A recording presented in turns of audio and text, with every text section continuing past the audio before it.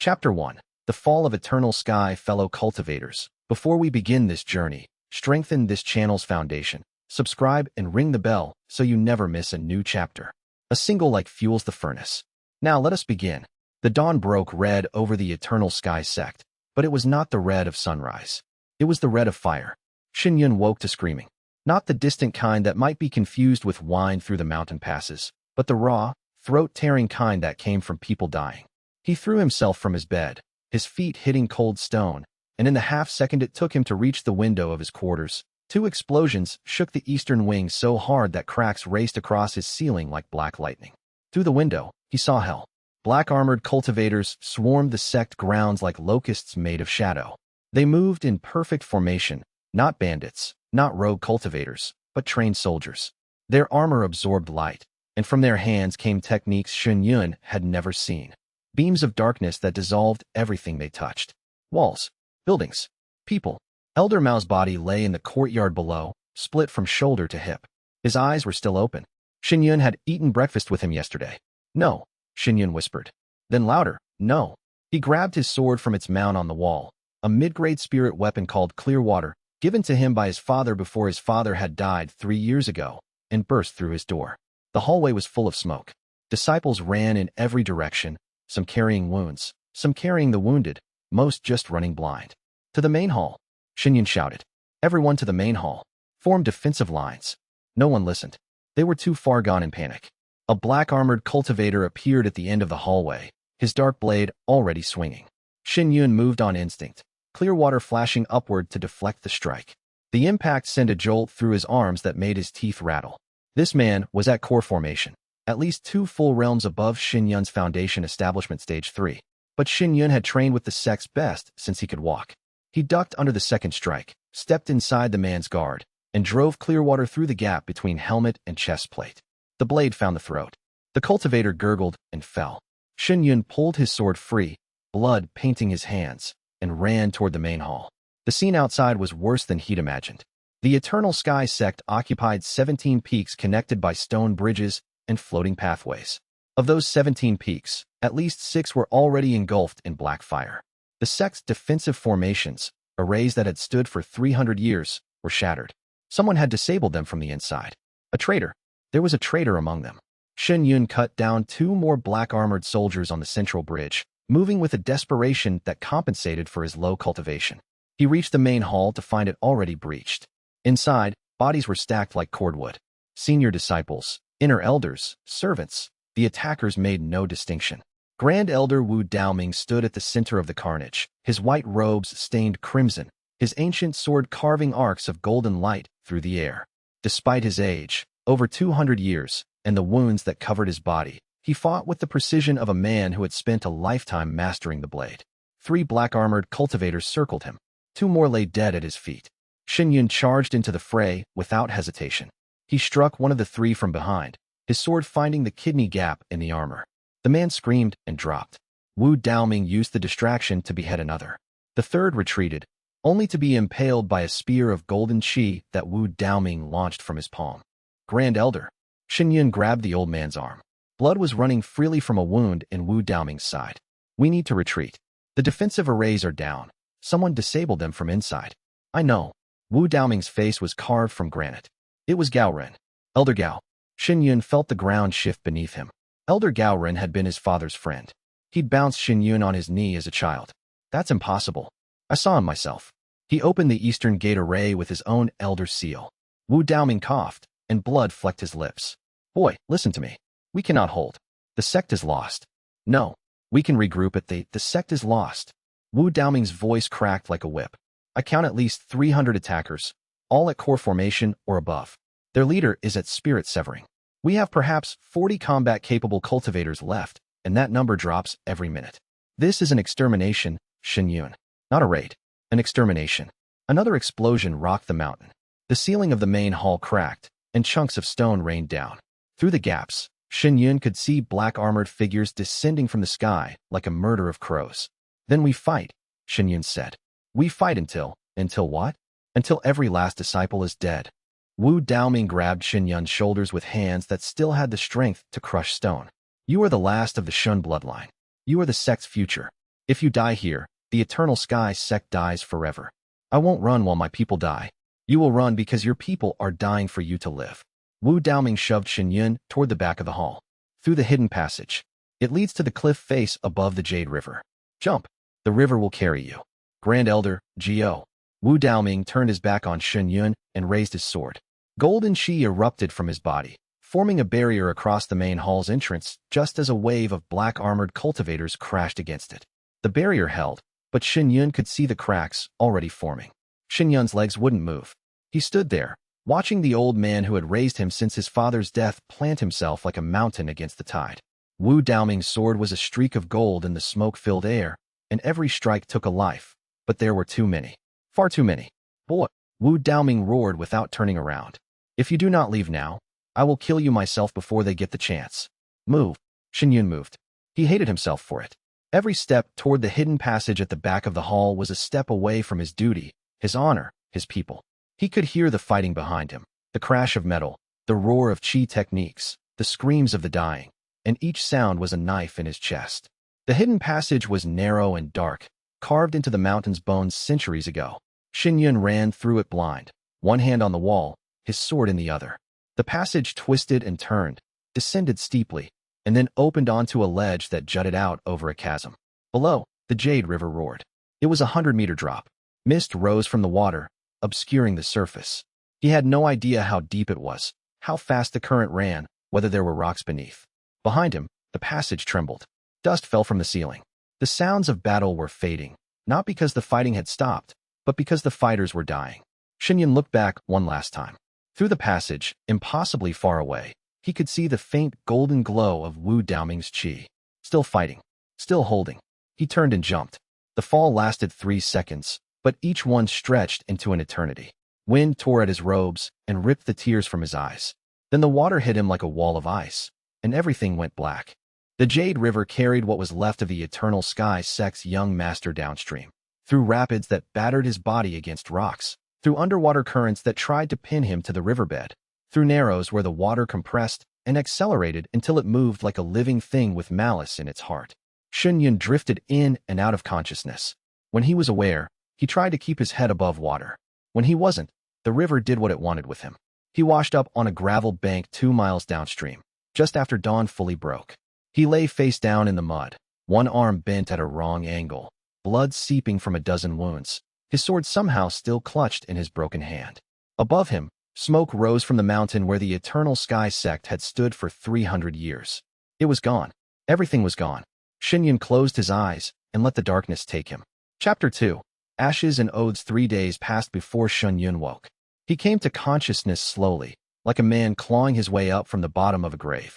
The first thing he felt was pain, a vast, comprehensive pain that started in his broken left arm and radiated outward until every nerve in his body was screaming. The second thing he felt was hunger, a gnawing emptiness in his stomach that told him he hadn't eaten in days. The third thing he felt was cold. He opened his eyes. Gray sky, bare trees, the sound of the river nearby, indifferent to his suffering. Shuiyue sat up, and the world tilted violently. He retched, producing nothing but bile. His left arm hung uselessly at his side, swollen and purple. His robes were shredded and stiff with dried blood, some his, some not. His sword, clear water, lay in the gravel beside him, its blade chipped in 3 places. For a long time, he just sat there. The wind blew. The river ran. The smoke from the mountain had stopped, which meant there was nothing left to burn. Get up, he told himself. His voice was a croak, barely human. Get up, Shuiyue. He got up. It took him 20 minutes to set his own arm, using a straight branch and strips torn from his robe. The pain when the bone shifted back into place was so intense that he saw white and nearly passed out again. He bit through his lip to stay conscious, tasting copper. He ate what he could find, river moss, bitter roots, a handful of sour berries that grew along the bank. It wasn't enough, but it kept him moving. He circulated his chi through his meridians and found that his cultivation base was intact, though weakened. Foundation Establishment Stage 3. Laughable for a sect master. Barely enough to qualify as a senior disciple in most sections. But it was enough to heal, slowly. He directed chi into his broken arm, accelerating the bone knitting. It would take days to fully mend, but within a few hours, he could move his fingers again. Then he started walking. The path back to the Eternal Sky Sect took him the rest of that day and all of the next. He could have moved faster by using movement techniques, but his chi reserves were dangerously low and the mountain trails were treacherous. He climbed in silence, stopping only to drink from streams and eat whatever edible plants he recognized from his alchemy lessons. He reached the sect grounds on the evening of the 5th day after the attack. The sight nearly broke him. The 17 peaks of the Eternal Sky sect were blackened husks. Every building, the training halls, the alchemy pavilion, the library tower, the dormitories, the great hall where generations of sect masters had held court, was reduced to rubble and ash. The floating pathways between peaks had collapsed, their formation anchors shattered. The gardens where he'd played as a child were scorched earth. And the bodies, they were everywhere. Disciples in blue robes, elders in white, servants in gray, men and women and children, scattered across the grounds like discarded dolls. The attackers had taken their own dead, but left the sects. Crows circled overhead, fat and sluggish from days of feeding. Shuiyue walked among the dead with a numbness that he recognized as shock. He knew these people. He knew all of them. There was senior sister Wang, who had taught him calligraphy. There was junior brother Fei, who was only 12 and had just entered the sect last autumn. There was cook Annie Ma, who had no cultivation at all, killed by a sword stroke that had nearly cut her in two. He counted as he walked. He couldn't help it. His mind needed something to do besides shatter. 217. That was how many bodies he found on the central peak alone. The Eternal Sky sect had numbered over 500 before the attack. Some would have escaped, scattered to the winds. Most had not. Shuiyue found the main hall, or what was left of it. The roof had collapsed. The walls were blackened shells. Inside, the damage was worst. This was where the final stand had happened, where Wu Daoming had held the line so Shuiyue could run. He found Wu Daoming beneath a fallen beam, still alive. Grand Elder. Shuiyue heaved the beam aside with strength he didn't know he had, fueled by pure adrenaline. Wu Daoming's body was a ruin. Both legs were crushed. His left arm was gone below the elbow, the stump cauterized by what looked like his own golden chi. A wound in his chest bubbled with each breath, meaning a punctured lung. His cultivation aura, once as vast as the sky, was a guttering candle. But his eyes were open. Boy, Wu Daoming whispered. You came back. Of course I came back. Shuiyue knelt beside him, hands trembling, trying to assess the wounds. He knew enough basic healing techniques to stabilize someone. But these injuries were catastrophic. Hold on. You'll do nothing. My meridians are shattered. My dantian is cracked. I'm dying, boy, and all the healing pills in the world won't change that. A ghost of a smile crossed the old man's face. But dying slowly, it seems. I've been waiting for you. Don't talk. Save your strength. For what? Wu Daoming coughed, and blood painted his teeth.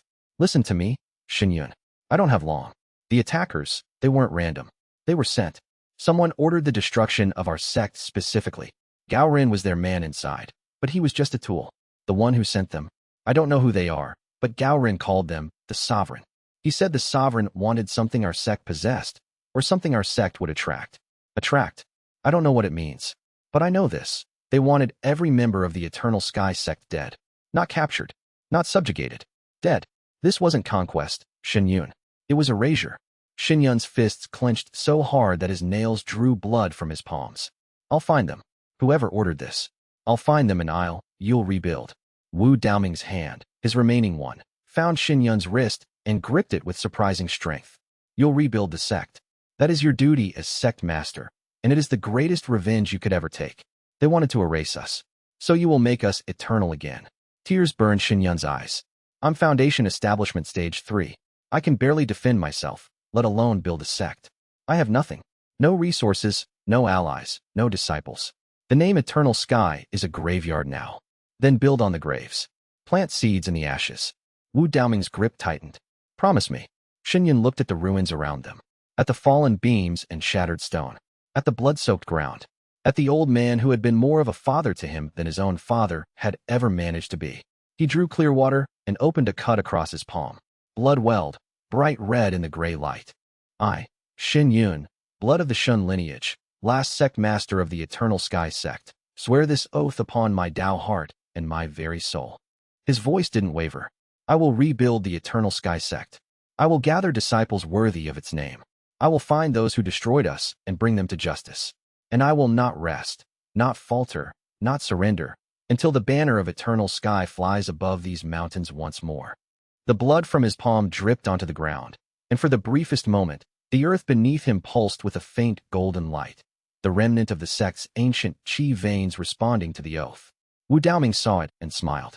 Good, the Grand Elder whispered. Good boy. Now, there is one more thing I must give you. Chapter 3. The last inheritance. Wu Daoming's hand reached into his ruined robes and produced two items that glowed with residual qi despite the devastation around them. The first was a jade seal the size of Shun Yun's fist, carved in the shape of a coiling dragon clutching a sphere in its claws. The Sect Master's seal of the Eternal Sky Sect, an artifact that had been passed down through every Sect Master for 300 years. It pulsed with a warm golden light that seemed to push back the gray despair of the ruins. The second was a scroll case made from a material Shun Yun didn't recognize, not jade, not wood, not metal, but something that felt alive under his fingers. It was sealed with formations so dense they looked like a solid band of light. The seal you know, Wu Daoming said. His voice was growing weaker, each word costing him visible effort. Your father carried it. His father before him. The seal connects the Sect Master to the Sect's qi veins, its wards, its history. On Sect grounds, it amplifies the bearer's cultivation by a full realm. Off Sect grounds, it serves as proof of authority and a spiritual anchor. Shen Yun took the seal. The moment it touched his skin, he felt something shift inside his dantian, a warmth, a resonance, as if the seal was recognizing him. His qi, thin and strained as it was, flowed more smoothly. And this, Wu Daoming continued, pushing the scroll case toward him, is the myriad Tao scripture, the sect's most closely guarded secret. In 300 years, only 3 sect masters have been able to open it. Your grandfather was one. Your father never could. He paused, coughing. I believe you will. What does it contain? The path to a cultivation technique that transcends individual Tao. Most cultivators walk one path: sword Tao, fire Tao, ice Tao. The myriad Tao scripture teaches a method to harmonize multiple paths into a unified whole. The sect's founder created it, and legend says it was the reason the Eternal Sky Sect rose to prominence in the first place. Wu Daoming's eyes found Shen Yun's. But there's more to it than cultivation. The scripture is tied to the seal, and together they create something called the Sect Master's Mandate. I don't fully understand it myself. Your grandfather spoke of it only once, and cryptically. He said, the Sect Master who can harmonize the Tao of others will find that harmony returned tenfold. Shen Yun turned the scroll case over in his hands. The formations on the seal band were intricate beyond anything he'd studied, but when his qi touched them, they began to loosen. Slowly, as if testing him. Don't force it now, Wu Daoming said. You're too weak and too wounded. Study it when you're safe and recovered. The scripture will reveal itself in layers, as your cultivation grows. He settled back against the rubble, and his face softened. Shen Yun. Yes, Grand Elder. Stop calling me that. I'm your grandfather in all but blood. Wu Daoming reached up and placed his remaining hand on Shen Yun's head, the way he'd done when Shen Yun was a child. I am proud of you. Your father would be proud of you. Now go. Build something worthy of the name we carry. Shen Yun gripped the old man's hand. Come with me. I can carry you. I cannot be moved. My body is held together by the last threads of my qi. If I leave this place, I die within the hour. Wu Daoming shook his head. But I can hold on here, among the ruins. The sect's qi veins are damaged, but not dead. They sustain me, barely. I will guard what remains until you return. This is my duty. I'll come back for you. I know you will. Now go, before I change my mind and make you stay to listen to an old man's stories. Shen Yun stood. He tucked the seal into his inner robe, strapped the scroll case to his back, and sheathed clear water. He looked down at Wu Daoming, broken, bleeding, dying by inches, and felt something harder than grief settle into his chest. Purpose. He bowed, deep and formal, the bow of a sect master to an elder who had given everything. Then he turned and walked away from the ruins of the only home he'd ever known. He did not look back. He couldn't afford to. That night, camped in a hollow beneath a cliff overhang halfway down the mountain, Shen Yun opened the scroll case. The formations resisted at first, then yielded to his qi with a sensation like a lock clicking open. Inside was a scroll of the same strange living material as the case, covered in characters so small and dense that they seemed to move on the surface. The myriad Tao scripture. He read the first passage. The Tao is not singular. The 10,000 paths are fingers of one hand, rivers flowing to one sea. He who walks alone walks far. He who harmonizes walks forever. The first truth of the myriad Tao. A sect master does not cultivate alone. His disciples are his roots, his branches, his leaves. Their growth is his growth. Their Tao is his Tao. Harmonize, and the heavens themselves will tremble. Shen Yun read the passage 3 times. The meaning was clear enough on the surface. The scripture was tied to the relationship between a sect master and their disciples. But the deeper implications were staggering. If the scripture was literal, then Shen Yun's own power would grow as his disciples grew. Their cultivation, their insights, their breakthroughs would feed back into him through the sect master's mandate. He didn't have a single disciple yet. He was sitting in a cave on a destroyed mountain, wounded and alone, holding a cultivation technique that required students he didn't have to practice a method he barely understood. One step at a time, Shen Yun murmured. He rolled the scroll shut, placed it back in its case, and closed his eyes. First, survive. Then, find disciples. Then, rebuild. He began cycling his chi through the first circulation pattern the scripture described. It was different from anything he'd practiced before.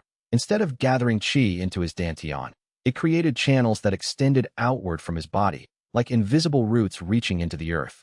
The pattern felt incomplete, as if it was waiting for something, or someone, to connect to. Still, even the incomplete circulation strengthened his cultivation. By the time dawn broke, Shen Yun could feel his foundation establishment stage 3 had stabilized and begun to advance toward stage 4. Slowly, but measurably, he rose, shouldered his belongings, and began the descent towards civilization.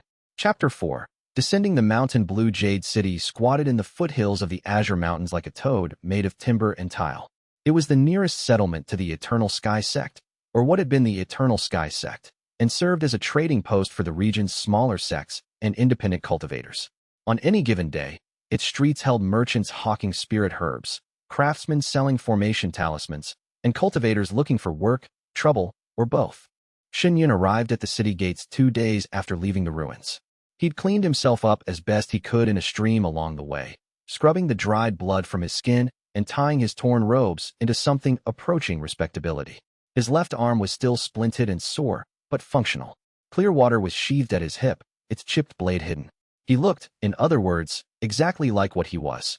A broke, wounded young cultivator who'd fallen on hard times. One of thousands across the continent. Nobody special. The gate guards didn't give him a second glance. Inside the city, Shen Yun made his way to the market district. He needed supplies, healing herbs, ration pills, basic formation materials, and a new set of robes. He had exactly 3 low-grade spirit stones in his possession, salvaged from the ruins. Enough to buy perhaps a day's worth of provisions. He stopped at the first herb stall he found. The merchant was a heavy-set man with shrewd eyes and calloused hands, the kind who could tell a customer's net worth with a single glance. "I need dragon's bloodgrass and white lotus root," Shen Yun said. "The freshest you have." The merchant looked him over, paused on the torn robes, the splinted arm, the chipped sword. "That'll be 8 spirit stones. That's twice the market rate." Market rate is for cultivators who look like they can pay. You look like you crawled out of a river. The merchant crossed his arms. 8 stones, or move along. Shen Yun controlled his temper with effort. "I'm Shen Yun, sect master of the Eternal Sky Sect.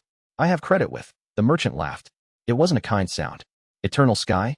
That name's worth less than the ashes on its peaks, boy. Word travels fast in these mountains. Your sect got wiped off the map 4 days ago. There is no Eternal Sky Sect." The words hit like a physical blow, but Shen Yun kept his face still. He'd known this was coming. He just hadn't been prepared for how much it would hurt to hear it from a stranger. "I see," he said quietly. He moved on to the next stall, and the next, and the next. The story was the same everywhere. Either the merchants doubled their prices when they saw his condition, or they laughed at the mention of his sect's name. One particularly cruel woman suggested he try begging. "It might suit you better than playing sect master, sweetheart." By midday, Shen Yun had managed to purchase a single bundle of basic healing herbs for 2 of his 3 spirit stones. Not enough to properly treat his injuries, but enough to keep infection at bay. He sat on the steps of an abandoned shop in a quiet side street and ate the bitter herbs raw, chewing methodically while he stared at the cobblestones. The numbness that had carried him through the last few days was fading, replaced by something sharper. Anger, shame, a desperate loneliness that threatened to swallow him whole. He was 19 years old, foundation establishment stage 3, with a chipped sword and a single spirit stone to his name. The sect he'd sworn to rebuild was a joke on everyone's lips. The people who should have been his allies were laughing in his face. For the first time since the fall, Shen Yun allowed himself to consider the possibility that Wu Daoming's faith in him was misplaced. Then he caught himself. He reached into his robe and touched the sect master's seal, and its warmth pushed back against the despair like a small sun. "No," he said aloud. The word was a stone dropped into still water. "They can laugh. They can mock. but I will build again. If I have to start from nothing, then nothing is where I start. He rose, squared his shoulders, and walked back into the market. He would not buy today. He couldn't afford to. But he could listen, learn, gather information. Where were the best herb-gathering grounds? Which merchants dealt fairly? Were there other displaced cultivators from destroyed sects looking for somewhere to belong? He spent the afternoon mapping the city's resources with the methodical patience of someone who understood that survival was a campaign, not a battle. By evening, he'd identified 3 herb-rich areas within a day's walk of the city, 2 blacksmiths who might be willing to repair Clearwater in exchange for labor, and a notice board where small jobs were posted for itinerant cultivators. It wasn't much. It was a start. He slept that night in the forest outside the city walls, using his chi to ward off the cold. As he lay staring up at the stars, the sect master's seal pulsed gently against his chest, and he could have sworn he heard something in that pulse, a rhythm, a heartbeat, as if the seal was telling him, patience, patience, patience. He closed his eyes and began cycling the myriad Tao scriptures circulation pattern. The invisible roots extending from his chi reached out into the darkness around him, searching, waiting. For what? He still didn't know. Chapter 5. The Orphan with No Talent. It was the sound that drew him. Shen Yun was cutting through an alley between the market district and the southern gate, carrying a bundle of medicinal herbs he'd gathered that morning from a hillside 2 miles outside the city. 3 days of herb gathering and selling had earned him enough spirit stones to keep eating and replenish his chi, but not much else. He was learning to be poor the way some people learn to swim, ungracefully, but with increasing competence. The sound was flesh hitting flesh, not the sharp crack of a proper martial strike, but the dull, wet thudding of fists on someone too weak to fight back. He turned the corner and found 3 men standing over a boy. The men were cultivators, low-level, chi gathering stage 5 or 6 at most, but their bodies were thick with the coiled muscle of people who supplemented cultivation with brute physical training. They wore matching leather vests, and Shen Yun recognized the emblem, a black hollow circle. Gao Ren's gang. The Black Hollow Gang. They called themselves now, as if they'd earned the right to a name. The boy on the ground was maybe 16, rake-thin, with matted hair and clothes that were more holes than fabric. He was curled into a ball, arms protecting his head, taking the kicks without making a sound. I told you what happens when you steal on our streets, the largest of the 3 men said, delivering a kick to the boy's ribs that made Shen Yun wince. This is Black Hollow territory now. You want to eat? You pay the tax. You don't pay? This is what you get. The boy uncurled just enough to look up, and Shen Yun saw his face. Young, angular, with sharp eyes that held no fear, only a hard, flat defiance that refused to break. Those eyes were striking, dark as midnight, but with a faint glimmer in their depths that seemed almost metallic. I don't have anything to pay with, the boy said. His voice was calm, almost eerily so for someone being beaten. If you're going to kill me, kill me. Otherwise, you're wasting your time. The lead thug drew his foot back for another kick. Smart mouth on this one. Let's see how smart it is with fewer teeth. Shen Yun stepped out of the alley's shadow. That's enough. The 3 men turned. They took in Shen Yun's appearance, mended robes, splinted arm, chipped sword, and their wariness dissolved into amusement. Walk away, Scarecrow, the leader said. This doesn't concern you. The boy has nothing. Beating him serves no purpose except to demonstrate that you're the kind of men who enjoy hurting those weaker than you. Which, given that you work for Gao Ren, is hardly surprising. The temperature in the alley dropped. The leader's smile died. You know Elder Gao's name. He stepped closer, hand moving to the short sword at his belt. Then you know what happens to people who speak it disrespectfully. I know Gao Ren is a traitor who sold his own sect for whatever crumbs your real masters tossed him. Shen Yun drew Clearwater. The chipped blade caught the light. And I know that the 3 of you are chi-gathering cultivators who are about to discover what happens when you fight someone a realm above you.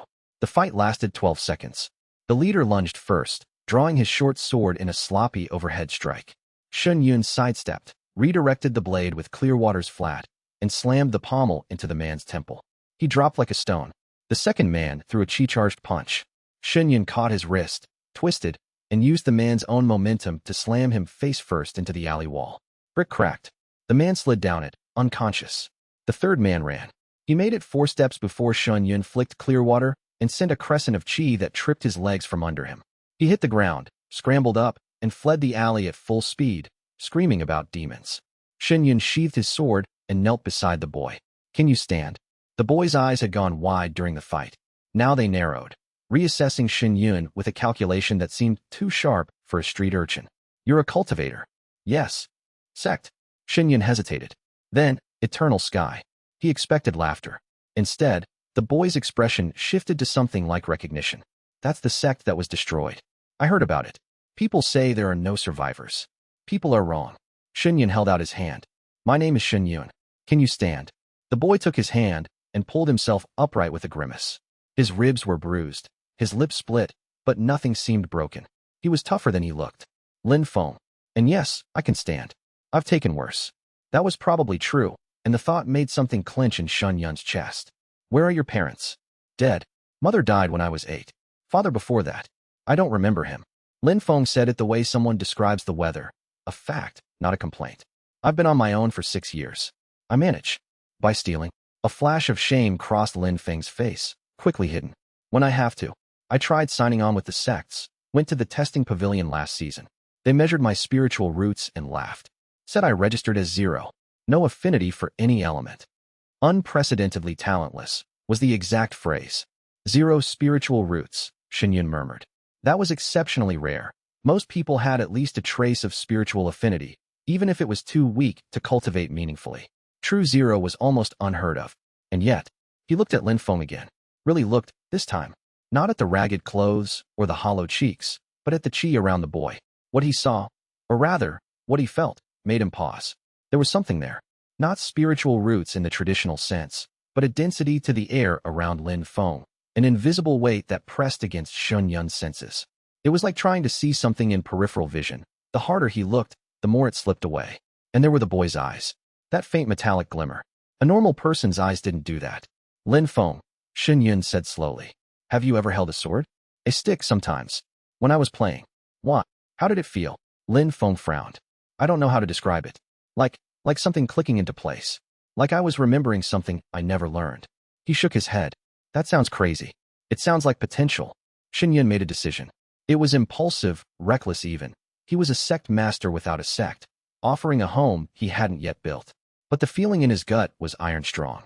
I'm rebuilding the Eternal Sky sect. I need disciples. I know what the testing pavilion said about your talent, but I've been trained to see things that tests miss. I believe you have something. I don't know what it is yet, but I want to find out. Lin Feng stared at him. You want me to be your disciple? I'm a street rat with 0 spiritual roots. I'm a sect master with 0 sect members. We'll figure it out together. Shen Yun held out his hand again. What do you say? Something shifted in Lin Feng's eyes. The defiance was still there, but underneath it, a vulnerability emerged. The naked hope of a boy who had been told he was worthless by everyone who'd ever tested him. He took Shen Yun's hand. If this is some kind of trick, it's not. If you abandon me, I won't. Lin Feng held his gaze for a long moment. Then he nodded once, sharp and decisive. Fine. I'm in. But I should warn you. I eat a lot. Despite everything, the ruins, the dead, the impossible task ahead, Shen Yun laughed. It was a small, surprised sound, but it was the first time he'd laughed since the fall. Then we'd better find you something to eat, he said. Come on. As they walked out of the alley together, the sect master's seal pulsed against Shen Yun's chest. And for the first time, the invisible roots of the myriad Tao scriptures circulation pattern found something to connect to, a faint resonance, a thread of chi so thin it was nearly invisible, extending from Shen Yun to the boy walking beside him. The first disciple, the first root planted. Shen Yun didn't understand it yet, but the seal did. Chapter 6. First lesson. They set up camp in a clearing 2 miles east of Blue Jade City, where a stream cut through a stand of old-growth pines. It was far enough from the roads to avoid casual travelers and close enough to the city for supply runs. Shen Yun chose the spot for its natural chi density. The intersection of 2 minor ley lines created a small pocket of spiritual energy that would aid cultivation. Lin Feng watched with wide eyes as Shen Yun set up basic ward formations around the perimeter. Nothing elaborate, just enough to mask their chi signatures and discourage spirit beasts. You can draw formations? Lin Feng asked. Basic ones. Every Eternal Sky disciple learns the fundamentals. Shen Yun finished the last ward and dusted off his hands. Tomorrow, I'll start teaching you. But tonight, we eat and rest. He'd used his last spirit stone to buy rice, dried meat, and a small iron pot in the market. It wasn't much, but the look on Lin Feng's face when Shen Yun handed him a full bowl of rice and meat suggested the boy hadn't eaten a proper meal in weeks. They ate in companionable silence. The fire crackled. Night sounds filled the forest. The chirp of spirit crickets, the distant howl of a mountain wolf, the whisper of wind through the pines. Sect Master, Lin Feng began. Shen Yun. The boy tested the name. What happened to your sect? The real story, not the rumors. Shen Yun told him. All of it. The dawn attack, the black-armored cultivators, Gao Ren's betrayal, Wu Daoming's sacrifice, the jump into the river. He told it simply, without embellishment, and by the end, Lin Feng's face had hardened into something that looked like understanding. I know what it's like to lose everything, Lin Feng said quietly. I know you do. Is that why you're rebuilding? Because you refuse to lose. Shen Yun considered the question. Partly, but mostly because the people who destroyed my sect wanted to erase us. Wanted the eternal sky named to mean nothing. And I will not let that happen. I will build something so strong that the people who destroyed us will regret leaving me alive. Lin Feng nodded slowly. Good. That's a reason I can follow. They slept that night on beds of pine needles, and Shen Yun cycled the myriad Tao scripture while Lin Feng's breathing deepened into sleep. The thread of qi connecting them was still there, thin as spider silk, but steady. The scripture hummed in response to it, as if pleased. The next morning, Shen Yun began Lin Feng's training. Cultivation starts with qi gathering, he explained, sitting cross-legged across from the boy in the clearing. The morning mist had burned off and sunlight streamed through the pines. The purpose is to draw ambient spiritual energy into your body and begin building a foundation in your dantian. Most people with spiritual roots can feel the energy naturally and pull it in. He hesitated. Don't have spiritual roots. I know. Lin Feng's voice was flat. So how do I gather qi without spiritual roots? There are methods. The myriad Tao scripture describes a foundational circulation that doesn't rely on elemental affinity. It uses the cultivator's intent and will to create channels. It's harder, much harder, but it should work regardless of spiritual root quality. Let's find out. Shen Yun guided Lin Feng through the breathing pattern. 4 counts in, 7 counts hold, 8 counts out, while visualizing qi flowing from the environment into the body through every pore. It was the most basic technique in the myriad Tao scripture, a universal gateway that bypassed the need for innate spiritual affinity. For the first hour, nothing happened. Lin Feng sat motionless, breathing, his face screwed up with concentration. Shen Yun monitored his qi with his spiritual sense and detected nothing. No movement, no absorption, nothing. Relax your shoulders, Shen Yun instructed. You're trying too hard. Qi is like water. It flows to where it's welcome, not where it's forced. Lin Feng adjusted. Another hour passed. Still nothing. Sweat beaded on the boy's forehead despite the morning cool. Shen Yun could see frustration building behind his closed eyes. This isn't working, Lin Feng muttered. I'm hopeless. The testing pavilion was right. The testing pavilion measures spiritual roots. We're not using spiritual roots. Keep trying. With what? I can't feel anything. I'm sitting here breathing like an idiot and nothing. Pick up that stick. Lin Feng opened his eyes. Shen Yun pointed to a fallen branch nearby, roughly the length and weight of a sword. What? Pick it up. Hold it like you'd hold a sword. Confused, Lin Feng retrieved the branch and settled it into his grip. The change was immediate and startling. His posture shifted, shoulders dropping, weight centering.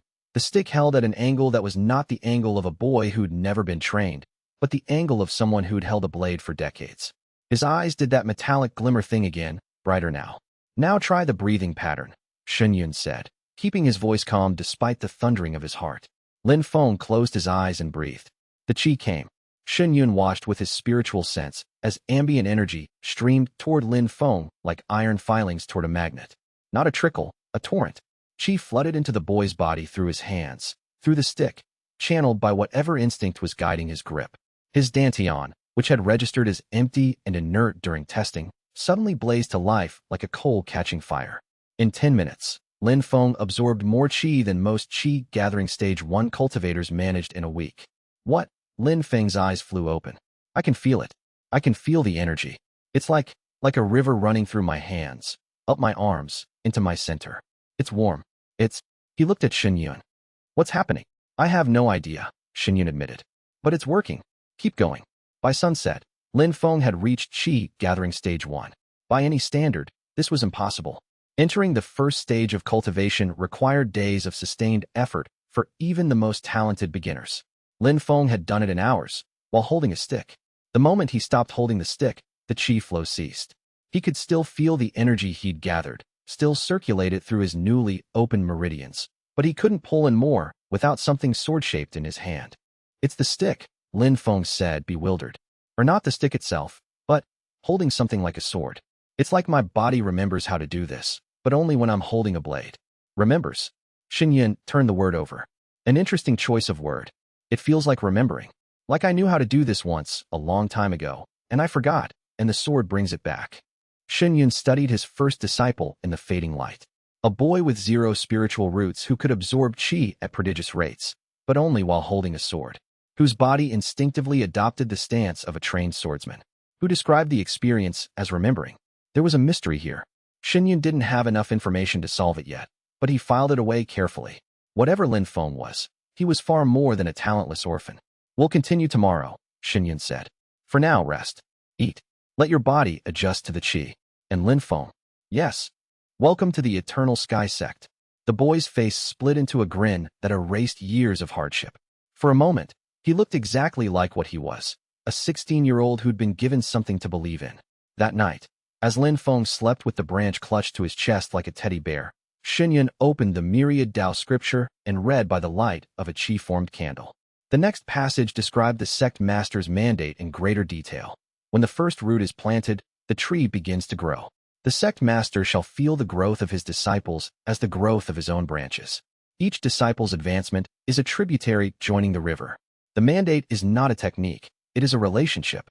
Cultivate it with care, for it is the foundation upon which all other power rests.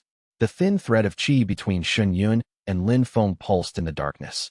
Through it, Xinyun could feel the boy's newly opened dantian cycling qi in his sleep, building, growing. One disciple, one thread, one root. It was a start. Chapter 7. The Frozen Girl. 3 weeks passed, and the world kept turning. Xinyun fell into a routine born of necessity. Each morning, he trained with Lin Feng, sword forms, qi circulation, meditation. Each afternoon, he gathered herbs from the surrounding hills and sold them in Blue Jade City. Each evening, he studied the myriad Tao scripture, peeling back its layers one passage at a time. And each night, he cultivated, pushing his foundation establishment stage 3 toward stage 4 with the slow, grinding patience of someone who knew there were no shortcuts. Lin Feng's progress was remarkable. Within 2 weeks, he'd reached qi gathering stage 3. His sword work was instinctive and fluid, not the fumbling of a beginner, but the gradual recovery of a skill deeply embedded in his body. He still needed a sword-like object in his hand to absorb qi efficiently, but his dantian was stabilizing, and his control improved daily. Xinyun had carved him a proper wooden practice sword from a spirit oak branch. It wasn't a real weapon, but it was better than a random stick, and Lin Feng treated it like a sacred treasure. On this particular morning, Xinyun left Lin Feng practicing sword forms in the camp and headed into the mountains to gather herbs. There was a valley 3 miles north where rare medicinal plants grew near a cluster of natural hot springs. The qi density there was unusually high, making it prime territory for spiritual herbs, and a correspondingly risky place, since spirit beasts were attracted to the same energy. He was halfway up a ridge, his herb basket half full, when he felt it. Cold. Not the ordinary cold of mountain altitude, but a deep, penetrating cold that bypassed his skin and struck directly at his qi. His breath froze in the air. Frost crept across the rocks around him, spreading outward from somewhere ahead in a pattern that looked almost deliberate. Xinyun set down his basket and moved forward cautiously, one hand on Clearwater's hilt. The crater was 30 meters across and perfectly circular, as if something had punched down from the sky. The vegetation around it was frozen solid, trees, bushes, even the grass, encased in ice so clear it looked like crystal. At the center of the crater, lying on a bed of frost, was a girl. She was young, 17, maybe, with long black hair that fanned across the ice like ink on snow. Her skin was pale to the point of translucence, and her closed eyes showed purple-blue lids. She wore the remnants of a rough peasant dress, torn and weathered. And from her body, waves of cold radiated outward with each shallow breath she took, freezing everything within range. Xinyun approached carefully, cycling his qi to create a warm barrier around his body. Even through the barrier, the cold bit hard. This wasn't natural cold, and it wasn't a cultivation technique in the traditional sense. This was raw, uncontrolled elemental power, an ice constitution, and a powerful one. Ice constitutions were rare and dangerous. They occurred when a person's body naturally generated cold element qi at rates far beyond their ability to control. Without training, the cold simply radiated outward, freezing everything nearby. Most people with ice constitutions were identified in childhood and sent to ice element sects for training. If they weren't identified, or if no sect would take them, they became ticking bombs, their power growing until it consumed them. This girl was clearly in the latter category. Her chi was chaotic, cycling wildly through her meridians in patterns that suggested she'd never had a day of formal training. The cold was an overflow. Her body produced more than she could contain, and it spilled out indiscriminately. Shuiyue knelt beside her and checked her pulse. Weak but steady. She wasn't dying. Her body was adapted to the cold, even if her surroundings weren't. But she was exhausted and dehydrated. Her lips were cracked. Dark circles haunted her eyes. He began channeling warm chi through his palms and into her body. Carefully. Too fast, and his chi would clash with her ice element, potentially explosive. He fed warmth in like pouring water over ice drop by drop, melting the edge off her body's cold output without trying to stop it entirely. Her eyelids fluttered. Her breath deepened. Shuiyue maintained the warming technique for 10 minutes. Slowly, the frost around the crater began to recede. The girl's chi settled from wild oscillation into something approaching a steady rhythm. Then her eyes opened. They were ice blue. Not the vague blue of a northern bloodline, but a pure, crystalline blue that seemed to hold snowstorms in their depths. They focused on Shuiyue, and the temperature in the crater dropped 10 degrees in an instant. "Get away from me," she screamed. The burst of cold hit Shuiyue like a physical blow. Ice erupted from her body in jagged spears, radiating outward. He threw himself backward, barely avoiding a spike that would have impaled his chest, and rolled to his feet with clear water drawn. The girl was on her feet now, crouched like a cornered animal. Cold poured from her in visible waves, turning the air white with frost. Her eyes were wild with terror, not the terror of someone threatening violence, but the terror of someone who couldn't control what was happening. "Stay away," she screamed again. "I'll kill you. I don't want to, but I'll kill you. I can't control it." "I know," Shuiyue said calmly. He sheathed clear water and raised his empty hands. "I know you can't control it. That's why I was helping you." "Helping?" A bitter, broken laugh. "The last person who tried to help me ended up frozen solid. My entire village. I froze them all. In my sleep. I froze my mother in her bed." Her voice cracked on the word mother, and another burst of cold erupted, sending ice crawling up the walls of the crater. "Everyone who gets close to me dies. I'm not dead yet. Because you're a cultivator. You have chi to shield yourself. But eventually, even your chi won't be enough. My power gets stronger every day. Every week, the cold goes deeper. One day, I won't be able to stop it at all, and everything within a mile of me will freeze." Shuiyue looked at her. This terrified girl who was simultaneously the most dangerous person in the immediate area and the most vulnerable. She was shaking, and he realized it wasn't from cold. It was from fear. Fear of herself. "What's your name?" he asked. A pause. "Yu Qingyao. Yu Qingyao. I'm Shuiyue. I'm going to sit down now, and I'm going to teach you a breathing technique. It won't fix the problem, but it will give you some control. You don't have to trust me. You don't have to stay.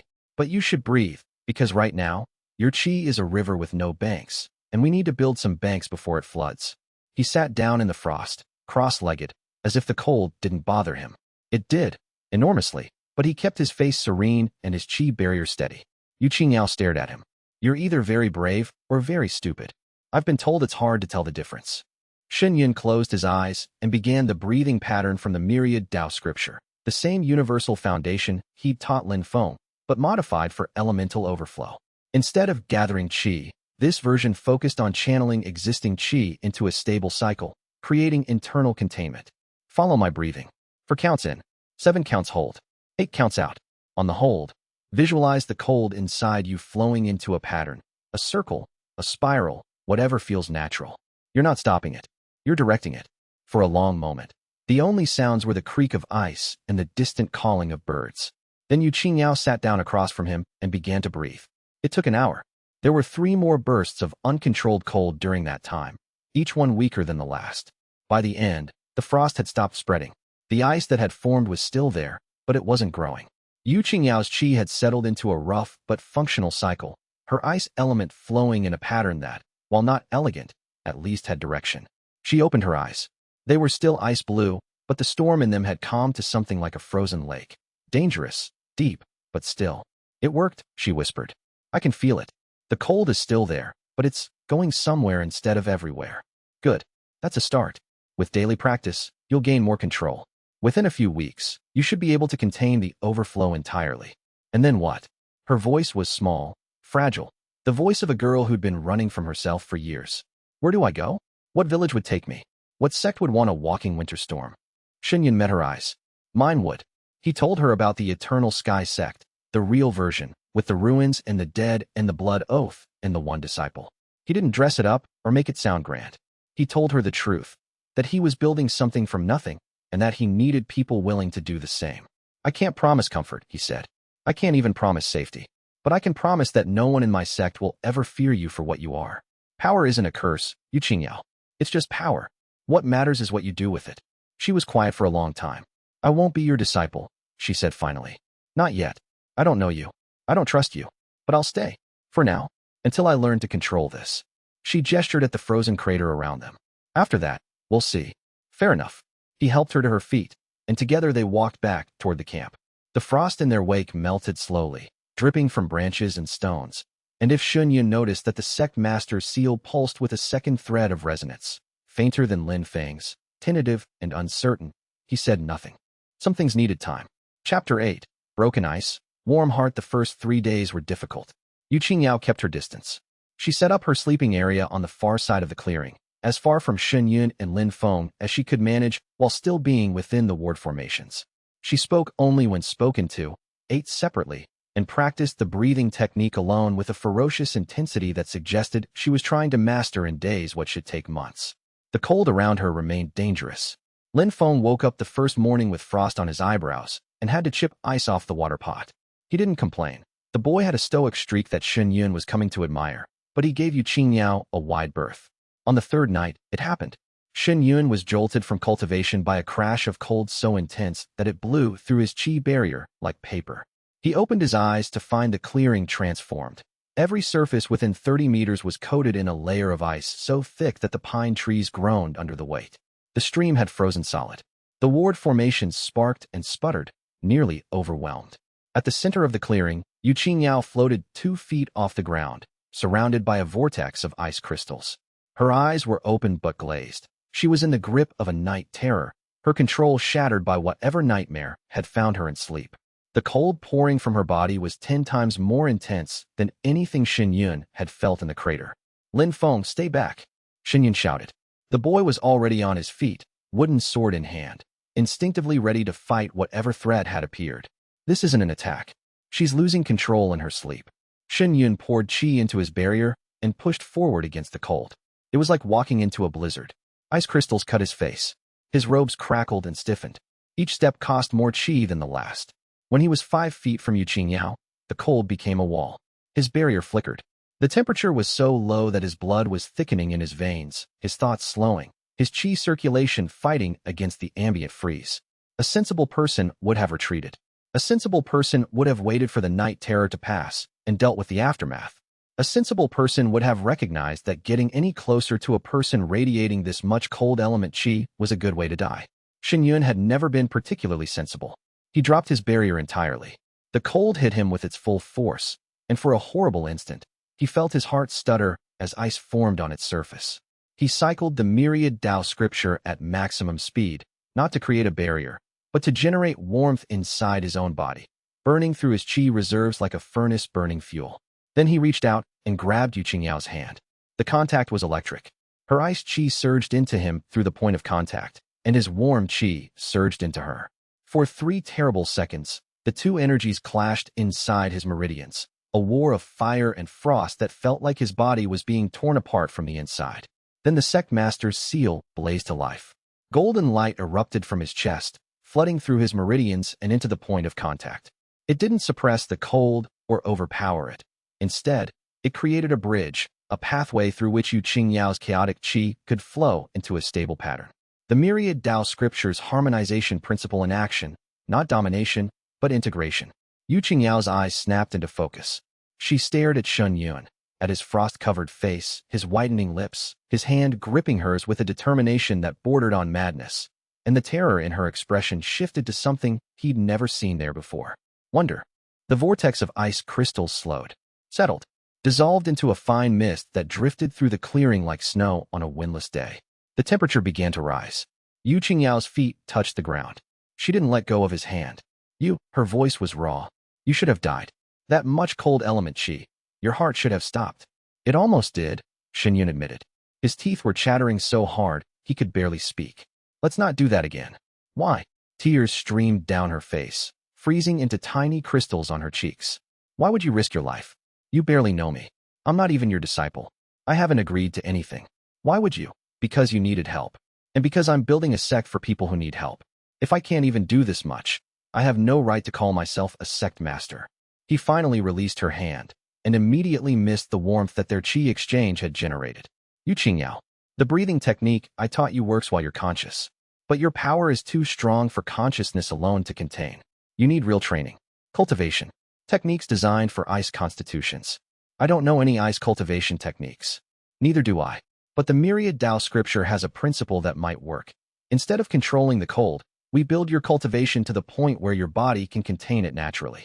The stronger your cultivation base, the more cold element chi your meridians can handle without overflow. And until then, Shen hesitated. Until then, I'll anchor you. The sect master's mandate creates a bond between master and disciple that allows chi to flow between them. If you become my disciple, I can serve as a pressure valve, essentially. When your cold builds past your ability to contain it, the excess can flow into me through the bond. I'll cycle it through the myriad Dao scripture and dissipate it. That sounds dangerous for you. Less dangerous than what just happened. She stared at him for a long time. The frozen tears on her cheeks caught the moonlight like diamonds. I said I wouldn't be your disciple, she whispered. I remember. I changed my mind. She dropped to her knees in the traditional disciple's bow, forehead to the ground, a gesture of submission and trust that she performed with the gravity of someone taking a sacred vow. This disciple Yu Qingyao greets her master. Please accept me. Shen placed his hand on her head, the way Wu Daoming had done for him, and the sect master's seal pulsed with warmth. The second thread of qi between them, the tentative, uncertain one, blazed into a full connection, and Shen felt Yu Qingyao's ice qi flow into the network of the myriad Dao scripture like a river finding its channel. Cold and warmth, together, balanced. Welcome to the Eternal Sky Sect, he said. From across the clearing, Feng watched with his wooden sword in his hand and the faintest flicker of metallic light in his eyes. He said nothing, but the corner of his mouth twitched upward. The camp was still covered in ice. It would take hours to thaw. Shen chi reserves were nearly depleted, and his body ached from the cold exposure. But as he helped Yu Qingyao to her feet, and she gave him a small, trembling smile, the first he'd seen from her, he thought that this, too, was a start. 2 disciples, 2 threads, 2 roots. The tree was growing. Chapter 9. Whispers from the past. Feng dreamed. He stood on a mountain made of broken swords. Thousands of them, millions, perhaps, jutting from the stone like the bones of some impossibly vast creature. Blades of every type, long and short, straight and curved, elegant and brutal. They stretched to the horizon in every direction, a landscape of shattered steel and forgotten wars. He recognized this place, not from memory, but from something deeper, from bone, from blood, from whatever part of the soul remembers things the mind has never learned. A man stood at the summit. He was tall and lean, with white hair that fell past his waist and eyes that burned with a golden light so intense it was like staring into twin suns.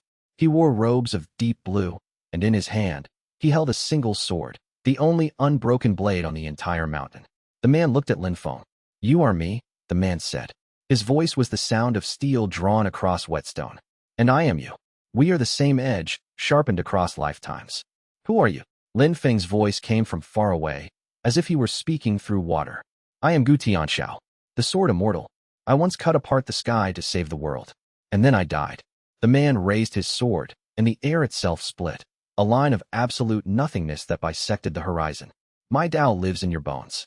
You will remember it, piece by piece. But be warned, the power comes with the pain. Everything I was, my victories, my losses, my grief, you will carry all of it. The dream shattered. Feng woke in the pre-dawn darkness with a scream caught in his throat and sweat soaking his clothes. His heart hammered. His hands shook. And in his fingers, which gripped his wooden practice sword so tightly that the wood creaked, he could feel something that hadn't been there before. Intent. Sword intent. It was faint, barely a whisper, but it was unmistakable. A sharpness in his chi that hadn't existed yesterday.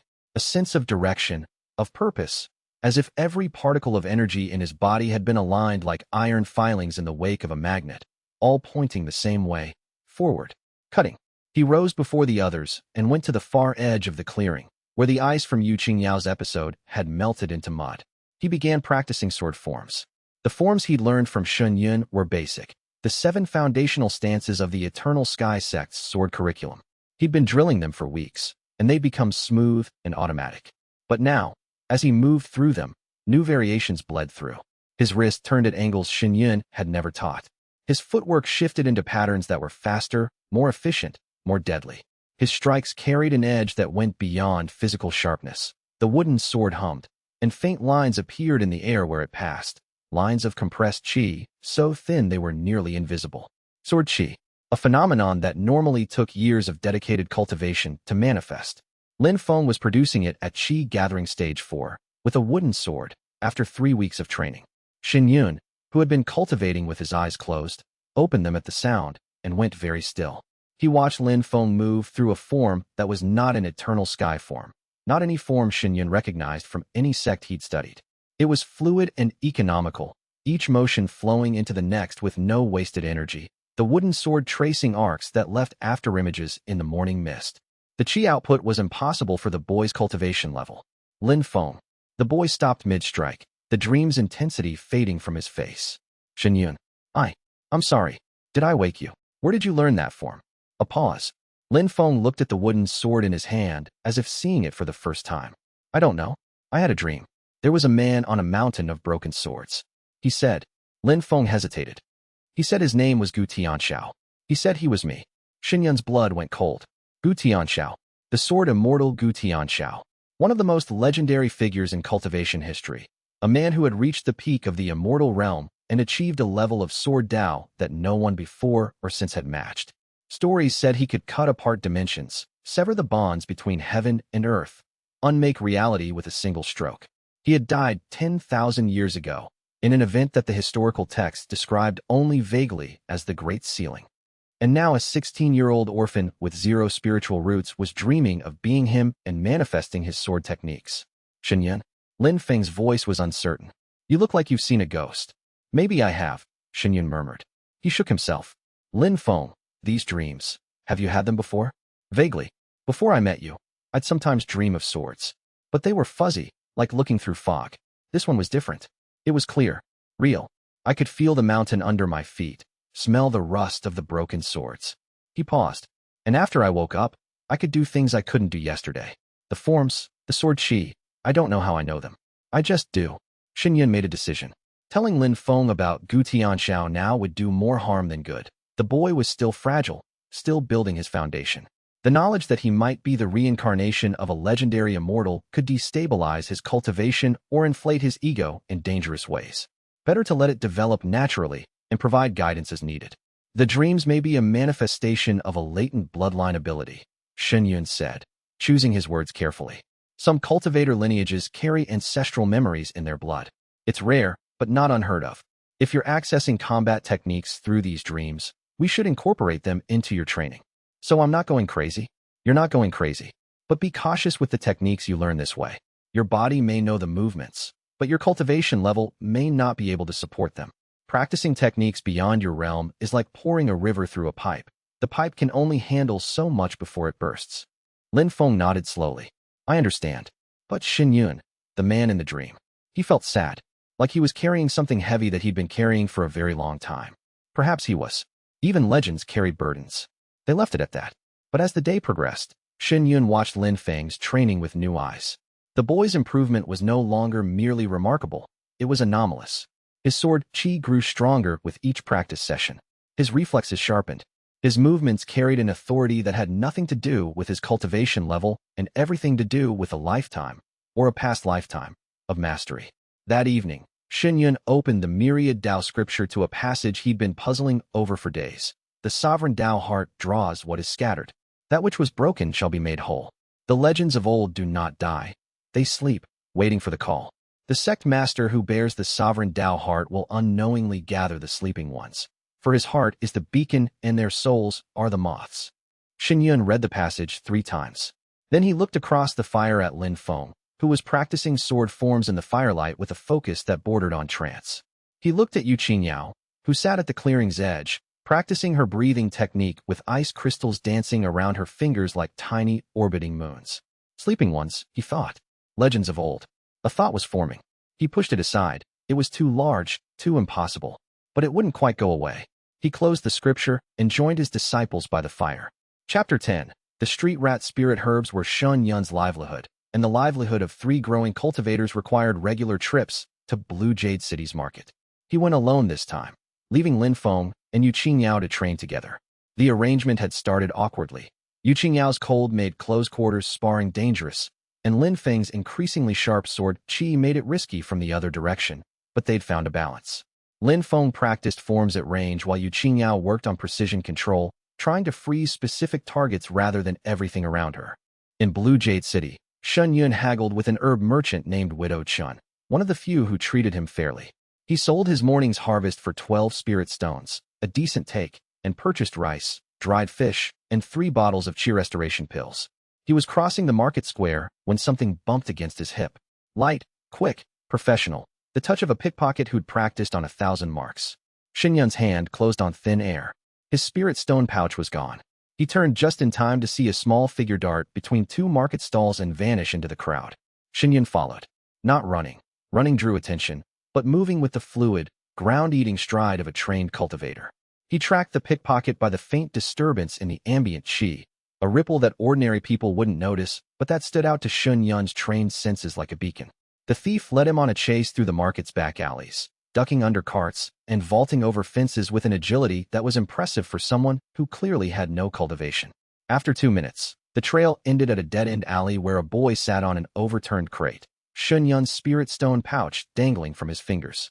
The boy was young, 14 at most, with a round face, bright eyes that sparkled with mischief, and a grin that could charm a snake out of its skin. His clothes were patched but clean, and his hair was cut short and uneven, as if he'd done it himself with a dull knife.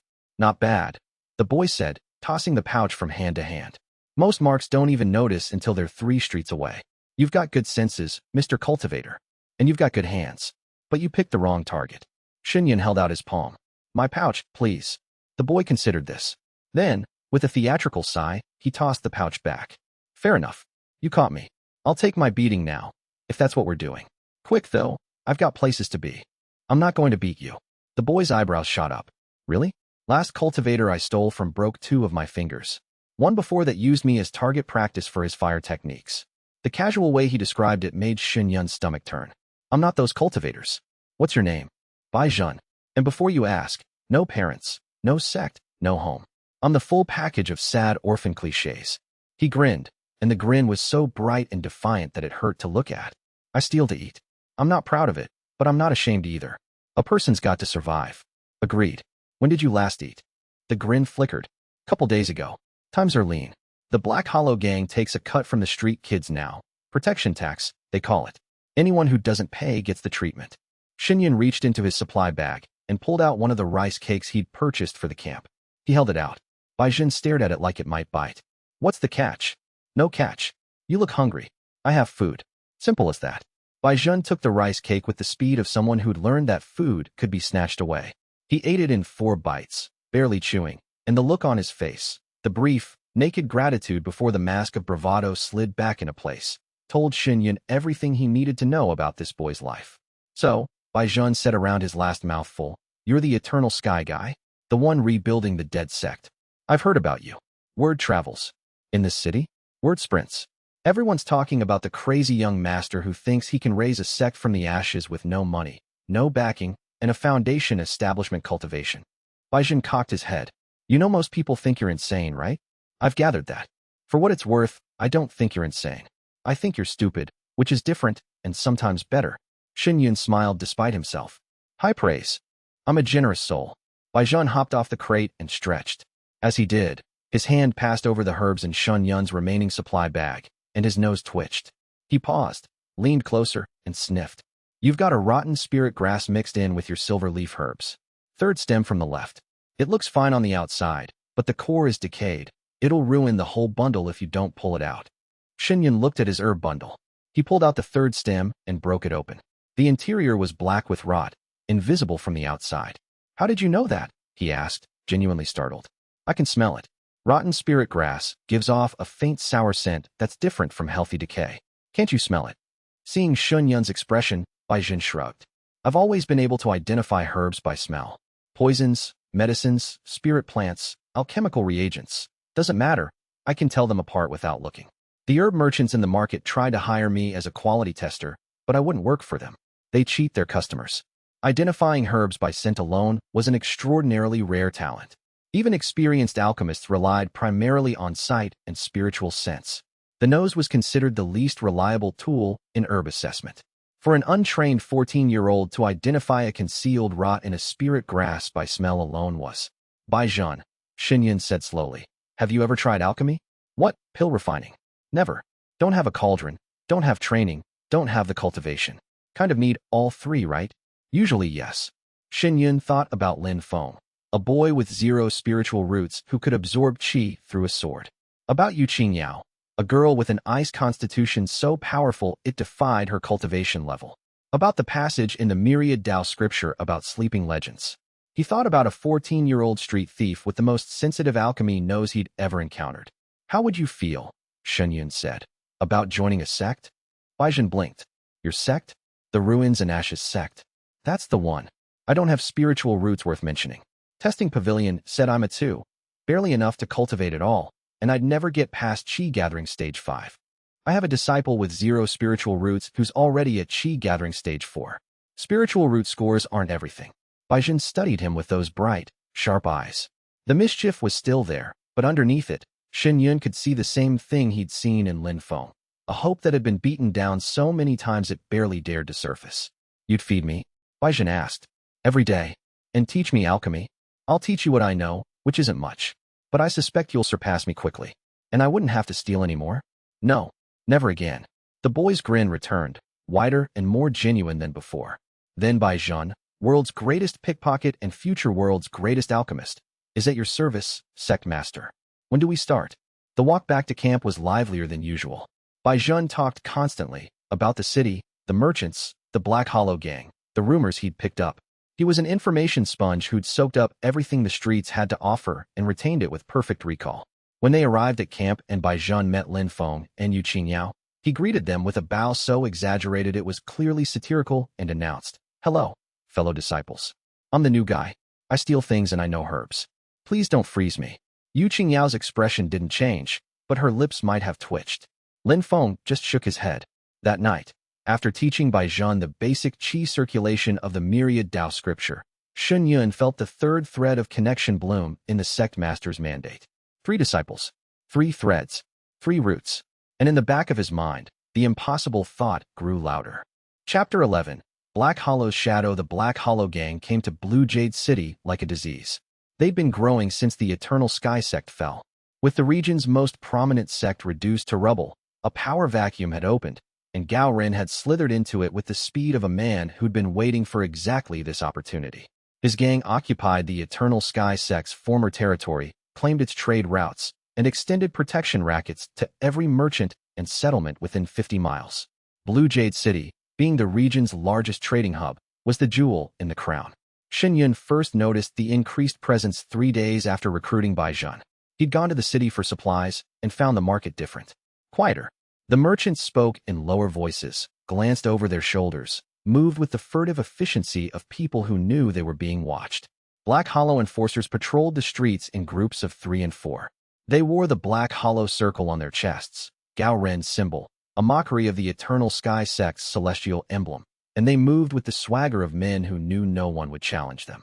Their cultivations ranged from Qi Gathering Stage 7 to Foundation Establishment Stage 3, which made them the strongest force in the city by a wide margin. Shen kept his head down and his cultivation suppressed. He couldn't afford a confrontation. Not yet. Not with 3 disciples at Qi Gathering Stages and a sect that consisted of a forest clearing. But he watched. And he listened. Widow Chun, the fair herb merchant, told him the rest while wrapping his purchase in brown paper. They take 30% of every merchant's daily revenue. 30%. And if you complain, they make an example.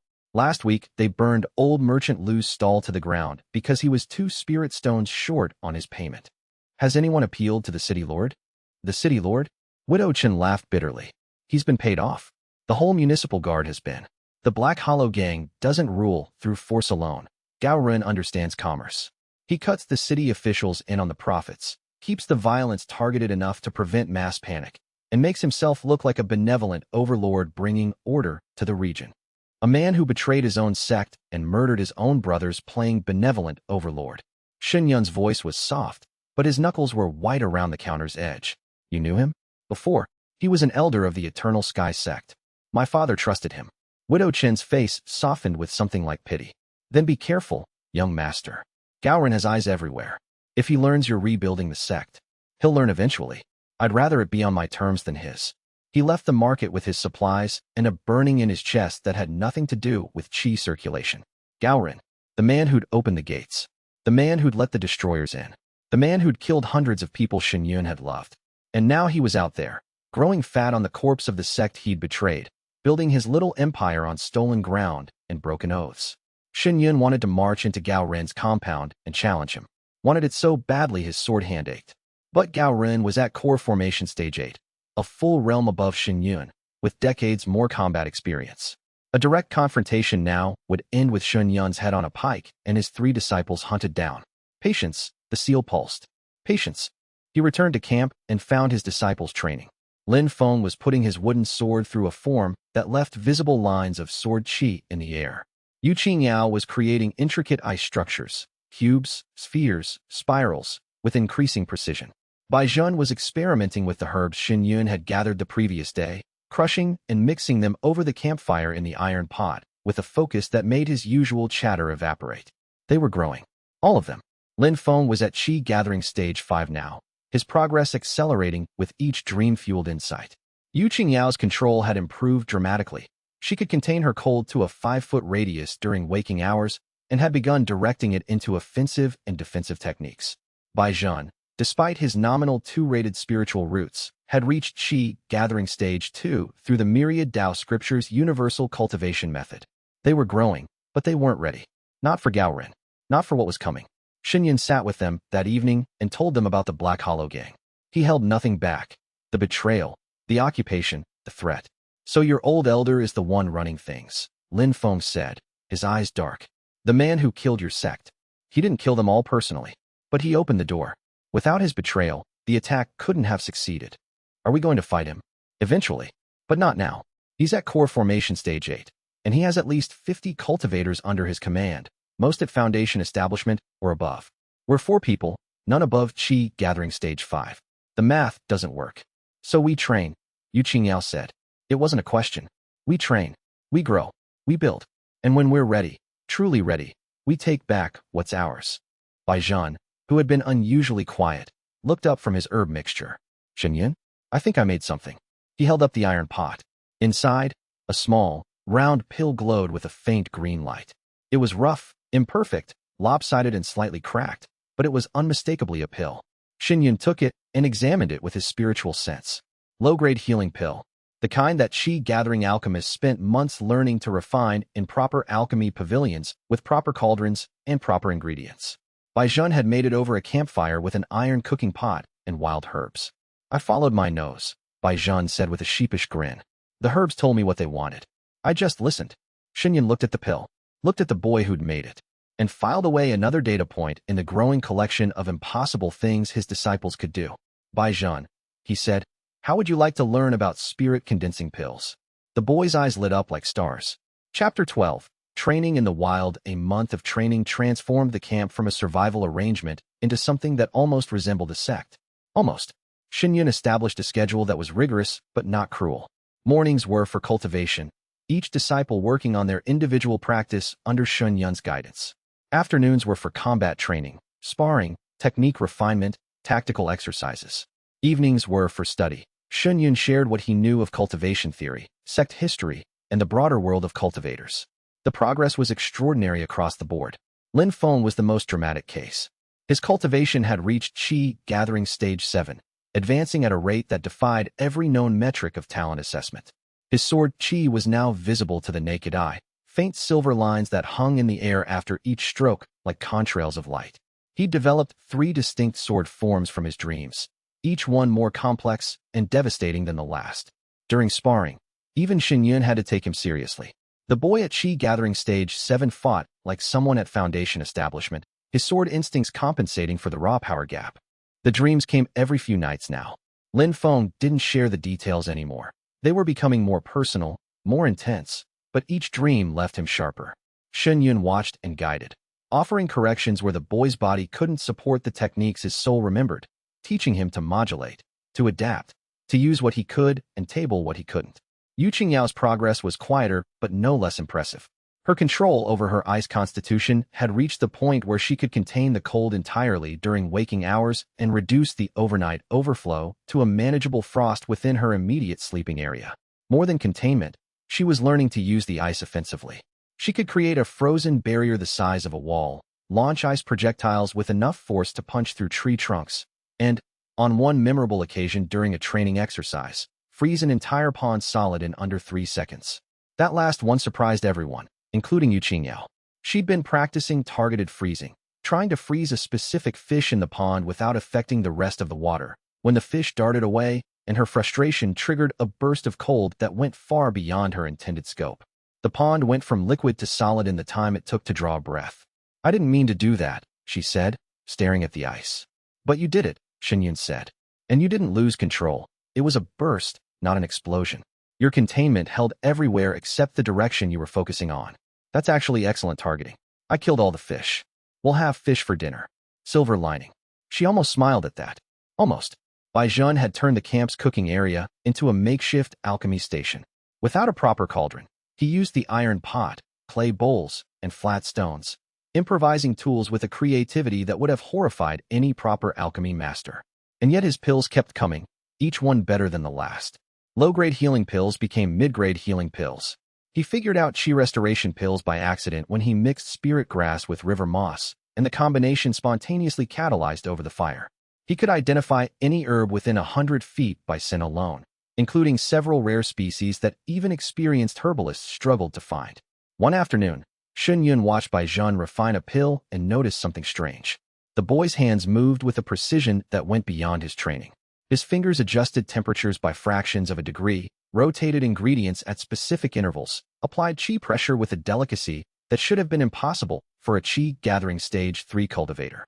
It was the same pattern as Feng's sword work, a skill embedded deeper than learning, emerging from some well of knowledge that had no business existing in a 14-year-old street urchin. "Zhen," Shen said carefully. "Do you ever have dreams about alchemy?" The boy paused. "Sometimes.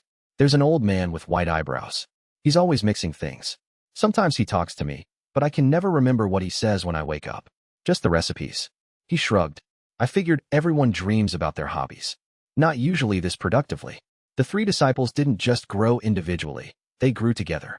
Feng's stoic determination balanced Zhen's impulsive energy.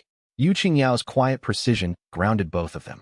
They argued, competed, cooperated, and slowly, organically, became something that Shuiyue recognized with a mix of pride and amazement, a unit. A small, ragged, fiercely loyal unit that had each other's backs. And Shuiyue grew too. His foundation establishment stage 3 had climbed to stage 4 during the month, fueled by the myriad Tao scriptures cultivation method. The 3 threads of the sect master's mandate pulsed steadily now, and through them, he could feel each disciple's growth as a warm current feeding into his own cultivation. The scripture's promise was real. His disciple's advancement accelerated his own. It wasn't fast enough. He knew that. Gao Ren was core formation stage 8. The gap was vast, but it was closing, one day at a time, one session at a time, one breakthrough at a time. On the last evening of the month, Shuiyue stood at the edge of the clearing and looked toward the mountains where the Eternal Sky Sect's ruins lay. Soon, he thought. Soon I'll come back. And this time, I won't be alone. Chapter 13. The Scarred Warrior. The man crashed into their camp at midnight, bleeding from a dozen wounds and moving with the desperate speed of a cornered animal. Shuiyue was on his feet in an instant, clear water drawn, chi flaring. Feng was half a second behind him, wooden sword in hand and silver light dancing along its edge. Yao's hands glowed blue-white with contained frost. Only Zhen stayed back, instinctively positioning himself behind the fighters, a tactical habit that Shuiyue noted with approval. The man who stumbled into the firelight was tall and broad, built like a fortress. His skin was dark, his head was shaved, and a network of scars covered his face and arms, not random wounds, but the systematic marks of someone who'd been beaten regularly and for a long time. His clothes were the rough fabric of a laborer or, Shuiyue realized with a cold spike of recognition, a slave.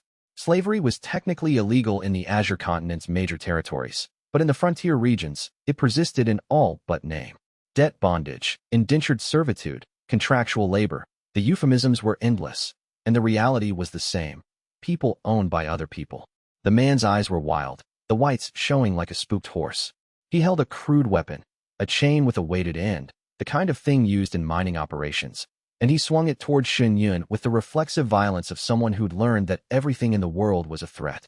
Shuiyue deflected the chain with Clearwater's flat and stepped back, creating space. "We're not your enemy. Everyone's my enemy," the man snarled. His voice was raw, hoarse, scraped down to gravel. "They're coming. They'll be here in minutes. Get out of my way, or I'll go through you." "Who's coming?" The answer came before the man could speak. Three figures appeared at the edge of the clearing, their chief flaring with the aggressive confidence of predators who'd cornered their prey. Bounty hunters. Shuiyue recognized the profession immediately. They wore the multicolored sashes that marked licensed retrievers, cultivators authorized by various authorities to track and capture escaped criminals, deserters, and, in the frontier, runaway slaves. Their cultivations were solid, one at Foundation Establishment Stage 6, two at Stage 4. "Step aside, friend," the lead bounty hunter said, addressing Shuiyue with a pleasant smile that didn't reach his eyes. "That man is our contract. Escaped bonded laborer. The reward's been posted by the Iron Jaw Mining Company. Perfectly legal retrieval. Not your problem. Legal." The scarred man spat the word like poison. "They worked me for 6 years. Chained me to a rock and made me break it with my fists until my bones cracked. When I couldn't break rock fast enough, they beat me. When I fought back, they put this on me." He yanked down his collar to reveal a formation brand, a slave seal burned into his chest, designed to inflict crippling pain at the master's command. "Legal." Shuiyue looked at the brand, looked at the bounty hunters, looked at the man. "Feng," he said quietly. "Watch my back." Then he turned to the bounty hunters. "Leave. Now." The lead hunter's smile died. "Don't be stupid, kid. We're 3 Foundation Establishment cultivators with a legal contract. You're the Sect master of the Eternal Sky Sect, currently in a very bad mood." Shuiyue leveled Clearwater at the man. "That slave seal on his chest is an illegal formation. It violates the Azure Continent Cultivator Accord, Section 7, Paragraph 12, which prohibits the branding of human beings with bondage formations. Your legal contract is based on an illegal practice, which means you're not bounty hunters. You're kidnappers." He'd done his homework. Weeks of studying in Blue Jade City's public archives had given him a working knowledge of regional law, a tool as valuable as any sword. The bounty hunters exchanged glances. The lead one's hand moved to his weapon. "You really want to die over some runaway slave? I want you to leave. Dying is optional." The fight started fast. The lead hunter drew a curved saber and lunged, aiming to end things quickly. His 2 companions spread to flank. Shuiyue met the saber with Clearwater, redirecting rather than blocking. The man was 2 stages above him, and brute force wouldn't work.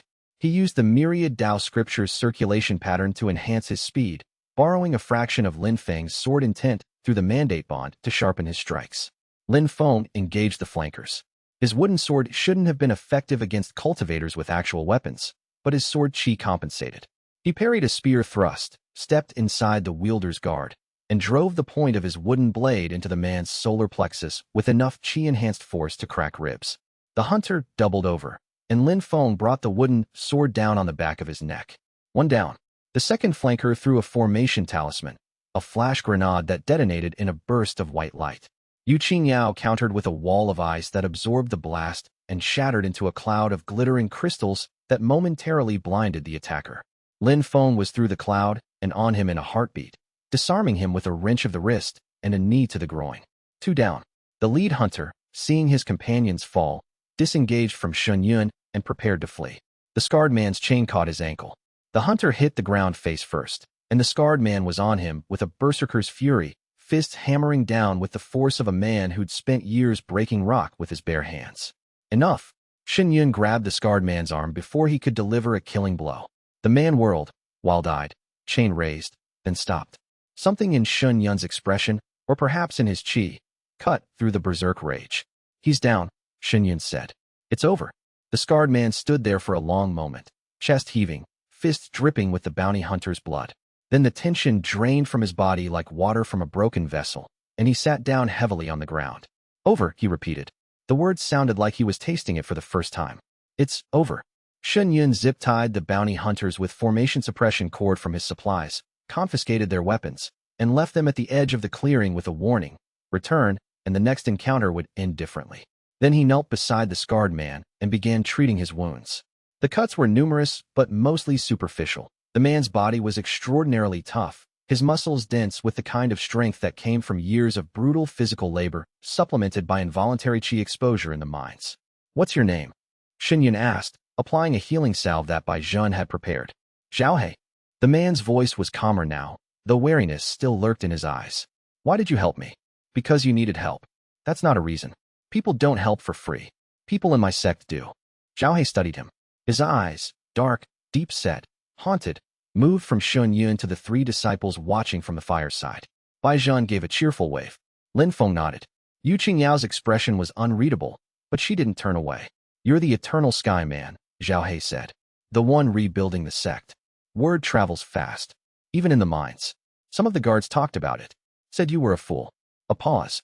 "I've been wrong about things before. Maybe the guards were wrong about you." He was quiet while Shen Yun finished treating his wounds. Then, with a stiffness that suggested the movement was deeply unfamiliar, Zhao He dropped to one knee. "I was a slave for 6 years," he said. His voice was steady, but his hands shook. "Before that, I was nobody. No family. No sect. No purpose. I've spent my whole life being owned by people who saw me as a tool." He looked up at Shen Yun. "You're the first person who ever fought for me without wanting something in return. So I'm going to make you a deal, Sect Master. You give me a place to belong, and I'll give you everything I have. My strength, my loyalty, my life. All of it. For as long as I breathe." Shen Yun placed his hand on Zhao Hei's shoulder. The Sect Master's seal pulsed, and a fourth thread of connection sprang to life. This one burning with a fierce, almost painful intensity, the chi signature of a man whose loyalty, once given, was absolute. "Welcome to the Eternal Sky Sect, Zhao He." The scarred warrior's face didn't change, but something in his eyes did. A light that had been dead for a very long time flickered back to life. For disciples. For threads. For roots. The tree was taking shape. Chapter 14. Growing pains. The problem with gathering wounded people under one banner was that wounded people tended to clash. It started on a Tuesday. Lin Feng and Zhao He were sparring. Shen Yun had paired them to work on close combat technique. Lin Feng's sword against Zhao Hei's chain. It should have been a controlled exercise. It devolved within minutes. Lin Feng's style was precise, elegant, economical, every movement designed to achieve maximum effect with minimum effort. Zhao Hei's style was the opposite, raw, brutal, overwhelming. He fought like a man who'd learned combat not from teachers, but from survival, where the goal wasn't elegance, but making sure you were the one still standing when the dust settled. They didn't understand each other. Lin Feng saw Zhao Hei's wildness as a lack of discipline. Zhao He saw Lin Feng's precision as a lack of commitment. Each interpreted the other's approach as an insult to his own. Sparring became combat. Lin Feng's sword qi sharpened beyond training levels. Zhao Hei's chain strikes carried the bone-breaking force of genuine killing intent. They were trying to hurt each other, not fatally, but definitely beyond the bounds of friendly exercise. "That's enough." Shen Yun stepped between them and deflected Lin Feng's incoming strike with clear water while catching Zhao Hei's chain with a cheery enforced grip. Both disciples glared at him, then at each other. "He's sloppy," Lin Feng said. "Every strike is a waste of energy. He leaves his left side open on every rotation. And he's a dancer, not a fighter," Zhao He growled. "All that pretty footwork won't mean anything when someone bigger and stronger decides they want him dead. I just disarmed 3 cultivators with a wooden sword. You got lucky. I got skilled. Children." Shen Yun's voice cut through the argument like a blade through silk. Both disciples flinched. "You are both right, and you are both wrong.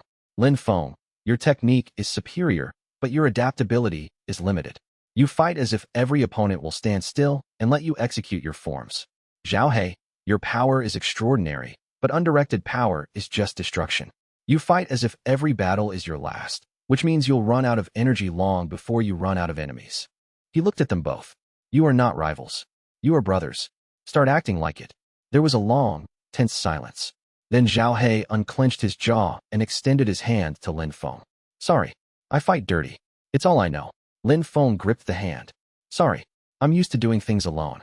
I don't know how to share a training ground." It wasn't instant friendship, but it was a start. Meanwhile, Yu Qingyao was withdrawing. She trained alone at the edge of the camp, spoke only when necessary, and ate her meals in silence. The warmth she'd shown Shuiyue after the ice episode had retreated behind a wall of cool distance that grew taller every day.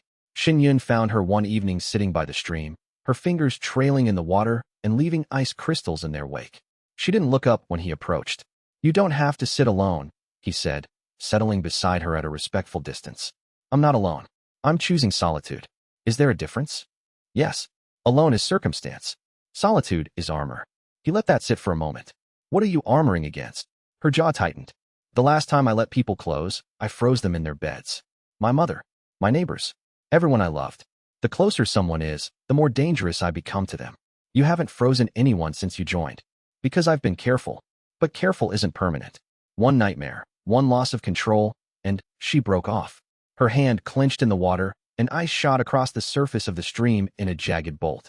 "I am a weapon, Shuiyue, not a person. Weapons don't need friends. Weapons don't need friends. People do. And you are a person, Jiang.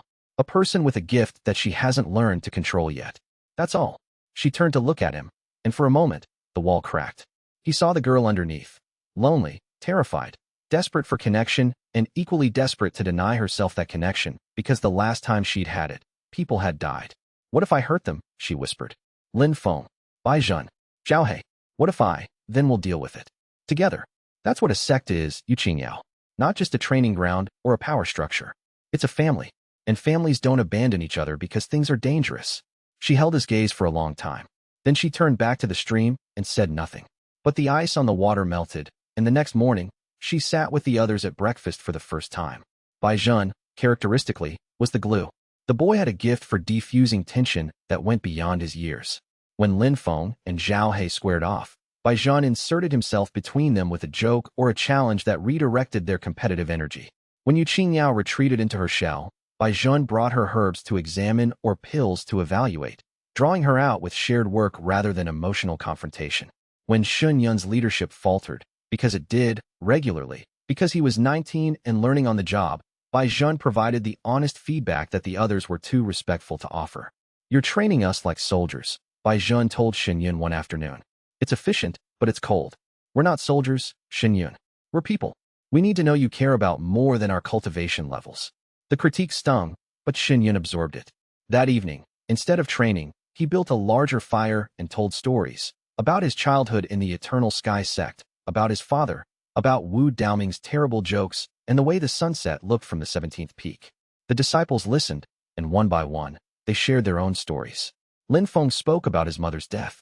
Jiang spoke about the mines. Zhen spoke about the streets. Jiang spoke about her village, and if ice formed on her cheeks as she did, no one mentioned it. That night, Shuiyue established the 3 rules of the new eternal sky. First, we protect each other. Always. No matter what. Second, we grow together. One person's strength is everyone's strength. Third, we never betray.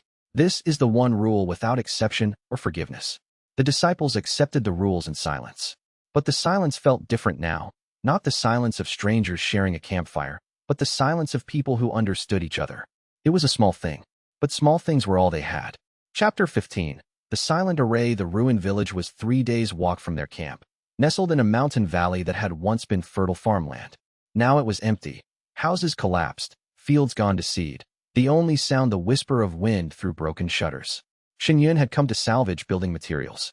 The Eternal Sky Sect's ruins needed repair, and abandoned settlements were the best source of timber, stone, and metal fittings outside of expensive market purchases. He brought Zhen with him for herb gathering and left the others at camp. They found the formations first. Glowing lines etched into the dirt of the village square, pulsing with a soft blue light. Not crude scrawls. These were sophisticated formation arrays, the kind that took years of study to design and execute. The lines were precise to within a hair's width, the nodes perfectly balanced, the energy flow so clean, it was almost mathematical. The formation covered the entire village square and extended outward in concentric rings. It was a barrier. Shuiyue could feel its purpose through his spiritual sense. And it was working.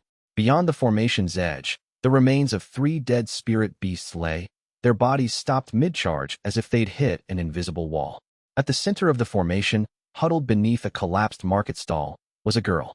She was 15, maybe younger, small and thin, with wide eyes that stared at Shuiyue and Zhen without blinking. Her clothes were rags. Her hair was wild and unwashed. Her hands were covered in dirt, the fingernails cracked and bleeding from hours of drawing formation lines in the ground. She didn't make a sound. Not when Shuiyue approached. Not when Bai Zhen gasped at the formation's complexity. Not when Shuiyue knelt at the barrier's edge and spoke to her in the gentlest voice he could manage. Hello, my name is Shuiyue. I'm not going to hurt you. Nothing. The girl's eyes tracked his movements with the hypervigilance of an animal, but she didn't speak, didn't move, didn't react. She's mute, Bai Zhen said quietly. Or too scared to talk. Shuiyue studied the formation. The more he looked, the more impossible it became. This wasn't a basic barrier. It was a multi-layered defensive array with interlocking subsystems. He counted 7 different formation types woven together. A physical barrier, a chi drain, a spatial anchor, an alarm trigger, a predator repellent, a weather shield, and a concealment layer that should have hidden the entire village from casual observation. The fact that he could see it at all was only because his sect master's seal resonated with formation energy. 7 interlocking formations, drawn in the dirt, by a teenage girl. This was beyond expert. This was beyond master. The greatest formation specialists in the Azure continent might be able to replicate this if given time, proper materials, and assistance. This girl had done it with her fingers in mud. I'm going to step into the formation now, Shuiyue told her. Is that all right? The girl's eyes widened. She shook her head rapidly. Because it's dangerous for me? A nod. Can you lower the barrier to let me through safely? A pause. Then the girl raised one dirt-caked hand and drew a symbol in the air. The symbol glowed blue for an instant and then faded, and a gap opened in the barrier. A doorway exactly Shuiyue's width and height, tailored to his chi signature. She'd analyzed his cultivation level, body dimensions, and chi pattern in seconds and created a custom exception. Shuiyue walked through and knelt in front of her. This close, he could see more details. The calluses on her fingers from constant drawing, the dark circles under her eyes from sleepless nights, the way her hands never stopped moving, tracing patterns on the ground, on her knees, in the air, as if the act of drawing formations was as involuntary as breathing. What's your name? He asked. She drew a character in the dirt. Mei. Mei? And your family name? Another character. Xiang. Mei Xiang. Are you alone here? A nod. Her eyes glistened, but no tears fell. What happened to the village?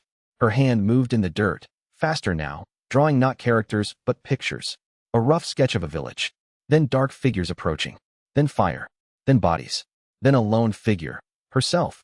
Surrounded by glowing lines. Spirit beast attack. Bai Zhen guessed. The girl shook her head and pointed at the dark figures. People had done this. Bandits, Shuiyue said. The Black Hollow Gang. A shrug. She didn't know. She just knew that people had come and killed everyone, and she'd survived because the formations she'd instinctively drawn had protected her. She'd been here alone for days, maybe weeks, maintaining the barrier and surviving on whatever food was left in the ruined houses. Shuiyue looked at Mei Xiang, at her small, dirt-covered hands and her 1,000-yard stare and her impossible formations, and felt the by now familiar tug of the sect master's seal. Another one. Another sleeping legend, drawn to him by the pull of the sovereign Dao heart. Mei Xiang, he said, would you like to come with us? We have food, shelter, and people who will protect you. You don't have to be alone anymore. The girl stared at him for a long time. Then she reached out and took his hand. The moment their skin touched, the formation arrays around them blazed with light. Every line, every node, every layer activating at once in a display that turned the village square into a mandala of blue fire. Shuiyue felt the sect master's seal respond with a pulse so strong it was almost a heartbeat, and the 5th thread of the mandate blazed into existence. Mei Xiang's eyes went wide. She looked down at their joined hands, then up at Shuiyue, and for the first time, the fear in her expression gave way to something else. Trust. She couldn't speak, but her hand squeezed his, and that said enough. Chapter 16. Return to the ruins. They came at dawn, all 6 of them. Shuiyue led the way up the mountain path, clear water at his hip and the sect master's seal warm against his chest. Behind him walked Feng with his wooden sword, Yu Qingyao with frost dancing at her fingertips, Bai Zhen with his herb satchel, Zhao He with his chain weapon, and Mei Xiang with her hands tracing formation patterns in the air as she walked, a nervous habit that left faintly glowing lines in her wake. The path to the Eternal Sky Sect was overgrown and treacherous. Weeks of neglect had allowed the mountain's natural vegetation to reclaim the carved stone steps and maintain trails. Spirit beasts had moved into the lower slopes, though none came close. Something about the group's combined chi signatures seemed to discourage them. Shuiyue stopped at the point where the main path crested the ridge and the sect grounds became visible. The disciples gathered beside him and looked down. Silence. The 17 peaks of the Eternal Sky Sect stood like broken teeth against the sky. The buildings were rubble. The bridges were collapsed. The gardens were scorched. Everything that had made this place a home. The prayer flags, the incense gardens, the sound of disciples training in the morning mist, was gone. Shen Yun heard Lin Feng's breath catch, felt Yu Qingyao's cold spike, heard the low, grinding sound of Zhao Hei's jaw clenching. This was my home, Shen Yun said. This was the Eternal Sky Sect. 300 years of history, 500 lives, and someone burned it all because they could.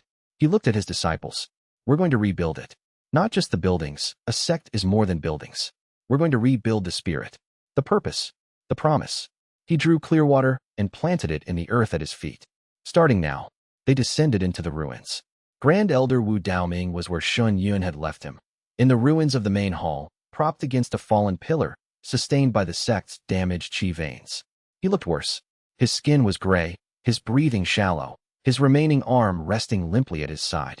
But his eyes brightened when he saw Shen Yun, and they brightened further when he saw the 5 disciples behind him. You came back, Wu Daoming said. And you brought young ones.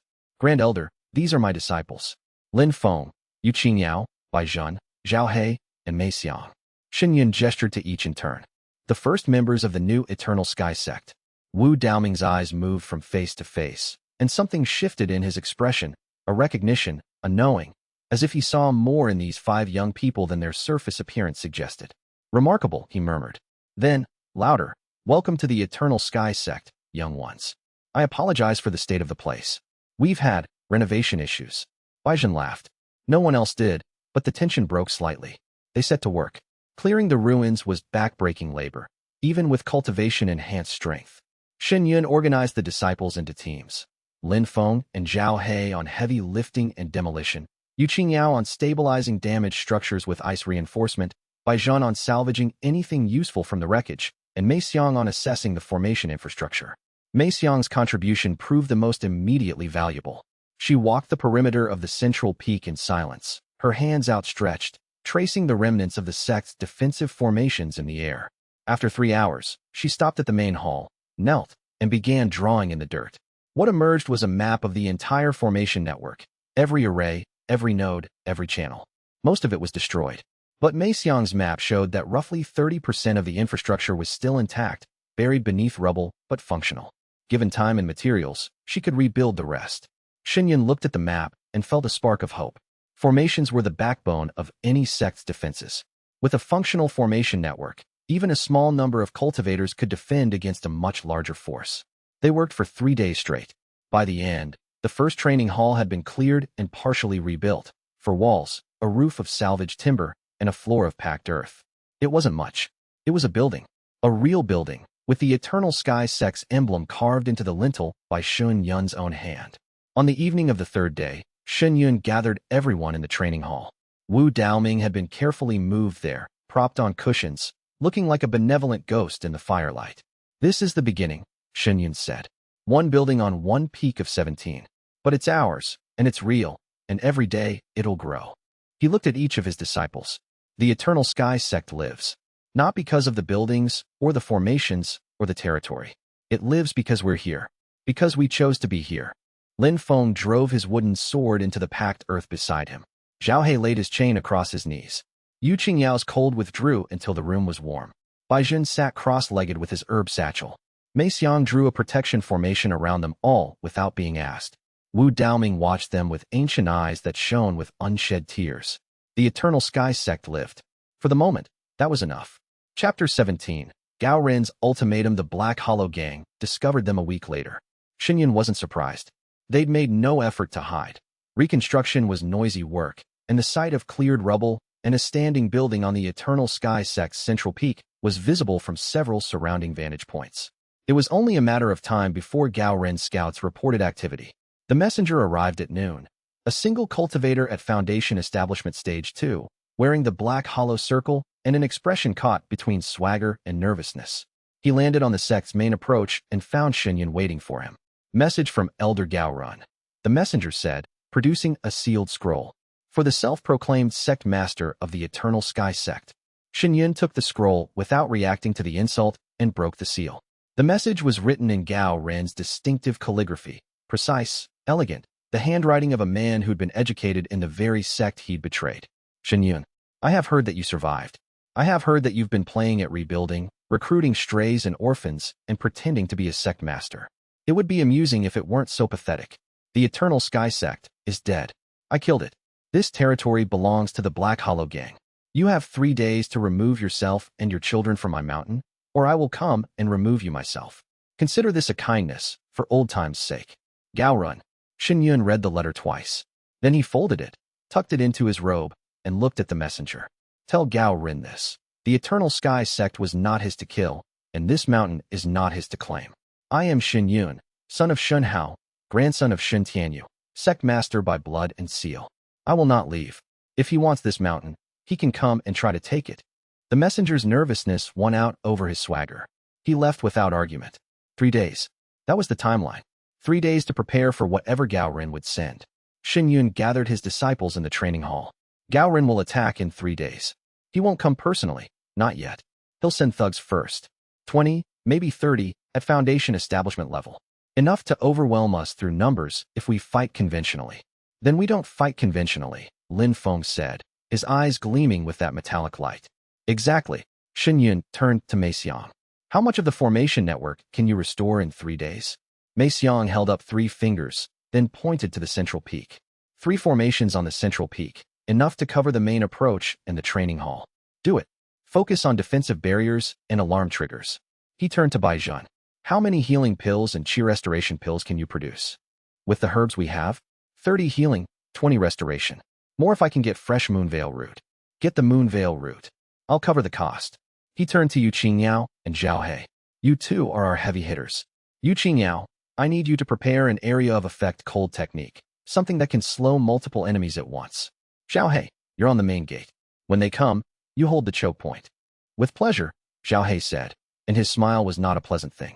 Lin Feng. Shen Yun met his first disciple's eyes. You're our ace. Stay hidden until I give the signal. When they're committed and focused on the rest of us, you hit them from behind with everything you have. Lin Feng nodded. His hand rested on the wooden sword at his side. Shen Yun made a mental note. Before the battle, he needed to find Lin Feng a real weapon. That afternoon, Shen Yun made a trip to Blue Jade City. He visited Widow Chun, sold his remaining herb stock, and used the spirit stones to purchase 2 items, a set of formation materials for Mei Xiang, and a sword. The sword was low-grade spirit weapon, nothing compared to the armory the Eternal Sky Sect had once possessed, but it was real steel, well-balanced, and sharp. Shen Yun presented it to Lin Feng that evening. The boy took the sword with hands that trembled slightly. He drew it, and the blade sang. His eyes flashed gold, not metallic this time, but pure, burning gold. And for a single instant, the air around him compressed with a sword intent so dense that it was visible, a translucent edge that extended from the blade's tip and scored a line in the stone floor. Then it faded, and Lin Feng was just a boy holding a sword. But the line in the stone remained. Thank you, Lin Feng said quietly. Shen Yun spent that night in desperate cultivation. He sat in the half-rebuilt training hall with the myriad Tao scripture open before him and cycled qi through his meridians with a ferocity born of necessity. Foundation establishment stage 4 wasn't enough. He needed to be stronger. He needed the gap between himself and Gao Ren's forces to be smaller. The sect master's seal blazed as he cultivated, and the 5 threads of the mandate hummed with the combined qi of his disciples. Their energy fed into his cultivation like tributaries into a river. Lin Feng's sharp sword intent, Yu Qingyao's deep cold, Bai Zhen's precise control, Zhao Hei's fierce loyalty, Mei Xiang's complex patterns. The myriad Tao scripture responded to the 5-threaded flow by unlocking its next passage. When 5 roots anchor the tree, the trunk may grow. The first harmony is achieved. The sect master absorbs not merely the qi of his disciples, but the essence of their Tao.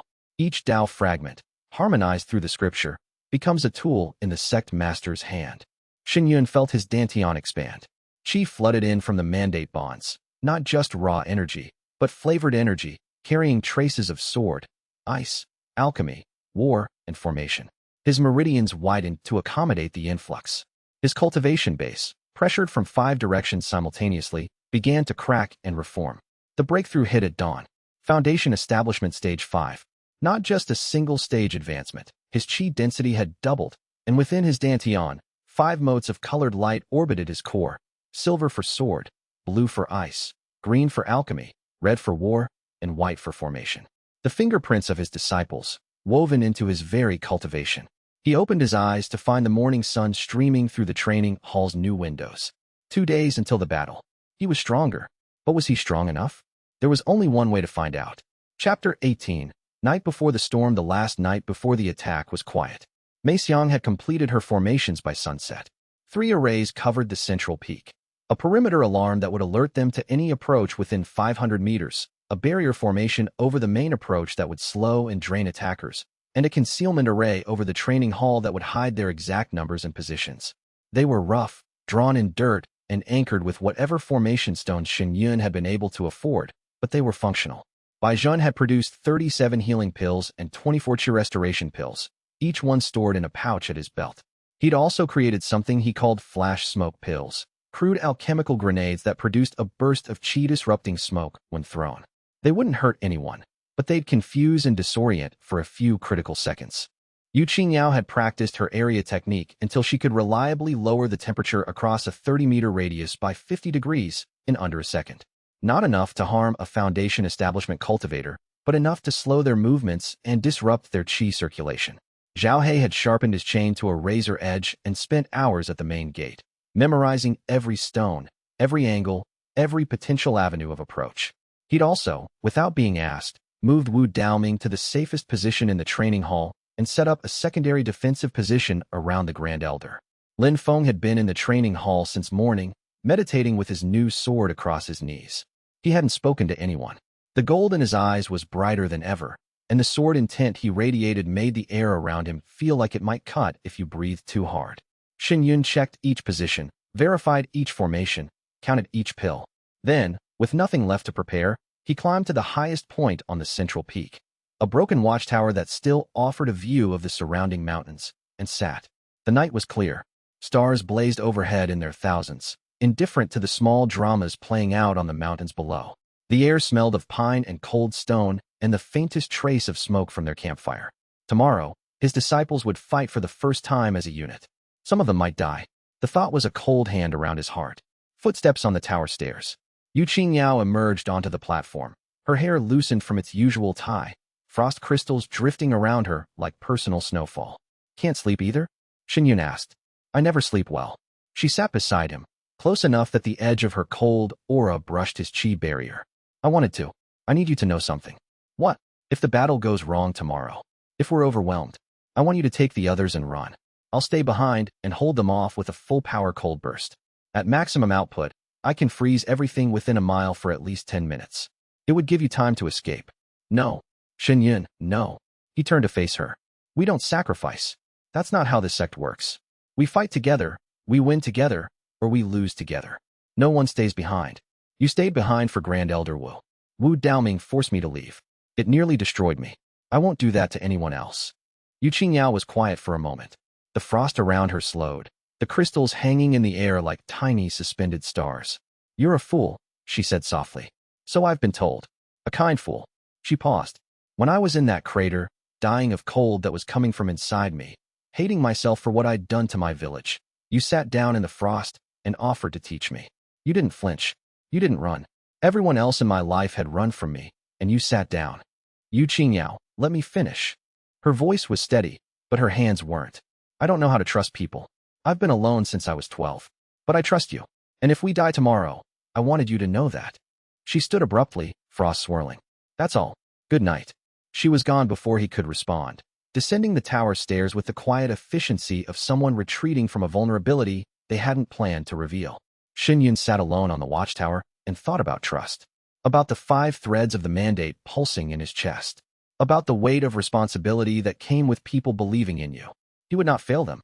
Below, in the training hall, each disciple prepared in their own way. Feng opened his eyes from meditation and whispered to his sword. Tomorrow, we fight. Not for the past. For the future. Zhao knelt beside Wu Daoming's resting place and said, I'll protect them, old man. All of them. On my life. Zhen counted his pills for the 100th time, then tucked a sleeping herb under his tongue and forced himself to rest. An alchemist was no good to anyone if he couldn't think clearly. Jiang sat in the center of her formation arrays, eyes closed, hands moving in her sleep, reinforcing and adjusting the patterns even in unconsciousness. And Yao returned to her sleeping area, lay down, and pressed her cold hand against her chest, where something warm had settled that she didn't have a name for yet. Dawn would come. The battle would come. The eternal sky sect waited. Chapter 19. The Traitors' Reckoning. They came at first light. Shen felt the perimeter alarm trigger like a bell ringing inside his skull. Mei Xiang's formation, doing its job perfectly. He was on his feet in a heartbeat, Clearwater drawn, and the words spread through the camp in seconds. They're here. From the watchtower, Shen counted them. 30 cultivators, moving up the main approach in a loose formation. Their chi signatures ranged from chi gathering stage 9 to foundation establishment stage 5, rank-and-file thugs, the kind of enforcers that organizations like the Black Hollow Gang used for dirty work. At their head was a man Shen didn't recognize, tall, broad, foundation establishment stage 7, with a massive cleaver-style sword slung across his back. And behind them all, floating on a disk of dark chi, was Gao Ren. Shen blood ignited at the sight of him. The traitor looked exactly as he remembered, thin, elegant, silver-haired, with the refined bearing of a man who'd spent a lifetime in scholarly cultivation. His robes were black now instead of the eternal sky white, and a new emblem sat on his chest, the black hollow circle. His cultivation radiated outward with the casual confidence of core formation stage 8. He hovered above his troops like a king surveying his subjects. He'd come personally. That meant he wanted to make a statement. So much for sending thugs first, Shen muttered. Then, louder, everyone to positions. Mei Xiang, barrier up. Yao on my signal. Xiaohei, you know what to do. Bai Zhen, hang back with pills ready. Lin Feng, he looked around. Lin Feng was already gone, vanished into the ruins with his sword. Good. Lin Feng knows his role. They took their positions. Gao Ren's force reached the barrier formation at the main approach and stopped. The lead enforcer tested the barrier with a punch of chi and found it solid, not impassable, but enough to slow a charge. Shen, Gao Ren's voice carried across the distance, amplified by chi. Come out and face me. This doesn't have to end in bloodshed. Shen stepped onto the main approach, alone, Clearwater in hand. He stopped 20 meters from the barrier, in full view of Gao Ren and his forces. Elder Gao. He didn't bother keeping the venom from his voice. Or should I call you traitor? Murderer? Oathbreaker? I have so many options. Gao Ren's expression didn't change. I gave you 3 days. You chose to stay. The consequence is not my responsibility. You gave me an ultimatum on my own sex mountain. The audacity of it would be impressive if it weren't so pathetic. A ripple of anger crossed Gao Ren's face, the first crack in his composure. Your sect is dead, boy. I made sure of it. I spent 3 years feeding information to the people who wanted Eternal Sky destroyed.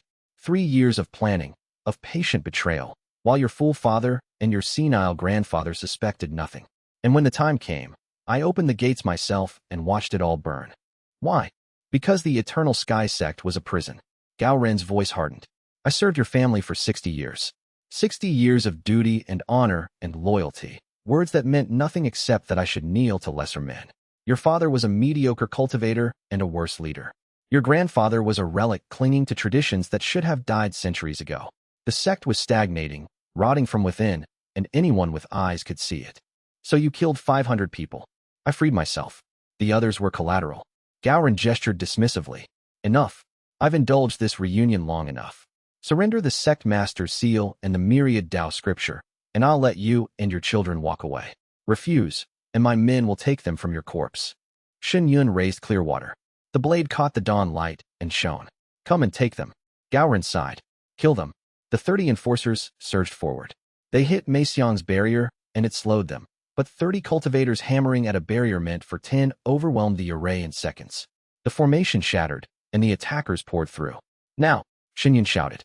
Yao unleashed her cold. The temperature on the main approach dropped by 60 degrees in a single second. Frost erupted from the ground, coating the stone pathway in a sheet of ice that sent the front rank of attackers sliding and stumbling. The cold bit into their chi, disrupting circulation, slowing reactions. 3 of the weakest, chi-gathering cultivators who shouldn't have been in this fight, collapsed immediately, their bodies going into thermal shock. Xiaohei hit the disoriented front rank like a battering ram. His chain whipped in a horizontal arc that caught 2 men across the chest and sent them flying. He followed with a charge that was less technique than avalanche. A 200-pound wall of muscle and fury that crashed into the enemy formation and broke it. His fighting style, born in the mines, was brutally effective in close quarters. He didn't parry. He didn't dodge. He took hits, absorbed them with a body that seemed to be made of iron, and returned them tenfold. Bai Zhan's flash smoke pills detonated in the middle of the enemy formation, filling the air with chi-disrupting smoke that turned the organized attack into chaos. Cultivators stumbled blind, striking at shadows, tripping over each other. And through the chaos, a song of steel. Feng came from the ruins like a silver ghost. His new sword led the way, and the sword chi that trailed it was not the faint shimmer of a chi-gathering cultivator. It was a solid beam of killing intent that cut through the smoke like a lighthouse beam through fog. 3 black hollow enforcers stood in his path. He cut through all 3 with a single stroke. The strike was impossible. A chi-gathering stage 7 cultivator with a low-grade spirit weapon should not have been able to generate enough sword chi to penetrate 3 foundation establishment bodies simultaneously. But Feng's eyes blazed gold. The same gold as the man on the mountain of broken swords. And in that moment, his sword moved with the authority of a technique that had been perfected over an immortal lifetime. The battlefield froze. Not from Yuqingyao's cold, but from shock. Both sides stared at the 16-year-old boy standing in a corona of silver light, 3 bodies at his feet, his sword singing with an intent that made even Gaoren flinch. It lasted a heartbeat. Then the fighting resumed, fiercer than before. Shuiyue engaged the lead enforcer, the big man with the cleaver sword. Foundation Establishment Stage 7 against Shuiyue Stage 5, but Shuiyue had the Sect Master's seal amplifying his power on Sect grounds, and the myriad Dao scripture feeding him fragments of his disciple's strength. He fought not with one style, but with hints of 5, a touch of Feng's precision, a ghost of Zhao Hei's power, a whisper of Yu Qingyao's cold threaded through his strikes. The enforcer was strong, but one-dimensional. Shuiyue read his patterns within 10 exchanges and exploited a gap in his defense, a tendency to overcommit on downward strokes. On the 11th exchange, Shuiyue sidestepped the cleaver, stepped inside the man's guard, and drove Clearwater through his shoulder. The enforcer screamed, dropped his weapon, and Shuiyue kicked him off the mountain path. The battle raged for 20 minutes. By the end, 12 of Gao Ren's enforcers were down, unconscious, wounded, or fled. The remaining 18 had pulled back into a defensive cluster, their confidence shattered by a group of young cultivators who fought like cornered tigers. And through it all, Gao Ren watched from his floating disc. His face had gone from contempt to surprise to something that looked uncomfortably like fear. Enough! Shuiyue's voice cut through the battlefield noise. He stood at the center of the main approach, blood-spattered but unbowed, Clearwater dripping red. Gao Ren, you came to make a statement. So did I? Your thugs can't take this mountain. If you want us gone, you'll have to do it yourself. Gao Ren's floating disc descended slowly. He stepped off it, and the ground cracked under his boots from the pressure of his chi alone. Core Formation Stage 8. A cultivation level that dwarfed everyone else on the mountain by a full realm. You've grown, boy, Gao Ren said. Not enough, but more than I expected. He drew a sword from his hip, a high-grade spirit weapon, its blade inscribed with formations that made the air hum. I'll do this quickly, for old time's sake. He attacked. The speed was staggering. Shuiyue barely got Clearwater up in time to deflect the first strike, and the impact sent him skidding back 5 meters. His arm went numb from fingertips to shoulder. The gap between Foundation Establishment Stage 5 and Core Formation Stage 8 was not just a numerical difference, it was a qualitative one. Gao Ren's chi was denser, faster, more refined. His techniques were honed by decades of real combat. His spirit weapon outclassed Clearwater by an order of magnitude. The second strike came before Shuiyue had recovered from the first. He twisted, and the blade sliced his robe from hip to shoulder, drawing a line of blood across his ribs. The third strike aimed for his throat. Shuiyue activated the Sectmaster's seal. Golden light erupted from his chest, flooding the immediate area. On Sect grounds, the seal amplified the bearer's cultivation by a full realm. Foundation Establishment Stage 5 became the equivalent of Core Formation Stage 5. The gap shrank from impossible to merely enormous. But the seal did more than boost his power. It connected him to the Sect itself, to the chi veins beneath the mountain, to the history embedded in the stone, to the bond between master and disciples that the myriad Dao scripture had been building for weeks. 5 threads blazed. 5 Daos flowed into Shuiyue. He caught Gao Ren's third strike with Clearwater and held it. The trader's eyes widened.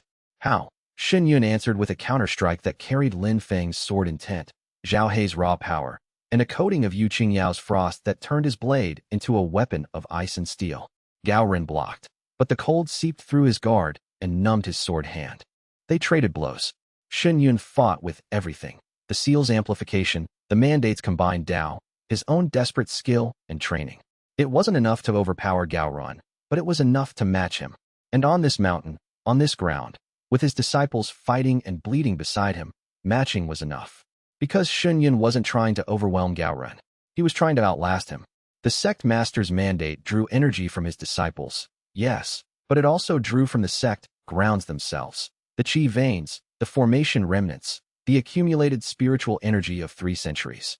Gao Ren had no such source. His power was finite. Shen Yun's, on this mountain, was not. 5 minutes. 10. 15. Gao Ren's strikes grew less precise. His chi output flickered. Sweat broke on his brow. This is impossible, Gao Ren hissed. Your foundation establishment. I am core formation. You cannot. I am the sect master of the Eternal Sky Sect, Shen Yun said, and every word carried the weight of 300 years. And you are standing on my mountain. He struck. Clear water pierced Gao Ren's defense and buried itself in his left shoulder, just above the heart. The traitor staggered. Blood sprayed. Shen Yun twisted the blade, and Gao Ren screamed. A high, broken sound that had nothing of dignity in it. The remaining enforcers broke. They fled down the mountain without looking back, their courage shattered by the sight of their leader bleeding on his own sword. Gao Ren fell to his knees. Clear water was still in his shoulder, and Shen Yun held the hilt. Chapter 20. First victory. The mountain was quiet. The enforcers were gone, scattered down the slopes like leaves in a storm. The smoke from Bai Zhen's pills drifted in the morning breeze. The ice from Yu Qingyao's technique was melting, turning the stone pathway into a network of tiny streams that ran red with diluted blood. Shen Yun stood over Gao Ren with clear water buried in the traitor's shoulder. His body ached. His chi was nearly depleted. Blood ran from the cut on his ribs and from a dozen smaller wounds he hadn't noticed during the fight. The sect master's seal had dimmed from blazing gold to a faint warm glow. But he was standing, and Gao Ren was on his knees. Finish it, Gao Ren rasped. His face was white with pain and something else, a dawning terror that Shen Yun found grimly satisfying. Kill me. That's what you want, isn't it? Revenge for your precious sect? Revenge is what I want, Shen Yun said. Justice is what I'll take. He twisted Clearwater a fraction, and Gao Ren gasped. Tell me about the ones who sent you. The black-armored cultivators. Who commands them? You think I think you're bleeding out on the ground of the sect you betrayed, with a sword in your shoulder and no one coming to save you. So yes, I think you'll talk. Gao Ren's eyes darted, looking for escape, for rescue, for anything. He found nothing. The fight had drained him. The wound was deep. His enforcers were gone. I was contacted 3 years before the attack, Gao Ren said, each word pulled from him like a tooth. A figure in black. I never saw his face. He offered me power, resources, territory, everything the Eternal Sky Sect never gave me. All I had to do was open the gates. Who was he? He called himself a servant of someone he called the Sovereign. Gao Ren's voice dropped to a whisper. I don't know the Sovereign's real identity, but the servant said something that stayed with me. He said the Eternal Sky Sect had to be destroyed not because of what it was, but because of what it would attract. Attract? What would it attract? Gao Ren's eyes locked onto Shen Yun's. He said, the sleeping ones are stirring. The Eternal Sky is the beacon. If the beacon is not destroyed, the legends will gather there, and the Sovereign's plans will be ruined. The sleeping ones. The same phrase from the myriad Tao scripture. The legends, Shen Yun said slowly. What legends? I don't know. I didn't care. I wanted power, not prophecy. Gao Ren's composure finally shattered. But listen to me, Shen Yun. The ones who sent me will come for you. The Sovereign is not a sect master or a regional lord. He is something ancient, something at the level of power that makes everything in our little corner of the continent look like children playing with sticks. The Eternal Sky Sect was destroyed for a reason, and that reason hasn't gone away. You can rebuild all you want. He'll just destroy it again. Let him try. Shen Yun pulled Clearwater from Gao Ren's shoulder. The traitor collapsed to the ground, clutching the wound, his cultivation aura guttering like a candle in the wind. What are you doing? Gao Ren looked up, confusion cutting through the pain. You're not going to kill me? No. I'm going to let you live. And I'm going to let you carry a message back to whoever the Sovereign is.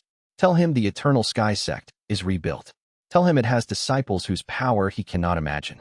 And tell him that Shen Yun, son of Shun Hao, the last sect master of the Eternal Sky, the sect he tried to erase, is coming for him.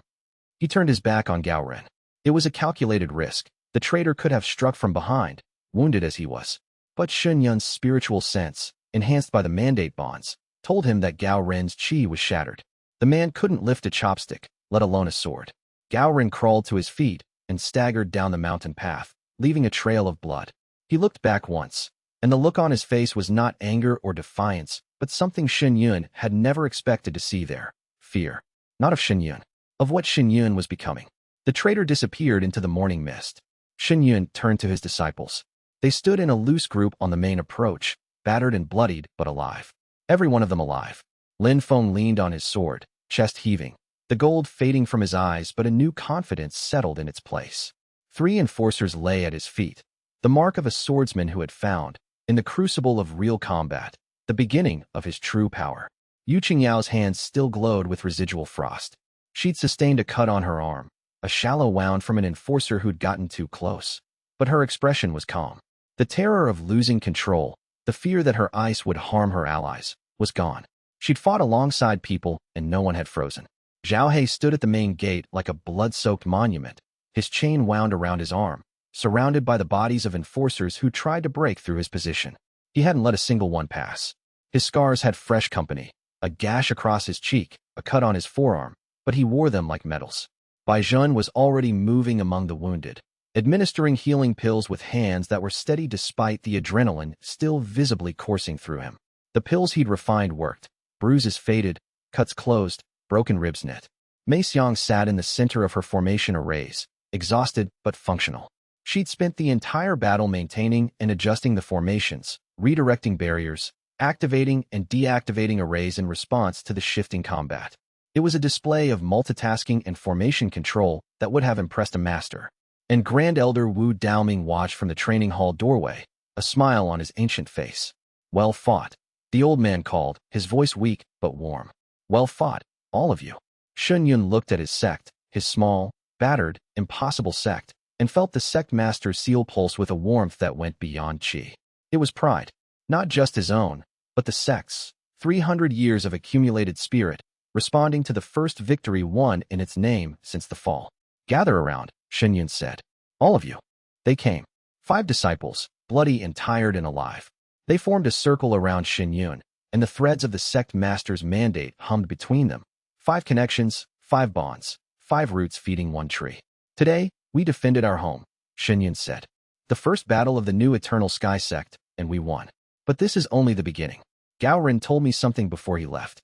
The people who destroyed our sect did it because they feared what we would become. They feared the sleeping ones, legends reborn, gathering under our banner. He looked at each of them. At Lin Feng's golden eyes. At Yu Qingyao's ice-blue gaze. At Bai Zhen's knowing hands. At Zhao Hei's unbreakable body. At Mei Xiang's silent, shining formations. I don't know what that means yet, Shuiyue continued. But I know this. They destroyed the Eternal Sky Sect because they were afraid. And today, we showed them that they were right to be afraid. He raised Clearwater. The morning sun caught the blade, and despite its chips and scratches, it shone. The Eternal Sky Sect lives. 5 voices answered. Forspoken, one drawn in light by Mei Xiang's fingers. The Eternal Sky Sect lives. The echo rolled across the mountain, carrying with it a promise and a warning. Somewhere far away, in a place where shadows gathered and ancient powers stirred, something that called itself the Sovereign felt a tremor in the fabric of the world. A beacon, long dark, had been relit, and around it, 7 lights, ancient, powerful, impossible, were beginning to wake. The Sovereign smiled, or perhaps it was a grimace. So it begins again, the darkness whispered. Very well, let them gather. The more that gather, the more I will consume. But the darkness was wrong about one thing. 10,000 years ago, the legends had been scattered, gathered by circumstance, bonded by necessity, and ultimately broken by sacrifice. This time, they had a sect master with a sovereign Tao heart. This time, they had the myriad Tao scripture. This time, they had something the old legends never had, a home worth fighting for that none of them would surrender. The wind carried the scent of pine and blood and possibility across the mountains of the Azure continent. The Eternal Sky Sect had won its first victory. It would not be the last. Chapter 21. Rebuilding begins. The weeks following the battle against Gao Ren transformed the Eternal Sky Sect from a symbol of defiance into something resembling an actual institution. Word traveled.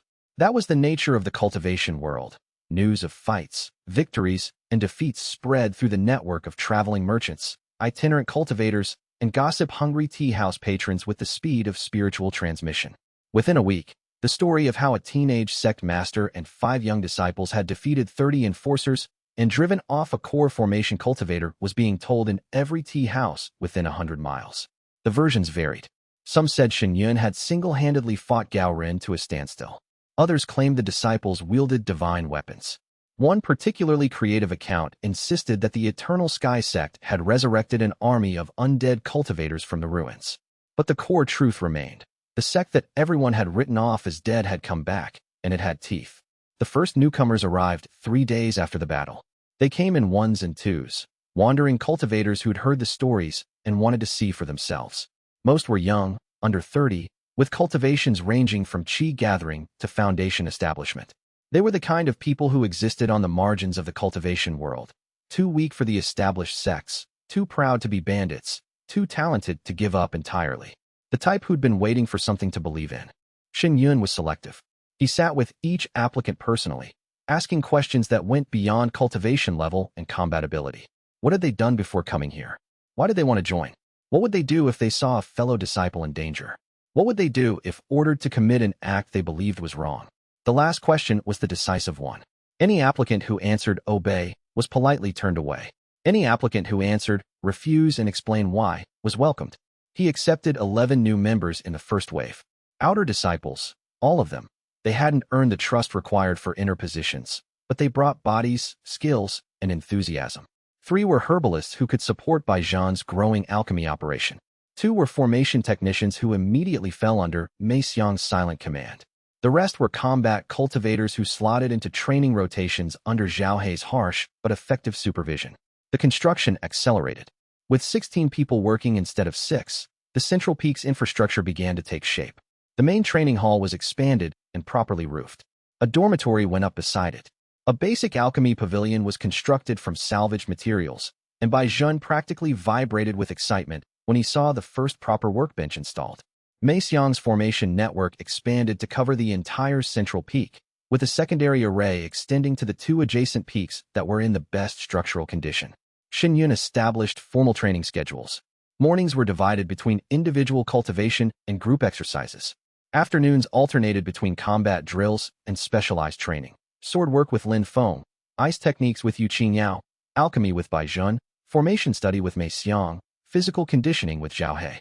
Evenings were reserved for study and cultivation, with Shuiyue giving lectures on sect history, cultivation theory, and the broader political landscape of the Azure continent.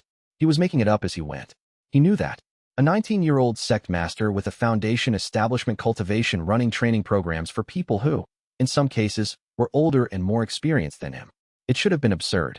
But the sect master seal gave him an authority that transcended age and cultivation level, and the disciples, both old and new, responded to it. They didn't follow him because he was powerful. They followed him because he was genuine. Wu Daoming, watching from his position in the training hall, offered guidance when asked and silence when not. His health continued to decline. His cultivation was almost gone, his body sustained only by the remnants of the sect's chi veins, but his mind was sharp, and his counsel was invaluable. You're building well, the old man told Shuiyue one evening. But be careful. A sect that grows too fast without a strong core collapses under its own weight. You're 5. The original 5. They are your foundation. Everything else is built on them. I know. That's why I'm keeping them at the center. Good. And Shuiyue. Yes. The boy. Feng. His sword intent is. Wu Daoming paused, choosing his words. I've seen many swordsmen in my 2 centuries. What that boy carries is not talent. It's legacy. Watch him carefully. Whatever is awakening inside him, it's accelerating. Shuiyue nodded. He'd noticed the same thing. And not just in Feng. All 5 of his original disciples were evolving at rates that defied conventional cultivation wisdom. Each day brought new surprises, new impossible feats, new questions about who these young people truly were. The myriad Tao scriptures passage about sleeping legends echoed in his mind constantly now. But he pushed the implications aside. There was too much work to do. The Eternal Sky Sect was alive, and it was growing. That had to be enough for now. Chapter 22. The Sword Dream Deepens. Feng's dreams were becoming a problem. Not because of their content, though the visions of Gu Tianxiao's life were increasingly vivid and emotionally intense, but because of their effects. Each dream left Feng with new abilities, new techniques, new reserves of power that his young body and low cultivation struggled to contain. He was a Qi-gathering stage 8 cultivator carrying fragments of an immortal's sword Dao, and the mismatch was beginning to show. It started with tremors. After the third consecutive night of dreams, Lin Feng's hands shook when he wasn't holding a sword. The tremors weren't physical, they were spiritual, his meridians vibrating at a frequency that his cultivation base couldn't sustain. Holding a sword stabilized him, channeling the excess energy into his blade, but the moment he set the weapon down, the shaking returned. Then came the involuntary releases.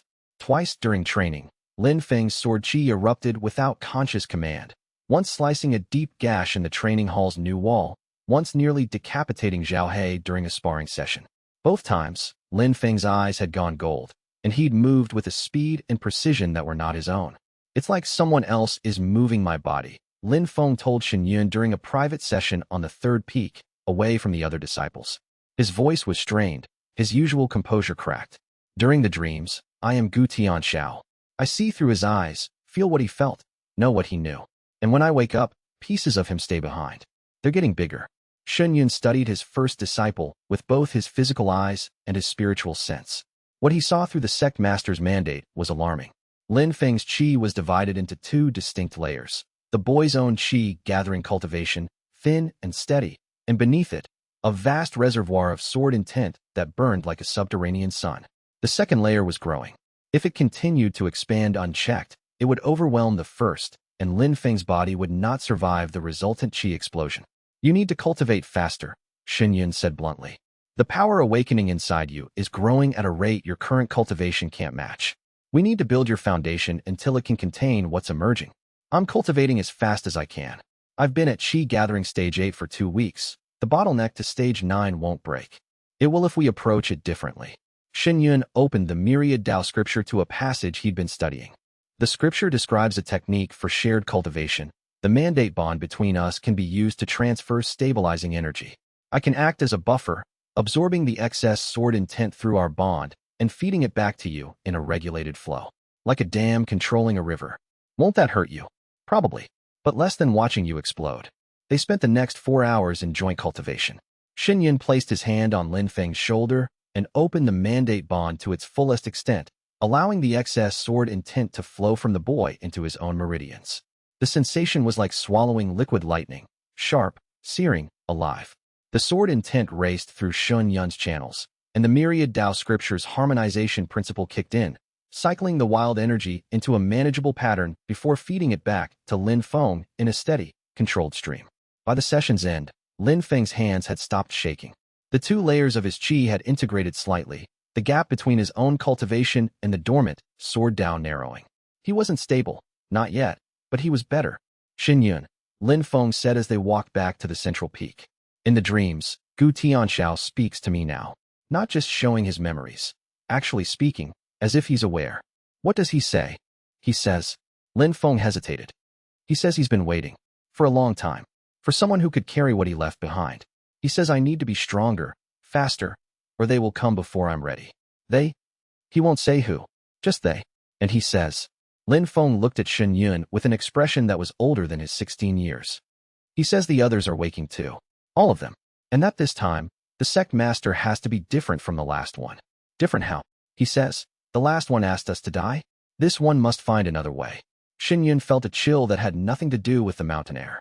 The pieces were falling into place, but the picture they formed was too vast, too impossible, too heavy with the weight of ancient history.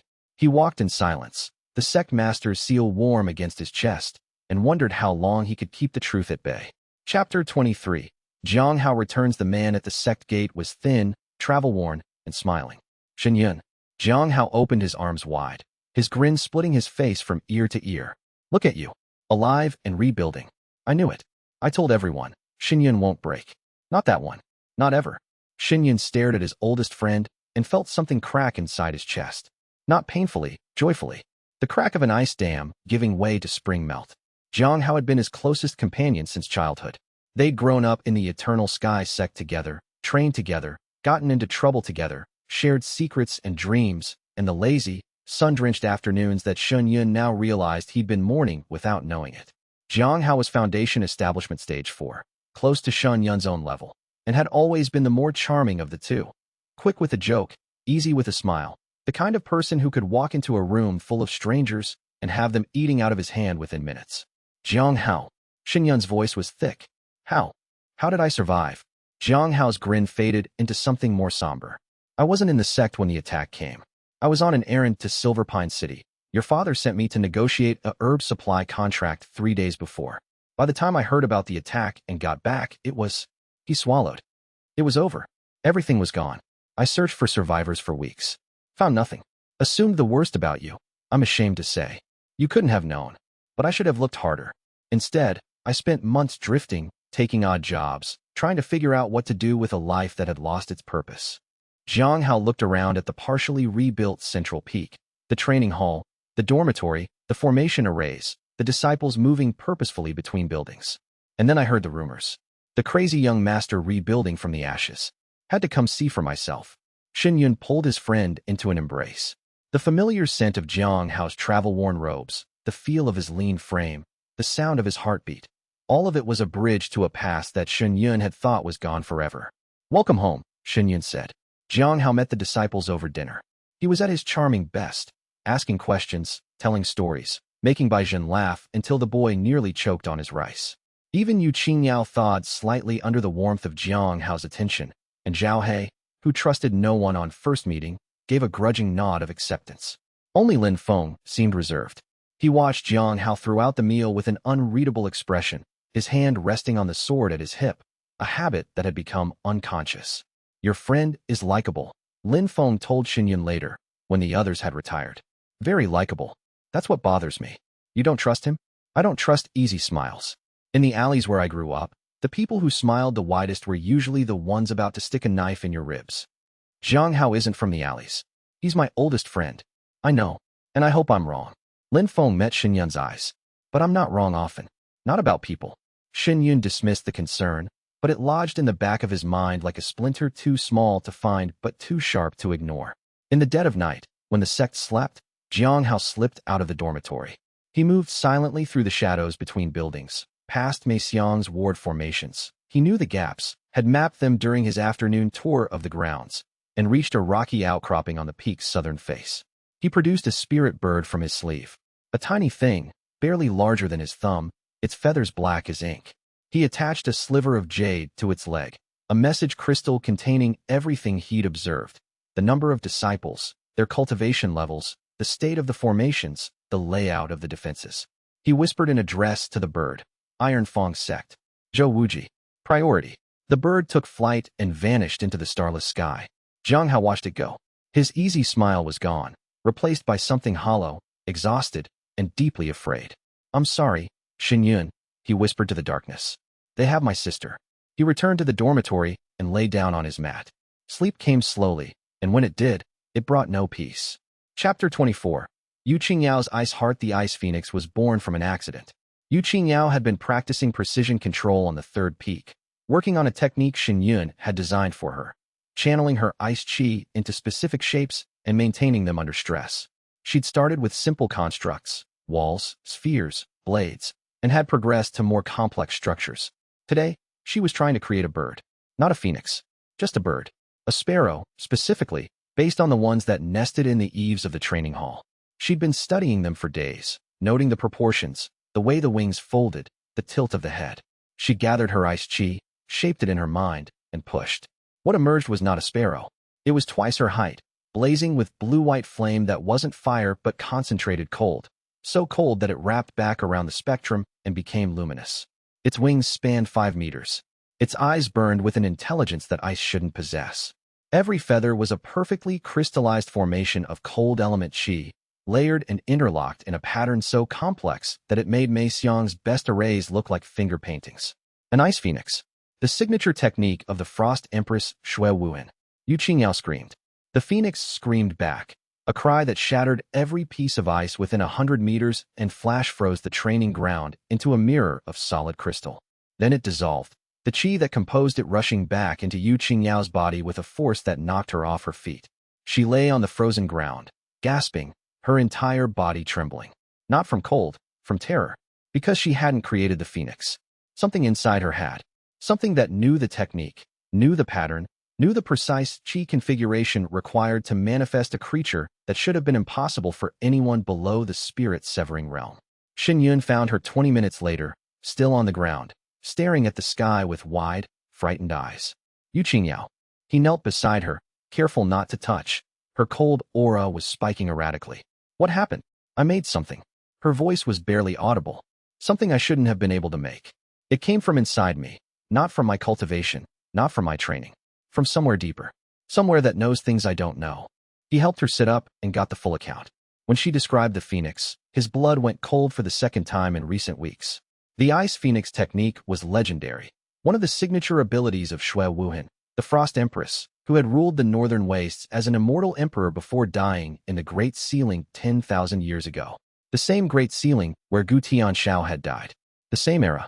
The same event. Two of his disciples manifesting abilities that belonged to legendary cultivators from the exact same historical period. Coincidence had limits. This was beyond them. Something is happening to me, Yu Qingyao said. She sat cross-legged, her hands clasped in her lap, her ice-blue eyes haunted. The cold has always been part of me, but lately it's more. Like it has a personality, a will of its own. And sometimes, when I'm not paying attention, it moves without my permission. Like it remembers how to do things you never learned. Her eyes snapped to his. Yes, exactly like that. How did you know? Shen hesitated. He'd been keeping the theory to himself. The growing suspicion that his disciples were reincarnated legends. He'd told himself it was premature, that he didn't have enough evidence, that sharing the theory would disturb them more than help them. But Yu Qingyao was frightened, and she deserved the truth. I've noticed a pattern, he said carefully. Among all of you, Feng has dreams of a legendary swordsman and manifests sword techniques beyond his cultivation level. Zhen creates pills he's never been taught to make. You've just produced a technique attributed to the Frost Empress. He paused. The myriad Dao scripture mentions something called the sovereign Dao heart, a quality of the sect master that draws sleeping ones to him. Reborn souls of legendary cultivators, drawn together by fate. Yu Qingyao was very still. You think I'm what? The reincarnation of the Frost Empress. I think there's something inside you that carries her legacy. Whether that's true reincarnation, an inherited bloodline ability, or something else entirely, I don't know. But the abilities you're manifesting match too closely to be coincidental. She was quiet for a long time. The frost around her settled into a calm, even layer, like snow on a windless day. An immortal emperor, she finally said. The Frost Empress, ruler of the northern wastes, commander of the winter court. A pause. She terrified entire continents. You don't have to be what she was. No, but I have what she had. Yu Qingyao raised her hand, and cold element chi danced around her fingers, not wild and uncontrolled as it had been weeks ago, but directed, purposeful, ancient. If this power is a legacy, then I should learn to use it properly, not run from it. I can help with that. The myriad Dao scriptures harmonization technique can stabilize the awakening, keep it from overwhelming your current cultivation. We've already been using it through the mandate bond. I can intensify the stabilization. Do it. Her jaw was set, her eyes clear. If I have the Frost Empress inside me, I'd rather meet her standing up than have her take over while I'm asleep. They began a shared cultivation session similar to what Shen had done with Feng. Through the mandate bond, he channeled stabilizing energy into Yu Qingyao's chi pathways, creating buffers around the deep well of ice element power that was clearly a past life awakening. The process was intense. Yu Qingyao's ice chi was even more volatile than Feng's sword intent, and Shen Yun's meridians ached with cold by the time they finished. But it worked. The wild surges calmed. The deep well of power settled into a semi-stable configuration, still growing, but no longer threatening to erupt. Afterward, as they walked back toward the central peak in the fading light, Yu Qingyao's shoulder brushed Shen Yun's. The contact was brief, barely a touch, but a spark passed between them. Not electrical, not spiritual, but something warmer and more dangerous. Thank you, she said, for telling me the truth. You deserve to know. And for not running. She looked at him with those ice-blue eyes, and there was something in them that hadn't been there before. A softness beneath the frost. When I created the phoenix, when I lost control, you came to me. You always come. That's my job. No, it's more than that. She looked away quickly, color rising in her pale cheeks. Forget I said anything. She walked ahead, and Shen Yun watched her go with a feeling in his chest that had nothing to do with the sect master's mandate, and everything to do with the way moonlight played across her dark hair, and the quiet courage of a girl who'd been given a terrifying truth and chosen to face it head-on. He shook himself. Now was not the time. There was too much at stake, too many battles ahead, too many responsibilities. But the feeling didn't go away. And judging by the way Yu Qingyao's cold aura had warmed by a fraction of a degree when she'd brushed against him, she felt it too. Chapter 25. The Iron Feng's eyes. Zhou Wuji arrived at the Eternal Sky Sect with the subtlety of a thunderclap. His entourage consisted of 20 cultivators in matching silver and black robes, each one at Foundation Establishment Stage 7 or above. They landed on the main approach in a formation designed to intimidate. 2 columns flanking a central figure who descended from his flying sword like a god condescending to visit mortals. Zhou Wuji was 22, handsome in the angular way of someone who'd been told they were special since birth, and radiating the chi pressure of core formation stage 7. His robes were embroidered with iron Feng motifs in silver thread. His sword, a high-grade spirit weapon with a blade like frozen moonlight, hung at his hip in a sheath of black jade. Everything about him was calculated to project power, wealth, and contempt. Sect Master Shen, Zhou Wuji said, landing on the sect grounds with a smile that was all teeth and no warmth. What a pleasure. I've come to pay my respects to the Azure region's most talked about new sect. Shen met him at the main gate with Lin Feng and Zhao He at his flanks. He'd been warned of the visit by Mei Xiang's perimeter formations, enough time to compose himself and dress in the best robes the sect could manage, which were still several grades below what Zhou Wuji's servants wore. Young Master Zhou. Shen Yun's voice was even. The Iron Feng sect's territory is 60 miles to the northwest. That's a long way to come for neighborly greetings. Neighbors should make the effort. Zhou Wuji's gaze swept the sect grounds with the slow assessment of a buyer inspecting damaged goods. I see you've been busy. Buildings, formations, even new disciples. Impressive for a dead sect. A live sect. Semantics. Zhou Wuji waved a languid hand. I won't pretend I'm here purely for social reasons. The Iron Feng sect takes an interest in regional stability. When a sect rises from destruction and begins recruiting, we like to understand the intentions. Our intentions are to cultivate, train, and rebuild. Nothing that concerns the Iron Feng. Everything in this region concerns the Iron Feng. Zhou Wuji's smile sharpened. We've held this territory for decades. We decide who stays and who goes. The Eternal Sky Sect, in its previous incarnation, existed because we allowed it. And now, he stepped closer to Shen Yun, chi pressure increasing. The ground beneath his feet cracked. Now you exist because I haven't decided to crush you yet. The pressure hit Shen Yun like a physical weight. Core formation stage 7 bearing down on foundation establishment stage 5. His knees wanted to buckle. His body wanted to kneel. The disparity in cultivation made Zhou Wuji's chi pressure a weapon in itself. A technique called suppression field that senior cultivators use to establish dominance over juniors. Shen Yun didn't buckle. He didn't kneel.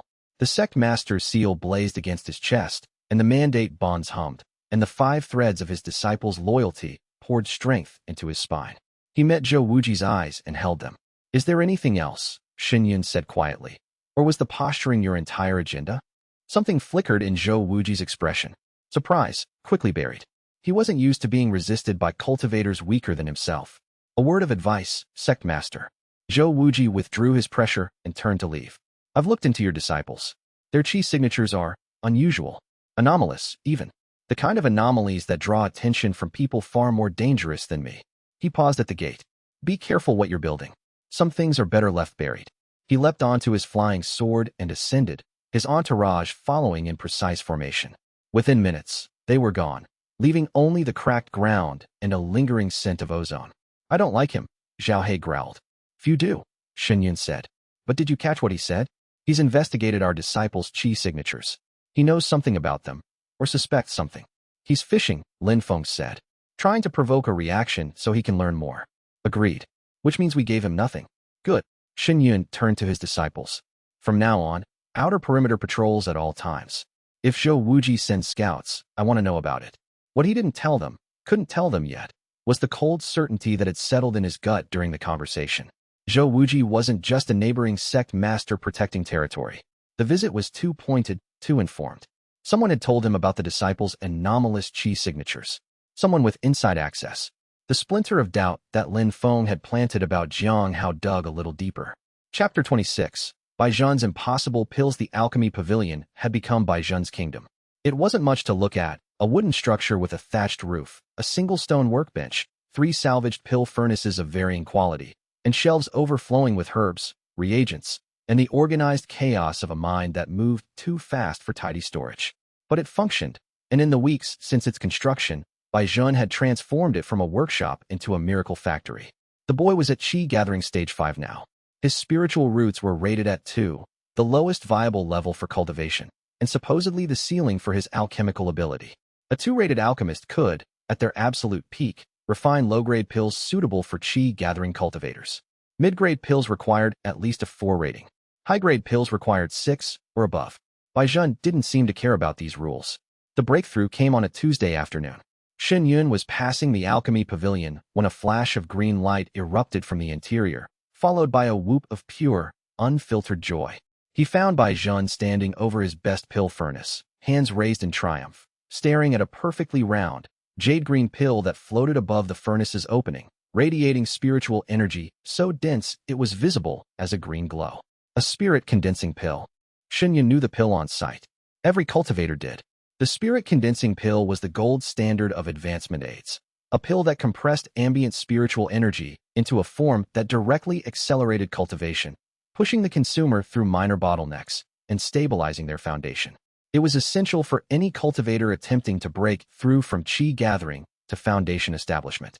It was also a pill that required, at minimum, a nascent soul-level alchemist to refine. Nascent soul was 4 full realms above Zhen's current cultivation. Look at it. Zhen's eyes were shining. Look at it, Shen. It's perfect. Not just viable, perfect. The Qi density is even, the spiritual energy is compressed to optimal levels, and the resonance pattern is clean. This is a peak-quality spirit-condensing pill. Shen took the pill and examined it with his spiritual sense. Zhen was right. The pill's quality was exceptional. Not just adequate, but genuinely superior to any spirit-condensing pill Shen had encountered in the Eternal Sky Sect's original pharmacy, which had been stocked by an alchemist at core formation. How? Shen asked simply. I don't know. Zhen's excitement dimmed slightly, replaced by the bewildered honesty that made the boy impossible to distrust. The recipe just appeared. I was experimenting with Moonveil root and Azure Spirit Grass, trying to improve the Qi restoration pills, and suddenly I knew. Not learned. Knew. Like I'd made this pill 1,000 times before. My hands moved on their own. The temperatures, the timings, the Qi pressure ratios, I didn't have to think about any of it. The old man in your dreams. The one with white eyebrows. Zhen nodded slowly. He was there last night. Clearer than ever. He showed me the recipe in his workshop, a huge place, bigger than this entire peak, with furnaces that burned different colored flames and ingredients I've never seen. He said. The boy hesitated. He said, you're ready for the basics. The real alchemy starts later. The basics.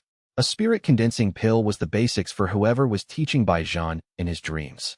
Shen thought about Chun Buwei, the alchemy god, the most legendary alchemist in recorded history, who was said to have refined pills that reversed death, healed shattered dantians, and even temporarily elevated a mortal to the immortal realm. Like Gu Tianshao and Shui Wuhan, he had died in the Great Sealing. 3 for 3. 3 disciples carrying fragments of 3 different legends from the same era. Zhen, I need you to make more of these. As many as you can. I already know the recipe by heart. Give me ingredients, and I'll have a batch of 10 by tomorrow. Do it. And Zhen. Shen placed a hand on the boy's shoulder. You're not just talented. You're something more. I don't have all the answers yet, but I will. In the meantime, trust the knowledge that comes to you. It's yours, even if you don't understand where it came from. Zhen's usual grin returned, but there was a new depth behind it. The awareness that he was part of something larger than a rebuilt sect and a clever nose for herbs. The spirit-condensing pills changed everything. Within a week, Zhen had refined 30 of them. Shen distributed them strategically, 1 each for the 5 original disciples, the rest stockpiled for future recruitment and emergency use. The effects were immediate. Feng broke through to Qi Gathering Stage 9 and began pressing against the Foundation establishment barrier. Yu Qingyao stabilized at Qi Gathering Stage 8, her ice control improving with each stage. Zhao He, who had been stuck at Qi Gathering Stage 7, leapt to Stage 9 in a single session. The outer disciples advanced as well, their morale skyrocketing as they felt the tangible benefits of belonging to a sect with a real alchemist. The Eternal Sky Sect's reputation shifted. It was no longer just the crazy sect master's pet project. It was the sect with pills that shouldn't exist, produced by a boy who shouldn't be able to make them. In the tea houses of Blue Jade City, the talk changed from mockery to curiosity to the beginnings of something that looked, unmistakably, like respect. And in the Iron Feng Sect's compound 60 miles to the northwest, a report landed on Zhou Wuji's desk describing the anomalous alchemy production. He read it twice, then crushed the paper in his fist. Impossible pills from an impossible boy in an impossible sect, he muttered. This ends soon. Chapter 27. Midnight Duel. Xinyun was returning from Blue Jade City when Zhou Wuji dropped from the sky. It was well past midnight. The mountain path between the city and the sect was narrow, hemmed by old-growth forest on one side and a cliff drop on the other. Xinyun had been walking rather than using movement techniques. The night was clear, the stars were bright, and he'd been thinking about his next steps for the sect's development. He stopped thinking when a core formation cultivator landed 10 feet in front of him and drew a sword that hummed with killing intent. Just us now, Sect Master. Zhou Wuji's face was different in the moonlight. The polished charm stripped away, replaced by something raw and ugly. No disciples. No formations. No Sect Master's seal amplification. Xinyun's hand found Clearwater's hilt. He assessed the situation with the cold clarity of a man who'd been in enough danger to recognize it instantly. Alone, off sect grounds, Foundation Establishment Stage 5 against Core Formation Stage 7. The math was death. What do you want, Zhou Wuji? I want you to know your place. The young master's chi flared, and the ambient temperature spiked as his fire element cultivation heated the air. You've been building your little sect, making your little pills, gathering your little monsters, and everyone acts like it's some grand miracle. The return of the Eternal Sky Sect. The phoenix from the ashes. His lip curled. You're a Foundation establishment, ant playing at being a dragon. And I've come to remind you of what you are. He attacked without further preamble. The first strike was a horizontal slash that set the air on fire. Xinyun threw himself backward, the blade passing close enough to singe his eyebrows, and brought Clearwater up in a desperate guard. The impact of Zhou Wuji's second strike, a downward chop with the full weight of core formation chi behind it, drove Xinyun's heels into the dirt and sent cracks racing through the stone path beneath him. The gap was enormous. Zhou Wuji fought like someone who'd been trained by the finest sword masters money could buy, with a spirit weapon worth more than the Eternal Sky Sect's entire treasury, backed by a cultivation level that made his every strike feel like a falling mountain. Xinyun parried, dodged, redirected, but each exchange cost him chi he couldn't afford and ground he couldn't recover. Is this all? Zhou Wuji pressed forward, his blade a whirlwind of fire and steel. Is this the mighty sect master who defeated Gaoren?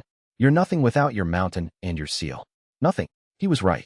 Without the seal's amplification and the sect ground's chi veins, Xinyun was outmatched in every measurable way. His techniques were good, but not good enough. His cultivation was steady, but not strong enough. His weapon was Clearwater shattered. Zhou Wuji's blade struck Xinyun's sword at the third chip, the same chip it had carried since the fall of the sect, and the accumulated stress finally overwhelmed the metal. The blade broke in 3 pieces, the fragments spinning away into the darkness.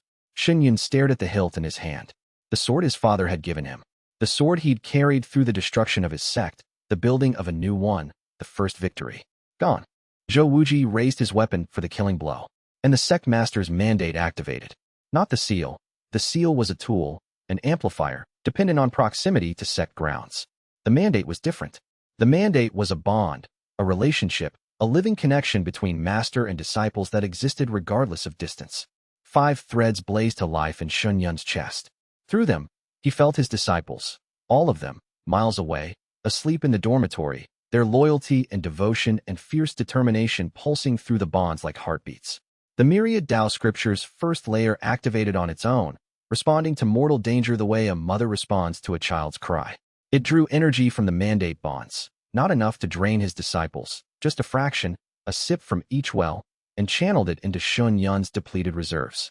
Sword intent, ice chi, alchemical precision, war fury, formation logic. 5 Daos, harmonized in an instant, flooded Xinyun's body. He caught Zhou Wuji's descending blade with his bare hand. Not by strength, his hand would have been severed. By chi. The harmonized 5 Dao energy created a field around his palm that was denser than any single-element defense could achieve. The blade stopped 2 inches from his skin, held by a barrier of unified spiritual energy that crackled with silver blue green red white light. Zhou Wuji's eyes went wide. Xinyun's other hand struck, not with a weapon, but with a palm technique that channeled Zhao Hei's raw power through Lin Feng's precision. The blow hit Zhou Wuji's sternum and sent the young master skidding backward 5 meters, his feet carving furrows in the stone path. What? Zhou Wuji gasped. What was that? That's not. Your foundation establishment. You can't. Shen flexed his hand. The 5 Dao barrier faded, and with it, the power. The borrowed energy was draining fast, seconds, not minutes. But seconds were enough to change the equation. You're wrong about one thing, Zhou Wuji. Shen voice was steady despite his hammering heart. I'm never alone. Even when I'm standing in the dark on a mountain path, I have my sect behind me. And my sect is something you will never have. Not because you lack power, but because you lack the ability to inspire loyalty. Zhou Wuji's face contorted. He lunged again, his blade wrapped in dense fire qi, aiming for Shen heart. Shen drew on the mandate one more time. The 5 Dao barrier reformed around his body, thinner this time, weaker, the energy fading, but enough. He deflected the strike with his forearm, stepped inside Zhou Wuji's guard, and drove his elbow into the young master's jaw. Zhou Wuji staggered, spat blood. They stood 5 feet apart, both bleeding, both heaving, the moonlight casting their shadows long and sharp across the mountain path. A draw, Shen said. That's the best you could manage against a foundation establishment cultivator without his seal, without his sect, with a broken sword. Think about that, Zhou Wuji. Think about what happens when I have all 3. Zhou Wuji wiped blood from his lip. His eyes burned with humiliation, rage, and, buried deep, a seed of genuine fear. This isn't over, he said. No, it isn't. But next time, bring more than just your ego. Zhou Wuji mounted his flying sword and shot into the sky like a comet, leaving nothing behind but scorch marks on the stone path and a silence that rang louder than any shout. Shen waited until the Qi's signature was fully gone, then sat down heavily on a rock and allowed himself to shake. That had been close. Too close. The mandate's emergency activation had saved his life, but it had also revealed something. The bond between master and disciples was more powerful than he'd realized.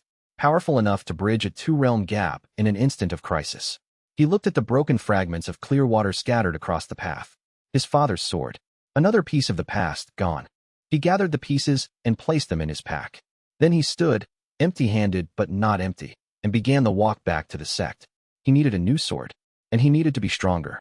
Both would come. He'd make sure of it. Chapter 28. Grand Elder's decline. Wu Daoming was dying faster. It had been a gradual decline, the old man's strength ebbing like a tide that never fully returned. But in the past week, the ebb had accelerated. His skin had taken on a translucent quality, like paper held up to light. His breathing came in shallow, wheezing cycles. His cultivation aura, once a steady candle, barely flickered.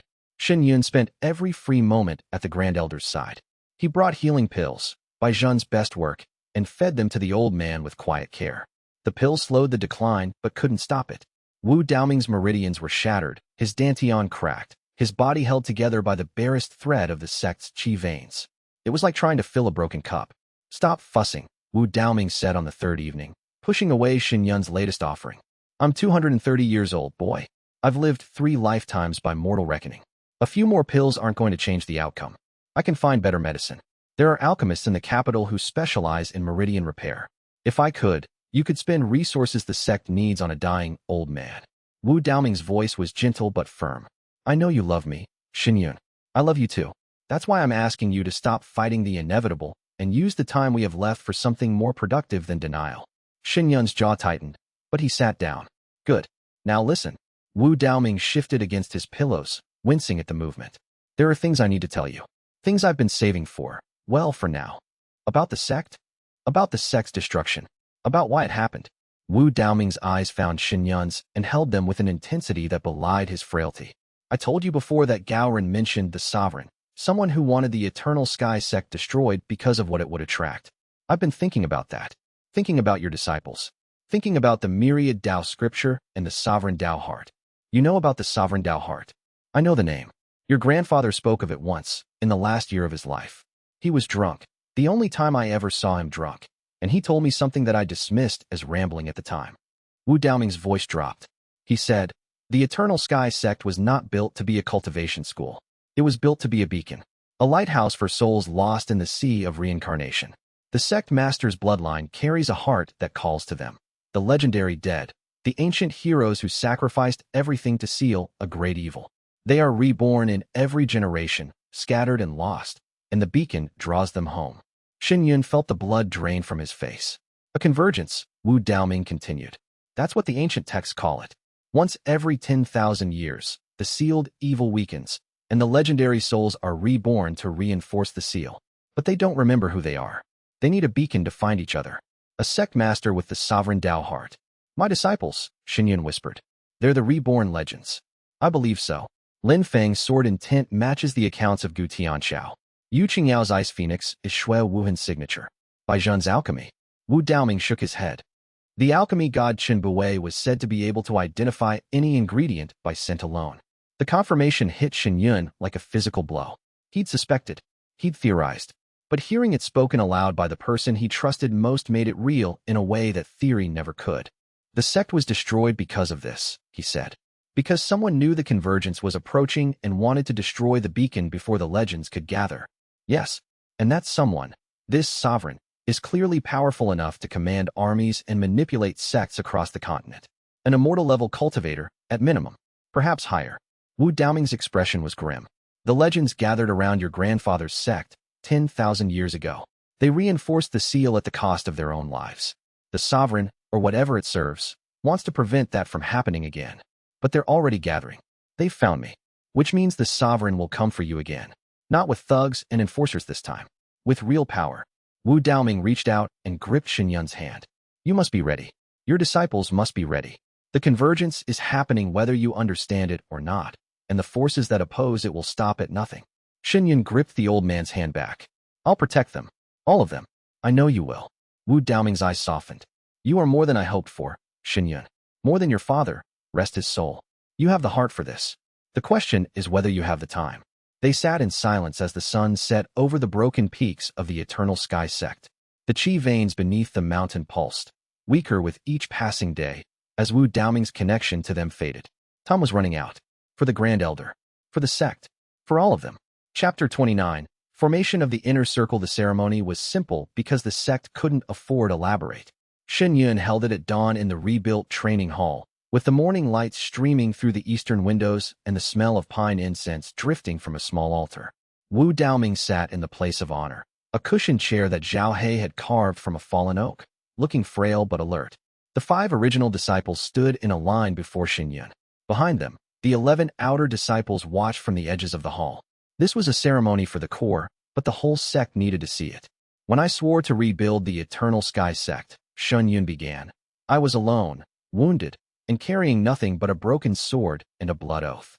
Today, I stand before 16 people who have chosen to walk this path with me. But among those 16, 5 were the first. 5 planted themselves in the ashes and chose to grow when any sane person would have walked away. He looked at each of them in turn. Lin Feng, you came to me with nothing. No spiritual roots, no training, no home. You've become a swordsman whose blade makes core formation cultivators flinch. I name you head disciple and commander of the sword division. Lin Feng's jaw tightened with emotion he refused to show. He nodded once, sharp. Yu Qingyao, you came to me running from yourself, terrified of a power you couldn't control. You've turned that power into a weapon and a shield. I name you commander of the ice division. Yu Qingyao's ice blue eyes shone, but her expression was composed. She inclined her head with the regal bearing of someone who'd been a queen in another life. Bai Zhen, you came to me as a pickpocket with an impossible nose. You've become an alchemist whose pills defy every known limitation. I name you commander of the alchemy division and head alchemist of the Eternal Sky Sect. Bai Zhen's grin threatened to split his face. Head alchemist? Does that come with a bigger workbench? Yes. Best day of my life. Zhao He, you came to me as a slave, carrying chains and scars. You've broken every chain and turned those scars into badges of honor. I name you commander of the war division. Zhao He dropped to one knee, his chain weapon across his thigh. My life is the sect's. My strength is the sect's. Command me. Mei Xiang, you came to me in silence, surrounded by formations you drew to survive. Your silence speaks louder than words ever could. I name you commander of the formation division.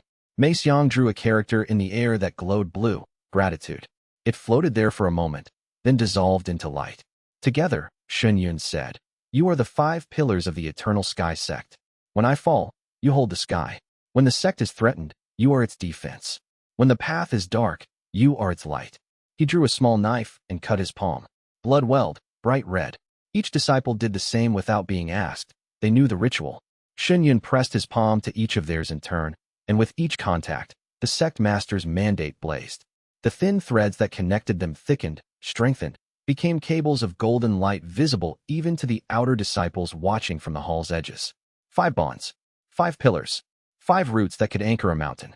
The ceremony ended with Wu Daoming's voice, thin but carrying. The eternal sky sect recognizes its 5 pillars. May the heavens witness. May the earth remember. The outer disciples cheered. It was an unpolished sound, rough voices in a half-rebuilt hall, but it was real, and it echoed off the mountain walls with a resonance that felt like history being made. Afterward, Shuiyue found each disciple privately and spoke to them about what he'd learned from Wu Daoming, the convergence, the reborn legends, the sovereign Dao heart. He told each of them what he suspected about their past lives, presenting it as theory rather than certainty, letting them process it at their own pace. Their reactions varied. Feng accepted it with a quiet nod. He'd already suspected, given the dreams. Qingyao went very still, then asked precise, analytical questions about the Frost Empress's history.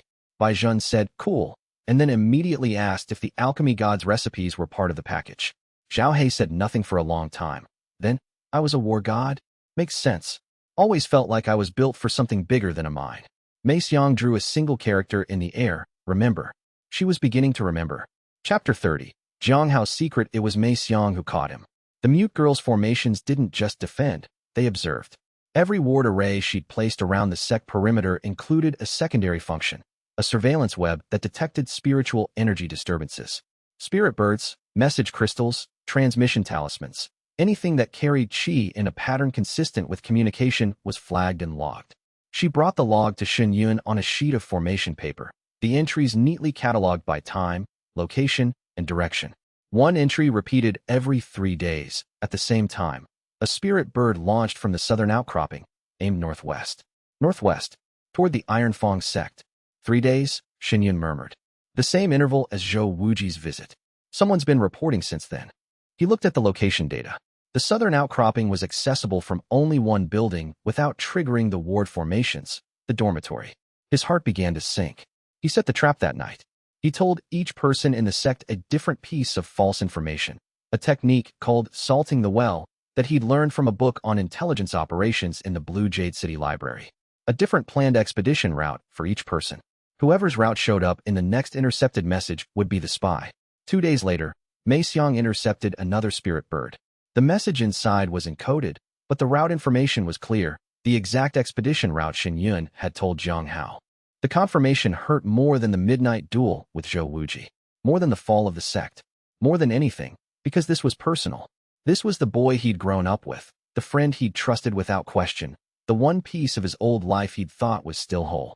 He found Jiang Hao on the southern outcropping at midnight, crouched in the shadow of a boulder, a spirit bird in his hand, and a jade message crystal in the other. The look on Jiang Hao's face when Shuiyue stepped out of the darkness was not surprise, it was resignation. The look of a man who'd been waiting to be caught. How long have you known? Jiang Hao asked. His voice was flat, empty, the charm stripped away like paint off rotting wood. Long enough. Shuiyue's voice was quiet. Dangerous. You've been reporting to Zhou Wuji since you arrived. The layout of our formations. The cultivation levels of our disciples. The schedule of our patrols. Yes. Why? Because he has my sister. The words came out in a rush, as if Jiang Hao had been holding them behind a dam that finally burst. After the sect fell, I didn't drift. I went to the Iron Feng sect looking for help. Zhou Wuji took me in, said he'd protect me. Then he took Ling, my sister, Shuiyue, my 12-year-old sister, and put her in his compound's inner prison. He said if I didn't cooperate, he'd. Jiang Hao's voice cracked. He said he'd sell her to the Black Hollow Gang's mining operation. She's 12. She can't cultivate. She wouldn't survive a month. Shuiyue felt the rage and the grief collide inside him, producing something that was neither and both. He looked at Jiang Hao, at the dark circles under his eyes, the way his hands shook, the hollowed-out look of a man who'd been carrying an impossible burden alone, and saw not a traitor, but a hostage. But he also saw the damage that hostage had done. The information you gave them, Shuiyue said. Zhou Wuji's visit. The midnight duel. Were those based on your reports? Yes. He wanted to assess your strength personally. The attack, the ambush on the mountain path, that was based on my report about your supply run schedule. Jiang Hao's face twisted. I'm sorry. I know sorry doesn't begin to no. It doesn't. Shuiyue's voice was ice. Not Yu Qingyao's kind. A different cold. The cold of betrayal processing in real time. You could have told me, Jiang Hao. The moment you arrived, you could have told me. and we would have found another way. He said he had someone else watching. Someone I wouldn't find. If I told anyone, they'd know, and Ling would pay. So you chose your sister over my sect. I chose my sister over everything. Jiang Hao's voice broke. Tears streamed down his face. Judge me for it. Hate me for it. But don't tell me you wouldn't have done the same. Shen was silent for a long time. The night pressed in around them, thick with stars and the weight of broken trust. He thought about what he would do if someone held a loved one hostage. If the choice was between loyalty to a cause and loyalty to blood. If the price of integrity was someone else's suffering. He didn't like the answer. I'm stripping your access to the sect, Shen said finally. Your movements will be restricted. You will not participate in strategy meetings, patrols, or any activity that involves sensitive information. His voice was level, judicial, the voice of a sect master rather than a friend. You are not expelled, but you are not trusted. Shen, I'm not finished. He stepped closer. I will get your sister back. Not for you, for her. A 12-year-old girl doesn't deserve to be a weapon. But it won't happen today, and it won't happen on Zhou Wuji's terms. He met Jiang Hao's eyes. Until then, you stay. You obey. And if you send one more message to anyone without my knowledge, I will treat you as an enemy of this sect. Are we clear? Jiang Hao's face crumbled. He dropped to his knees, the spirit bird falling from his hands. Clear. Yes, clear. Shen left him there. He walked back to the training hall, sat down in the darkness, and allowed himself 5 minutes of grief. For the friendship. For the trust. For the boy who'd shared sweets with him on the 7th peak during summer festivals. Then he put the grief away, opened the myriad Tao scripture, and began planning his response to the Iron Feng sect. Kindness had limits. His had just been reached. Chapter 31. The Iron Feng strikes. They came at dawn, 30 of them, and they came hard. The Iron Feng sect's elite cultivators hit the Eternal Sky sect's eastern perimeter in a wedge formation designed to punch through fixed defenses. Their lead element was a squad of 6 Foundation Establishment Stage 7 cultivators in heavy armor, their chi signatures burning with fire element enhancement, specialists trained for assault. Behind them came 2 ranks of Foundation Establishment fighters in medium armor, and at the formation's core, 3 core formation cultivators whose chi pressure bent the air around them like heat haze. Mei Xiang's alarm formations screamed the warning 60 seconds before impact. That was enough. Battle positions. Shen Yun's voice cut through the dawn like a blade. Formation Kappa, standard defense with mobile reserve. The weeks of training paid off. The outer disciples moved to their assigned positions without panic. They drilled this scenario a dozen times. The 5 pillars moved faster. Mei Xiang was already kneeling at the formation nexus, her hands blurring as she activated the defensive arrays. The eastern perimeter formations blazed to life. Barriers, slow fields, alarm triggers, and a new addition she developed in secret. A chi drain array that siphoned spiritual energy from anyone crossing its boundary who wasn't key to the sect's formation signature. The assault force hit the barrier at full speed and was immediately slowed. The chi drain array latched onto the lead cultivators, sucking energy from their fire element techniques and converting it into formation power that reinforced the barrier. 3 of the 6 heavy assault cultivators stumbled as their chi levels dropped precipitously. It was a brilliant defense. But 30 cultivators represented a lot of brute force, and Mei Xiang's formations were powered by limited resources. The barrier crackled, warped, and began to fail. They're breaking through the eastern wall, an outer disciple shouted. Yu Qingyao, Shen Yun ordered. Yu Qingyao stepped to the eastern parapet and extended both hands. Ice blue chi erupted from her body in a wave that turned the air white. The temperature on the eastern slope dropped by 80 degrees in 2 seconds. Frost exploded across the ground, the barrier, and the attacking formation. The Iron Feng cultivators, their fire element techniques already weakened by Mei Xiang's drain array, found their chi sluggish and their bodies stiffening. 6 of the 30 went down in the first wave. Overwhelmed by cold, they couldn't counter without their fire chi. But the 3 core formation cultivators at the formation center were barely affected. Their cultivation bases were too deep for Yu Qingyao's current output to suppress.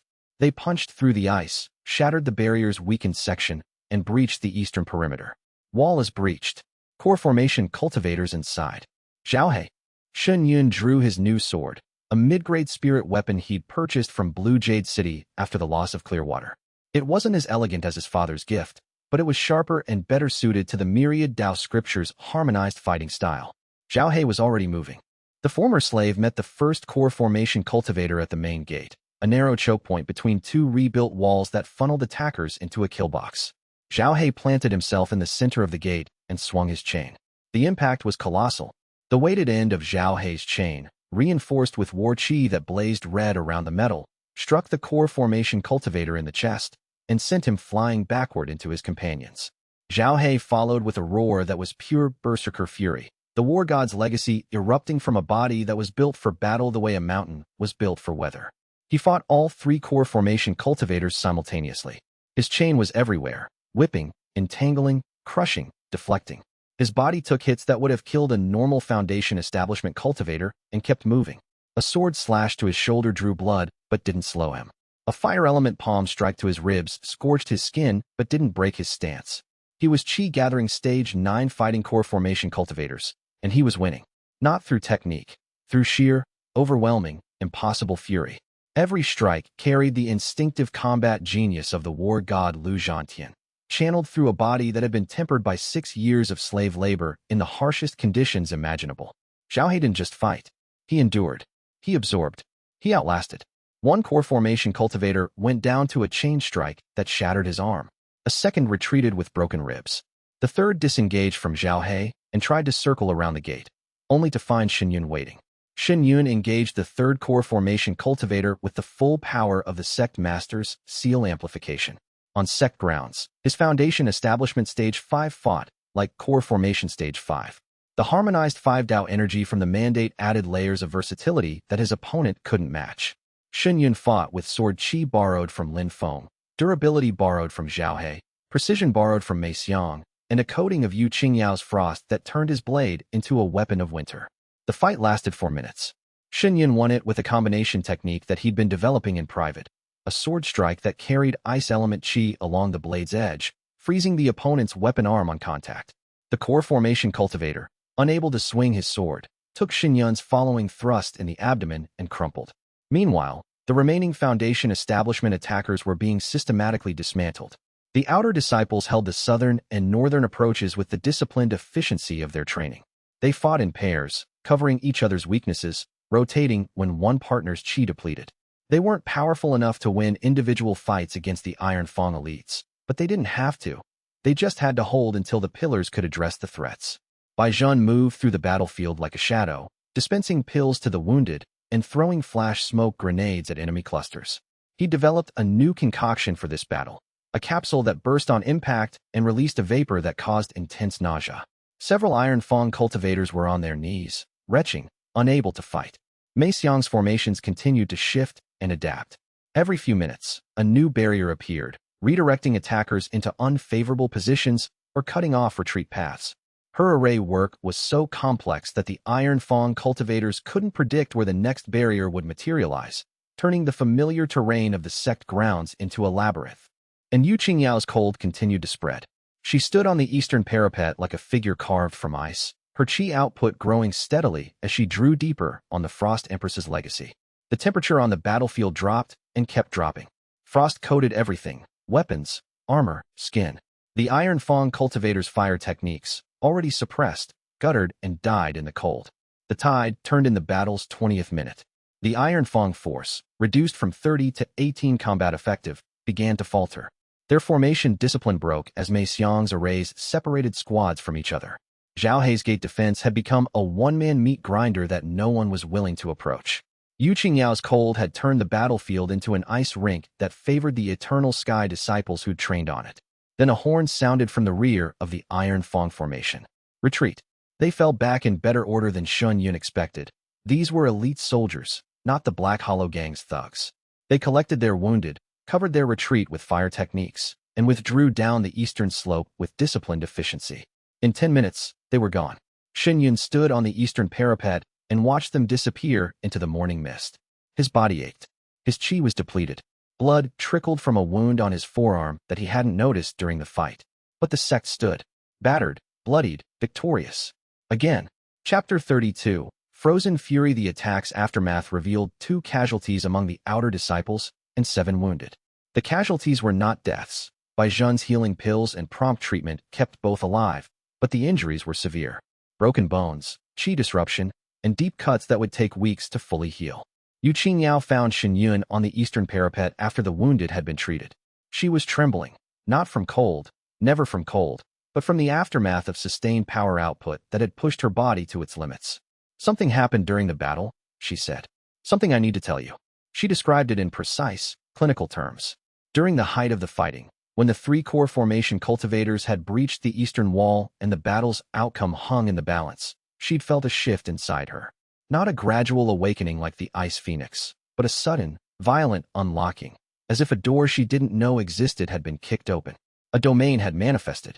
For approximately 8 seconds, Yao had projected a field of absolute cold that extended for a mile in every direction. Within that field, the temperature had dropped below any measurement, to the theoretical absolute minimum, the point where molecular motion ceased entirely. Every Iron Feng cultivator within the domain had been immobilized. Every chi technique had been snuffed like candles in a hurricane. Even the core formation cultivators had frozen in place, their bodies locked in ice that their cultivation bases couldn't melt. 8 seconds. Then the domain collapsed, and Yao collapsed with it. Shen had seen the aftermath, the mile-wide circle of frost around the sect, the flash-frozen trees, the terrified expressions on the Iron Feng cultivators' faces as they'd been suddenly and completely immobilized. He'd assumed it was an extreme burst of Yao's ice constitution. It was more than that. A domain, Shen said. A true cultivation domain. That's a nascent soul technique at minimum. Spirit severing at the level you're describing. I know. That's what frightens me. Yao's hands clenched in her lap. I'm chi gathering stage 8. I shouldn't be able to manifest a domain at all, let alone one that suppresses core formation cultivators. The power came from the same place as the ice phoenix, from her. The Frost Empress. The memories are flooding in. Not memories. Not this time. Yao looked at him, and her eyes held a depth that hadn't been there before, as if the pupils went down into blue infinity. Feelings. Impressions. A sense of vast, cold power that isn't mine but responds to my emotions. During the battle, when I saw our disciples being hurt, the power surged. It wasn't me deciding to use a domain. It was the Empress, reacting to a threat to her people. Her people. She thought of them as hers. The way a queen thinks of her subjects. Yao hesitated. She loved them. The people under her protection. She loved them with a fierceness that was terrifying. And she would have destroyed anyone who threatened them without a second thought. That sounds familiar. Yao's cold facade cracked for just a moment, and Shen saw the girl underneath. Not the Frost Empress, not the Ice Constitution, just Yao, 17, and overwhelmed, and more powerful than she knew how to be. I'm scared, she whispered. Not of the power. Of losing myself in it. The Empress was not a gentle person. She ruled through absolute authority and absolute cold. If I let her in too far, I might not be me anymore. You will always be you. Shen took her hands. They were cold. Always cold, but he held them anyway, and the sect master's mandate hummed between them, warm and steady. The Empress is a legacy, not a replacement. Her power, her memories, her instincts, they're tools, Yao. Tools that you control, not the other way around. How can you be sure? Because the myriad Tao scripture says so. He smiled slightly. And because I know you. You're the girl who chose to sit down in the frost with me when every instinct told you to run. You're the girl who joined a sect of outcasts and chose to be cold on purpose rather than let your power control you. That's not the Frost Empress. That's you. She held his gaze for a long time. The cold in her hands faded. Just a fraction. Just enough that Shen could feel the warmth of skin beneath the ice. Thank you, she said. Anytime. They sat together on the parapet as the morning sun melted the frost from the battlefield below. It was a quiet moment. Two young people on the edge of something too large to see clearly, finding steadiness in each other. When they finally stood and returned to the sect's business, neither mentioned that they'd been holding hands the entire time. Chapter 33. Shen breakthrough. The battle against the Iron Feng sect's elite force had done something to Shen's cultivation that weeks of meditation hadn't managed. It had pushed him to the edge of a breakthrough. The myriad Tao scripture circulation method operated on a principle that Shen was only beginning to understand. Cultivation wasn't just about absorbing qi and compressing it into denser forms. It was about harmonization, the alignment of multiple Tao fragments into a unified whole. The 5 Tao energy from his disciples' mandate bonds had been feeding into his cultivation since the ceremony, but the transformation was gradual, incremental. Combat accelerated it. During the battle, the 5 Taos had been active simultaneously: sword, ice, alchemy, war, and formation, flowing through his meridians in a pattern that the myriad Tao scripture recognized and optimized. The stress of genuine combat, the threat of real death, the emotional intensity of protecting people he loved. All of it served as a catalyst that compressed and refined the 5 Tao energy in ways that peaceful cultivation couldn't match. 2 nights after the Iron Feng attack, Shen sat in the training hall, cycling the myriad Tao scripture, and felt the barrier between foundation establishment and core formation begin to dissolve. Foundation establishment was the realm of building a stable spiritual foundation, creating a solid base of qi in the dantian that could support higher-level techniques and more powerful energy manipulation. Core formation was the next step, compressing that foundation into a dense, crystalline core that served as the engine of advanced cultivation. The transition required not just sufficient qi density, but a qualitative transformation. The cultivator's spiritual energy had to undergo a phase change from fluid to solid. For most cultivators, this transition took months of dedicated meditation, often aided by expensive pills and carefully controlled environments. Failure at the core formation breakthrough could shatter the dantian, crippling the cultivator permanently. Shen had no expensive pills. His environment was a half-rebuilt training hall with a drafty roof. What he had was the myriad Tao scripture, the sect master's mandate, and the combined Tao of 5 disciples who were, collectively, carrying the reincarnated power of 5 legendary cultivators. The breakthrough began as a pressure in his dantian, a sensation like a fist squeezing his spiritual core, compressing the qi that had accumulated over months of cultivation. The 5 motes of colored light, silver, blue, green, red, white, that orbited his core began to spin faster, their orbits tightening until they merged with the core itself. Pain, sharp, comprehensive, electric. His meridians widened as the compressed qi expanded through them, reforging the channels to accommodate the denser energy. His dantian cracked, not broke, cracked, the old foundation splitting open to reveal a crystalline structure forming beneath, like a geode splitting to reveal amethyst. The myriad Tao scriptures text blazed in his mind, the first true harmony. 5 into 1. The core that forms from harmonized Tao is not a single gem, but a constellation, each fragment maintaining its identity while contributing to the whole. This is the difference between the myriad Tao core and the ordinary core. Where others have 1 stone, you have 5 stars. His core formed, not as a single crystal, but as a structure of 5 interlocking components: a silver blade, a blue snowflake, a green pill, a red fist, and a white sigil. Each one solid, each one distinct, each one connected to the others by threads of golden qi that pulsed with the rhythm of the sect master's mandate. The breakthrough completed with a wave of energy that blew the training hall's shutters open and sent a pillar of golden light into the sky that was visible for miles.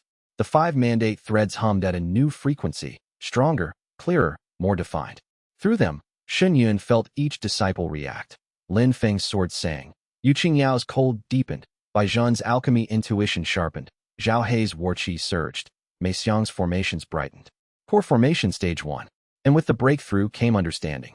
The myriad Tao scripture's true first layer revealed itself. Not just a cultivation method, but a philosophy. The core was not a tool for personal power. It was a nexus, a hub, a place where multiple Taos converged and strengthened each other. The stronger the bonds, the stronger the core. The more harmonious the disciples, the more powerful the sect master. This was the real purpose of the Eternal Sky sect. Not a training institution, not a power structure. A living formation, with the sect master as the central node and the disciples as the component arrays, each one amplifying the others in an endless cycle of mutual growth. Shen opened his eyes to find his 5 pillars standing around him in a circle, awakened by the breakthrough's energy release. Their faces showed a mixture of awe and understanding. They'd felt it too, through the mandate. The deepening of the bond. The strengthening of the whole. It's real, Lin Feng said quietly. What you described. The convergence. The sect master's role. It's all real.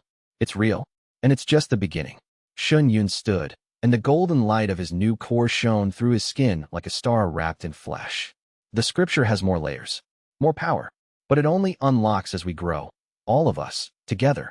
He looked at each of them, his 5 pillars, his roots, his constellation. We're going to be ready, he said. Whatever's coming, we'll be ready. In the darkness beyond the firelight, the memory of Zhou Wuji's words echoed. Some things are better left buried. But some things, Shen thought, refuse to stay buried. Chapter 34. The cost of war. The second attack came 3 days after the first. But this time, the Iron Feng sect didn't send soldiers. They sent assassins. Shen was in the alchemy pavilion with Bai Zhan, discussing a new pill formula, when the alarm formation screamed at a frequency he'd never heard. Not the steady pulse of a perimeter breach, but a rapid, frantic shrieking that meant critical threat, immediate. He burst out of the pavilion and found chaos. The assassins had bypassed Mei Xiang's perimeter formations entirely, not through them, but under them, using earth element techniques to tunnel beneath the mountain's surface and emerge inside the defensive perimeter. There were 4 of them, nascent soul cultivators, a full realm above core formation, wearing no insignia, their faces hidden behind masks of black jade. Nascent soul, the highest cultivation level Shuiyue had ever faced. Each one of these assassins was individually powerful enough to destroy the entire Eternal Sky Sect. They weren't here for the sect. They were here for specific targets. 2 went for the dormitory, where the outer disciples slept. 2 went for the training hall, where Wu Daoming rested. The outer disciples barely stood a chance. The 2 assassins cut through the dormitory's defenders with the casual efficiency of adults scattering children. 3 outer disciples went down in the first exchange, not killed, but crippled, their meridians severed by precision strikes designed to neutralize without requiring the effort of killing. Zhao He arrived at the dormitory in time to stop the massacre. He threw himself at the 2 nascent soul assassins with the suicidal courage that was becoming his signature, his chain weapon blazing with war chi so intense that even the assassins paused. He couldn't win. Nascent soul was 2 full realms above his chi gathering stage 9. But he could buy time. His chain caught one assassin's arm and wrapped, and Zhao He hauled with all his strength, pulling the man off balance for just a second, long enough for the outer disciples to retreat. The assassin freed himself with a pulse of chi that shattered the chain's wrapping and sent Zhao He crashing through a wall. Zhao He emerged from the rubble bleeding from his ears and eyes, his chi pathways strained to the breaking point, and charged again. At the training hall, the other 2 assassins were met by Feng. The boy stood in the doorway, sword drawn, his eyes burning gold. Behind him, Wu Daoming sat in his chair, too weak to fight, too stubborn to hide. "Move aside, child," the lead assassin said. His voice was emotionless. "We have no interest in you. Then you'll have to develop an interest." Feng raised his sword, and the air around it compressed with sword intent so dense it was visible. A silver haze that made the assassin take an involuntary step back. "Because I'm not moving." The assassin attacked. What followed was the most intense combat Feng had ever experienced. The nascent soul cultivator was fast, faster than anything Feng could track with his eyes alone. But the sword immortal's instincts compensated. Feng's body moved before his mind registered the threat, his sword deflecting strikes that he hadn't consciously seen, his footwork carrying him through angles that shouldn't have been possible for his cultivation level. He was losing. Slowly, inevitably, losing. Each exchange cost him more chi than he could afford, and the assassin's attacks grew more precise as he mapped Feng's patterns. A cut opened on Feng's arm, then his thigh, then his chest. The assassin was taking him apart with surgical efficiency. But Feng didn't move. Wu Daoming watched from his chair with ancient eyes and whispered, "That's the sword immortal's stance. The immovable mountain. Hold ground until the stars fall." The second assassin tried to circle around. Yu Qingyao intercepted him. Her ice domain erupted, not the full-mile blast from the battle, but a concentrated 50-meter sphere of absolute cold. The assassin was nascent soul, powerful enough to resist the cold, but it slowed him. Slowed him enough for Yu Qingyao to close and fight. She fought like the Frost Empress, not the panicked girl with uncontrollable powers, but the queen who'd crushed armies beneath glaciers. Ice constructs materialized around her, weapons, shields, chains of frozen chi that grasped at the assassin's limbs. Her fighting style was ancient, elegant, and merciless. Shen arrived at the training hall to find Feng holding the doorway against one assassin and Yu Qingyao engaging the other. He added his power to the defense, the Sect Master's seal blazing, the 5 Dao core pumping harmonized energy through his meridians. Mei Xiang activated her deepest formation, a trap array she'd buried beneath the training hall's foundation, keyed to trigger on Shuiyue's command. The array erupted upward through the floor, encasing both assassins in a cage of formation energy that restricted their movement and suppressed their chi output. It wasn't enough to hold nascent soul cultivators for long, but it was enough to create an opening. Feng's sword struck. Not a normal strike. A strike that carried the full weight of the sword immortal's legacy, channeled through a body that was breaking under the strain. The blade glowed gold, and the air screamed, and the formation cage shattered along with the assassin's defensive chi. The sword bit deep into the assassin's side. At the same time, Yu Qingyao manifested the Ice Phoenix. The construct slammed into the second assassin with the force of a glacier, driving him through the formation cage and into the mountainside. Ice encased him, thickened, solidified. Both assassins were down. Not dead. Nascent soul cultivators were extraordinarily resilient, but wounded and contained. The cost was paid at the dormitory. By the time Shuiyue reached the scene, Zhao He had been beaten nearly unconscious. His chain weapon was in pieces. His body was covered in wounds. But the outer disciples behind him were alive, every one of them, because Zhao He had absorbed punishment meant for 10 people. And Wu Daoming had left his chair. The old man stood in the dormitory's doorway, his ruined body burning with the last vestiges of his golden qi. He'd used his final reserves to create a barrier around the younger disciples, a shield that had stopped the assassins' overflow attacks from reaching the most vulnerable members of the sect. The barrier faded as Shuiyue arrived. Wu Daoming's qi guttered. His legs buckled. Shuiyue caught him. The old man weighed nothing. Bones and paper and the ghost of a cultivation that had once been vast. Grand Elder. I held them. Wu Daoming's voice was a thread. The young ones. I held them. He coughed, and blood darkened his lips. Listen, the assassins. Nascent soul. That's not the Iron Feng's level. Someone hired them. Someone with real resources. The sovereign. Yes, he's making his move. The convergence is accelerating, and he can feel it. Wu Daoming's hand found Shuiyue's. Promise me something. Anything. They will all remember who they were. The Grand Elder's eyes were fading, the light in them guttering like a candle in the wind. Your disciples. The legends. They will remember, and they will be frightened, and they will need guidance. Guide them, Shuiyue. Don't let them make the same mistakes as last time. What mistakes? The legends died 10,000 years ago because they sacrificed themselves to seal the evil. Each one gave their life individually. If they'd worked together, truly together, as one, they might have found another way. Wu Daoming's grip weakened. That's what the myriad Tao scripture is for. Not just harmonizing power. Harmonizing people. Finding the way that doesn't require sacrifice. Grand Elder. Wu Daoming. Grandfather. Shuiyue's voice broke. Don't leave me. I'm not leaving. I'm joining the Foundation. The old man smiled. It was the same smile he'd worn when Shuiyue was 5 years old and had successfully cultivated his first wisp of qi. Pride. Love. Hope. The sect is in your hands now. All of it. Hold it well. His eyes closed. His qi faded. The thread that connected Wu Daoming to the sect's qi veins, the last thing sustaining him, thinned, and snapped. Grand Elder Wu Daoming, last elder of the original Eternal Sky sect, 230 years old, died in Shuiyue's arms on a morning that smelled of blood and frost and loss. The mountain shuddered. The qi veins beneath the peaks dimmed, then stabilized, the sect's spiritual foundation adjusting to the loss of its oldest guardian. A low, mournful tone resonated through the stone, felt rather than heard, as 300 years of accumulated history acknowledged the passing. Shuiyue held the old man and wept. Chapter 35. Mourning and resolve. They buried Wu Daoming on the 17th peak, the highest point of the Eternal Sky sect, where the old man had loved to sit and watch the sunrise. Shuiyue dug the grave himself, refusing all offers of help. The soil was hard, the work exhausting, and every shovelful was a meditation on loss. The funeral was held at sunset. The entire sect gathered, 5 pillars, 11 outer disciples, and Jiang, who stood at the edge of the group with red-rimmed eyes and a silence that spoke volumes about the guilt he carried. Shuiyue stood at the grave's edge and spoke. Wu Daoming was many things. A grand elder, a cultivation master, a scholar, a warrior, a counselor, and a deeply terrible joke-teller. A few wet laughs from the assembled disciples.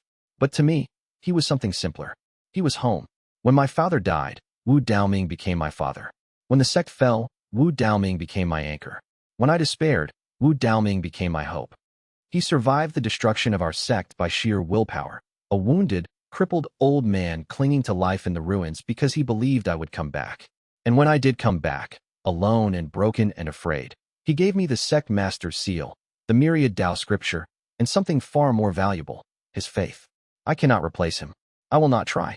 But I will honor his memory with every decision I make, every disciple I train, every wall I build, and every battle I fight. Wu Daoming believed in the Eternal Sky sect. He believed in all of you, and his belief was not misplaced. He paused. The evening wind carried the scent of pine and the distant sound of the Jade River. His final words to me were a warning and a gift. He said, "Guide them. Don't let them make the same mistakes as last time." He was speaking about our disciples, about the legends that live within you. He was telling me that the path forward is not sacrifice, but unity. not individual heroism, but collective strength. So here is my promise, made on Wu Daoming's grave in front of every member of this sect. I will find a way forward that doesn't require any of you to die. I will build a sect strong enough to face whatever comes, the Iron Feng, the Sovereign, whatever evil sleeps in the shadows, and I will do it without spending the lives of the people I love. This is the Eternal Sky Sect. Eternal means forever, and forever means no one gets left behind. Silence. Then Zhao He, battered and bandaged but standing, dropped to one knee. My life is the sect's, he said. Lin Feng knelt. My sword is the sect's. Yu Qingyao knelt. My power is the sect's. Bai Zhen knelt. My pills are the sect's. Mei Xiang knelt and drew a character in the air that glowed like a star, forever. The outer disciples knelt. Every one of them. Shuiyue looked at his sect, broken, grieving, still bleeding from the morning's attack, and felt a weight settle on his shoulders that was heavier than any mountain and lighter than any feather. He was the sect master, not a boy playing a role, not a survivor clinging to a title. The sect master. And his sect was kneeling before him not because of the seal or the scripture or the mandate, but because they chose to. Because they believed. Rise, he said. All of you. We have work to do. They rose. That night, Shuiyue sat alone on the 17th peak, beside Wu Daoming's grave, and opened the myriad Tao scripture. The words seemed to glow brighter than usual, as if the scripture itself was morning. He found a passage he hadn't seen before. The foundation is complete when the gardener plants himself. The deepest root is loss. Water it with purpose, and it becomes the strongest anchor of all. He closed the scripture and looked at the stars. Below, in the rebuilt dormitory, his disciples processed the loss in their own ways. Lin Feng sat alone on the training hall steps, sharpening his sword with slow, methodical strokes, the sound of steel on whetstone a meditation that kept the grief from overwhelming him. He hadn't known Wu Daoming long, but the old man had reminded him of what a grandfather should be, and the ache of that loss mapped onto older losses he'd never properly mourned. Yu Qingyao had withdrawn to the third peak, where the cold she radiated wouldn't disturb the others. She sat in a circle of frost, her ice chi spiraling around her in patterns that were beautiful and mournful, snowflakes the size of dinner plates that drifted upward instead of down, each one unique, each one dissolving into mist at the apex of its ascent. A funeral rite that she didn't remember learning, pulled from the Frost Empress's memories of honoring the dead in the northern wastes. Zhao He patrolled. He walked the perimeter with his chain over his shoulder and his jaw set like granite. He hadn't wept. Shuiyue wasn't sure Zhao He knew how, but the scarred warrior's footsteps were heavier than usual, and twice Shuiyue saw him stop at the training hall doorway and stare at the empty chair where Wu Daoming had sat, as if expecting the old man to be there, dispensing quiet wisdom and terrible jokes. Bai Zhen busied himself with work. He'd retreated to the alchemy pavilion and was refining pills with a ferocious intensity. Healing pills, restoration pills, enhancement pills, anything that might prevent the next loss. The sound of his furnaces burning through the night was its own kind of prayer. And Mei Xiang sat at the formation nexus, her hands drawing patterns of light in the air, slow, deliberate, a formation sequence that Shuiyue didn't recognize. When it was complete, a softly glowing sigil floated above the central peak. The character for Guardian, rendered in formation light, so pure it looked like a captured star. It hung there through the night, a silent tribute visible from every peak of the Eternal Sky Sect. The next morning, the sect master's seal pulsed with a new warmth, and Shuiyue felt, though he could never be sure, a faint trace of golden qi in the sect's qi veins that hadn't been there before. As if Wu Daoming, in death, had become part of the mountain itself, part of the foundation, part of the eternal sky. I'll make you proud, old man, Shuiyue whispered to the stars. The wind carried no reply, but the sect master's seal pulsed against his chest, warm and steady, and Shuiyue chose to believe it was enough. Chapter 36, The Iron Feng's Fall, Part 1, 3 Days of Mourning. Then war. Shuiyue gathered his pillars in the training hall, the same hall where Wu Daoming had spent his final months, the same hall where the sect's formation ceremony had been held, and laid out the strategy. The Iron Feng sect used our intelligence against us, intelligence provided by Jiang before we stopped the leak. They sent assassins, probably hired through the Sovereign's network, and they hold Jiang's sister hostage as leverage. He looked at each pillar in turn. We're going to end this. Not with defense. With offense. We're attacking the Iron Feng sect. Zhao He's voice carried the eagerness of a man who'd been chained too long. We're liberating it. Zhou Wuji rules through fear and coercion. His own disciples serve because they're afraid, not because they're loyal. That's a weakness we can exploit. Yun unrolled a map of the Iron Feng Sect's territory, drawn from Jiang Hao's detailed debriefing, one of the few useful things to come from the betrayal. The compound is here, on Iron Feng Mountain, 60 miles northwest.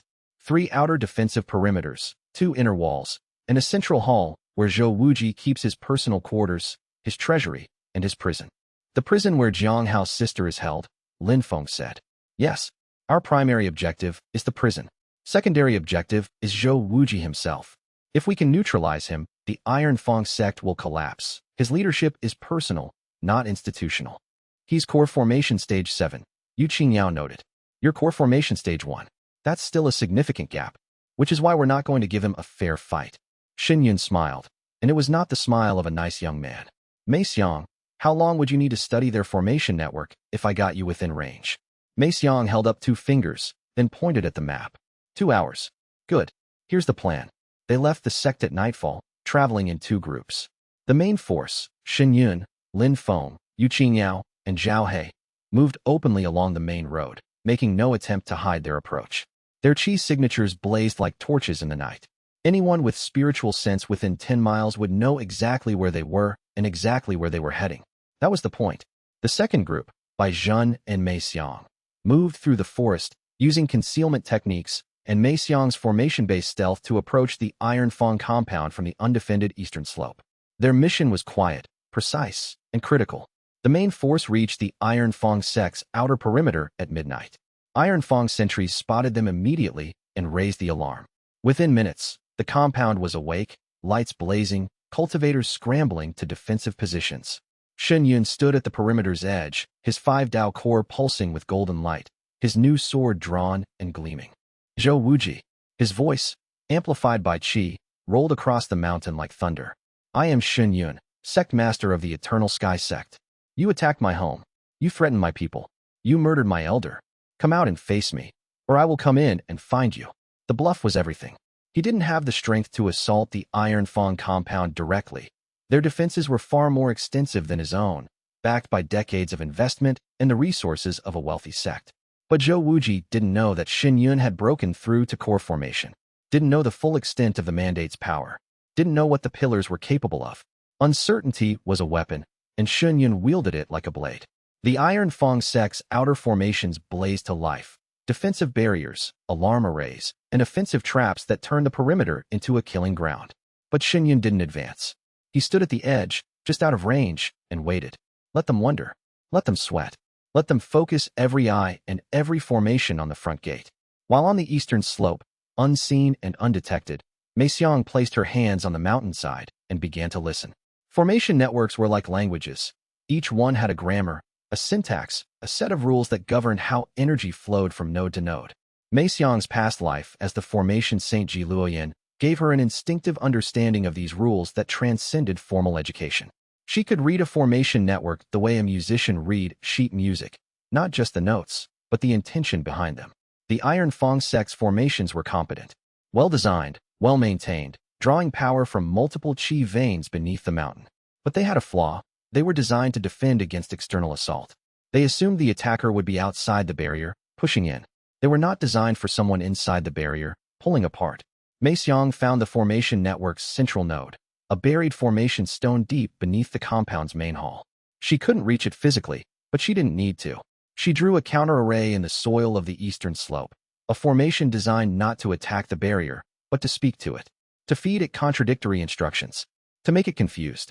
The formation equivalent of a whisper in the ear of a sleeping guard. Everything is fine. Nothing is happening. Lower your defenses. It would take time. Hours. But Mei Xiang was patient, and her hands were steady, and the formation saint's legacy burned bright behind her eyes. While she worked, Bai Zhen prepared. He mixed a compound from ingredients he'd brought, a vapor that, when released, would induce a deep, dreamless sleep in anyone who breathed it. Not a poison. He was an alchemist, not an assassin, but a tool that would neutralize guards without killing them. The night deepened. At the front gate, Shen Yun kept up the pressure. He challenged. He taunted. He projected enough killing intent that the Iron Feng defenders didn't dare look away. And in the east, formation by formation, Mei Xiang picked the lock. Chapter 37, The Iron Feng's Fall, Part 2. Dawn was 2 hours away when Mei Xiang's counter-array completed its work. The Iron Feng Sect's eastern barrier didn't collapse. That would have triggered every alarm in the compound. Instead, it quietly went to sleep. A section of the defensive perimeter, 50 meters wide, simply stopped functioning. The formation stones continued to glow, the energy continued to flow, but the barrier's defensive properties were suppressed. Anyone walking through would feel nothing, trigger nothing. Jiang drew the character for ready in the air. It pulsed blue, visible only to those keyed to its frequency. At the front gate, Shen felt the pulse through the mandate bond and smiled. Phase 2, he murmured. At the front gate, the bluff escalated. Feng stepped forward and drew his sword. The gold in his eyes blazed. He cut. A single stroke, aimed not at the defenders, but at the barrier itself. The sword chi that emerged from his blade was not a chi gathering technique or a foundation establishment technique. It was a pure expression of the sword immortal's Tao, refined through a mortal body and projected with the full weight of a legendary legacy. The barrier absorbed the strike. It held. But the impact was spectacular. The entire barrier flashed white, the formation stones along the front perimeter overloading as they processed the immense energy input. The defenders staggered, their ears ringing, their eyes watering from the light. Zhou Wuji's voice echoed from within the compound. All defenders to the front gate. They're trying to breach. Which was exactly what Shen wanted. As the Iron Feng Sect's forces rushed to the front, the eastern slope emptied. Zhen and Jiang slipped through the suppressed barrier section and into the compound proper. They moved like ghosts. Zhen's sleep vapor preceded them, wafting through dormitory windows and guard posts, putting defenders into deep slumber within seconds. Jiang disabled secondary alarm formations with a touch, her fingers rewriting the arrays with the speed and precision of someone who'd done this thousands of times in a past life. They reached the inner compound in 20 minutes. The prison was there, a reinforced basement beneath the central hall, warded with containment formations designed to suppress qi and prevent escape. Inside, according to Jiang, was his sister and possibly other captives. Jiang studied the prison's formations for 30 seconds. Then she drew a key, not a physical key, but a formation pattern that mimicked the warden's access signature. The prison's wards recognized the pattern and opened. Inside, they found 5 people. 4 were captured cultivators, prisoners of war from various small sects that the Iron Feng had absorbed. The 5th was a girl of 12 with Jiang's eyes and a defiant expression that said she'd been afraid for a long time and was too stubborn to show it. "Are you Jiangling?" Zhen asked. "Who wants to know?" "Your brother sent us. We're getting you out." The girl's defiance cracked, and underneath it was a scared child who'd been locked in a basement for months. "Jiang, he's alive. Alive and guilty as sin about what happened to you. Come on." They evacuated the prisoners through the eastern breach. Jiang sealed the gap behind them, restoring the barrier section so smoothly that the Iron Feng Sect wouldn't realize it had been compromised for hours. Phase 2 complete. At the front gate, Shen received the signal through the mandate bond. Prisoners secured, team clear. Now came the hard part. "Zhou Wuji," Shen called again. "I've grown tired of waiting. If you won't come to me, I'm coming to you." He advanced. Not through the barrier. He didn't have the power to breach it head-on. Instead, he used the Sect Master's seal. The Iron Feng Sect occupied territory that had once been under the Eternal Sky Sect's sphere of influence. The seal's authority, while diminished outside his own sect grounds, still carried a residual claim on these lands. He pressed that claim.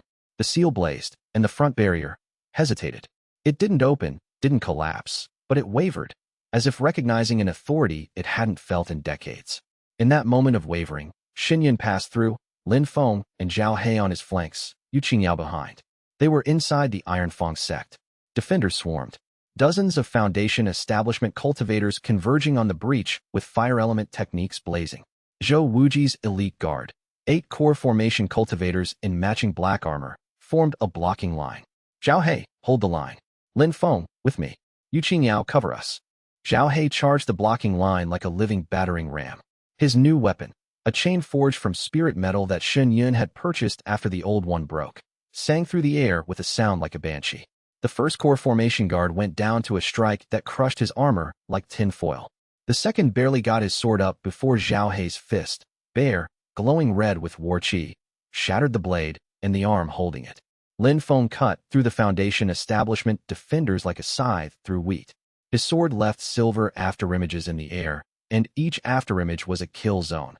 Cultivators who stepped into the path of a fading line of sword chi found themselves bleeding from wounds they hadn't felt being inflicted. Yuqingyao's cold domain expanded. 50 meters. 100, 200. The entire compound dropped below freezing. Fire techniques sputtered and died. Iron Feng cultivators, dependent on their fire element cultivation, found themselves fighting with half their power, their chi sluggish, their techniques weakened. Shuiyue reached the central hall. Zhou Wuji was waiting. Chapter 38. Zhou Wuji's defeat. The central hall of the Iron Feng sect was built for intimidation. Black marble floors, iron pillars carved with snarling Feng motifs, and a throne of dark jade at the far end where Zhou Wuji sat with the casual arrogance of a man who believed his own legend.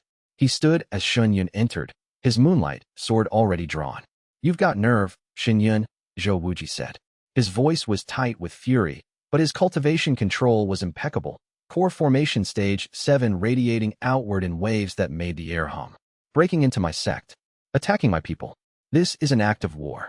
You started the war when you sent assassins to kill my Grand Elder." Shuiyue raised his sword. "I'm finishing it." Zhou Wuji attacked. He was faster than before, the home ground advantage, or perhaps he'd been holding back during the midnight duel.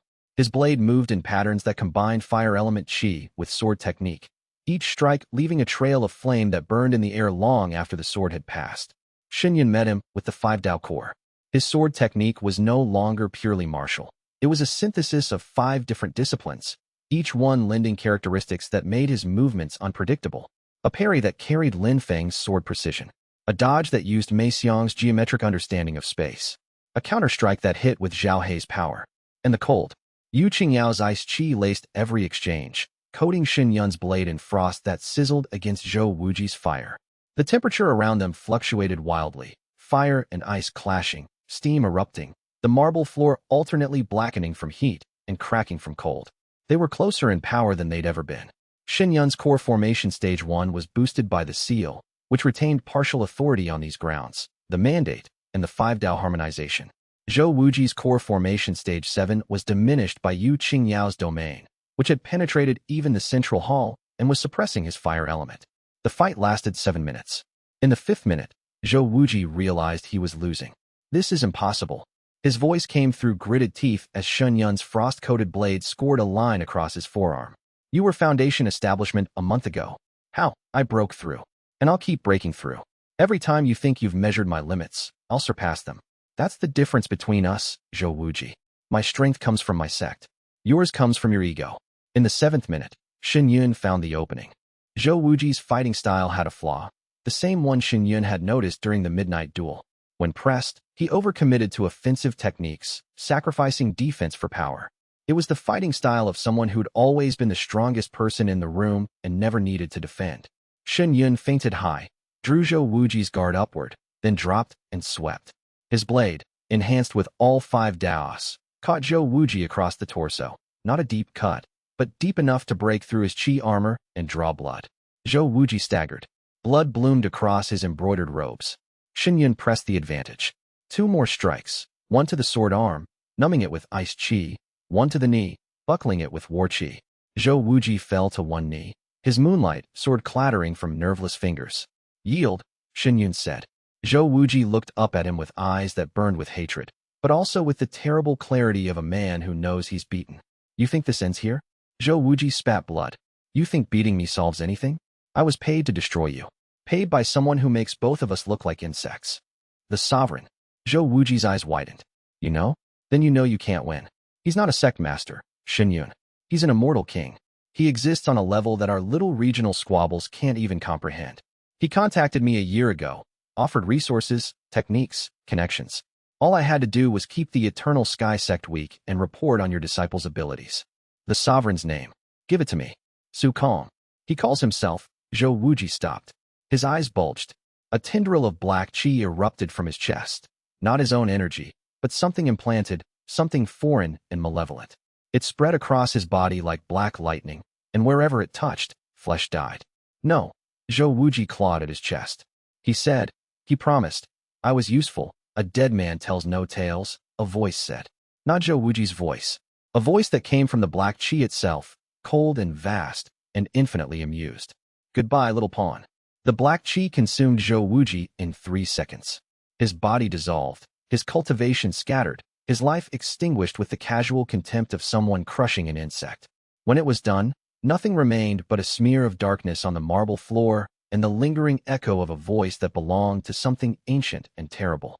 Shen Yun stared at the empty space where Zhou Wuji had been. He'd wanted answers. He'd gotten one name, Su Kong, and a demonstration of the sovereign's power that chilled him more than anything Yu Qingyao could produce. An immortal king, a being powerful enough to kill through a pre-planted chi formation from a distance of who knew how many miles.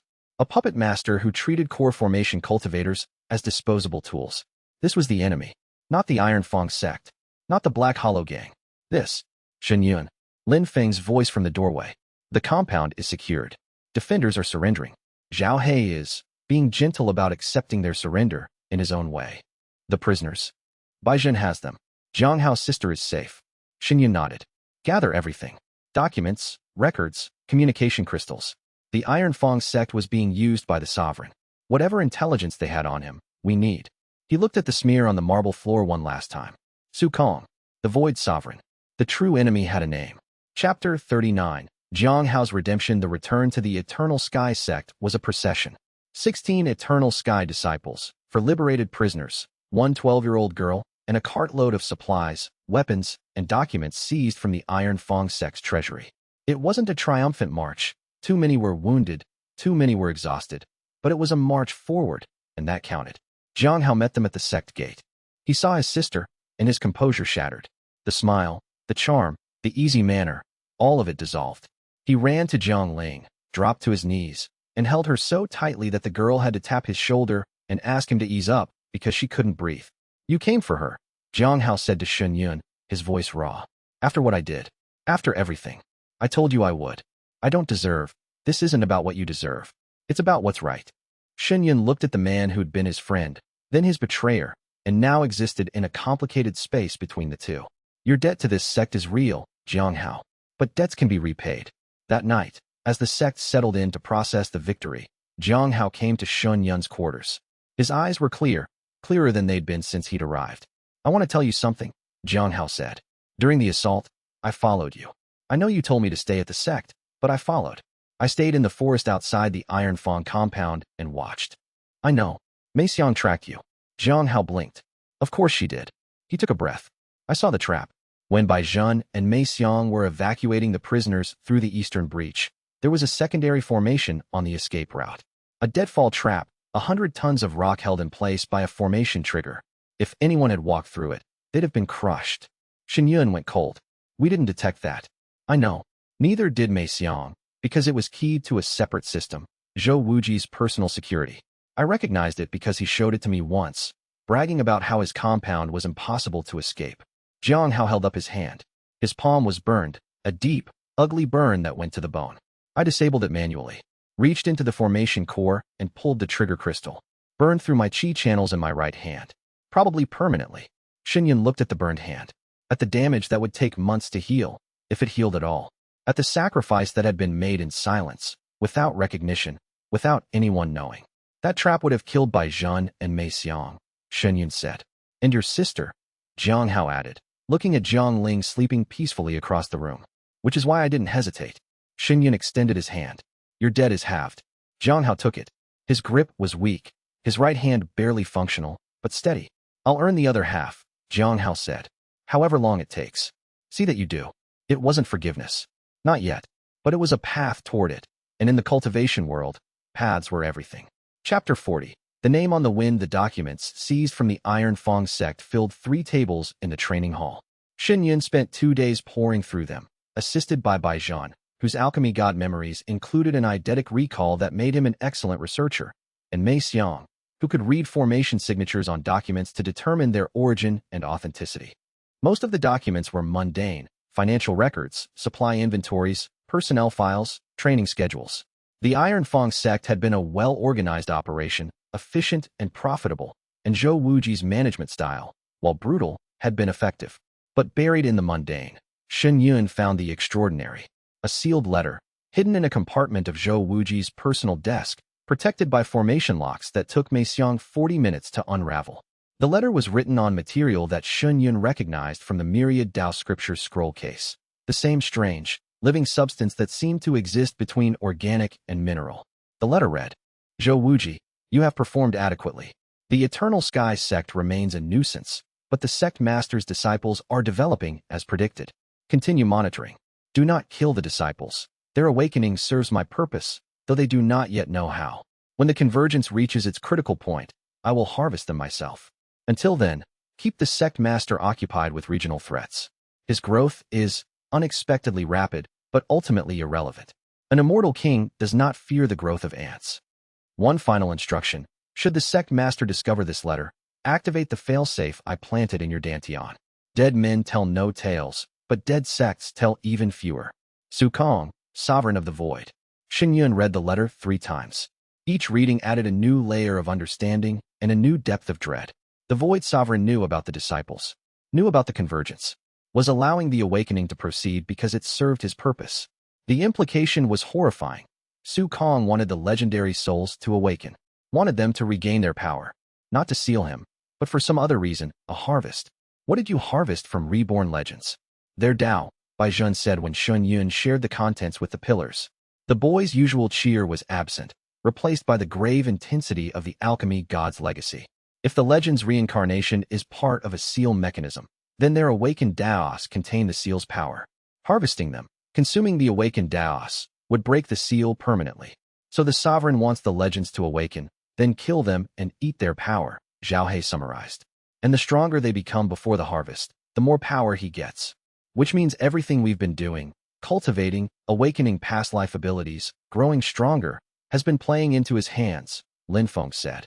His voice was flat, controlled, but his sword hand was white-knuckled. No, Shen Yin shook his head. Not if we're aware of it. The sovereign's plan assumes the legends awaken individually and can be picked off one by one. The myriad Dao scripture exists to prevent that, to harmonize the awakened Daos into a unified whole that's greater than the sum of its parts. That's why the sovereign destroyed the original sect, to prevent the beacon from gathering the legends before they could unify. But we've gathered, Yu Qingyao said. 5 of us, at least. And the myriad Dao scripture is functioning. Which means the sovereign's original plan, destroy the beacon before convergence, has already failed. He's adapted to a secondary strategy. Let the convergence happen, then harvest. But he's assuming we'll follow the same pattern as last time. Individual sacrifice. Separate Daos. Easy pickings. Xinyun looked at each of his pillars. Silver sword light. Blue ice frost. Green alchemical glow. Red war flame. White formation radiance. 5 Daos. 5 legends. 5 pieces of an ancient puzzle. We're going to do something different, Xinyun said. We're going to unify. Fully. Not just through the mandate, but through the scripture's deepest harmonization. When the sovereign comes to harvest, he's not going to find 5 separate legends. He's going to find one sect, one force, one Tao, and he's going to find it ready for him. Feng finished. Silence settled over the training hall. Through the windows, the mountains of the Azure continent stretched to the horizon, beautiful and dangerous and full of forces that wanted them dead. But the Eternal Sky Sect had a name now. The name of the enemy. The name of the plan. The name of the way forward. Su Kong, the Void Sovereign. We need allies, Xinyun said. We need intelligence. We need every advantage we can find. The Sovereign is an immortal king. We can't face him alone, no matter how strong our unity becomes. The Thousand Sects Tournament, Yu Qingyao said. It's held once per decade at Dragon Peak. The next one is in 3 months. Every sect in the region attends. It's the perfect opportunity to demonstrate our strength and make allies. And the perfect place for the sovereign to test us, Feng added. Both are true. Xinyun rolled the letter up and placed it in his inner robe, beside the sect master's seal. We'll enter the tournament. We'll win it. And we'll do it so convincingly that every sect in the region has to take us seriously. He looked out the window, toward the northwest where the Iron Feng sect's territory now lay empty, toward the distant horizons where dangers beyond imagination stirred. The Eternal Sky Sect had survived its second arc. It had defeated its local enemies, uncovered the true threat, and emerged stronger and more unified than ever. But the regional stage was just the beginning. Beyond it lay the continental, and beyond that, the world. And at the top of it all, an immortal king waited with the patience of someone who had been alive for millennia and could afford to wait a little longer. The race was on, and the stakes were everything. Chapter 41. Regional recognition. The defeat of the Iron Feng sect sent shockwaves through the Azure region that made the ripples from Gao Ren's fall look like stones dropped in a puddle.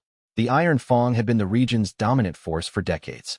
Their compound occupied prime spiritual territory. Their treasury held resources that smaller sects could only dream of, and their military strength, 50-plus cultivators at Foundation Establishment and above, with Zhou Wuji's core formation stage 7 at the apex, had been considered untouchable by any regional power.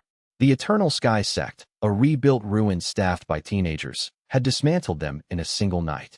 The news traveled by spirit bird, merchant gossip, and cultivator rumor network. By the time a week had passed, the story had reached every settlement, sect, and trading post within 500 miles. And with the story came the invitation. A jade token arrived at the Eternal Sky Sect's gate, delivered by a spiritual crane with feathers of pure white and a cultivation aura that suggested the bird itself was at core formation. The token was carved with the symbol of the Thousand Sects Alliance, a ring of interlocking blades surrounding a mountain peak, and inscribed with flowing script. The Eternal Sky Sect is formally invited to participate in the 374th Thousand Sects tournament, to be held at Dragon Peak in the month of the Ascending Crane. Sect ranking, unranked, new entry. Permitted participants, Sect Master plus up to 7 disciples. Shen turned the token over in his hands. The Thousand Sects tournament was more than a competition, it was the political engine of the Azure region. Rankings determined resource allocation, territory rights, and alliance networks. A top-ranked sect could claim prime spiritual territory, access restricted cultivation zones, and demand preferential trade terms. A low-ranked sect scraped by on leftovers. The Eternal Sky Sect was currently unranked, lower than the bottom. Below consideration. We need this, Shen told his pillars at the strategy meeting that evening. The tournament isn't just about fighting, it's about legitimacy. If we enter and perform well, we gain regional standing. Allies will take us seriously. Resources will become available. And most importantly, we establish ourselves as a force that the sovereign can't quietly eliminate without drawing the attention of every sect in the region. And if we enter and perform poorly? Yu Qing'ao asked. Then we've revealed our disciples' abilities to every potential enemy in the region without gaining anything in return. So we need to win, Feng said flatly. We need to dominate. Not just win. Win so decisively that no one questions our right to be here. Shen laid out the tournament structure from the information packet that accompanied the token. Individual combat matches, team battles, and specialized competitions. Alchemy, formation craft, and beast taming. Rankings are determined by cumulative points across all categories. We don't have a beast tamer, Zhen pointed out. No, but we have everything else. Feng for individual combat. Yu Qing'ao for the team battles. Zhen for alchemy. Mei Xiang for formations. Zhao He as our trump card in the elimination rounds. Shen paused. And me. The sect master traditionally competes in the final round, a challenge match against the highest-ranked opponent we face. Against who? That depends on the bracket. But the top seed will be the Crimson Flame sect. They've held the #1 ranking for 3 consecutive tournaments. Shen pulled out a dossier he'd compiled from Blue Jade City's intelligence merchants. Sect Master Luo Changfeng. Spirit Severing Realm.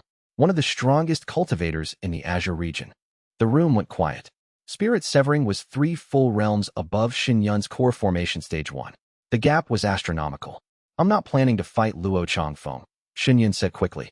The Sect Master match is against the opposing sect's top disciple, not their Sect Master. The actual Sect Masters only fight if there's a formal challenge, which is optional. He tapped the dossier. His top disciple is Hui Yanfei. Nascent Soul Stage 5. That's still 2 realms above me, but with the seal and the mandate. Possible, but not certain, Feng finished. Which is why we have 3 months to train, and why we need every advantage we can find. Shen looked at each pillar in turn. Starting tomorrow, we enter tournament preparation. Full-time training. No distractions. I want each of you at your absolute peak when we walk onto Dragon Peak. They nodded, one by one. The fire in their eyes was answer enough. 3 months. That was the window. 3 months to transform a sect of teenagers into a force that could compete with established powers 10 times their size. The Eternal Sky Sect had always excelled at doing the impossible. This was just the latest item on the list. Chapter 42. Tournament preparation. The 3 months of preparation were the most intense period of cultivation the Eternal Sky Sect had ever endured. Shen restructured the entire sect around tournament readiness. Outer disciples took over daily operations, patrols, maintenance, supply runs, freeing the 5 pillars for full-time training. Jiang, with his restricted access but his still functional cultivation, served as the operational coordinator, managing logistics with the efficiency of a man trying to earn his redemption through sheer competence. Feng's training focused on control. His sword Dao had advanced to a terrifying level. At Foundation Establishment Stage 5, He could generate sword chi dense enough to cut spirit metal, and his combat instincts drew from an immortal's lifetime of experience. But the disparity between his awakening power and his physical cultivation created a constant risk of overload. Shen worked with him daily on the mandate-based stabilization technique, gradually expanding the capacity of Lin Feng's meridians to handle the sword immortal's legacy. The dreams continued. Each night brought new fragments of Gu Tianxiao's life. Not just combat techniques, but philosophy, strategy, the deeper understanding of sword Dao that went beyond physical skill. Lin Feng absorbed it all with the quiet intensity of a vessel being filled. His eyes, which had always flickered gold during moments of extreme focus, now carried a permanent glint of metallic light, as if the sword immortal was looking out through them. By the end of the first month, Lin Feng could project sword chi in a 50-meter arc that cut through anything below nascent soul defensive techniques.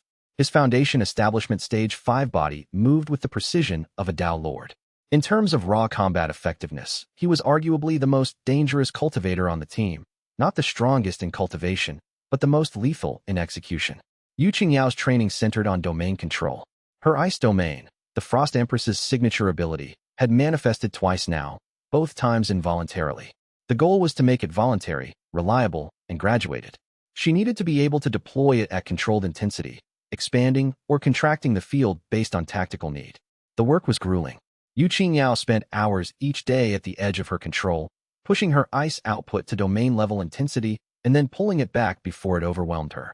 The failures were spectacular. Twice she froze an entire peak solid, requiring Shen to channel stabilizing energy through the mandate for hours to bring her back. But each failure taught her something, and by the second month, she could maintain a controlled domain of 200 meters for up to 5 minutes. Within that domain, she was the Frost Empress. Everything froze. Chi techniques dissipated. Fire elements died. Even nascent soul cultivators, she estimated, would find their power halved.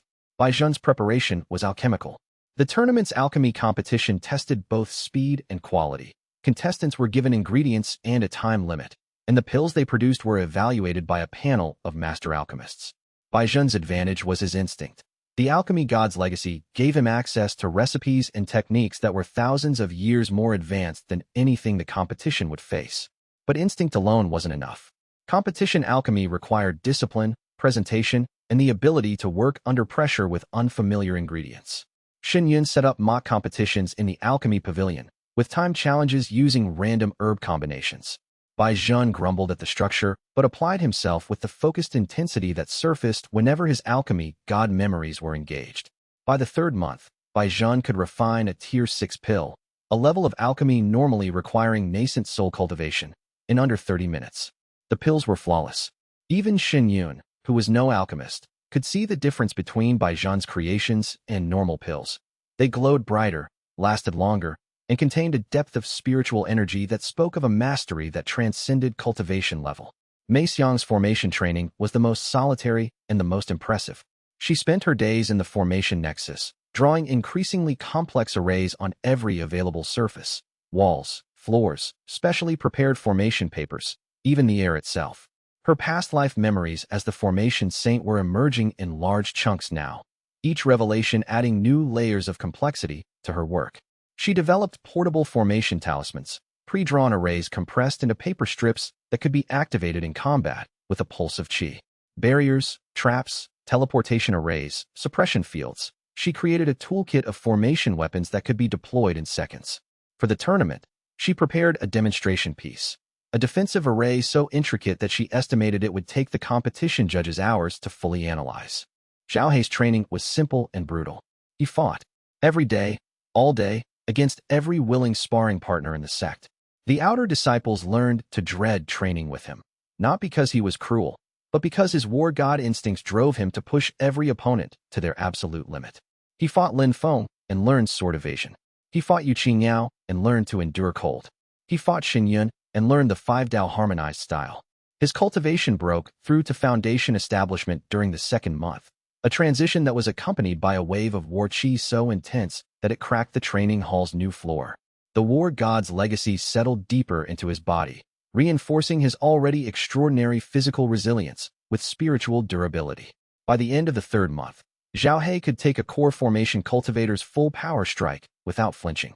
And Shen trained hardest of all. He split his time between personal cultivation and mandate-based training with each pillar. His core formation stage 1 climbed steadily, stage 2 by the end of month 1, stage 3 by month 2. The 5 Dao core in his dantian grew denser and more integrated with each advancement, the 5 components spinning in tighter orbits, their interconnection strengthening. The myriad Dao scripture revealed new techniques as his cultivation grew. At core formation stage 3, it unlocked a combat technique called Dao resonance, the ability to temporarily amplify one of the 5 Daos within his core, boosting the corresponding aspect of his fighting style to a level equivalent to the source disciple's own power. In simpler terms, for 10 seconds at a time, Shen could fight with Lin Feng's sword skill, or Yu Qingyao's ice power, or Zhao Hei's durability. It was a powerful tool, but it had a steep cost. Each resonance drained his qi reserves significantly, and using multiple resonances in sequence was exhausting. He estimated he could manage 4 or 5 resonances in a single fight before he'd be running on empty. By the end of the 3 months, the Eternal Sky Sect's competition team was ready. Not perfect.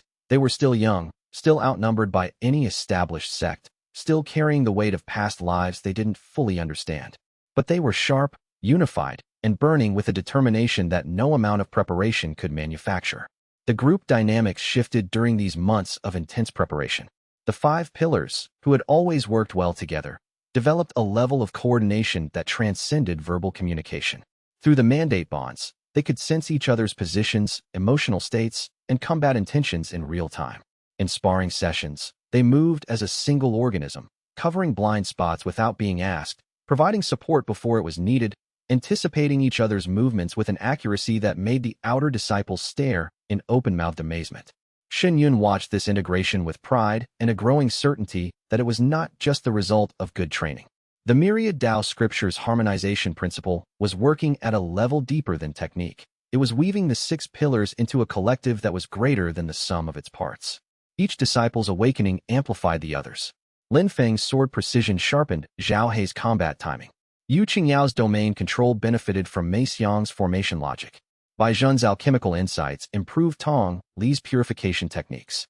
They were becoming what the scripture described as the convergence formation, not a technique that could be activated, but a state of being that emerged naturally when the right souls worked together with the right intention. On the final night before departure, Shen sat alone in the training hall with the myriad Dao scripture open in his lap. The passage that caught his eye was new, or newly revealed, unlocked by his growing understanding. The tournament of sects is the testing ground. The convergence must prove itself before the world, or the world will not stand beside it when the darkness comes. Let the legends be seen. Let the skeptics witness. Let the fearful understand that the power they see is not a threat. It is the shield that stands between them and annihilation. He closed the scripture. Tomorrow, they would step onto the stage. Tomorrow, the legends would fight in the open for the first time since the Great Sealing, 10,000 years ago. The thought should have been terrifying. Instead, it felt right, like a key turning in a lock that had waited millennia to be opened. They departed for Dragon Peak on the morning of the ascending crane, leaving Jiang Hao and the outer disciples to guard the sect. The 6 pillars walked beside their sect master, each one carrying the weight of a legend and the hope of a future. The tournament awaited. Chapter 43. The Wandering Monk. They encountered him on the 3rd day of travel, at a crossroads where the mountain path split between the northern route to Dragon Peak and the eastern road to the coastal cities. He was sitting on a milestone, drinking from a clay jug, and singing a song about a fish that wanted to climb a mountain. His robes were the saffron of a Buddhist monk, but so stained and patched that the original color was barely visible. His head was shaved, though stubble suggested it had been a while since his last grooming. He was maybe 19, the same age as Shen, with a round, pleasant face and eyes that sparkled with the particular brightness of a man who was thoroughly, comprehensively drunk. "Good morning," he called to the approaching group, waving his jug with a sloshing enthusiasm that sent wine splashing across the road. "Fellow travelers, please sit, rest, share a drink with a humble monk who has nowhere to be and all the time in the world to get there." Shen slowed. His spiritual sense was pinging, not a warning, exactly, but a resonance. The kind of resonance he'd learned to associate with the sect master's seal reacting to something significant. He studied the monk more carefully. The drunken exterior was convincing, but beneath it, Shen trained perception caught inconsistencies. The man's posture was too balanced for someone truly intoxicated. His center of gravity was perfect, his weight distributed with the precision of a martial artist. His hands, wrapped loosely around the jug, showed calluses consistent with decades of combat training. And his chi was hidden. Not suppressed, hidden. There was a difference. Suppression left traces, like footprints in snow that someone had tried to sweep away. This man's chi was simply invisible, as if he existed in a bubble of spiritual silence. The only cultivator Shuiyue had ever encountered who could conceal chi that completely was Wu Daoming, and Wu Daoming had been at the peak of his power when he demonstrated that technique. "What's your name, monk?" Shuiyue asked. "Tong Li, named after a rock, which my master said suited my personality." He took another swig from the jug. "And you must be Shuiyue of the Eternal Sky Sect. Your reputation precedes you, the young master who builds sects from ashes and makes impossible pills. Very exciting stuff. I was on my way to see if it was true. And now I've seen you, and you're shorter than I expected. No offense." Tong Li hopped off the milestone with a grace that completely contradicted his apparent inebriation. "Tell you what, I'll make you a deal. Spar with me, and if you land a single blow, I'll answer any question you have. If you can't, I get that wine jug your big friend is carrying." He was pointing at Zhao He, who did indeed carry a jug of rice wine for medicinal purposes. By Zhen used it in certain pill formulas. Shuiyue should have refused. They had a schedule to keep, a tournament to reach, and sparring with a random monk on a mountain road was not on the itinerary. But the seal was pulsing. The mandate was humming. Every instinct he'd developed as a sect master was telling him that this encounter was not random. "Lin Feng, Yu Qingyao, stay back. Everyone else, give us room." He drew his sword and settled into a combat stance. "Terms accepted." Tong Li grinned, set his wine jug carefully on the milestone, and raised his hands in a defensive posture. No weapon, no technique preparation, just his hands, held loose and open, palms facing Shuiyue. Shuiyue attacked. He led with a probing strike, a mid-level sword technique designed to test the opponent's response. Tong Li didn't dodge. He didn't block. He simply wasn't where the sword went. One moment he was directly in the path of the blade. The next he was 2 inches to the left, Shuiyue's sword passing through empty air. Shuiyue pressed harder. 5 strikes, 10, 15, each one faster, more precise, more committed. Tong Li evaded every one without visible effort. He didn't move far, sometimes no more than a hand's breadth, but every movement was perfectly timed, perfectly angled, perfectly calibrated to make Shuiyue's attack miss by the absolute minimum margin. It was infuriating, and it was masterful. Shuiyue activated the mandate.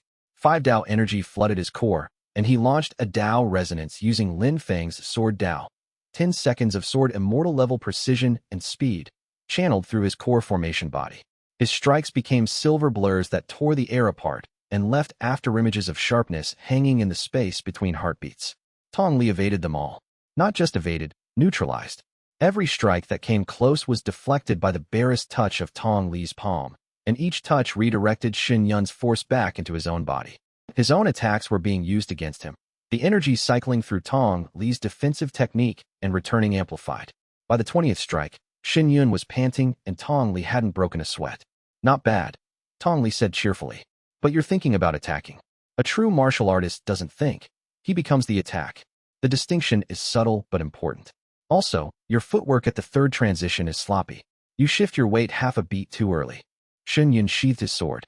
The Dao resonance had expired, and continuing without it was pointless. He'd been completely outclassed by a drunken monk who hadn't thrown a single offensive technique. "Who are you?" Shuiyue asked. "Really?" Tong Li's grin softened into something more genuine. "I told you. Tong Li, a wandering monk who drinks too much and thinks too little." He paused, and for just a moment, the drunken facade slipped. The eyes that looked at Shuiyue were not the eyes of a carefree drunk. They were ancient, deep, full of a sadness that had been carried for a very long time. "Your chi concealment is the best I've ever seen," Shuiyue said. "Your defensive technique redirects force without any visible cultivation expenditure. And your evasion pattern." He thought about the ancient texts he'd studied in the Eternal Sky Sect's library before it burned.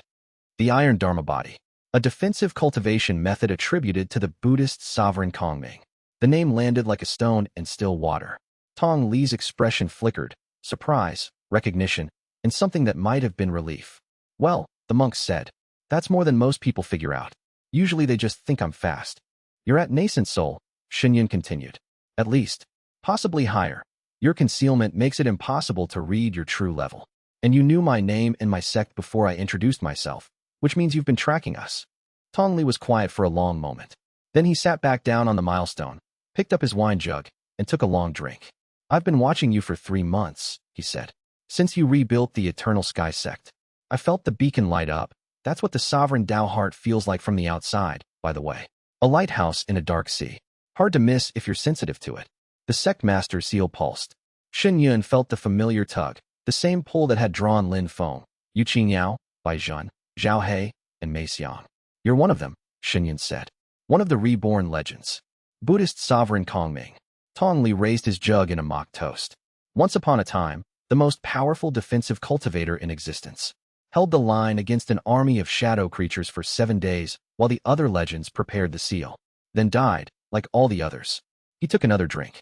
I've been waiting, Shen, for a long time. For someone worthy to follow again. And the last sect master I served. The sadness in his eyes deepened. I failed him. When the seal was being formed, he asked us to sacrifice ourselves. Each of us, individually, pouring our Tao into the seal one at a time. It worked, but it was inefficient. Wasteful. If we'd been unified, truly unified, like the myriad Tao scripture was designed to achieve, we might have found a way that didn't require dying. He looked at Shen. You're different from him. The old sect master was powerful, brilliant, but he saw us as tools. Necessary, valued, but tools. You see your disciples as people. That changes the equation. Does it change it enough? I don't know yet. That's why I'm here. Tong Li stood and stretched. So, you heading to the tournament? Yes. Need a 7th participant? Shen looked at the drunken monk with ancient eyes and a nascent soul cultivation and a past life as one of the most legendary defensive cultivators in history. I could be persuaded, he said. Tong Li grinned, took one last swig from his jug, and fell into step beside the group. Wonderful. Fair warning, I snore. Loudly, and I steal blankets. Zhao He glanced at Shen with an expression that said, this one's even stranger than the rest of us. Shen suppressed a smile. The sect master's seal pulsed with a 6th thread of connection, different from the others, deeper, older, carrying the weight of a past life's regret and a present life's hope. 6 disciples. 6 legends. One still out there somewhere.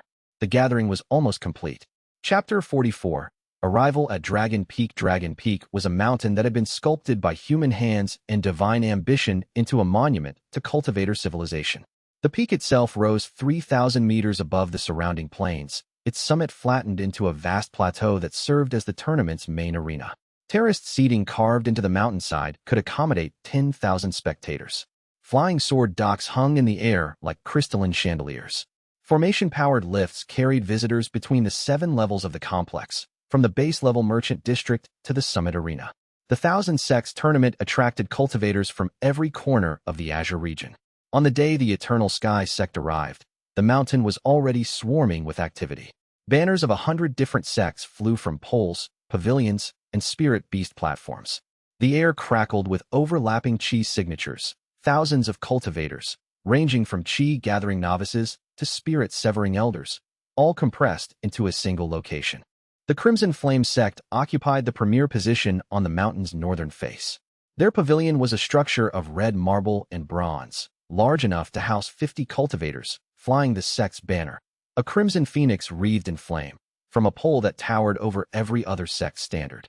At the pavilion's entrance, Sect Master Luo Changfeng held court. He was old, at least 150, but his body was frozen in vigorous middle age by his spirit-severing cultivation. His hair was iron gray, pulled back in a topknot fastened with a jade pin that pulsed with spiritual energy. His robes were crimson and gold, and his eyes, dark, sharp, calculating, swept the arriving sects with the practiced assessment of a predator cataloging prey. His chi was overwhelming. Even from 100 meters away, Shen could feel the weight of spirit severing pressing down on the mountain like an invisible hand. It was a passive effect. Luo Changfeng wasn't even trying to intimidate. He was simply existing at a level of power that made the air heavy. That's him, Zhao He asked, his voice low. That's him. Spirit severing. At least 3 realms above me. Shen kept his expression neutral as they climbed the path to the Eternal Sky Sect's assigned pavilion, a modest wooden structure on the mountain's southern face, suited to an unranked new entry. He won't be my opponent in the tournament, but he'll be watching everything we do. Their pavilion was small but adequate. Shen distributed room assignments, checked the formation integrity of the structure. Mei Xiang immediately began reinforcing it with her own arrays, and then gathered the team. The tournament starts tomorrow. First round is individual combat, random bracket, Best of 3 exchanges. Lin Feng, you're our primary for this round. Xiaohei, your backup if any of our other entries need support in the elimination matches. And me? Tong Li asked, lying on a bedroll with his wine jug balanced on his stomach. You're a surprise. The other sects don't know you're with us yet. I want to keep it that way until the later rounds. Oh, excellent. I do love a dramatic reveal. Can I be drunk for it? I fight better drunk. You can be whatever you want as long as you win. Then I'll be drunk. Problem solved. The evening before the tournament, Shuiyue walked the tournament grounds alone.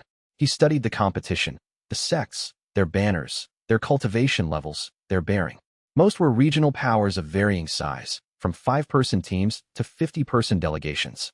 The Crimson Flame sect was clearly the favorite, but several other sects projected serious strength.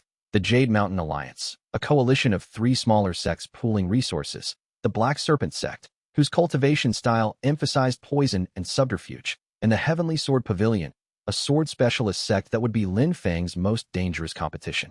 He made note of everything. Knowledge was a weapon, and in a tournament where reputation mattered as much as raw power, being informed was its own advantage. On his way back to the pavilion, he passed the Crimson Flame sect's pavilion and found Luo Changfeng standing outside, alone, gazing at the stars. Sect Master Shen. The old man's voice was deep, measured, carrying the authority of a century of leadership. The Eternal Sky Sect. I thought you were dead. We're not. Clearly. Luo Changfeng's eyes assessed him, not with hostility, but with the cold calculation of a chess player evaluating a new piece on the board. You've rebuilt quickly, and the rumors about your disciples are unusual. Rumors tend to be. These aren't ordinary rumors. Luo Changfeng turned to face him fully. I've been the top-ranked sect master in this region for 30 years. In that time, I've seen prodigies, geniuses, and the occasional once-in-a-generation talent. What I'm hearing about your disciples doesn't fit any of those categories. A boy who generates immortal-level sword intent at Foundation establishment. A girl whose ice domain suppresses core formation cultivators. An alchemist who refines pills 3 realms above his level. Your intelligence network is thorough. It's expensive. There's a difference. Luo Changfeng stepped closer, and his chi pressure, spirit-severing, vast and heavy, pressed down on Shunyun's shoulders. A word of advice, from an old man to a young one. The Thousand Sects tournament is not a friendly competition. It is a political battlefield where reputations are made and destroyed. If your disciples are as powerful as the rumors suggest, you will draw attention that you are not ready for. I appreciate the concern. It's not concern. It's a warning. Luo Changfeng's eyes hardened. The Crimson Flame sect has held the top ranking for 3 decades. I did not build that position by being generous to rivals. If your sect threatens mine, I will respond accordingly. I look forward to it. They parted without further words, and Shuiyue walked back to the Eternal Sky sect's pavilion with the cold clarity of knowing that the tournament's greatest threat might not come from the competition. It might come from the audience. Chapter 45, First Round. Lin Feng's sword. The tournament's individual combat bracket was displayed on a formation screen the size of a building, hovering above the main arena where every spectator could see it. 64 competitors. Single elimination. Best of 3 exchanges. Lin Feng's first opponent was a cultivator named Duan Rong, core formation stage 3, representing the Jade Mountain Alliance. A competent fighter with a dual saber style that emphasized speed over power. Lin Feng defeated him in 1 exchange. Not 3. 1. He drew his sword, and the world held its breath. The arena, which had been buzzing with conversation and casual interest, a first-round match between unknowns was barely worth watching, went silent. Because the sword chi that erupted from Lin Feng's blade was not the output of a Foundation Establishment Stage 5 cultivator. It was a concentrated beam of killing intent so refined, so precise, so impossibly sharp that it cut the air itself, leaving a visible scar in the space between Lin Feng and his opponent. Duan Rong raised both sabers in a crossguard. The sword chi hit them and kept going. Both sabers shattered. The chi continued through Duan Rong's defensive technique, through his body's natural chi armor, and stopped a hair's breadth from his throat. Lin Feng held the strike for exactly 1 heartbeat, then withdrew. Silence. Then pandemonium. The arena erupted. 10,000 spectators surging to their feet, shouting, pointing, demanding to know who the Foundation Establishment boy was, and how he'd just demolished a core formation cultivator with a single strike that shouldn't have been possible at his cultivation level. The tournament judges, 3 spirit-severing elders from neutral sects, conferred briefly. Their spiritual senses had analyzed the strike in real time, and the conclusion was unanimous. Genuine sword chi, legitimately produced, with no external augmentation or forbidden technique. The result stood. Lin Feng's second match was harder.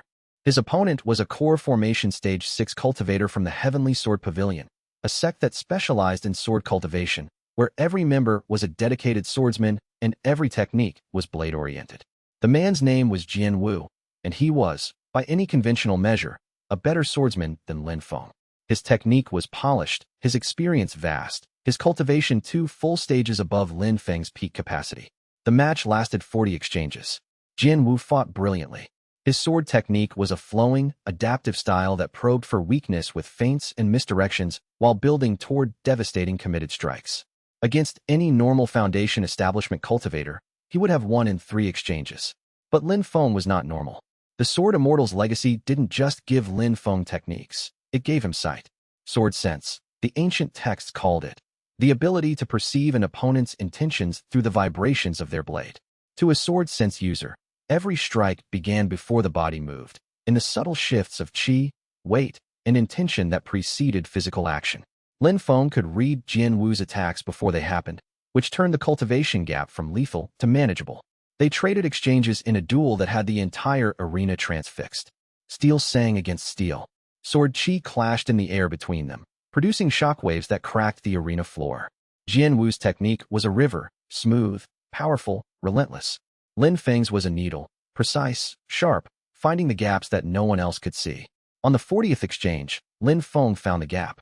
Jian Wu's flowing style had a rhythm, a metrical pattern that repeated every 12 exchanges. On the 40th exchange, the 4th repetition of the cycle, Lin Feng anticipated the pattern, stepped through the rhythm's gap, and delivered a strike that bypassed Jian Wu's guard entirely. The blade stopped at Jian Wu's throat. Clean, decisive, undeniable. The arena went insane. In the VIP section, reserved for spirit-severing cultivators and tournament officials, an ancient woman with white hair and serene features leaned forward in her chair. Her eyes, which had been half-closed in boredom throughout the preliminary rounds, were now wide open and fixed on Lin Feng with an intensity that made her attendants nervous. "That sword style," she whispered. "Impossible." Beside her, a junior attendant asked, "My lady? That is the Gu Tianxiao school. The Thousand Rivers, One Blade methodology. I studied the historical records of the Sword Immortal for 60 years and could never replicate it." Her voice trembled. "That boy is using it as naturally as breathing. Surely it's a coincidence? A similar style, there is no similar style." Gu Tianxiao's methodology was unique in all of cultivation history. No one has been able to reproduce it since his death 10,000 years ago. The woman's hands gripped the armrests of her chair. "That boy is either the greatest sword prodigy in 10 millennia, or he is carrying something that should not exist." In the Crimson Flame Sect's viewing box, Luo Changfeng watched with eyes that had gone very, very cold. Chapter 46. Yu Qingyao's domain. Yu Qingyao's tournament match was scheduled for the afternoon. The individual combat bracket had placed her against a cultivator named Hao Jing, core formation stage 5, representing a mid-ranked sect called the Blazing Sun Hall. The match was deliberately seeded. The tournament organizers, using the intelligence available to them, had assigned ice element cultivators against fire element opponents wherever possible, reasoning that elemental opposition created more exciting matches for the audience. They were about to learn that not all ice was created equal. Hao Jing entered the arena with confidence. He was a fire specialist. His cultivation centered on solar qi, a high-level fire variant that generated intense, sustained heat. Against a normal ice cultivator, solar qi was devastating. It melted barriers, evaporated projectiles, and burned through frost-type defenses like a torch through candle wax. Yu Qingyao entered the arena with quiet composure. Her black hair was braided and pinned, her robes were the sky blue of the Eternal Sky Sect, and her ice-blue eyes held the frozen calm of a glacial lake. "Begin," the referee called. Hao Jing attacked first. A wave of solar qi erupted from his palms, a technique called Blazing Sun Corona that created a sphere of concentrated heat around the user, radiating outward in all directions. The temperature in the arena soared. The stone floor began to glow red. Against any normal ice cultivator, the corona would have been debilitating. Ice techniques required cold to function, and the corona's heat would have evaporated them before they could form. Yu Qingyao didn't use an ice technique. She used a domain. The Frost Empress's eternal winter manifested with a sound like a glacier calving, a deep, resonant crack that shook the arena's foundations.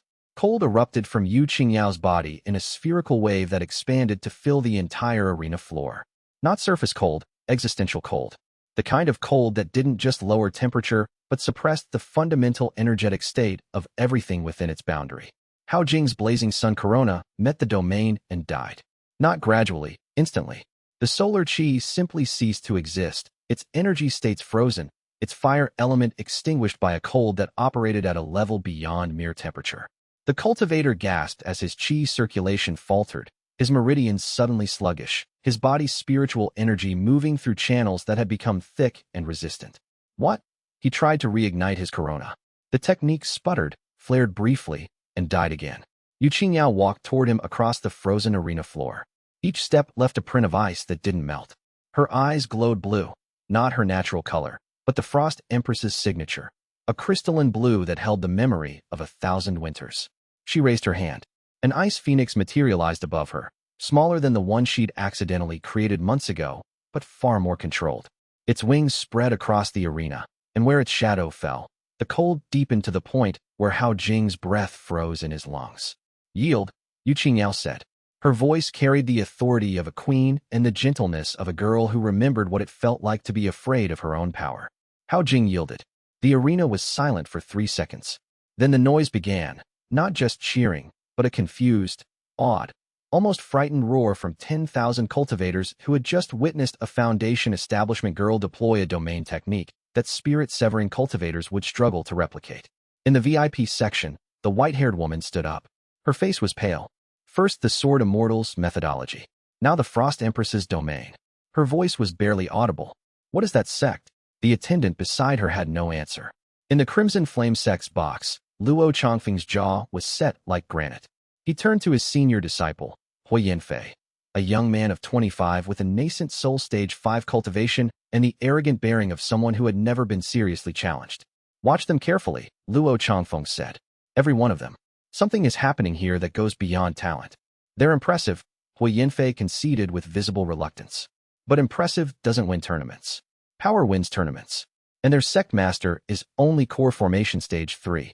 Don't underestimate a core formation cultivator who's trained disciples like these. Luo Chongfeng's voice carried the weight of 100 years of experience. There is more to that sect than meets the eye. He was more right than he knew. Chapter 47. Zhao Hei's wrath. The elimination rounds continued the next day, and the Eternal Sky sect continued to shock. Zhao Hei's match was the 5th of the afternoon session.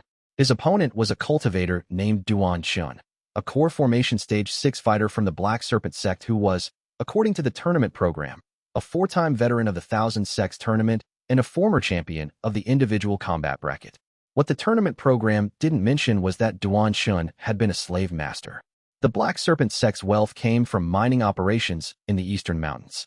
Those mines were worked by contracted laborers, the same euphemism that had been used for Zhao Hei's enslavement. Duan Shun had overseen 3 of the largest mines personally, and his reputation among the laborers was legendary and terrible. Zhao Hei recognized him the moment he stepped into the arena. The change was immediate and frightening. The scarred warrior's body went rigid, his hands clenching into fists that cracked his own knuckles. His eyes, normally guarded, controlled, the eyes of a man who kept his demons locked in a tight cage, went flat and dark. His chi flared red, and the war god's legacy surged beneath his skin like lava beneath a volcano's surface. Zhao Hei, Shen Yun said from the competitor's bench, sensing the spike through the mandate bond. Stay focused. Zhao Hei didn't respond. His eyes were locked on Duan Shun with an intensity that made the air between them heavy. Begin.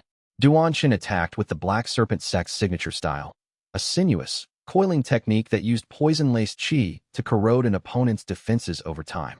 His strikes were probing, cautious, designed to inject small amounts of toxin chi that would accumulate and weaken the target. The first strike touched Zhao Hei's arm. The poison chi entered his meridians.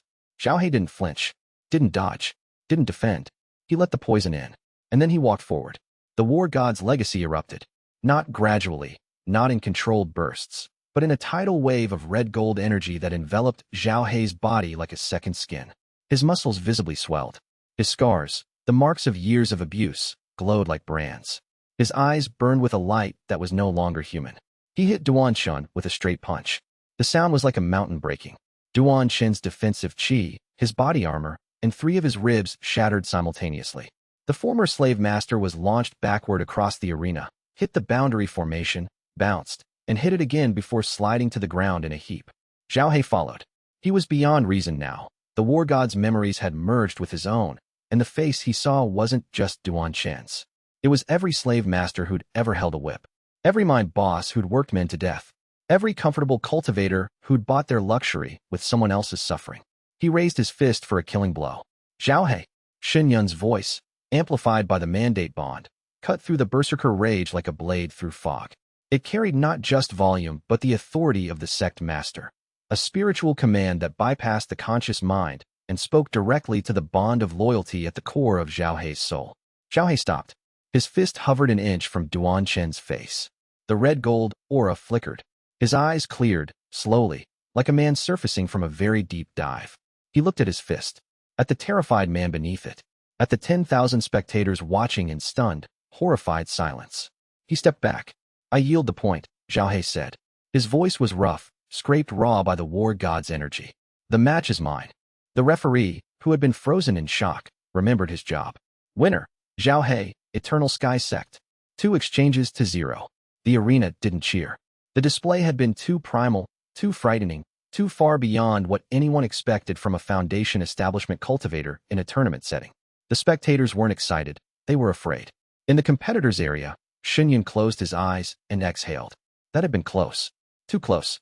The war god's legacy was the most dangerous of the awakenings. It fed on anger, on injustice, on the accumulated fury of a man who'd been broken and rebuilt as a weapon. When it merged with Zhao He's own trauma, the combination was nearly uncontrollable. They needed to work on that before it cost them more than a tournament point. But in the meantime, the message had been received. The Eternal Sky Sect wasn't just talented. It was dangerous, and the audience was beginning to understand what kind of danger they were dealing with. Chapter 48. Baijian's Alchemy Contest. The alchemy competition took place in a dedicated pavilion on Dragon Peak's 3rd level, a climate-controlled facility with 30 individual stations, each equipped with a standardized pill furnace, a set of basic tools, and a selection of raw ingredients.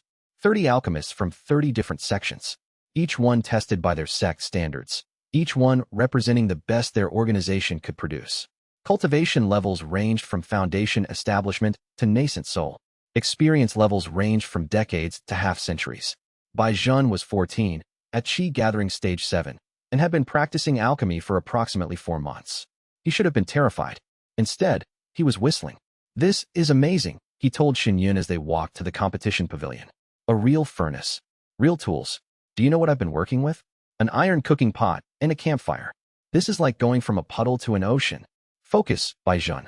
The judges are master alchemists. They'll be evaluating technique, quality, and creativity." I know. I'll behave. Mostly." He grinned. "But if they give me dragon bone marrow, all bets are off." The competition format was straightforward. 3 rounds, each with increasing difficulty. Round 1 required refining a standard healing pill from provided ingredients, a baseline test of competence. Round 2 presented an unfamiliar recipe that contestants had to interpret and execute on the fly. Round 3 was freestyle. Contestants could create any pill they chose, and the judges would evaluate the result on quality, complexity, and innovation. Round 1 was trivial. Baijian refined his healing pill in 4 minutes, the fastest time by a margin of 8 minutes. The pill he produced was flawless, perfect spherical geometry, uniform chi density, and a quality rating that the head judge described as frankly absurd for the ingredients provided. Round 2 presented the contestants with a partial recipe for a spirit cleansing pill, a moderately complex pill used to purify spiritual impurities from the body. The recipe was deliberately incomplete, missing 3 key steps that the contestants had to intuit or deduce from the ingredients and the desired outcome. Most contestants took 30 minutes to analyze the partial recipe and another 30 to attempt the refinement. Several produced acceptable results. A few produced high-quality pills. Baijian looked at the partial recipe for 12 seconds, nodded to himself, and began refining. He added the missing steps without hesitation, his hands moving with the alchemy god's confidence, his nose identifying ingredient qualities that his eyes couldn't see, his chi control adjusting furnace temperatures to fractions of a degree. The pill he produced was not just a spirit cleansing pill. It was a spirit cleansing pill with 2 additional properties that the standard recipe didn't include: enhanced meridian flexibility and passive chi restoration. He'd improved the recipe while completing it, adding refinements that the original creator hadn't considered. The judges examined the pill in silence. One of them, a nascent soul alchemist with 50 years of experience, turned to the head judge and said, very quietly, that improvement isn't in any current pharmacological text. It's based on a principle of qi resonance that was theorized by Chun Bui 10,000 years ago, but never practically implemented. The head judge looked at the 14-year-old boy sitting at his station with a cheerful grin and saw stains on his sleeve, and felt a chill run down his spine. Round 3. Freestyle. Zhen cracked his knuckles, surveyed the available ingredients, and went to work. What he created took 45 minutes. The entire pavilion watched. Other contestants abandoned their own refinements to observe, because what was happening at Zhen's station transcended competition. It was a demonstration of alchemy at a level that most of them had only read about in historical texts. His hands moved in patterns that were too complex to follow. Ingredients were added, removed, combined, separated, recombined in sequences that seemed random but were, to anyone with the knowledge to understand them, the precise execution of a 10,000-year-old methodology. The furnace's flame changed color 7 times, each transition indicating a different refinement phase that shouldn't have been possible with a standard furnace. The pill that emerged was small, round, and glowed with a green light, so pure, it was almost white. It floated above the furnace's opening, radiating spiritual energy that made the entire pavilion vibrate. A Tier 6 pill. The Spirit Condensation Genesis pill, a variant that hadn't been seen in recorded history since the Alchemy Gods era. It could push a chi-gathering cultivator directly to foundation establishment in a single dose, bypassing the usual months of accumulative cultivation. The head judge held the pill with trembling hands. This is... He couldn't finish the sentence. The Alchemy Guild representative in the audience stood up. I must know who taught this boy. This technique, this recipe, they are not from any modern school. They predate every known alchemical tradition. Where did he learn this? Zhen shrugged. I taught myself. Mostly. I had some help from dreams. The result was not in question. Zhen won the alchemy competition by a margin so vast that the second-place finisher later described it as not so much a competition as a masterclass. The Eternal Sky Sect's point total surged. Combined with Lin Feng's and Zhao Hei's combat victories and Yu Qingyao's dominance, they were now ranked 3rd overall, behind only the Crimson Flame Sect and the Jade Mountain Alliance. And the tournament was only half over. Chapter 49. Meixiang's Silent Victory. The formation competition was held on the 4th day, in a separate arena designed specifically for array demonstrations. The floor was made of formation reactive material, a stone composite that glowed in response to spiritual energy, making formation patterns visible to spectators in a way that ordinary eyes couldn't perceive. 20 formation specialists from 20 sections, each one tasked with creating a single formation array in 1 hour, judged on complexity, stability, power efficiency, and aesthetic elegance. Meixiang was the youngest competitor by a decade. She was also the only one who was mute, which created an awkward moment when the judges asked her to explain her intended design, and she had to communicate through formation characters drawn in the air. The competition began, and for 55 minutes, Meixiang drew. Her hands moved with a speed and precision that went beyond human. Formation lines appeared on the reactive floor in patterns so dense they looked like solid bands of light. Nodes materialized at intersections, perfectly balanced, perfectly aligned. The array expanded outward from a central point, growing in concentric rings of increasing complexity. Other competitors glanced at her station and lost concentration. One of them, a nascent soul formation master with 40 years of experience, stared at Meixiang's work for 3 minutes, then quietly put down his tools and sat in his chair, the expression on his face suggesting that he'd just realized he was in the presence of something beyond his comprehension. At the end of the hour, Meixiang's formation covered her entire station floor, a circle 30 meters in diameter, composed of 108 interlocking subformations. Each subformation performed a different function: barriers, attacks, defenses, illusions, spatial manipulations, temporal dilations, chi amplifications, energy conversions. Together, they created a single, unified system of such complexity that it was less an array and more an architecture, a building made of pure formation energy, with rooms and hallways and supporting structures, all invisible to the naked eye, but thrumming with power that made the arena floor vibrate.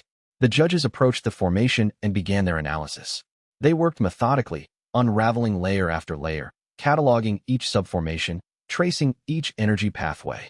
After 90 minutes, they gave up, not because the formation was flawed, but because they couldn't fully map it.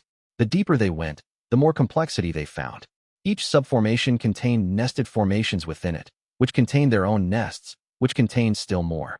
It was formations all the way down, each level adding new functions, new interactions, new capabilities that the judges hadn't known were theoretically possible.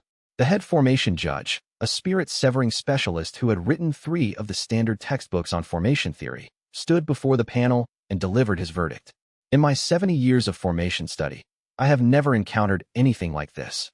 The technique demonstrates principles that exceed current formation theory by what I can only estimate as several thousand years of development. Specifically, the nested recursive structure employs a methodology that I have only seen referenced once in a fragmentary text attributed to the formation Saint Ji Luoyan, and which was previously considered a theoretical impossibility. He turned to Mei Xiang, who stood at the edge of her formation with her hands folded and her eyes downcast. "Young lady, who taught you this?" Mei Xiang drew a character in the air, "Myself." The judge looked at the character, then at the formation, then at the 15-year-old girl who had just broken his understanding of what was possible. "I see," he said. "Well, first place is yours, and it isn't close." The audience's response was more subdued than it had been for the combat matches. Formation work was technical, and most spectators couldn't fully appreciate what they'd witnessed. But in the VIP section, the white-haired woman was now standing with both hands gripping the railing, her eyes wide and her voice barely controlled. The Formation Saints methodology. That's the 3rd legendary technique in 4 days, all from the same sect. She turned to her attendant. "Contact the Alliance Council. This is not a coincidence. This is a convergence." The word hung in the air like a blade. Convergence. The same word that Wu Daoming had used. The same word from the myriad Tao scripture. The same word that the Void Sovereign feared. The legends were gathering, and the world was beginning to notice.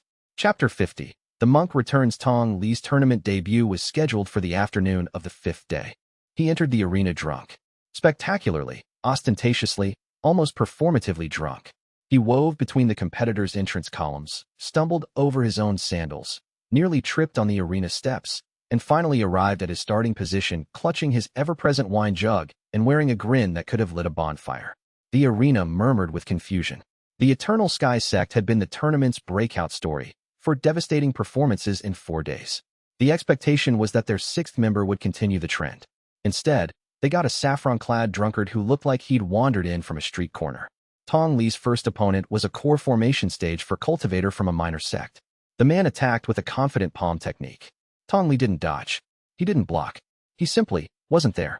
His body shifted by the smallest possible margin, the palm strike sailing past his ear, and the attacker's momentum carried him forward into empty space. Tong Li tapped him on the back of the head as he passed, gentle as a grandmother patting a child, and the man fell unconscious. The arena went quiet. Second opponent. Foundation Establishment Stage 9.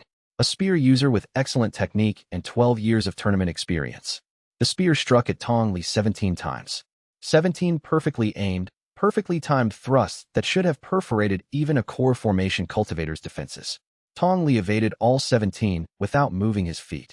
His body flowed around the spear like water around a stone, bending, swaying, curving in ways that shouldn't have been physically possible. Each evasion was so close that the spear's point brushed his robes, yet not a single strike landed.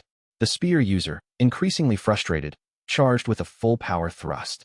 Tong Li sidestepped, caught the spear shaft between 2 fingers, and redirected the weapon in a complete circle. The cultivator was swept off his feet by his own momentum and crashed into the arena floor. Third opponent. Core Formation Stage 7. The Black Serpent Sect's backup fighter, sent in after Zhao He had terrified their primary competitor into withdrawal. This one was dangerous, a poison specialist who launched a cloud of corrosive qi at the start of the match, filling the arena with toxic vapor that would eat through defensive techniques. Tong Li took a deep breath. The toxic cloud flowed toward him and into him.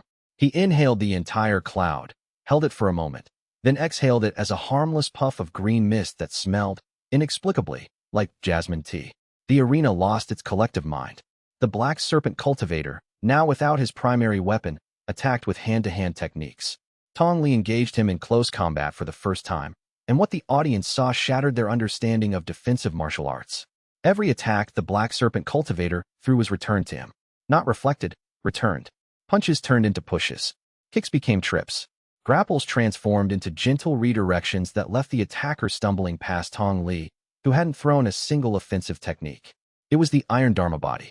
The Buddhist sovereign Kongming's signature defensive style, a method that didn't defend against attacks so much as incorporate them into a larger pattern of movement, turning enemy force into ally momentum. The Black Serpent cultivator lasted 4 minutes before exhausting himself against his own reflected attacks and collapsing. Fourth opponent. Fifth opponent. Each one fell the same way, not defeated, but neutralized. Tong Li didn't hurt anyone. He didn't need to. His defensive technique was so absolute that attacking him was the same as attacking yourself. In the VIP section, the white-haired woman sat down heavily. Her face was the color of old parchment. Kunling's iron Dharma body, she said. Her voice was barely a whisper. The Sword Immortal, the Frost Empress, the Alchemy God, the Formation Saint, and now the Buddhist Sovereign. She counted on her fingers. 5. 5 of the 7 legends from the Great Ceiling, all in one sect. Her attendant said nothing. There was nothing to say. The Eternal Sky Sect's point total surged past the Jade Mountain Alliance, and it is second place overall, behind only the Crimson Flame Sect. And in the Crimson Flame Pavilion, Luo Changfeng watched the scores update with an expression that had moved past cold calculation into something more primal.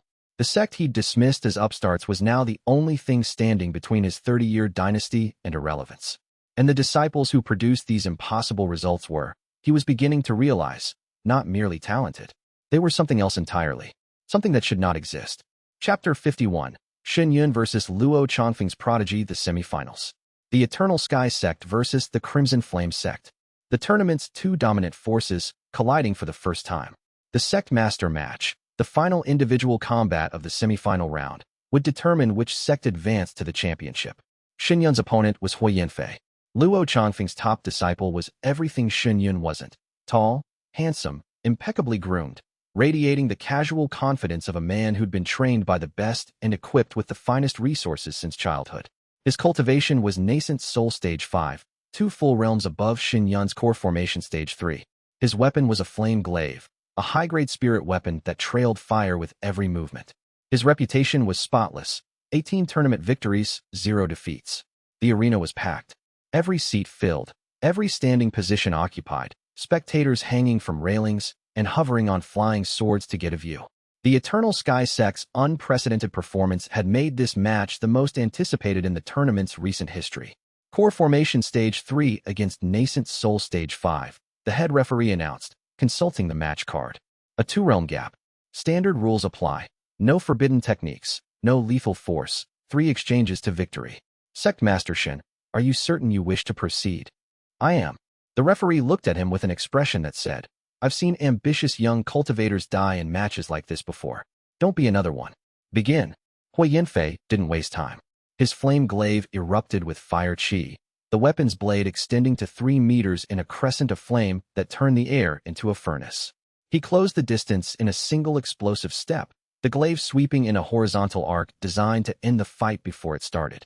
Shen Yun's 5 Dao core activated. The constellation of silver, blue, green, red, white spun at maximum speed, and the myriad Dao scriptures harmonization principle surged through his meridians. He couldn't match Huiyanfei in raw power. 2 realms was too vast a gap for the seal alone to bridge. But he could match him in versatility. He triggered the first Dao resonance, Lin Feng's Sword Dao. For 10 precious seconds, Shen Yun's blade moved with the Sword Immortal's precision, and the incoming glaive strike was redirected with a parry so perfect that Huiyanfei's own momentum carried him 3 steps past his target. The crowd gasped. A core formation cultivator had just deflected a nascent soul attack as casually as brushing aside a curtain. Huiyanfei recovered instantly. His flame glaive spun into a defensive stance, and fire chi erupted in a sphere around him, a personal furnace that would burn anything that got too close. He studied Shen Yun with new eyes, the arrogance tempered by the respect of a fighter who'd just been shown something unexpected. Interesting, Huiyanfei said. You have tricks. I have more than tricks. Second exchange. Huiyanfei attacked with a combination technique. 3 glaive strikes in rapid succession, each one from a different angle, each one trailing a different variant of fire chi. The combination was designed to overwhelm a defender's ability to process multiple simultaneous threats. Shen Yun triggered the second Dao resonance, Yu Qingyao's Ice Dao. His body temperature plummeted. Frost erupted from his skin. The fire chi that Huiyanfei projected met a wall of absolute cold that didn't just block it. It ate it. The flames died, consumed by a cold that was the Frost Empress's legacy channeled through a mortal conduit. Shen Yun counterattacked through the dissipating fire. His sword, coated in ice chi, struck Hui Yanfei's glaive shaft and froze it. The weapon's fire enchantment fought the cold, but for 2 seconds, an eternity in combat, the glaive was non-functional. Shen Yun used those 2 seconds. He triggered the third Dao resonance, Zhao Hei's War Dao. Raw, brutal, overwhelming power surged through his body. He struck Hui Yanfei in the chest with a palm technique that carried the war god's force, sending the nascent soul cultivator skidding backward across the arena floor, his defensive chi cracking like glass. First exchange, to Shen Yun. The arena exploded with noise. Hui Yanfei straightened, wiping blood from the corner of his mouth. His eyes had changed, the casual confidence gone, replaced by the focused intensity of a fighter who realized he was in a real fight. Fine, he said. No more holding back. His cultivation erupted. Full nascent soul stage 5. Unrestrained. The chi pressure alone cracking the arena floor in a spider web pattern that spread 10 meters in every direction. Fire chi saturated the air. The temperature soared past comfortable, past tolerable, past dangerous, into the territory where unprotected cultivators would suffer burns just from proximity. Shen Yun had used 3 resonances. He had maybe 2 left before his chi reserves bottomed out. The seal was operating at maximum amplification, but even with it, the raw power gap was enormous. He needed to end this quickly. 4th Dao resonance, Mei Xiang's formation Dao. The world shifted in Shen Yun's perception. Instead of seeing the arena as a physical space, he saw it as a formation, a geometric system of energy flows, pressure points, and structural nodes. Hui Yanfei's chi output wasn't just power, it was a pattern, and every pattern had weaknesses. Shen Yun found the weakness. A node in Hui Yanfei's defensive chi where his fire element cycled through a brief rest phase, 0.03 of a second, 12 times per minute. Invisible to any normal perception. Obvious to the formation saint's analytical eye. He timed his approach to the gap, moved when the node was resting, reached Hui Yanfei's guard at the precise moment when the fire defense had a single, microscopic opening. 5th Dao resonance. All 5 Dao simultaneously. The myriad Dao scripture screamed to life. Silver, blue, green, red, white energy merged in Shen Yun's core and surged into his sword arm in a unified blast that represented the combined legacy of 5 legendary cultivators, channeled through one mortal body for one single, perfect strike. The blade hit the opening, pierced the defensive chi, struck Hui Yanfei's chest plate and drove the nascent soul cultivator off his feet, across the arena, and into the boundary formation hard enough to crack it. Second exchange, to Shen Yun. Match over. 2-0. Shen Yun stood in the center of the arena, his sword arm hanging at his side, his 5 Dao cores spinning down from maximum output, his body trembling with the aftermath of channeling power that his cultivation was never meant to hold. He had nothing left. If the match had gone to a third exchange, he would have lost. He had emptied everything, every resonance, every drop of chi, every fraction of the mandate's power, into those 2 exchanges. But 2 was enough. The arena's noise was beyond anything Shen Yun had ever heard. 10,000 cultivators screaming, stamping, releasing chi in celebration bursts that turned the sky above Dragon Peak into a light show. The Eternal Sky Sect's banner, hastily sewn by Zhen from blue fabric and silver thread, was being waved by spectators who'd never heard of the sect a week ago. In the competitors' area, the 5 pillars erupted. Zhen was dancing. Zhao Hei was bellowing. Tong Li raised his wine jug in salute. Lin Feng's eyes shone gold. Yu Qingyao's hands glowed blue. And Mei Xiang drew a character in the air that burned brighter than any formation she'd ever created, victory. Shen Yun allowed himself one moment of pure, uncomplicated joy. Then the reality of what was coming next settled back in, and the joy tempered into something harder. They'd beaten the Crimson Flame Sect's champion. That meant they'd advanced to the finals. And it meant that Luo Changfeng, spirit-severing, regional overlord, 30-year dynasty builder, was now their enemy. The celebration would have to wait. The war was about to begin. Chapter 52, Past Lives Collide. The evening after the semi-final was chaos. Every sect at the tournament wanted to meet the Eternal Sky Sect, whether to congratulate, interrogate, recruit, or simply gawk. Shen Yun spent 3 hours fielding visitors before finally locking the pavilion doors and posting Zhao Hei as a very effective deterrent. He needed quiet. He needed to think. Instead, he went for a walk. The upper levels of Dragon Peak were quieter at night. The spectators had returned to the lower levels, and only the VIP pavilions and tournament administration buildings occupied the summit. Shen Yun walked the perimeter path, the mountain air cool and clean, his mind turning over the implications of the day. He was passing the VIP viewing gallery when he heard voices. Can't be coincidental. 5 legendary techniques from one sect. The probability is beyond calculation. I agree. But what do you propose? These are children. We can't. Children who carry the power of the 7 legends. The convergence is happening, just as the ancient texts predicted. Shen stopped. The voices came from a screened alcove off the main gallery. A private conversation between 2 cultivators who clearly didn't expect an audience. The first voice, female, old, authoritative, continued. I've been watching since the first match. The sword boy uses Gu Tianxiao's methodology. The ice girl manifests Shui Wuhan's domain. The alchemist replicates Chun Buwei's recipes. The formation girl creates Ji Luoyan's arrays. And the monk uses Koming's iron dharma body. 5 of the 7, the second voice said, male, younger, cautious. We're still missing the war god and the beast emperor. The scarred fighter. Watch him again. That berserker state, the way his chi flares, the patterns of his war element. It's Lu Zhantian's battle fury. I'd stake my reputation on it. 6th then, and the 7th. Not yet identified. But if the sect master has a sovereign Tao heart, and I believe he does, the 7th will appear. They always do.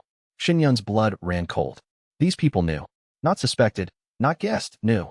About the legends, the convergence, the sovereign Tao heart. This wasn't idle speculation. This was informed analysis. The question, the female voice said, is what we do about it. The convergence is a double-edged sword. If the legends fully awaken and the seal is reinforced, the primordial shadow remains contained for another 10,000 years. But if they awaken and the seal is not reinforced, if the void sovereign reaches them first, then the shadow breaks free and consumes everything. Silence. I need to speak with the sect master, the woman said. Privately, before Luo Changfeng does something stupid. Shen stepped away from the alcove before he could be detected. His heart was hammering. The conversation confirmed everything he'd suspected and added new dimensions he hadn't considered. The primordial shadow, a name he'd never heard. The entity that the 7 legends had sealed 10,000 years ago, the thing the void sovereign served. It was real, it was still contained, and the convergence was the mechanism by which the seal was reinforced. But there was a vulnerability window. If the void sovereign could harvest the awakened legends before they reinforced the seal, the shadow would break free. Everything they'd been doing, gathering, training, growing stronger, was a race. The legends needed to awaken fully and unified before the sovereign could harvest them individually. And the clock was ticking. He returned to the pavilion and found Yu Qingyao waiting outside, her ice-blue eyes luminous in the starlight. Can't sleep either? She asked. No. He sat on the pavilion steps beside her. I overheard something. About us. About the legends. He told her what he'd heard. She listened with the focused attention of the Frost Empress's legacy, analytical, precise, absorbing every detail. The primordial shadow, she murmured. I've heard that name. In the Frost Empress's memories, fragments. She feared it more than death. It was the reason she agreed to the seal, to the sacrifice. Do you remember the seal itself? How it was performed? Only pieces. Each legend poured their Tao into a formation, individually, one at a time. 7 separate sacrifices. Each one died as their Tao was absorbed into the seal. Her voice softened. It was terrible, lonely. Each one died alone, watched by the others who knew they were next. That's what Wu Daoming warned me about. The old method, individual sacrifice, worked but was devastating. The myriad Tao scripture offers an alternative, harmonization. Instead of 7 separate Taos, one unified Tao. Instead of sacrifice, synergy. You think it's possible? I think it has to be. Because I'm not going to ask any of you to die. Yu Qingyao looked at him for a long time. The frost that perpetually surrounded her had retreated to a thin layer on the ground, barely visible. She was warm, or as warm as she ever got, and her eyes held something that wasn't ice at all. The Frost Empress had a Tao companion, she said quietly. In her past life, she loved him. He was the one who held her hand when she walked into the seal. The last thing she saw before she died was his face. Yu Qingyao, his face looked like yours. The words hung in the air between them. Shen Yun felt something shift in his chest. Not the mandate, not the scripture, but something older and more fundamental. A recognition. A resonance that went beyond qi and cultivation and the mechanics of reincarnation. I don't know what that means, he said honestly. Neither do I. She looked away. But I know how it feels. They sat in silence on the pavilion steps, 2 young people carrying the weight of ancient lives. And if their hands found each other in the darkness, neither one mentioned it. But neither one let go. Chapter 53, the 7th legend Tong Li was drunk. This was not unusual. What was unusual was that he was drunk on the roof of the Eternal Sky Sect's pavilion. singing a song about the impermanence of mountains, and Shuiyue had specifically asked him not to be drunk on roofs during the tournament. Tong Li, Shuiyue said, climbing up beside him. We talked about this. We did. You said, please don't be drunk on roofs. I said, I make no promises. I feel we both held up our ends of that conversation. Tong Li took a swig from his jug. Join me. The view is remarkable. Shuiyue sat. The view was, admittedly, remarkable. Dragon Peak spread below them in a tapestry of light and shadow, the tournament grounds twinkling like a terrestrial constellation. I want to ask you something, Shuiyue said. You want to know if I'm the seventh? The one they mentioned. Tong Li's voice was lighter than usual, the drunken slur absent. The Buddhist sovereign Kongming. The answer is yes. I told you when we met. You told me your past identity. You didn't tell me if you'd fully commit. Oh. Tong Li set down his jug. A gesture so unprecedented that Shuiyue instinctively checked it was really happening. You want me to formally join the Eternal Sky Sect? Not as a guest. Not as a traveling companion. As a disciple. As a pillar. The sixth. You've been watching from the outside long enough. It's time to decide if you're in or out. Tong Li was quiet for a long time. The night wind ruffled his stained robes. The last sect master I served was a man of tremendous power and terrible judgment, Tong Li said. He gathered us, the seven, and he trained us, and he led us against the shadow.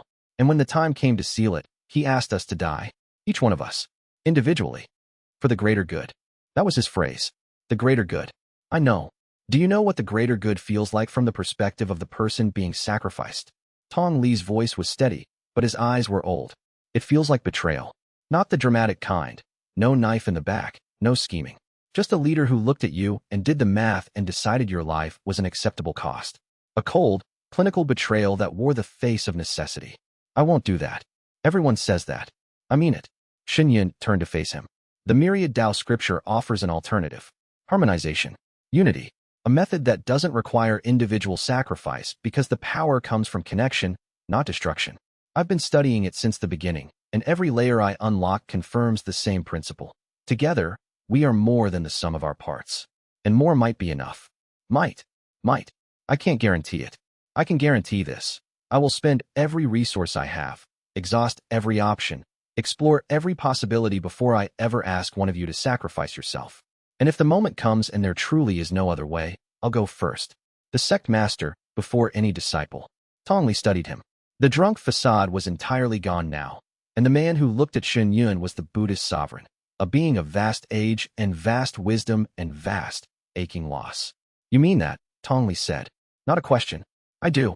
Then Tong Li, formerly Kongming the Buddhist sovereign, accepts the position of sixth pillar of the Eternal Sky Sect. He picked up his jug, took a long drink, and grinned. This means I get a title, right? Head of the Defense Division? Chief Barrier Officer? Supreme Protector of extremely important things. It means you stop being drunk on roofs. That seems like an unreasonable condition, but I'll take it under advisement. The sect master's seal blazed with a sixth thread. The mandate expanded, and somewhere in the depths of the myriad Tao scripture, a passage that had been locked for 10,000 years began to loosen. 6 legends. 6 pillars. 6 roots anchoring a tree that was growing faster than anyone, ally or enemy, had predicted. One more to find. One more root to plant. Then the real work would begin. Chapter 54, Luo Chongfeng's plot. The final round of the Thousand Sects tournament was scheduled for the following day. The Eternal Sky Sect versus a coalition team from 2 mid-ranked sects who'd clawed their way through the loser's bracket. On paper, it should have been straightforward. Luo Chongfeng made sure it wasn't. The poison was in the water. Shuiyue discovered it at dawn, when Zhen, whose nose could detect alchemical compounds at concentrations that would elude laboratory equipment, walked into the pavilion's kitchen area and froze. Don't drink that, Zhen said, snatching a cup from Zhao Hei's hand before it reached his lips. Don't drink any of it. The water supply's been contaminated. He sniffed the water jug, then the basin, then the supply line that fed the pavilion from Dragon Peak's communal reservoir. His face went white. Qilin's tears. A rare poison that specifically targets qi circulation. It doesn't kill, it suppresses spiritual energy production for 12 to 24 hours. Anyone who drinks this will be functionally mortal during the final round. Can you make an antidote? Shuiyue asked, already knowing the answer before Zhen's expression confirmed it. Yes, but I only have enough ingredients for 5 doses. Zhen was already pulling materials from his satchel, his hands moving with the alchemy god's precise urgency. 6 people, 5 doses. Someone goes without. 7 people, Shuiyue corrected. Tong Li, Already drank the water, Tong Li said from the doorway, his voice uncharacteristically serious. 2 cups before dawn. I felt the effects 10 minutes ago, but assumed it was the wine. He paused. I can still fight. Buddhist cultivation techniques have some resistance to poison. My combat ability will be reduced, but I won't be incapacitated. How reduced? Significantly. But enough. Shen Yun's mind raced. 6 people who needed the antidote. 5 doses available. The math was simple and brutal. Give the antidote to the 5 pillars, he said. They're competing in the final round. I'll go without. You're competing too, Feng objected. The Sect Master match can be forfeit if necessary. The team matches and specialty competitions carry more points.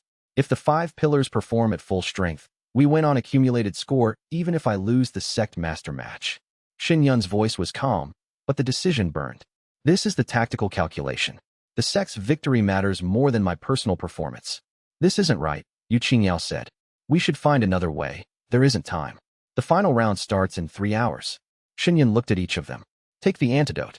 Win the tournament. That's an order. Zhen prepared the 5 doses in record time. Each pillar drank their dose, their chi flaring as the antidote neutralized the poison. The effect was immediate. Full cultivation restored, meridians clear, spiritual energy flowing freely. Shen Yun watched them drink and felt the poison's effects deepening in his own body. His chi was sluggish, his cultivation suppressed. His core formation stage 3 felt more like foundation establishment stage 1. The Sect Master's seal still functioned. It drew power from the sect's bond rather than his personal cultivation, but its amplification was severely diminished. Going into the final round as a functionally crippled Sect Master against the best the remaining sects could offer. Sometimes leadership meant sacrifice. Not the dramatic, world-ending kind. The quiet, unglamorous kind that nobody would remember because it happened behind closed doors before dawn. The question now was who had done this. Shen Yun had his suspicions. Qilin's tears was rare, expensive, and the kind of poison that only someone with deep alchemical resources could obtain. The Crimson Flame sect had an alchemy division, and Luo Changfeng had made his feelings about the Eternal Sky sects rise abundantly clear. But suspicion wasn't proof, and the tournament wouldn't wait for an investigation. Let's go, Shen Yun said. We have a tournament to win. Chapter 55. The final round of the 1,000 Sects tournament was a marathon, not a sprint. Team battles, specialist competitions, and the culminating Sect Master match, all conducted over the course of a single grueling day. Points accumulated. Rankings shifted. The audience, 10,000 strong and buzzing with the energy of a historic tournament, hung on every exchange. The Eternal Sky sect entered the day ranked 2nd overall, trailing the Crimson Flame sect by 12 points. The Crimson Flame, having lost their semifinal match, had clawed back through the losers bracket with the kind of savage, desperate fighting that 30 years of dynasty building produced when it was threatened. The team battle came first. 5-on-5, coordinated combat, judged on both victory and tactical execution. The Eternal Sky team, Feng, Yu Qingyao, Zhao He, Zhen, and Mei Xiang, fought as a unit so seamlessly integrated that the audience struggled to track individual contributions. Feng's sword cleared the path. Yu Qingyao's domain controlled the space. Zhao He's bulk anchored the center. Zhen's combat support pills provided real-time enhancements. And Mei Xiang's portable formation talismans created a shifting landscape of barriers and traps that turned the arena into a maze with only one exit: surrender. They won in 7 minutes. Their opponents, a solid team from the Jade Mountain Alliance, were competent, experienced fighters who simply could not cope with a level of tactical coordination that bordered on telepathic. Which, thanks to the mandate bonds, it essentially was. The specialty competitions reinforced the Eternal Sky sect's dominance. Zhen's freestyle alchemy demonstration produced a pill that made 3 judges weep. Mei Xiang's formation display locked the competition arena in a self-sustaining defensive array that the judges needed 40 minutes to dismantle.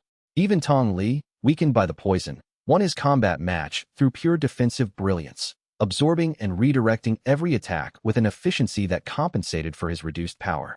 By mid-afternoon, the Eternal Sky sect had overtaken the Crimson Flame sect by 8 points. The overall ranking was theirs to lose. And then came the Sect Master match.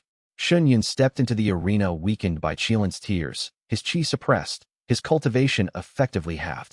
Across from him stood his opponent for the final match, Luo Changfeng's second disciple, a cultivator named Chen Baran, Nascent Soul Stage 8. Nascent Soul Stage 8. Against a Poison Core Formation Stage 3. The gap was the width of an ocean. Are you certain? Sect Master Shen? The referee asked again, his face creased with genuine concern. Shuiyue thought of his disciples, of the 5 pillars who drunk the antidote while he went without, of Tong Li fighting through poison, of the sect that had come from ashes to the tournament finals in the span of months. I'm certain, he said. Let's begin. Shen Baran attacked with the casual confidence of someone who knew they were facing a crippled opponent. His technique was clean, powerful, and overwhelmingly direct. Nascent Soul Stage 8 expressed through flame element martial arts, each strike carrying enough heat to melt stone. Shuiyue couldn't match him. The poison in his system reduced the seal's amplification to a fraction of its normal output. The mandate bonds still functioned, but the Dao resonances were weak, flickering, unreliable. His 5 Dao cores spun sluggishly, the constellation dimmed by suppressed qi. The first exchange went to Shen Baran, a flame strike that Shuiyue partially deflected but couldn't fully avoid. The residual heat seared his arm and sent him staggering. The second exchange was worse. Shen Baran pressed his advantage with a combination technique that overwhelmed Shuiyue's weakened defenses. A kick to the ribs, a palm strike to the shoulder, a blade-like qi projection that opened a cut across Shuiyue's chest. He was losing, badly. The audience could see it. His disciples could see it. Through the mandate bonds, he felt their distress, sharp spikes of emotion that translated into spiritual pressure on the threads connecting them. Fear, anger, the desperate desire to help, and something else. Something that pulsed through the bonds with a strength that transcended the poison's suppression. Trust. They trusted him. Not his power, not his cultivation, not his techniques. Him. The man who'd recruited them from alleys and craters and ruins and slavery. The man who'd held their hands through nightmares and trained them through impossibilities and led them from ashes to this moment. That trust was not qi. It couldn't be measured or suppressed or poisoned. But it was power. The myriad Dao scripture responded. A passage Shuiyue had never read, never even seen, blazed to life in his mind. When the body fails, the bonds remain. When the cultivation falters, the trust holds. The sect master who is loved by his disciples cannot fall, for he does not stand on his own 2 feet. He stands on the foundation of every soul who chose to follow him. His qi reserves were empty. His cultivation was suppressed. His body was wounded.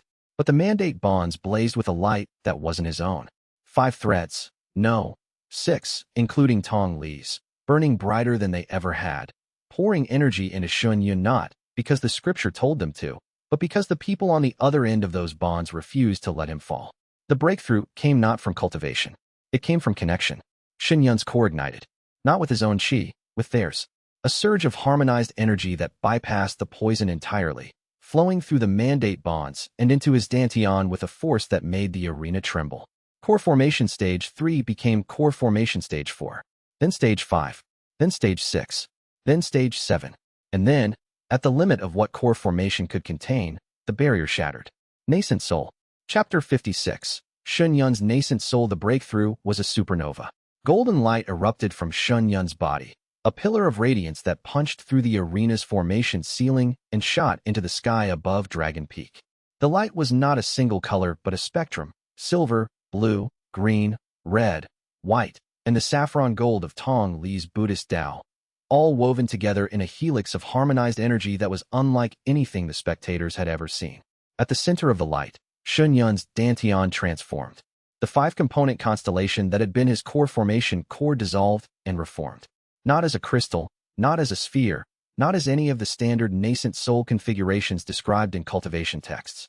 It reformed as a miniature human figure, a nascent soul in the literal sense, but one made of interlocking patterns of light that were not just his own Tao but the collective expression of every bond he'd forged. The myriad Tao scriptures' second layer revealed itself. The nascent soul of harmony is not the cultivator's soul alone. It is the soul of the sect. The sect master who reaches nascent soul through the mandate carries within him not just his own Tao, but fragments of every disciple's awakened path. He becomes the nexus, the intersection, the crossroads where all Taos meet. In this state, the sect master may not merely borrow his disciples' power. He may temporarily embody it. The golden light faded. Shuiyue stood in the arena, his body glowing with residual energy, his qi pressure filling the space like water filling a basin. Nascent soul stage 1, but a nascent soul forged from 6 harmonized Taos, making its density and versatility equivalent to a stage far higher. Shen Baran, who had been frozen in shock since the breakthrough began, recovered his composure and attacked. To his credit, He didn't hesitate. A nascent Soul Stage 8 cultivator against a newly minted nascent Soul Stage 1 should still hold the advantage. Should. Shuiyue moved. Not with one Dao's speed or one Dao's technique, but with the blended, harmonized fusion of all six. A flash of sword intent guided his blade. A coating of ice chi slowed Chun Baran's fire techniques. A pulse of war chi reinforced his strike's power. A whisper of formation logic plotted the optimal angle. An alchemist's precision timed the release. A Buddhist's patience absorbed the counterblow. One strike. Everything he had. Everything they had. The blade connected with Chun Baran's defensive chi and passed through it like it wasn't there. Not because the strike was more powerful, it wasn't, numerically, but because it was harmonized. Chun Baran's defense was designed to block single-element attacks. A six-element harmonized strike didn't register as any one thing, which meant the defense didn't know what to block. Chun Baran went down. The arena was silent for 5 full seconds. Then the noise began, not just cheering, but a sound that Shuiyue would later describe as 10,000 people simultaneously losing their minds. Winner, Shuiyue, Eternal Sky Sect. Tournament champion, Eternal Sky Sect. The words echoed across Dragon Peak. The Eternal Sky Sect's banner, the blue and silver standard of a sect that had been destroyed, rebuilt, and now stood at the top of the regional rankings, flew from the tournament's summit pole, higher than any other sect's colors had flown in 30 years. In the competitors' area, the pillars were beyond words. Bai Zhen had tears running down his face. Zhao He had crushed a stone railing with his bare hands. Tong Li was laughing and crying simultaneously, his wine jug forgotten. Feng stood with his sword drawn, the gold in his eyes burning like twin suns. Yu Qingyao walked onto the arena floor, through the crowd, through the chaos, and took Shuiyue's hand. Her cold touched his warmth. Their chi resonated, and the harmonic was so pure that people nearby could hear it. A tone, a note, a vibration that spoke of something deeper than victory. "You did it," she said. "We did it." And for one perfect moment, standing on the highest peak of the tournament, surrounded by cheering thousands, holding the hand of the girl who was slowly teaching him that love was not a distraction from duty, but its truest expression, for one moment, everything was right. Then the moment passed, and the darkness waiting beyond the horizon drew one breath closer. Chapter 57. The Crimson Flame's wrath. Luo Changfeng's challenge came before the celebration dust had settled. He appeared at the center of the arena like a storm front, his spirit, severing cultivation, radiating outward in waves that silenced the crowd more effectively than any announcement could. His face was carved from granite, his eyes burning with a fury that went beyond competitive disappointment into something darker. "I challenge the result," Luo Changfeng declared, his voice amplified by qi to fill the entire arena. The Eternal Sky Sect's performance was achieved through fraudulent means. Their disciples employ techniques that exceed their cultivation levels, an impossibility under normal circumstances, suggesting the use of forbidden methods or external augmentation. The crowd murmured. The tournament judges exchanged glances. Shuiyue stepped forward, still glowing faintly from the breakthrough, his body exhausted but his spine straight. "That's a serious accusation, Sect Master Luo. Do you have evidence?" "I have observation. A Foundation establishment boy using immortal-level sword techniques. A girl manifesting a spirit-severing domain at Qi Gathering. A 14-year-old producing pills that nascent soul alchemists can't replicate. And a sect master who broke through to nascent soul in the middle of a combat match. A phenomenon that has no precedent in tournament history. Talent is not fraud. This isn't talent." Luo Changfeng's chi flared, and the ground cracked beneath his feet. "I've seen talent. I've trained talent. What your sect displays is not the result of cultivation and hard work. It's the result of something else. Something that the rules of this tournament were not designed to address." The head referee intervened. "Sect Master Luo, the tournament's spiritual scans detected no forbidden techniques, no external augmentation, and no rule violations during any of the Eternal Sky Sect's matches. The results stand." "Then the scans are insufficient." Luo Changfeng turned to the crowd. "I put this to the assembly. The Crimson Flame Sect formally requests a public investigation into the Eternal Sky Sect's methods. If they are legitimate, they have nothing to fear. If they are not, they are legitimate." A new voice, calm and carrying. The white-haired woman from the VIP section descended from her viewing platform on a disc of silver chi, landing between Luo Changfeng and Shuiyue. She was small, elegant, and ancient, her white hair flowing past her waist, her robes the deep blue of a midnight sky, her cultivation aura so perfectly concealed that Shuiyue couldn't gauge her level at all. But the way the crowd parted for her, the way even Luo Changfeng's fury dimmed in her presence. told him she was someone of immense importance. Lady Feng Shuiyue, Luo Chanfeng said, his voice losing some of its edge. This doesn't concern you. Everything concerning the Azure region's sects concerns me. That is, after all, why the Alliance Council exists. She turned to Shen Yun with eyes that held the weight of centuries. Sect Master Shen, your disciples are remarkable. I'd like to discuss their particular talents in private at your convenience. Before Shen Yun could respond, a spiritual transmission, a burst of qi that carried a message directly into the recipient's mind, hit every cultivator on Dragon Peak simultaneously. It was not a subtle transmission.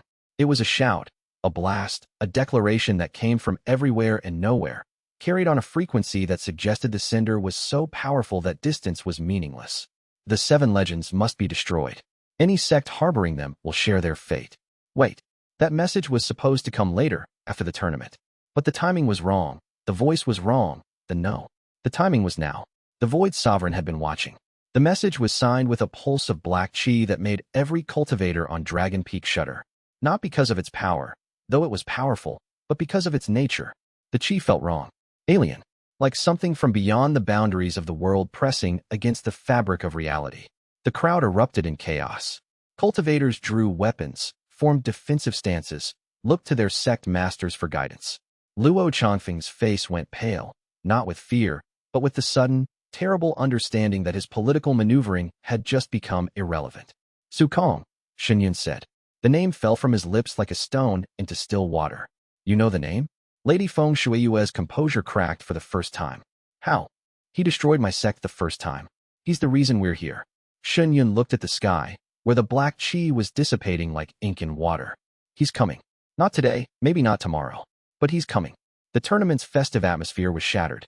Sects began packing, preparing to leave, calculating how to distance themselves from the Eternal Sky Sect before the Void Sovereign's threat materialized.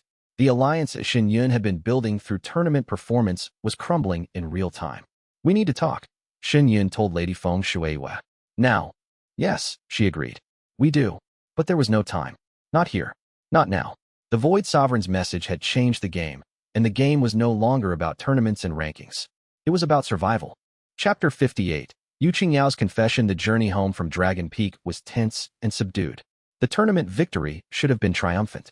Instead, the Void Sovereign's declaration had cast a shadow over everything. Of the dozen sects that had expressed interest in allying with the Eternal Sky Sect during the tournament, 10 had withdrawn their overtures within hours of the message. Fear was a more powerful motivator than admiration, and the prospect of an immortal king's wrath was enough to make most sect masters prioritize self-preservation over solidarity. Shen Yun didn't blame them. He understood fear. He'd lived in its shadow since the day his sect had burned. But understanding didn't make the isolation easier. They traveled at night, using concealment formations that Mei Xiang had woven into the group's qi signatures. Shen Yun's newly achieved nascent soul cultivation gave them a significant speed advantage. At nascent soul, movement techniques allowed semi-flight, reducing the week-long journey to 3 days. On the second night, Yu Qingyao found him.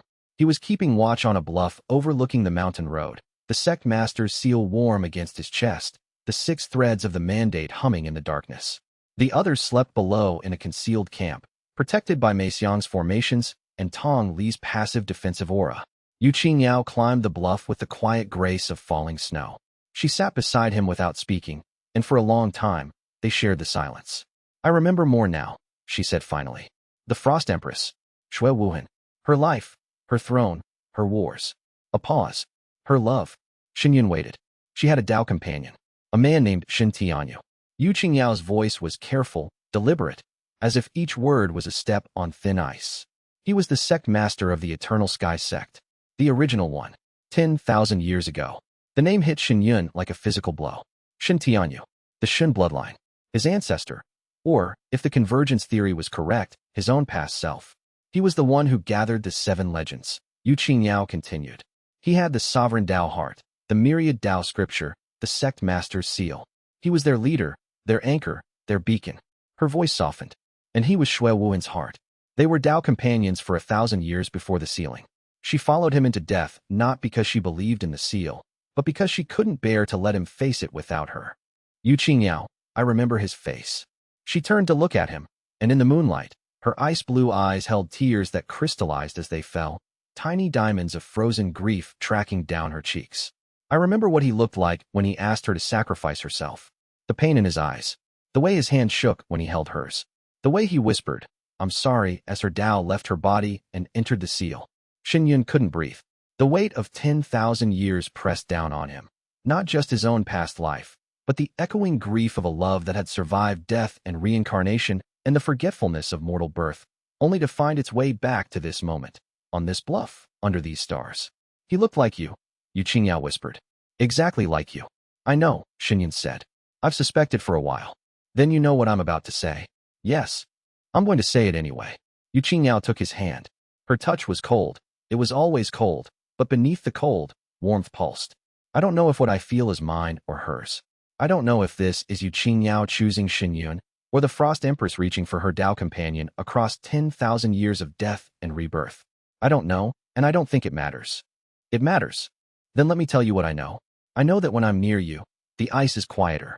I know that your voice is the first sound that ever made me feel safe.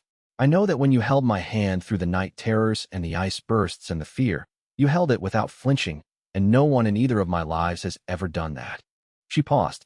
Her breath clouded in the cold air, and her grip on his hand tightened. "I love you, Xinyun. I don't need to know if it's past or present. It's real.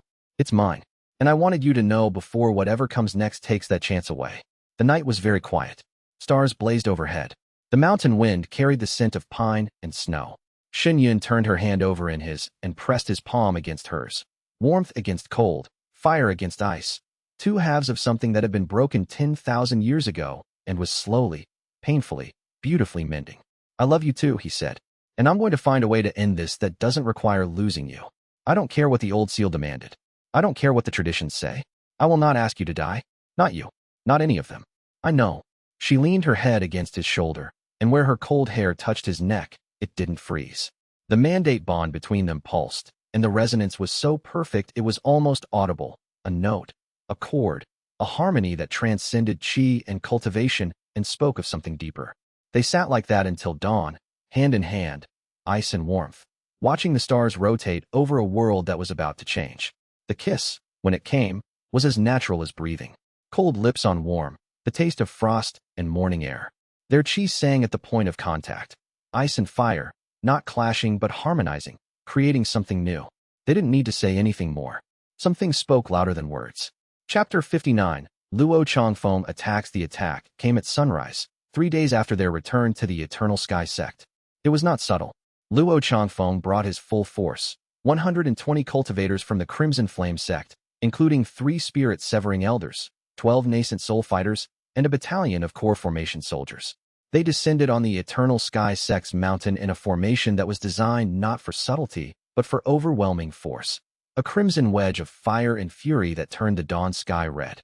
Xinyun felt them coming through Mei Xiang's perimeter formations a full 10 minutes before they arrived. 10 minutes was an eternity in preparation time. "Full defense," he ordered. "Mei Xiang, activate everything. Tong Li, barrier over the dormitory. Bai Zhen, distribute combat pills. Yu Qingyao, domain ready on my signal. Lin Feng, Zhao He, you know what to do." The sect mobilized. 20 outer disciples took defensive positions. The 6 pillars deployed to their stations. Jiang Hao, despite his restricted status, armed himself and stood ready at the dormitory, guarding the non-combatants with the desperation of a man who knew this was his chance to prove himself. Mei Xiang's formations blazed to life. Over the months since the sect's rebuilding, she'd woven a formation network of unprecedented complexity. Layer upon layer of defensive, offensive, and support arrays, each one feeding into the others, creating a web of spiritual energy that covered the entire central peak and extended to 3 adjacent peaks. The Crimson Flame Sect's assault force hit the outermost formation layer and exploded. Not literally, figuratively. The Chi Drain arrays stripped fire element energy from the attackers with ruthless efficiency. The barrier formations slowed their advance. The Deception arrays created phantom targets that drew strikes away from real defenders. And a new addition, Spatial Distortion formations that bent the geometry of the battlefield, making the mountain's terrain shift and flow like liquid, turned the organized assault into chaos. Luo Changfeng had expected a fortified position. He'd found a labyrinth. But spirit-severing cultivators were spirit-severing cultivators. The 3 elders leading the assault generated enough raw power to brute force through the outer formation layers. Barriers shattered. Drain arrays overloaded. The defensive network bent, strained, held, but the pressure was immense. The battle devolved into close combat as the Crimson Flame's forces penetrated the inner perimeter. The 7 pillars fought together for the first time. Feng took the eastern approach, his sword a beacon of silver light that carved through Crimson Flame's soldiers like a scythe through grain. His Foundation establishment body now housed a Sword Immortal's full combat awareness, and in the chaos of battle, the distinction between past and present dissolved. He didn't fight like a boy channeling an ancient legend. He fought like a legend. Zhao He held the main gate again, his preferred position, the choke point that played to his strengths. His chain weapon was a blur of red-gold light, and the War God's legacy gave his strikes the force of siege weapons. Core formation cultivators that tried to breach his position were sent flying. Yu Qingyao deployed her domain from the central peak's highest point. Eternal winter expanded in a sphere that covered the entire central peak, dropping the temperature to levels that turned fire element techniques into sputtering candles.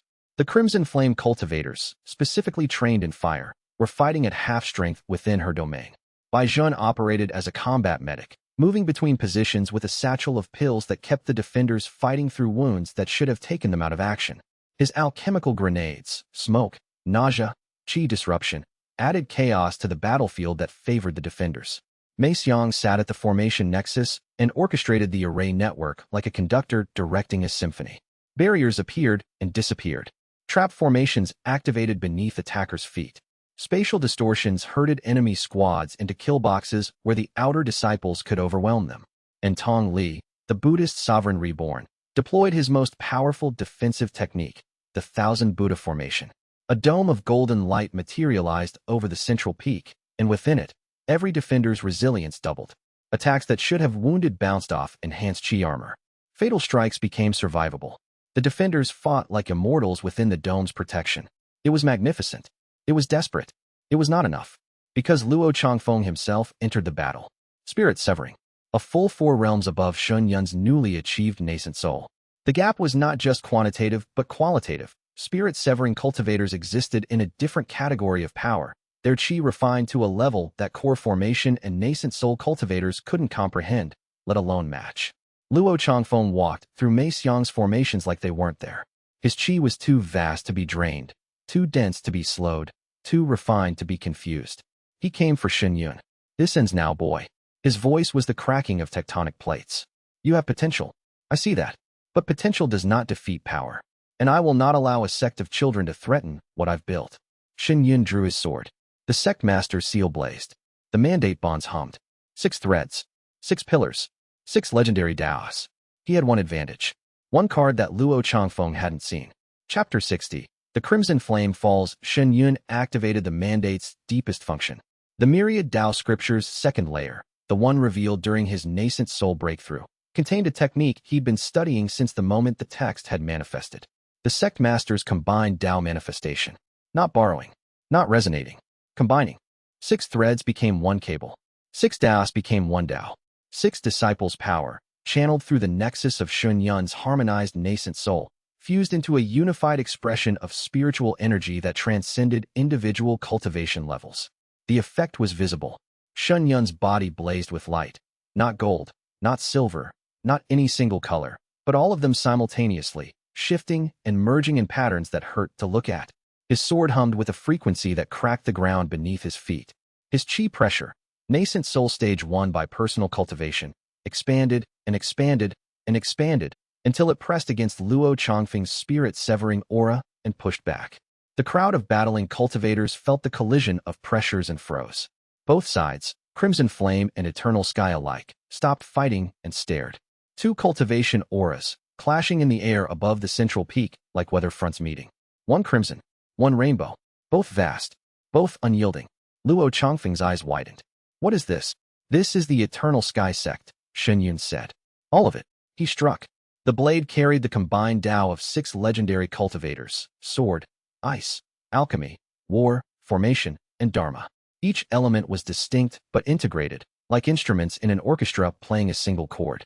The sound that the strike produced was not metal on air. It was harmony, a resonance that made the mountain itself vibrate in sympathy. Luo Changfeng raised his sword to block. His spirit-severing defense was the best in the Azure region, dense, layered, refined over a century of cultivation. The combined Tao strike went through it. Not around it. Not past it. Through it. The harmonized energy didn't attack a single point. It attacked every point simultaneously, the 6 different Tao elements hitting different frequencies of the defense at the same time. The defense, designed to handle 1 frequency at a time, couldn't process 6. The blade connected with Luo Changfeng's shoulder, drove through his chi armor, and bit deep. Blood sprayed. The spirit-severing cultivator staggered, for the first time in decades, genuinely staggered, and his eyes showed something that his students and allies had never seen there before. Shock. Shen pressed. A second strike, a third, each one carrying the combined Tao. Luo Changfeng blocked, deflected, countered. His spirit-severing cultivation was still superior in raw terms, and his combat experience was vast. But the combined Tao kept finding new angles, new frequencies, new ways through his defense that his experience hadn't prepared him for. The fight lasted 3 minutes. In those 3 minutes, Shen landed 4 strikes and took 12. The damage ratio was not in his favor. Luo Changfeng's attacks did significant harm, and Shen was bleeding from multiple wounds by the fight's end. But the 4 strikes he landed changed the battle. Each strike carried ice chi that numbed the wound site, war chi that prevented the cuts from sealing, formation chi that disrupted the local spiritual energy around the wound, and alchemical chi that introduced a compound that slowed healing. Luo Changfeng was spirit-severing, but he was accumulating damage that his body couldn't easily repair. Impossible, Luo Changfeng hissed, pressing a hand to his shoulder where the first strike had landed. Your nascent soul. This power is beyond. It's not beyond anything. It's the myriad Tao scripture.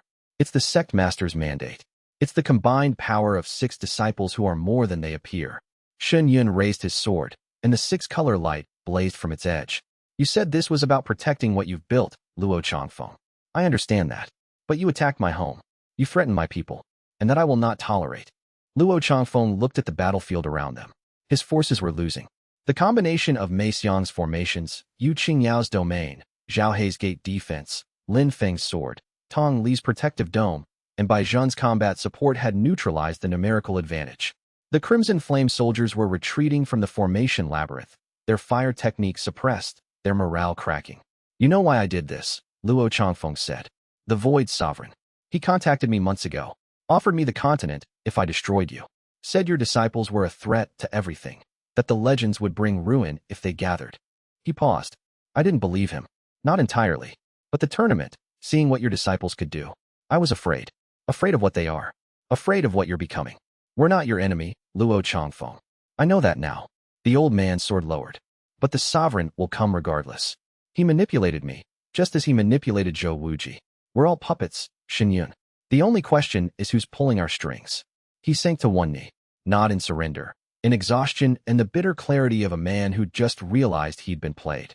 The Crimson Flame sect withdraws, Luo Changfeng said, his voice carrying across the battlefield. The Eternal Sky sect's victory is acknowledged. I was mistaken. The Crimson Flame soldiers stopped fighting. The Eternal Sky defenders held their positions, wary but willing to accept the ceasefire. The battle was over. Shen sheathed his sword. The combined Tao manifestation faded, and with it, the borrowed power. His body screamed with the aftermath, depleted chi, strained meridians, wounds that began to throb now that the adrenaline was ebbing. He walked to Luo Changfeng and extended his hand. The sovereign manipulated us both, Shen said. He wants the sects divided, fighting each other instead of preparing for what's coming. Don't give him what he wants. Luo Changfeng looked at the offered hand for a long moment. Then he took it and let Shen pull him to his feet. You're either very wise or very foolish, the old man said. So I've been told. Luo Changfeng looked at the Eternal Sky sect, the rebuilt buildings, the formation arrays, the young disciples who'd fought like legends. Then he looked at Shen with eyes that held the beginning of something that might, eventually, become respect. The Void Sovereign, he said. He said your disciples were the reborn 7 legends from the Great Sealing. Is it true? It's true. Then the convergence is real. The shadow is stirring. And everything we've been fighting over, rankings, territory, pride, is meaningless. Luo Changfeng straightened. The Crimson Flame sect will not attack the Eternal Sky sect again. And if the sovereign comes... He paused. Well, we'll see. I'm old, but I'm not a coward. He turned and led his forces down the mountain. The crimson banners faded into the morning mist. The sound of retreating footsteps echoed off the peaks, and then was gone. Shen stood on the central peak of the Eternal Sky sect, and watched them leave. Around him, his sect gathered, wounded, exhausted, alive. The 6 pillars, the outer disciples, Jiang, all of them. The sect master's seal pulsed. The mandate bonds hummed. And in the distance, beyond the mountains, beyond the horizon, the shadow of an immortal king waited with the patience of something that had been ancient when the stars were young. But the Eternal Sky sect had won. Again, against a spirit-severing cultivator with an army. Against impossible odds. Against fear itself. The regional stage was over. The continental stage was about to begin. And somewhere in the world, a 7th legend was stirring in their sleep, drawn by the beacon of the sovereign Tao heart, following a thread of destiny toward a mountain where their brothers and sisters waited. Shen closed his eyes and let the morning sun warm his battered face. "We're coming for you, Su Kong," he whispered. "And when we find you, you'll wish you'd left us in the ashes." The wind carried his words to the east, where the continent spread vast and dangerous and full of the shadows of ancient things. The race continued, and the Eternal Sky sect was gaining ground. Below, in the rebuilt alchemy pavilion, Zhen was already at work. His furnaces burned with a determination that mirrored his master's resolve. The battle had revealed weaknesses in their medical response. Pills that depleted too quickly, restoration compounds that couldn't keep pace with spirit-severing level damage. He would fix these shortcomings. The alchemy god's memories were a deep well, and he'd only drawn from the surface. In the formation nexus, Xiang redrew arrays that had been destroyed during the assault. Her hands moved faster than ever, the formation saint's knowledge flooding in as the stress of real combat unlocked deeper reserves. She was designing something new, a formation architecture that could withstand spirit-severing pressure, that could adapt to unknown threats, that could grow alongside the sect rather than requiring constant replacement. It would take months. She had patience measured in lifetimes. Feng sat on the eastern cliff with his sword across his knees, the gold in his eyes burning steady. The sword immortal was fully awake inside him now, not a passenger, not an echo, but a presence that was slowly becoming indistinguishable from Feng himself. The memories were settling into his bones like water into soil, and with each passing day, the line between the boy and the legend grew thinner. Zhao walked the perimeter, as always. His chain was broken in 3 places, and he'd bound the sections together with wire. He would need a new weapon, something worthy of the war god's legacy, something that could hold the gate against an army. Tong Li meditated beneath the oldest tree on the central peak, his golden dharma light pulsing in rhythm with the sect's chi veins. The Buddhist sovereign's defensive Tao was integrating with the sect's formation network, creating a passive protection that strengthened as the sect grew. The more people who lived here, the more the protection deepened. That was the nature of Dharma. It drew power from community, from compassion, from the simple act of people choosing to stand together. And Yu Qingyao stood at Shen Yun's side, her hand finding his, her cold and his warmth meeting in the space between their fingers.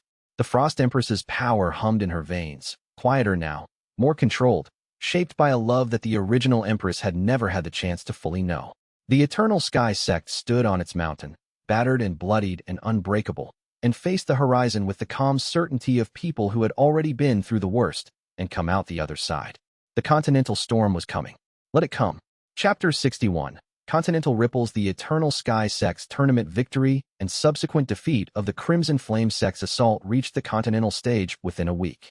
Spirit bird networks carried the news across the Azure continent like wildfire, and what arrived at the doorsteps of the great sects was not mere gossip, but a story that defied every assumption about the cultivation world's power hierarchy. A rebuilt minor sect, led by a teenage sect master, had won the 1,000 Sects tournament against established powers 10 times its size. Its disciples manifested abilities attributed to legendary figures dead for 10,000 years.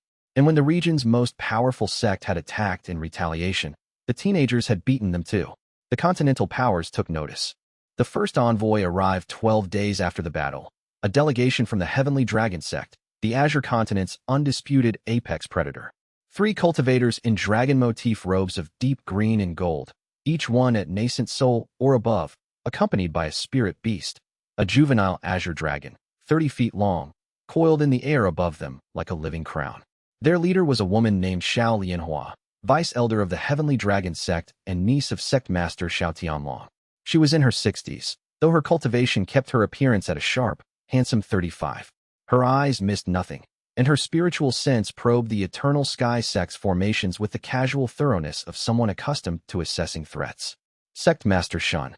She greeted him at the main gate with a formal bow that was precisely calculated, deep enough for respect, shallow enough to maintain authority. The Heavenly Dragon Sect extends its congratulations on your tournament victory. Quite the achievement for a newly rebuilt sect. Thank you, Vice Elder Xiao. Your sect's reputation precedes you. Shuiyue returned the bow at the same calibrated depth. Please, come inside. He gave them the tour. It was a strategic decision, showing strength rather than hiding it. The rebuilt central peak, the formation arrays, the training facilities, the alchemy pavilion. He introduced the pillars by name and role, allowing each one to project their abilities in controlled demonstrations. Feng performed a sword form that left visible afterimages hanging in the air. Yu Qingyao manifested a small-scale ice phoenix that orbited the training hall. Zhen refined a mid-grade healing pill in 4 minutes. Xiang drew a portable barrier formation that the Heavenly Dragon cultivators couldn't penetrate. Zhao He shattered a boulder with a single chain strike. Tong Li deflected a test attack from one of the Heavenly Dragon nascent soul cultivators without moving his feet. Xiao Lianhua watched it all with an expression that began as polite interest and ended as something much more serious. Impressive, she said when the tour concluded. They sat in the training hall over tea, real tea, good quality, purchased with tournament prize money. But I suspect you know that's not why I'm here. The Void Sovereign's declaration, Shuiyue said. Precisely. The continent heard his message during the tournament. An immortal king threatening to destroy any sect that harbors these 7 legends. Most sects are treating it as reason to avoid you. The Heavenly Dragon sect prefers to make informed decisions. What would you like to know? Everything. What the 7 legends are. Why the Void Sovereign wants them destroyed. What you intend to do about it. And most importantly, whether your sect's existence poses a genuine threat to the continent's stability or whether the threat comes from the sovereign himself. Shuiyue made a decision. Holding back information had served its purpose during the regional phase, but the continental stage required allies, and allies required trust. He told Xiao Lianhua the full story, the convergence, the reborn legends, the sovereign Tao heart, the myriad Tao scripture, the great ceiling, the primordial shadow. She listened without interruption. When he finished, her face was the color of old paper. The primordial shadow, she said. We have records of it in our deepest archives. The Heavenly Dragon Sect's founder was alive during the Great Sealing. He was a witness, not a participant, but his accounts describe an entity of pure negation. Anti-Tao. The opposite of everything that makes cultivation possible. If the seal breaks, the shadow is freed. And if the shadow is freed, the continent dies. Not gradually, immediately. Our archives describe its nature as the consumption of Tao itself. Every cultivator, every spiritual plant, every chi vein, every formation, all of it devoured. Which is why the convergence matters. The seal needs to be reinforced. The reborn legends are the mechanism. Xiao Lianhua was quiet for a long time. Her spiritual sense reached outward, probing the mandate bonds between Shuiyue and his disciples. Not invasively, but with the cautious thoroughness of a doctor checking vital signs. 6 legends gathered, she said. The 7th. Still out there. A young boy, we believe, the Beast Emperor Feng. He'll find us when the sovereign Tao heart draws him. And what do you need from the Heavenly Dragon Sect? Neutrality, at minimum. At best, alliance. The Void Sovereign will come for us eventually. When he does, having the continent's strongest sect on our side, or at least not against us, could be the difference between survival and annihilation. Xiao Lianhua stood. I'll convey your request to Sect Master Xiao Tianlong. He's a cautious man, don't expect a quick answer. But I can tell you this. The Heavenly Dragon Sect does not fear immortal kings. We've faced them before. She paused at the door. And for what it's worth, Sect Master Shen, I believe you. Not because of your words, but because of your disciples. I've met prodigies and frauds. Your disciples are neither. They are something older, deeper, and far more dangerous than either. She left with her delegation, the juvenile azure dragon casting a shadow over the central peak as it ascended. Shuiyue watched them go and felt the weight of continental politics settling onto his shoulders. The regional game had been chess, calculated moves, predictable opponents, manageable stakes. The continental game was war, unpredictable, multi-front, existential. But they had taken the first step. The Heavenly Dragon Sect knew the truth. Whether they chose to act on it was beyond Shuiyue's control. All he could control was his sect's readiness. And that he could ensure. Chapter 62. The Void Sovereign's declaration. It came 3 weeks after the Heavenly Dragon Sect's visit, and it came for everyone. The spiritual transmission hit the Azure continent like a tidal wave. Every cultivator above Qi gathering, Tens of thousands of people across thousands of miles heard the voice simultaneously. It bypassed formations, penetrated barriers, reached into the deepest meditation chambers and the most remote mountain hermitages. There was no escaping it. The voice was cold, vast, and ancient. It spoke with the casual authority of something that had existed when the mountains were young. People of the Azure continent, I am Su Kong, sovereign of the void. For 10,000 years, I have watched from beyond your petty borders. For 10,000 years, I have waited. The waiting is over. The souls of the 7 legends of the Great Sealing have been reborn. They gather now at the rebuilt Eternal Sky Sect, on the mountains of the Azure region, drawn by a beacon that should have been destroyed. These souls carry within them the power that was used to seal me, a power that I intend to reclaim. I offer this to the sects of the continent. Deliver the 7 legends to me, and you will be rewarded beyond imagination. Resist, and you will share their fate. You have 1 month. The transmission ended, and the silence that followed was louder than the message itself. Shen felt the impact through the mandate bonds, 6 spikes of emotion from 6 disciples, ranging from fear to fury to grim determination. He closed his eyes, processed his own reaction, and then opened them with the cold clarity that leadership demanded. Gather everyone, he said. Training hall. Now. The meeting was tense. 20 outer disciples, 6 pillars, and Jiang Hao, all crammed into the training hall with expressions that ranged from terrified to resolute. Outside, the sect's formation arrays hummed at maximum power. Mei Xiang had activated every defensive measure the moment the transmission hit. You heard the message, Shen said. The Void Sovereign has declared open season on us. Every sect on the continent now knows what we are and has been offered a reward for turning us in. Some will refuse. Most won't. He paused. I'm not going to sugarcoat this. Our situation just became exponentially more dangerous. What's the plan? Zhao He asked. His voice was steady, his chain weapon in his hands, ready. Preparation and diplomacy. We can't fight the entire continent, and we can't fight an immortal king alone. We need to change the equation, turn the sovereign's threat into a rallying point rather than a fear weapon. Shen laid out his strategy. First, fortification. The Eternal Sky Sect's defenses would be expanded to their maximum capacity. Mei Xiang would design a formation network capable of withstanding sustained assault from multiple directions. Tong Li's Dharma would reinforce the barriers. The outer disciples would train in siege defense. Second, diplomacy. Shen would personally reach out to every sect that had shown interest during the tournament.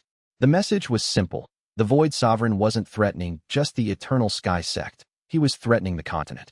If an immortal king could issue ultimatums and expect compliance, then no sect was safe. Today, it was the 7 legends. Tomorrow, it could be anyone. Third, awakening. The 6 pillars would accelerate their past life awakenings. The more power they unlocked, the stronger the sect became. The convergence was a race against the sovereign's timeline, and every day of cultivation was a day closer to readiness. Fourth, finding the 7th legend. Su Ran, the Beast Emperor Feng Moli reborn, was still out there. The convergence was incomplete, and incomplete meant vulnerable. 1 month, Shen said. That's what he gave us. Let's make it count. The meeting dissolved into organized action. Each pillar had their assignment, each outer disciple had their role, and even Jiang Hao, who had been standing at the back of the hall, his bandaged hand cradled against his chest, listening with the focused attention of someone who understood exactly how much he had to prove, stepped forward. Let me help, he said. Not with secrets, not with intelligence. Just, let me help. Shen studied his oldest friend. The man who'd betrayed him for family, redeemed himself through sacrifice, and now stood offering the only thing he had left, willingness. We need an intelligence network, Shen said. Not to spy on our own people. To monitor the army's approach. To identify potential allies among the cultivators being coerced into the sovereign's service. To find the cracks in the enemy's morale and exploit them. Jiang Hao's eyes lit up. Intelligence work was where he excelled. His natural charm, his network of contacts, his understanding of human motivation. It was the same skill set that had made him such an effective spy, redirected toward a purpose he could believe in. Give me 3 days and access to the sect's spirit birds, Jiang Hao said. I'll build you a network that covers every approach within 200 miles. Done. The look that passed between them was not the casual friendship of childhood. It was something harder, more valuable, more painfully earned. A trust rebuilt on the wreckage of betrayal, tested by fire, and tentatively extended once more. The sect mobilized. The next 4 weeks would determine whether the Eternal Sky Sect survived, and whether the continent survived with it. Chapter 63, Allies and enemies, Shen Yun's diplomatic campaign was a masterclass in desperation disguised as confidence. He traveled the continent in a week, using his nascent soul cultivation for rapid movement, visiting 12 major sects in 7 days. At each stop, he delivered the same message. The Void Sovereign wasn't a theoretical threat. He was an immortal king with an army, a grudge, and a timeline. The sects could either unite against him or wait to be consumed individually. The responses were predictable in their variety. The Black Serpent sect refused to even grant him an audience. Their sect master sent a message through intermediaries. We have no interest in dying for someone else's war. The Jade Mountain Alliance was sympathetic but uncommitted. We believe you, their leader said, but our cultivation bases are modest. What can we offer against an immortal king? The Heavenly Sword Pavilion offered conditional support. They would defend their own territory and not attack the Eternal Sky sect, but wouldn't send forces to fight alongside it. We're swordsmen, not soldiers, their elder said. 3 smaller sects agreed to full alliance. Sects that had nothing to lose because the Sovereign's declaration had already isolated them. They'd refused to turn against the Eternal Sky sect, and the political consequences had been swift. Trade embargoes, territorial encroachments, whisper campaigns. They came to Shen Yun not out of bravery, but out of necessity. But the visit that mattered most was to the Heavenly Dragon sect. Sect Master Xiao Tianlong received Shen Yun in a hall of carved jade that could have housed the entire Eternal Sky sect. The man was ancient, over 300 years, and his cultivation was at the pinnacle of spirit severing, the strongest level below the immortal realms. His presence was a physical force, like standing in the shadow of a mountain that was somehow aware of you. Sect Master Shen. His voice was surprisingly gentle for a man of his stature. My niece spoke well of you. She's rarely impressed. I'm honored, Sect Master Xiao. You shouldn't be. She's impressed by threats, not charms. Xiao Tianlong gestured to a chair. Sit. Speak plainly. Shen Yun sat and spoke plainly. He described the convergence, the seal, the primordial shadow. He explained the myriad Tao scriptures' harmonization principle.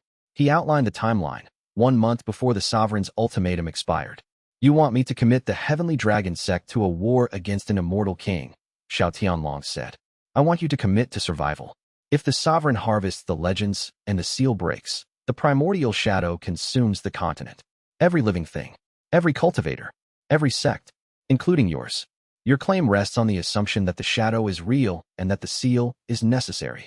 Your own archives confirm it. Vice Elder Xiao verified the records. Xiao Tianlong was quiet for a long time. His fingers drummed on the jade table, a rhythm that Shen Yun recognized as a formation pattern. The old man, thinking in arrays the way some people thought in words. I will not commit to open war, Xiao Tianlong said finally. He rose and walked to the window of his jade hall, gazing out at the Heavenly Dragon sect's sprawling compound. A city in itself, home to 3,000 cultivators and their families, the accumulated wealth and tradition of 3 centuries of careful stewardship. Not yet.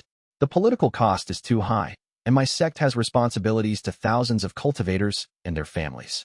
I have children in my nurseries, elders in my care pavilions, and young disciples who haven't yet decided what kind of cultivators they want to become.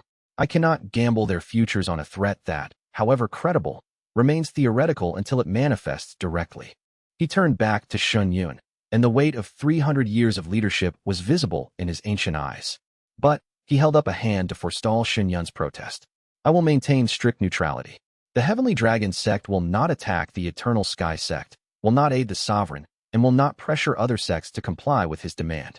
If the situation changes, if the Sovereign acts directly, I will reassess. It was less than Shen Yun wanted, and more than he'd expected. He accepted it with a bow. Sect Master Shen, Xiao Tianlong said as he stood to leave. A word of personal advice, from one old man to one very young one. You carry a heavy burden. The heaviest I've ever seen on shoulders so young. Don't try to carry it alone. The legends you've gathered, let them share the weight. That's what they're for. I will. And one more thing. Xiao Tianlong's eyes held a glint of something that might have been humor.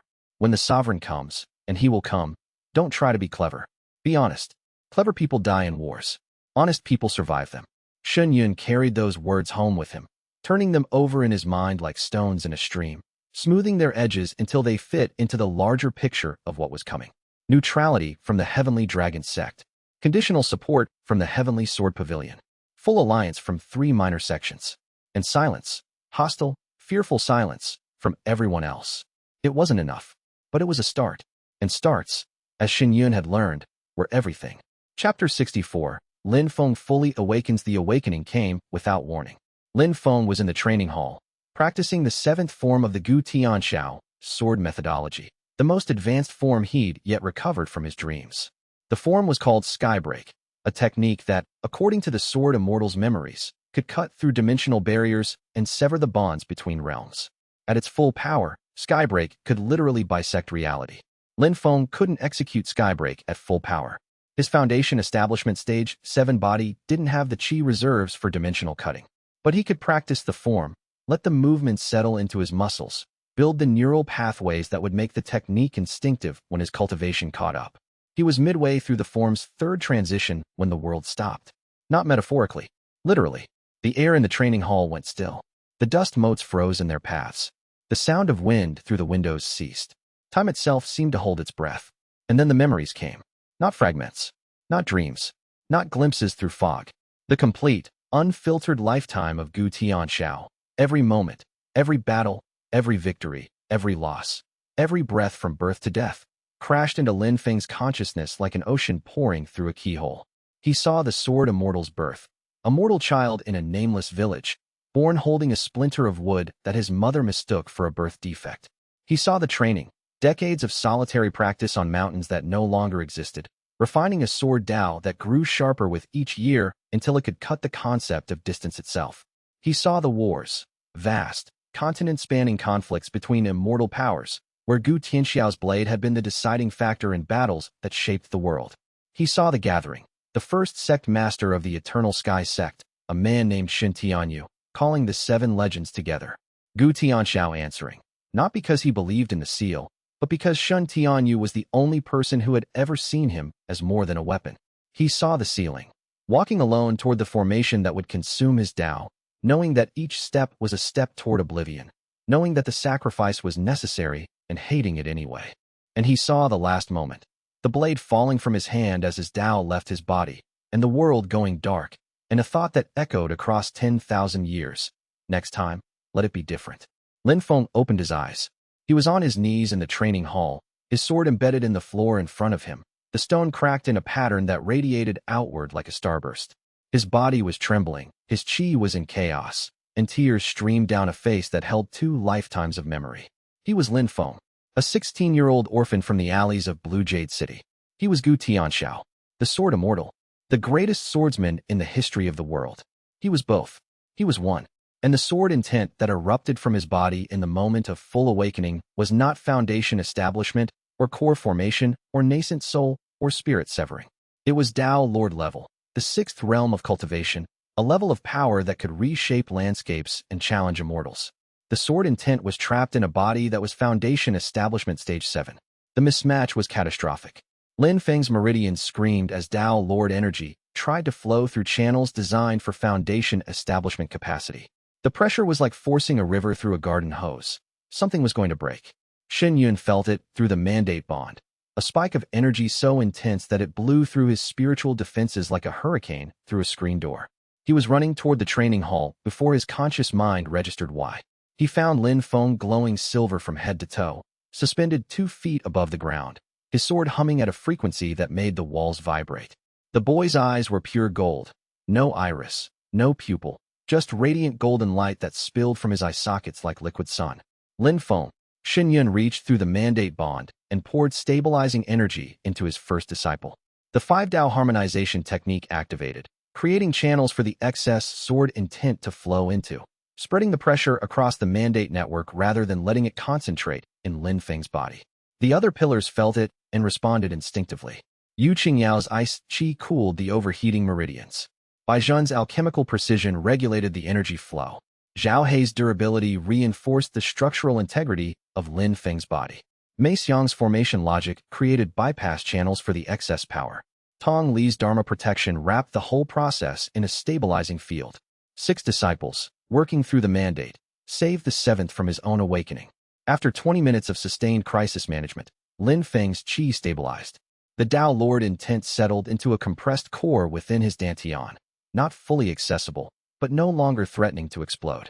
His eyes faded from pure gold to their normal dark with a permanent golden glint. His feet touched the floor.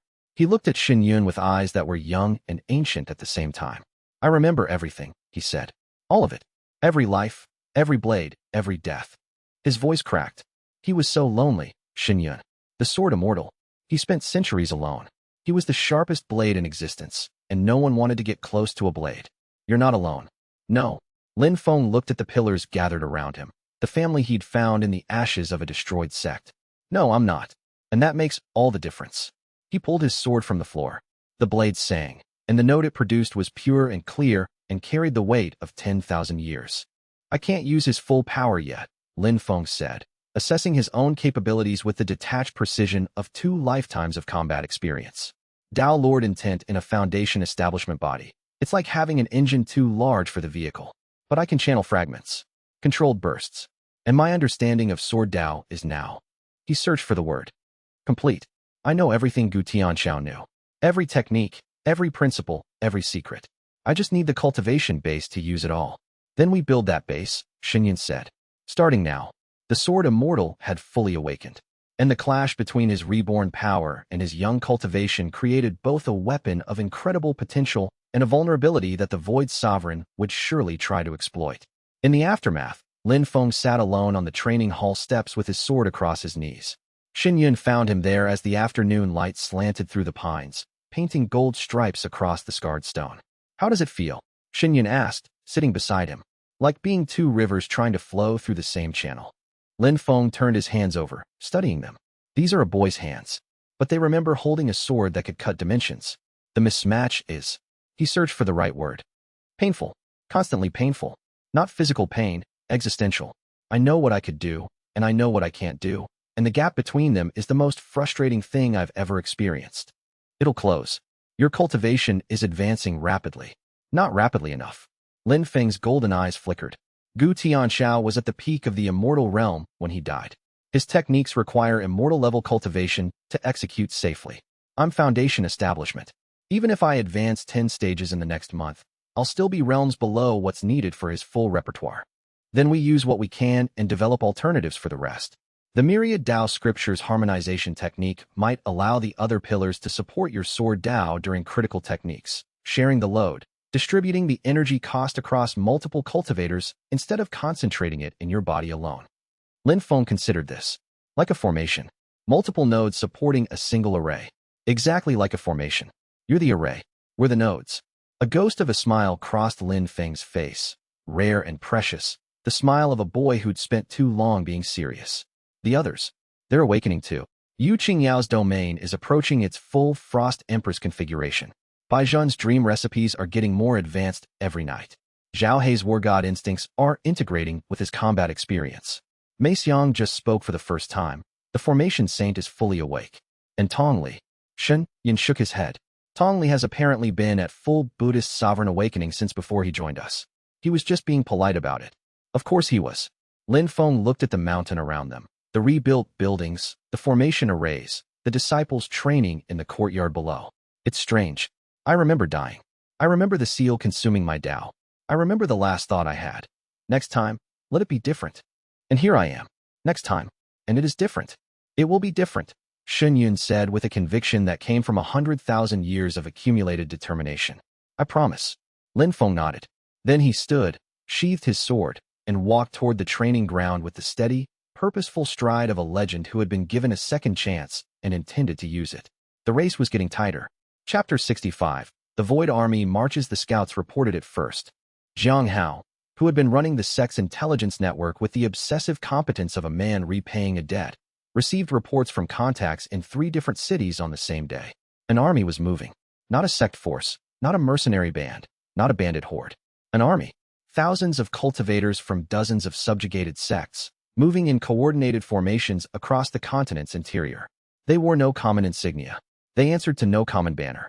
But they all moved in the same direction, toward the Azure Mountains, toward the Eternal Sky Sect. The Void Sovereign had mobilized.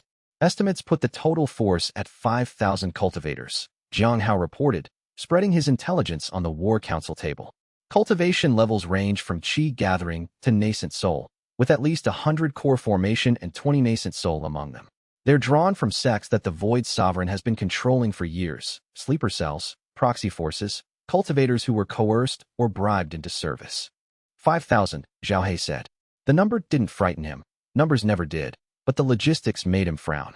We have 30 combat-effective cultivators, including the pillars. That's 160 to 1. Those odds are survivable with formations and terrain advantage. Xiang communicated through formation characters. But only if they attack in waves, not all at once. They'll attack all at once, Shen said. The sovereign isn't interested in a siege. This is an extermination campaign. The same thing he did to the original Eternal Sky Sect, but bigger. He studied the intelligence reports, movement patterns, supply lines, projected arrival times. The army was still 3 weeks away, moving at the speed of its slowest units. That was the window. We can't simply defend, Shen said. 30 against 5,000, even with our advantages, is a losing equation if we play it passively. We need to change the equation. How? Feng asked. By taking the fight to the sovereign himself. An army without its commander is a mob. If we can strike at Su Kong directly, or at least force him to respond to our action rather than dictating the terms, we shift from defense to offense. Strike at an immortal king, Tong Li said from his corner, wine jug in hand. Bold. Suicidal, potentially. But bold. Not a direct assault. An indirect one. We need allies, intelligence, and a plan that doesn't rely on matching the sovereign's power level, because we can't match it. We need to be smarter. We need the 7th legend, Yu Qingyao said quietly. The convergence is incomplete. 6 of 7. Whatever power the full convergence unlocks, we don't have it yet. She was right. The myriad Dao scripture had hinted at abilities that only activated when all 7 legendary Daos were gathered under the Sect Master's mandate. Without the 7th, they were fighting with an incomplete formation. I know, Shen said. And I know the 7th is out there. The sovereign Dao heart can feel it. A distant pull, like a compass needle pointing at something I can't quite see. He closed his eyes and focused on that pull. It was there, faint but persistent, pointing east, toward the wilderness territories where spirit beasts roamed in numbers that discouraged human settlement. East, he said. The Beast Emperor is to the east. That's spirit beast territory, Jiang noted. Thousands of square miles of wildland. Finding a single person in there would take weeks. We don't have weeks. We have 3. Shen opened his eyes. I'll go. Personally. The sovereign Dao heart is the strongest locator we have. Yu Qingyao, you're with me. Your domain provides the best protection in hostile territory. Everyone else stays here and prepares defenses. You're leaving the sect? Zhao Hei's voice carried an edge of disbelief. I'm leaving the sect in the hands of its pillars. Feng commands in my absence. Tong Li provides tactical counsel. Xiang handles formation defense. Zhao Hei holds the ground. Bai Zhen keeps everyone alive. He looked at each of them. I trust you. All of you. Defend our home. I'll bring back the 7th. It was a gamble. Leaving the sect weeks before an army arrived was risky beyond measure. But the convergence was incomplete, and incomplete meant vulnerable. The 7th legend, Su Ran, the Beast Emperor, was the key to the full power of the myriad Dao scripture. Shen packed light, said his goodbyes, and walked east with Yu Qingyao at his side. Behind them, the Eternal Sky Sect began preparing for war. Chapter 66. Xiang speaks. The word erupted from her mouth like a thunderclap. Xiang had been in the formation nexus for 3 days straight, building the defense network that would protect the sect from the approaching army. Her hands had not stopped moving, drawing, adjusting, redrawing, layering formation upon formation in a web of spiritual architecture that grew more complex with each passing hour. She was exhausted. Her chi was depleted. Her fingers were bleeding from hours of continuous formation drawing. But the network wasn't ready. It needed another layer, a warning system that could alert the entire region to the army's approach, giving potential allies time to respond. The array she needed was too large for the mountain. It needed to span the continent. The formation saint's memories surged. Ji Luoyan had created such an array once. A continent-spanning warning system that used the world's ley lines as conduits, turning the natural chi network into a massive communication formation. It required a single activation word, a command that would be carried through every ley line on the continent simultaneously. Xiang had never spoken. Not once, in either of her lives. As Xiang, she was mute, her vocal cords damaged from birth, or perhaps from trauma too early to remember. As Ji Luoyan, she had been silent by choice, a vow of wordlessness that she'd maintained for 10,000 years of cultivation, communicating only through her formations. The array required a spoken command. There was no alternative. The formation's architecture was designed for vocal activation. The sound waves would carry the cultivator's intent, and that intent would be amplified through the ley line network. Mei Xiang looked at the array she'd drawn. It was perfect, every line, every node, every connection in the precise configuration that Ji Lian's memories prescribed. All it needed was a word. One word. She opened her mouth. No sound came. Her throat tightened, muscles that had never been used for speech resisting the command with the stubbornness of atrophy. She tried again. A croak. A whisper of air through vocal cords that didn't know what they were supposed to do. The army was coming. The sect needed this array. The continent needed this warning. Mei Xiang closed her eyes. She reached deep, past the mute girl, past the frightened child, past the silence that had been her armor for 15 years, and found the formation saint. Found Ji Luoyan, who had chosen silence but had never been unable to speak. Found the voice that had been waiting, patient as a formation array, for the moment when it would be needed. She screamed. The word was awaken. It came from her mouth with the force of 10,000 years of stored intent. The sound wasn't just loud, it was a spiritual event. The word carried formation energy in its phonetic structure, and the moment it left her lips, the continent-spanning array activated. Every ley line in the Azure continent lit up simultaneously. From the mountains of the east to the coastal cities of the west, from the frozen wastes of the north to the volcanic ranges of the south.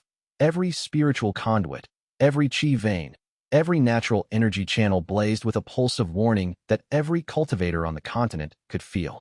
The message was simple, encoded in the array's formation language. Danger approaches from the west. An army of 5,000, commanded by the Void Sovereign. All cultivators prepare. It wasn't a plea for help. It was a notification. A weather report for an incoming storm that would affect everyone equally. The array's activation burned through Mei Xiang's remaining chi in an instant. She collapsed at the formation nexus, her body trembling, her throat raw from the first sound she'd made in 15 years. Tong Li caught her before she hit the ground. His Dharma energy wrapped around her like a warm blanket, stabilizing her chi and preventing the backlash from damaging her meridians. Easy, the monks said. Easy, little one. You did it. Feng arrived at a run, sword drawn, expecting an attack. He found Mei Xiang unconscious in Tong Li's arms, and the formation nexus blazing with the aftermath of a continent-spanning array activation. What happened? She spoke, Tong Li said quietly. His eyes held an ancient recognition, the Buddhist sovereign remembering the formation saint, remembering the vow of silence and the voice that broke it. For the first time, she spoke to save us. She'll be fine, but she'll need rest. Days of it. Tong Li looked at the formation nexus, where the remnants of the warning array still pulsed. She just told the entire continent that the army is coming. Every sect, every cultivator, every potential ally now knows. The implications were staggering. The warning array had done what Shen Yun's diplomatic campaign couldn't. It had made the threat impossible to ignore. Every cultivator on the continent had felt it. The Void Sovereign's army was no longer a rumor or a distant concern. It was a verified, formation-certified reality. Whether the continent would respond was another question. But at least now, they couldn't pretend they didn't know. The warning array's effects rippled across the continent like stone dropped in still water. In the Heavenly Dragon sect, Xiao Tianlong felt the pulse and set down his teacup with a hand that didn't quite tremble. In the Jade Mountain Alliance's compound, the three co-leaders looked at each other and began mobilizing without a word. In 100 small sects, 1,000 independent cultivators, and 10,000 civilian settlements, people stopped what they were doing and looked toward the western mountains with the same expression. The expression of people who had just been told, in a language they couldn't deny, that something was coming for all of them. Not everyone responded with courage. Many retreated further into isolation. Some sects sealed their gates and activated ancient defensive formations, choosing to weather the storm behind walls rather than face it in the open. A few, the most craven, began loading their treasuries onto spirit beast caravans, preparing to flee the continent entirely. But some, enough, responded differently. They looked at the warning and saw not a reason to hide, but a reason to stand. The exact reason, in fact, that the formation saint had designed the array to provide, not a plea for help, but the simple, undeniable truth that the threat was real, it was coming, and ignoring it would not make it go away. The seeds of an alliance that Shen Yun had been planting for weeks finally began to sprout, not because of his diplomacy, that had produced only cautious neutrality and conditional support, but because of Mei Xiang's warning, which stripped away the comfortable distance between not our problem and everyone's problem, with the elegant brutality that only a formation saint could achieve. When Mei Xiang woke 12 hours later, she opened her mouth and, very quietly, said, "I remember." 2 words. the first she'd ever spoken voluntarily. She remembered everything. The formation St. Jiluyan's complete legacy, every array, every technique, every principle of formation craft. 10,000 years of accumulated knowledge, now fully accessible in a 15-year-old girl's mind. I remember, she said again, and her voice was rough and unused but steady. I remember who I was. I remember what I can do. She looked at Feng with eyes that held new depths. And I remember what we need to do. The formation saint had awakened, and her first act had been to warn the world. Chapter 67. War Council. The War Council convened on the central peak, 3 days before the army's estimated arrival. Shuiyue was still absent, searching for the seventh legend in the eastern wilderness. Feng presided in his place, with the authority of the head disciple and the confidence of 2 lifetimes. The other 5 pillars sat around the council table, each one carrying the weight of a newly or recently awakened legendary past life, and the responsibility of defending a sect against 5,000 enemies. Current defensive capabilities, Feng began, his voice carrying the crisp efficiency of a military commander. Jiang, the formation saint, still recovering from her array activation, but conscious and functional, spoke her report aloud. Her voice was halting, unpracticed, but clear. Full formation network covering the central peak and 3 adjacent peaks. 7-layer defense, perimeter alarm, chi drain, barrier, slow field, spatial distortion, killbox, and emergency evacuation. Capacity, sustained defense against approximately 2,000 cultivators at core formation level for 6 hours. The army has 5,000. The remaining 3,000 exceed the network's capacity for sustained defense. Burst capacity is higher.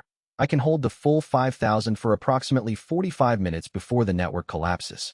Then we need to reduce their numbers before they reach the formations, Feng said. He turned to Zhao He. War Division, 30 outer disciples in combat shape.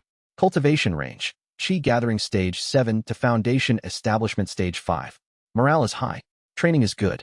But against nascent soul fighters, they're support at best. Tong Li, the monk had put down his wine for the first time in anyone's memory.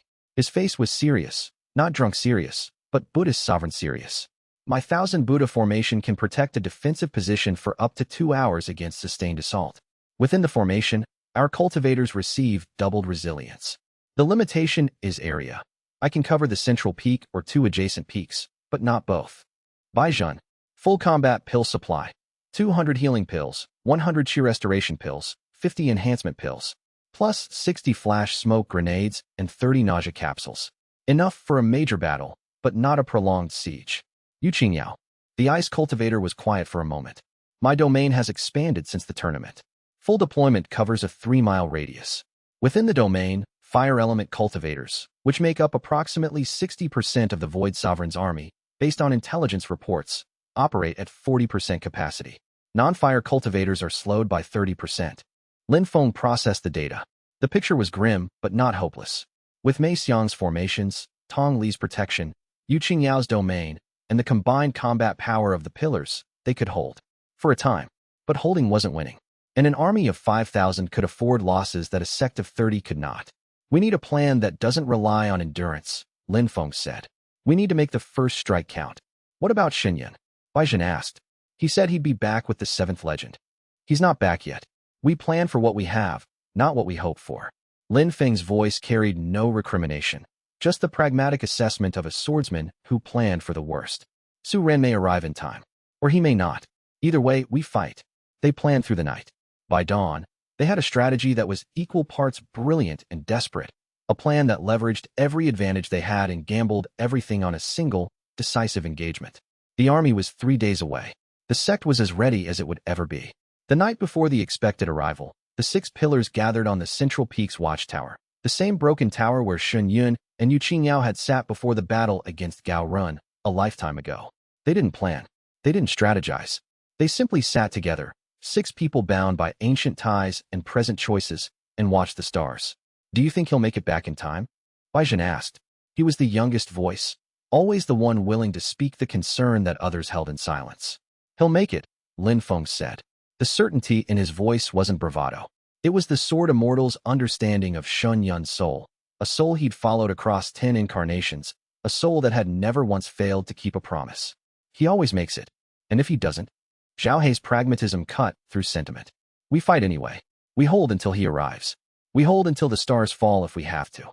We hold, Mei Xiang said.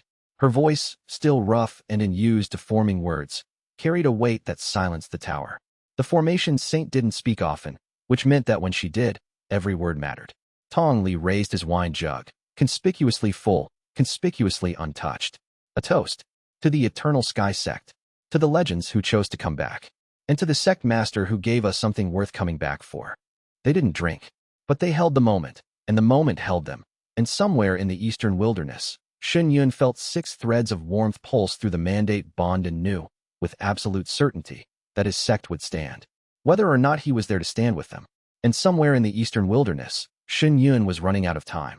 Chapter 68. First wave. The Void Sovereign's advance army hit the outer perimeter at dawn. 500 cultivators, the vanguard of the 5,000-strong force, assaulted the Eternal Sky Sect's eastern approach in a wedge formation that was designed to test the defenders' strength and probe for weaknesses. They were expendable, and they knew it.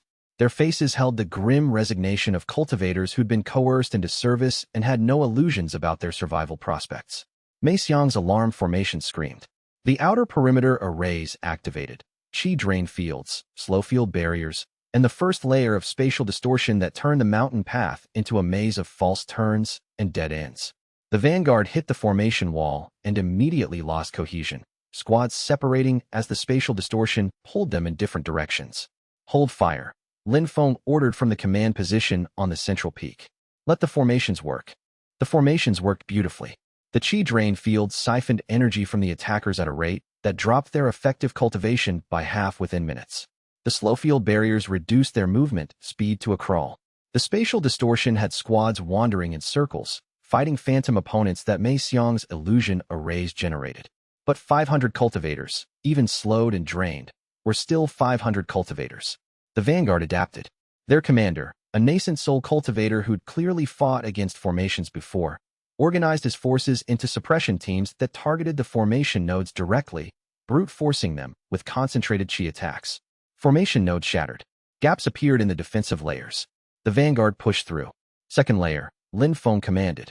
Killbox formation. Now, the outer disciples, positioned along the mountain's middle slopes, activated their assigned formation talismans. Mei Xiang's portable arrays created interlocking fields of lethal formation energy, killing grounds where the terrain itself became a weapon. Spike formations jutted from the ground. Pressure waves compressed the air into blades. Gravity fields increased to crushing levels in targeted zones. The vanguard's advance stalled. Cultivators fell, not killed, in most cases, but incapacitated. The killbox formations were designed for maximum disruption with minimum lethality. Xunyun's orders had been clear: disable, don't destroy. These were coerced soldiers, not willing enemies. Zhao He led the counterattack. He charged into the stalled vanguard with his new weapon, a chain forged from spirit metal, gifted by one of the allied minor sects, capable of withstanding the war god's full output. The chain blazed red gold as he whipped it through the enemy formation, shattering armor, breaking weapons, sending cultivators flying. Behind him, the outer disciples followed in pairs, moving with the disciplined coordination of their training. They weren't powerful enough to challenge the vanguard's strongest fighters individually, but in pairs, supported by formation talismans and by Zhen's combat pills, they could hold their own against Foundation establishment opponents. Tong Li deployed the 1,000 Buddha formation over the main gate, creating a golden dome of protective energy that doubled the defenders' resilience. Within the dome, wounds healed faster, Qi regenerated quicker, and fear, the army's most insidious weapon, was suppressed by the Dharma's calming influence. The battle lasted 2 hours. By the end, the vanguard was in full retreat, leaving behind 80 incapacitated cultivators and a field of shattered formations that Mei Xiang was already working to repair.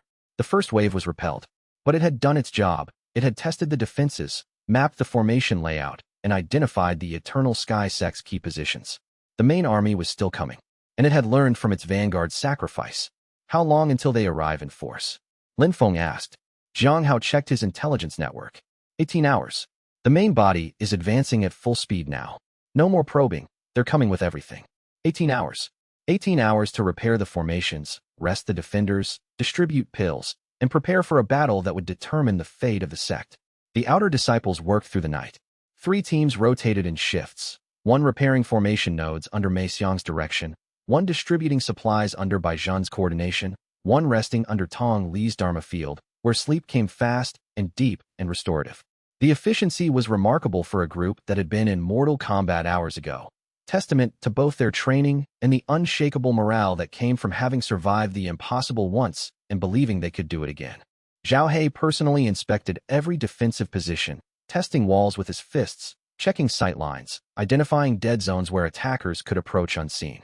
He moved through the formation network with the thoroughness of a man who understood that survival often hinged on details. A loose stone here, an unguarded angle there, a formation node that flickered instead of holding steady. The war god's tactical memories supplemented his own experience, giving him insights into siege defense that went beyond anything taught in conventional military cultivation. Yu Qingyao and Tong Li conducted a joint meditation session, pooling their daos to create a hybrid protective field that combined the Frost Empress's domain with the Buddhist sovereign's Dharma shield.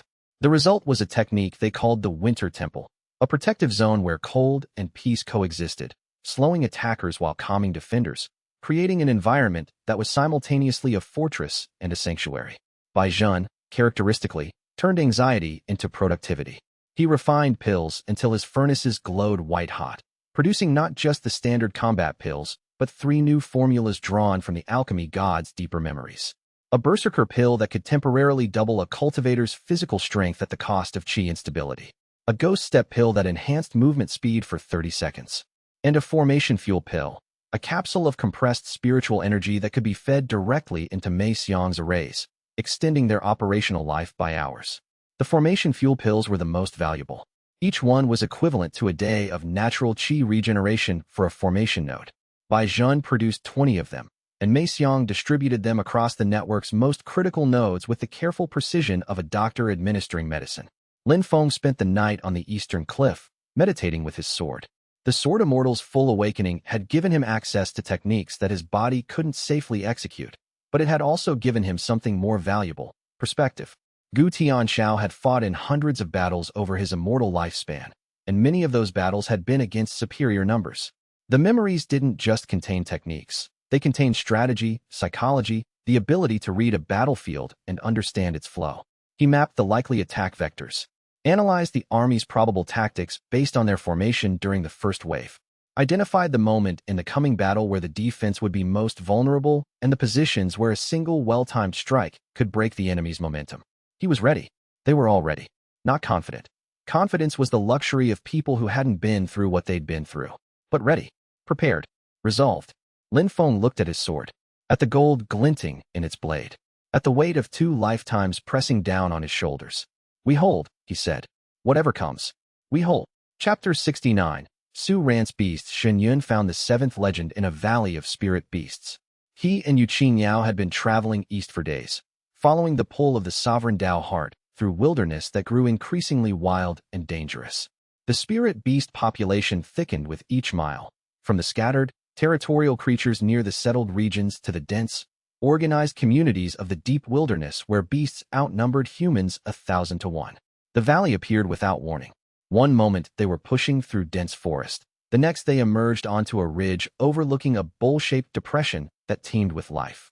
Spirit beasts of every type, wolves, bears, eagles, serpents, deer, foxes, and dozens of species Shen couldn't identify, filled the valley floor. Not fighting, not hunting, coexisting. At the center of the valley, on a rock that jutted from the earth like a throne, sat a boy. He was 12 years old, small for his age, with sharp features and dark eyes that held an intelligence far beyond his years. He wore clothes made from spirit beast fur, stitched with the rough skill of someone who'd never had a tailor. His hair was wild, braided with feathers and small bones. Around him, beasts gathered. A silver wolf the size of a horse lay at his feet. A golden eagle perched on his shoulder, its wingspan wider than he was tall. A jade-green serpent coiled around his arm. And behind them, dozens more, hundreds more, a court of spirit beasts that attended this boy with the reverent attention that soldiers gave their general. The sovereign Dao heart blazed. The 7th thread, the one that had been reaching into the distance for months, snapped taut and vibrated with the force of a connection finally made. "Su Ran," Shen said. The boy looked up. His dark eyes found Shen, and something shifted in their depths. Recognition, not of the face, but of the soul. The beast emperor Feng Moli, reborn, recognizing the beacon that had been calling to him since the moment Shen had first activated the sovereign Tao heart. "You're the one," the boy said. His voice was quiet, older than his years. "The one the dreams told me about. The Sect Master. The dreams are real. Everything they showed you is real. I know." Suran stood. The beasts around him stirred, not with alarm, but with readiness. As if they knew, on some deep, instinctive level, that their master's purpose was about to shift. "I've been waiting, but I wasn't sure if you were real or if the dreams were just." He paused. "I've been alone a long time." "You're not alone anymore." The boy studied him. Then his gaze shifted to Yuqingyao, and something in his expression changed, a flash of recognition deeper than the sovereign Tao heart. "The Frost Empress," he said. "You're here too." "We're all here," Yuqingyao said gently. "6 of us. Waiting for you." Su Ran's composure cracked. For a moment, he was just a 12-year-old boy who'd been living alone in the wilderness with no human contact, kept company only by animals and fragments of a past life he couldn't fully understand. Tears welled in his eyes, and the silver wolf at his feet pressed against his leg in silent comfort. "I remember some of it," Su Ran said, wiping his eyes roughly. "The Beast Emperor. The animals followed him because he could speak to their souls.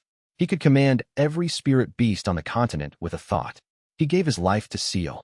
He hesitated. "Something dark. Something terrible. The primordial shadow. And the seal is weakening. We need you, Su Ran. The convergence requires all 7 legends." The boy took a breath. Then he did something that made Shun Yun's blood sing with the resonance of the mandate. He commanded the beasts. Not verbally, not with qi, with intent, pure, unfiltered spiritual intent that broadcast through the valley like a signal through a formation array. Every spirit beast in the valley, hundreds of them, raised their heads simultaneously, their eyes focusing on Su Ran with a unity that was eerie and magnificent. "You need soldiers?" Su Ran asked. "I can give you soldiers." The Beast Emperor's legacy was fully awake. And it wasn't just memory, it was power. Active, living power that connected Su Ran to every spirit beast within range, allowing him to communicate, coordinate, and command. "Not just this valley," Su Ran said, as if reading Shen Yun's thoughts.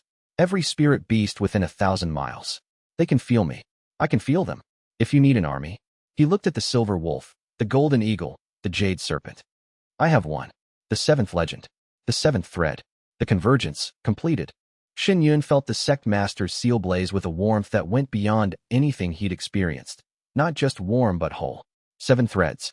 7 bonds. 7 legendary Daos, gathered under one banner for the first time in 10,000 years.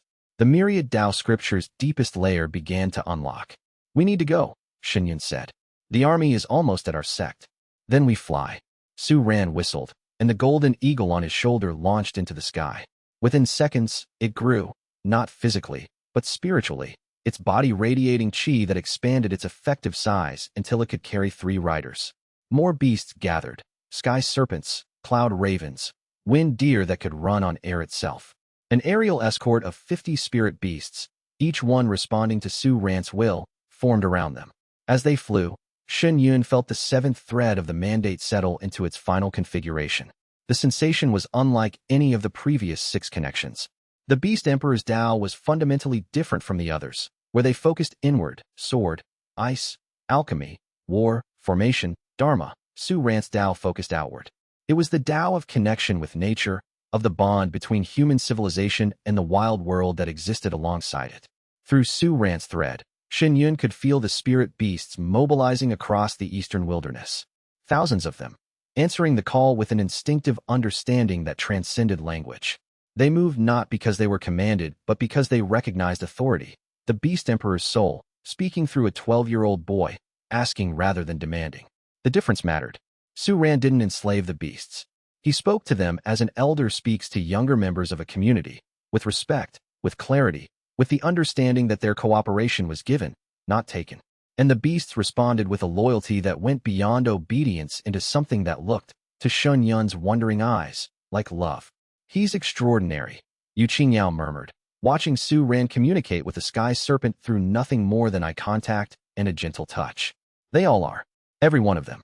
Shen Yun looked at the boy, this child who'd grown up alone in the wilderness, raised by animals, guided by fragments of an emperor's memory, and felt the Sect Master's seal pulse with a completeness that was almost overwhelming. 7 threads, 7 legends, 7 stars, finally aligned. The myriad Tao scriptures' deepest passages began to unlock in his mind, revealing techniques and principles that had been sealed since the scripture's creation. The knowledge flowed in steadily, filling gaps he hadn't known existed, completing a picture that had been forming since the moment he'd first opened the scroll in a cave above the Jade River. They flew west, toward the Eternal Sky Sect, toward the army, toward the culmination of a convergence 10,000 years in the making. And behind them, called by the Beast Emperor's awakened intent, thousands of spirit beasts began to move. From valleys, from mountains, from forests and rivers and plains, spirit beasts answered the call. They ran, they flew, they swam. An army of nature itself, mobilizing for war. Chapter 70. Lady Feng Shuiyue reveals herself. Shen Yun arrived at the Eternal Sky Sect an hour before the main army's assault. Su Ran was on his back, unconscious. The boy had exhausted himself commanding the spirit beast mobilization, and the Beast Emperor's legacy was still integrating with his young body. The spirit beast escort carried them to the central peak and deposited them inside Tong Li's protective dome. What Shen Yun found waiting was both expected and extraordinary. Expected, his sect, fortified and ready, the 6 pillars at their positions, the outer disciples deployed, the formation network at full power. Extraordinary, Lady Feng Shuiyue, the mysterious woman from the tournament's VIP section, standing in the training hall as if she'd always been there. She looked different. The serene, elderly dignitary from the tournament was gone, replaced by someone whose true nature was no longer hidden. Her white hair glowed with silver chi. Her blue robes shimmered with formation light that was woven into the very fabric. Her cultivation aura, which had been perfectly concealed at the tournament, was now partially visible, and what it showed was staggering.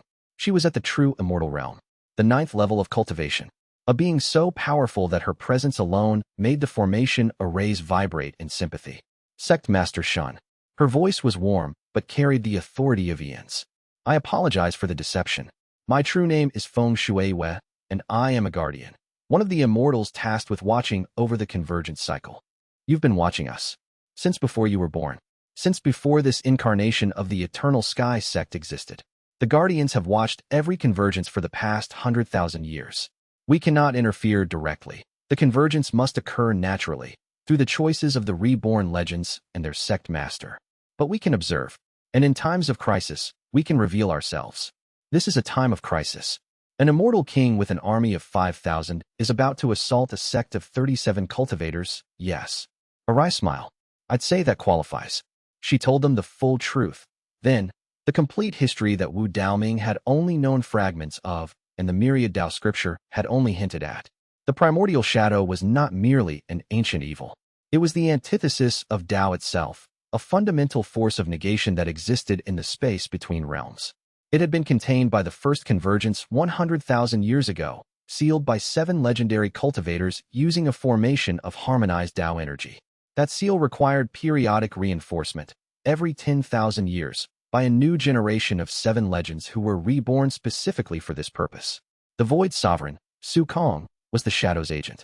An immortal king who had been corrupted by the Shadow's influence millennia ago, he served as its instrument in the mortal world, preventing the convergence, harvesting the reborn legends, and working to break the seal from the outside.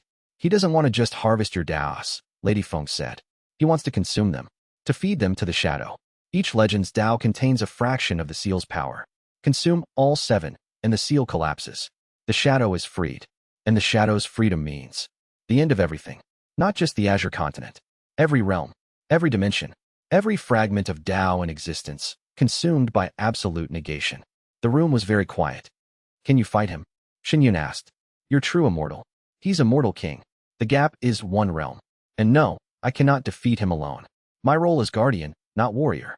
I can support. I can protect. I can buy time.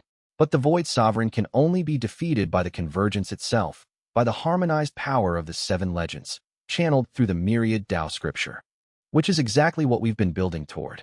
Yes, and the fact that you've gotten this far, 7 legends gathered, 6 fully awakened, the scripture's harmonization principle functioning, is farther than any previous convergence has managed at this point in the cycle. Lady Feng's eyes held a depth of hope that had been tested by 100,000 years of watching. You have a chance, Shen Yun. A real chance. Not a guarantee, but a chance. Chapter 71. The truth about Shen Yun. Lady Feng's next revelation hit harder than any combat technique. There is one more thing you must know, she said, her ancient eyes finding Shen Yun's with a gravity that made the air in the training hall thicken. About you, Sect Master. About your sovereign Tao heart. I know about the heart. It draws the reborn legends. It does more than draw. The sovereign Tao heart is not a random mutation. It is not a genetic trait passed through the Shen bloodline by coincidence. Lady Feng took a breath. The sovereign Tao heart belongs to one soul. The same soul, reborn in every convergence cycle, in every generation, always a Shen, always the Sect Master, always the one who gathers the seven. Shen Yun felt the ground shift beneath him. I'm a reborn soul. Not just any soul. You are the original Sect Master. Shen Tianyu, the first leader of the first Eternal Sky Sect, 100,000 years ago. The man who created the myriad Tao scripture, forged the Sect Master seal, and organized the first convergence. That's... He stopped, processed, felt the Sect Master's seal pulse against his chest with a rhythm that suddenly felt less like an artifact's resonance and more like a heartbeat recognizing its own body. You are also the man who asked the seven legends to die, Lady Feng said gently. In every convergence, the Sect Master has made the same choice. Individual sacrifice. 7 deaths to reinforce the seal. And in every convergence, the Sect Master has carried the guilt of that choice into the next life, buried so deep that even reincarnation can't fully erase it. The weight of her words settled onto Shen Yun's shoulders, not as a new burden, but as an explanation for one that had always been there. The overwhelming sense of responsibility, the refusal to accept sacrifice, the bone-deep conviction that there had to be another way. He'd been carrying this for 100,000 years, 100 lifetimes, 100 versions of himself, each one gathering the legends, each one making the same terrible choice, each one dying with the same regret. Next time, let it be different. Gu Tianxiao's words from Lin Feng's dream. The Sword Immortal's dying wish, echoing across 10 millennia. Not directed at the future, directed at the Sect Master. At Shen Yun. At the man who would, in his next life, have the chance to do it differently. I won't make the same choice, Shen Yun said. His voice shook, but his resolve didn't. The myriad Tao scripture offers an alternative. Harmonization. Unity instead of sacrifice. It does. But the alternative has never been successfully executed. In 100,000 years and 10 convergence cycles, every Sect Master has fallen back on the original method. Not from lack of trying, from lack of time, from lack of preparation, from the Void Sovereign's interference forcing them into desperate measures. Then we need more time. You need to survive the next 24 hours first, Lady Feng said. She turned to the window, where the dawn light was beginning to illuminate the mountains. The army is here. Chapter 72. Shen Yun's past the vision came unbidden, triggered by Lady Feng's revelation and the Sect Master's seal's resonance with the complete 7-thread mandate. Shen Yun collapsed. Not dramatically. He simply stopped standing, his eyes rolling back as a flood of memories from beyond this lifetime broke through the barrier that reincarnation had erected. Yu Qingyao caught him. Lin Feng cleared the space. Bai Zhen monitored his vital signs while Tong Li's Dharma kept his qi stable. In the vision, Shen Yun was someone else. He was Shen Tianyu, the first, the original. He stood on a mountain that no longer existed, wearing robes of white and gold, the Sect Master's seal blazing on his chest. Around him, 7 figures stood in a circle, the 7 legends, at the height of their power, each one an immortal whose Tao shook the heavens. And before them, the primordial shadow, a void in the shape of the world, an absence so complete that looking at it was like looking at the concept of nothingness given form. It devoured the landscape around it, consuming mountains, rivers, the very air, replacing everything with blank, endless nothing. The seal must be formed, Shen Tianyu said. His voice carried the weight of command and the crack of grief. There is no other way. The shadow is too vast for any single Tao to contain. It requires all 7, bound together in a formation that requires us to die. Gu Tianxiao's voice, flat with the acceptance of a man who had already said his goodbyes. We know. I'm sorry. Don't be sorry. Be precise. If we're going to die, make sure it counts. One by one, they walked into the formation. Gu Tianxiao first, his sword leaving his hand for the first and last time. Shuiyue Wuhan next, the Frost Empress, her hand reaching back towards Shen Tianyu in a gesture that broke his heart. Chen Buwei, the alchemy god, who handed his final pill to a student and said, remember the recipe. Lu Zhantian, the war god, who knelt and touched the earth and whispered, I'm tired. Ji Luoyan, the formation saint, who drew her final array in silence. Feng Moli, the beast emperor, whose animals howled in the distance. And last, Kongming, the Buddhist sovereign, who bowed to Shen Tianyu and said, "Next time, find a better way." Each one died. Each one's Tao flowed into the seal. 7 lights, extinguished one by one, leaving Shen Tianyu standing alone in the aftermath of a victory that felt like the greatest defeat in history. He sank to his knees on the scorched earth and wept. The vision ended. Shen Yun opened his eyes to find his disciples surrounding him, all 7 of them, including the still groggy Su Ran, who'd woken from his own exhaustion to crawl to Shen Yun's side. 7 faces, 7 legends, 7 souls that he had, in another life, asked to die. The guilt was a physical thing, a weight in his chest that compressed his breath and blurred his vision. 100,000 years of accumulated grief, bottled across 10 lifetimes, now uncorked in a single, devastating flood. "I killed you," Shen Yun whispered. "All of you. I asked you to walk into a formation that would consume your Tao and end your lives. I called it necessity. I called it duty. But the truth is you saved the world," Lin Feng said. His voice was steady. His golden eyes held 10,000 years of memory and 10,000 years of understanding. "You didn't want to ask. I remember that now. The grief in your eyes when you gave the order, it was the worst thing any of us had ever seen.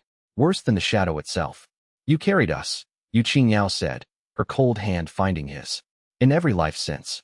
You carried the guilt, the memory, the weight of what you asked. You punished yourself for 10 lifetimes for a choice that saved everything. It doesn't matter." Zhao Hei's voice was rough, his scarred face determined. "Past is past. We're here now, and none of us blame you." "None of us," Bai Zhen agreed. Mei Xiang spoke, her voice still rough and halting, but clear. "We chose. Then and now. We chose," Tong Li said. "And this time, you'll find a better way. That's why we came back." Su Ran, the youngest, the newest, the boy who barely knew these people yet, reached out and placed his small hand on Shen Yun's shoulder. "I don't remember as much as they do, but I remember the feeling. You were the best of us, the one who held it all together. And we followed you because you were worth following." Shen Yun looked at them.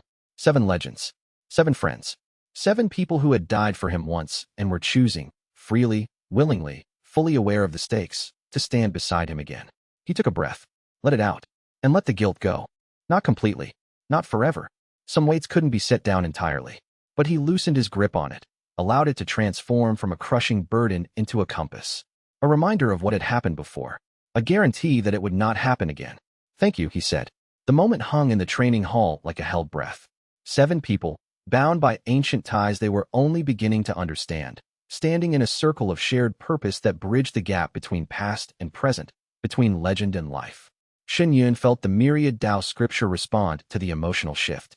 The text, which had always been a technical document, cultivation methods, formation principles, harmonization techniques, suddenly revealed something he'd never seen before.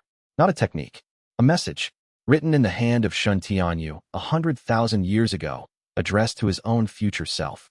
"If you are reading this, you are me. And I am sorry. I could not find the way. The harmonization principle is correct. I know it in my bones, but I ran out of time. The shadow was too close, the legends were too scattered, and I was too afraid. So I chose sacrifice. The old way, the wrong way, the way that works but costs everything. You will have the chance I did not. The scripture is complete. The method is sound. What was missing was not technique, but courage. The courage to trust the bonds fully, to surrender control, to believe that unity is stronger than sacrifice. Do not make my mistake. Do not let fear choose for you. Choose love. Choose trust. Choose the way that keeps them alive. And tell them, all of them, that I am sorry, and that I am proud, and that the reason the legends keep coming back is not the seal. It is because they chose to. Every single time." Shen Yun read the words to his disciples. When he finished, the training hall was very quiet, and several faces were wet with tears that they didn't bother to hide. "Now," Shen Yun said, his voice steady, "let's go save the world. Differently this time." Chapter 73, The Void Sovereign Arrives. The army arrived at midday. 5,000 cultivators, spread across the valleys and ridges surrounding the eternal Sky Sect's mountain, their combined chi signatures creating a pressure that made the air feel thick and heavy. From the central peak, the sight was overwhelming, a sea of hostile cultivation auras, stretching to the horizon in every direction.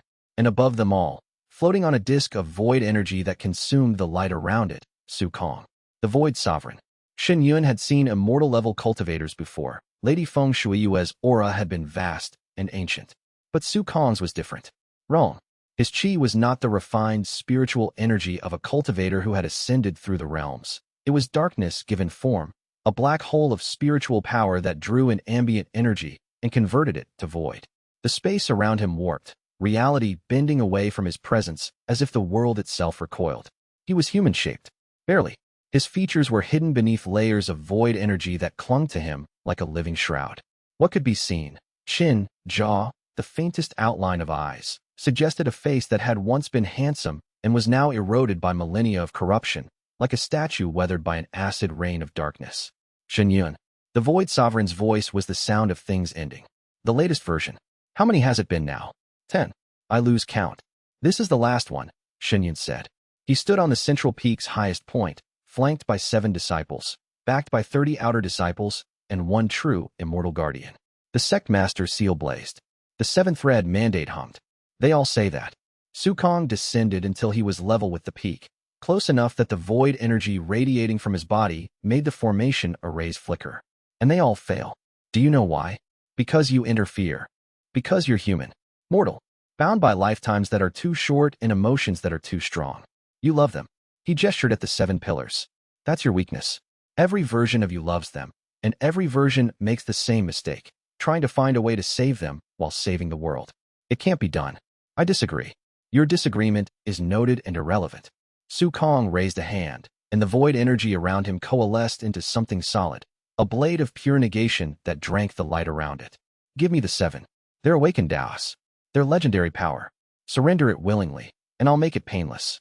They'll simply cease. No suffering. No awareness. Just an ending. No. Then I'll take it by force. And the suffering will be considerable. Su Kong attacked. Not with the army. With himself. An immortal king, striking with the full weight of a power that had corrupted and consumed for millennia. The void blade descended, and where it passed, reality split. A line of absolute nothingness that divided the sky like a crack in glass. Lady Feng Shuiyue intercepted.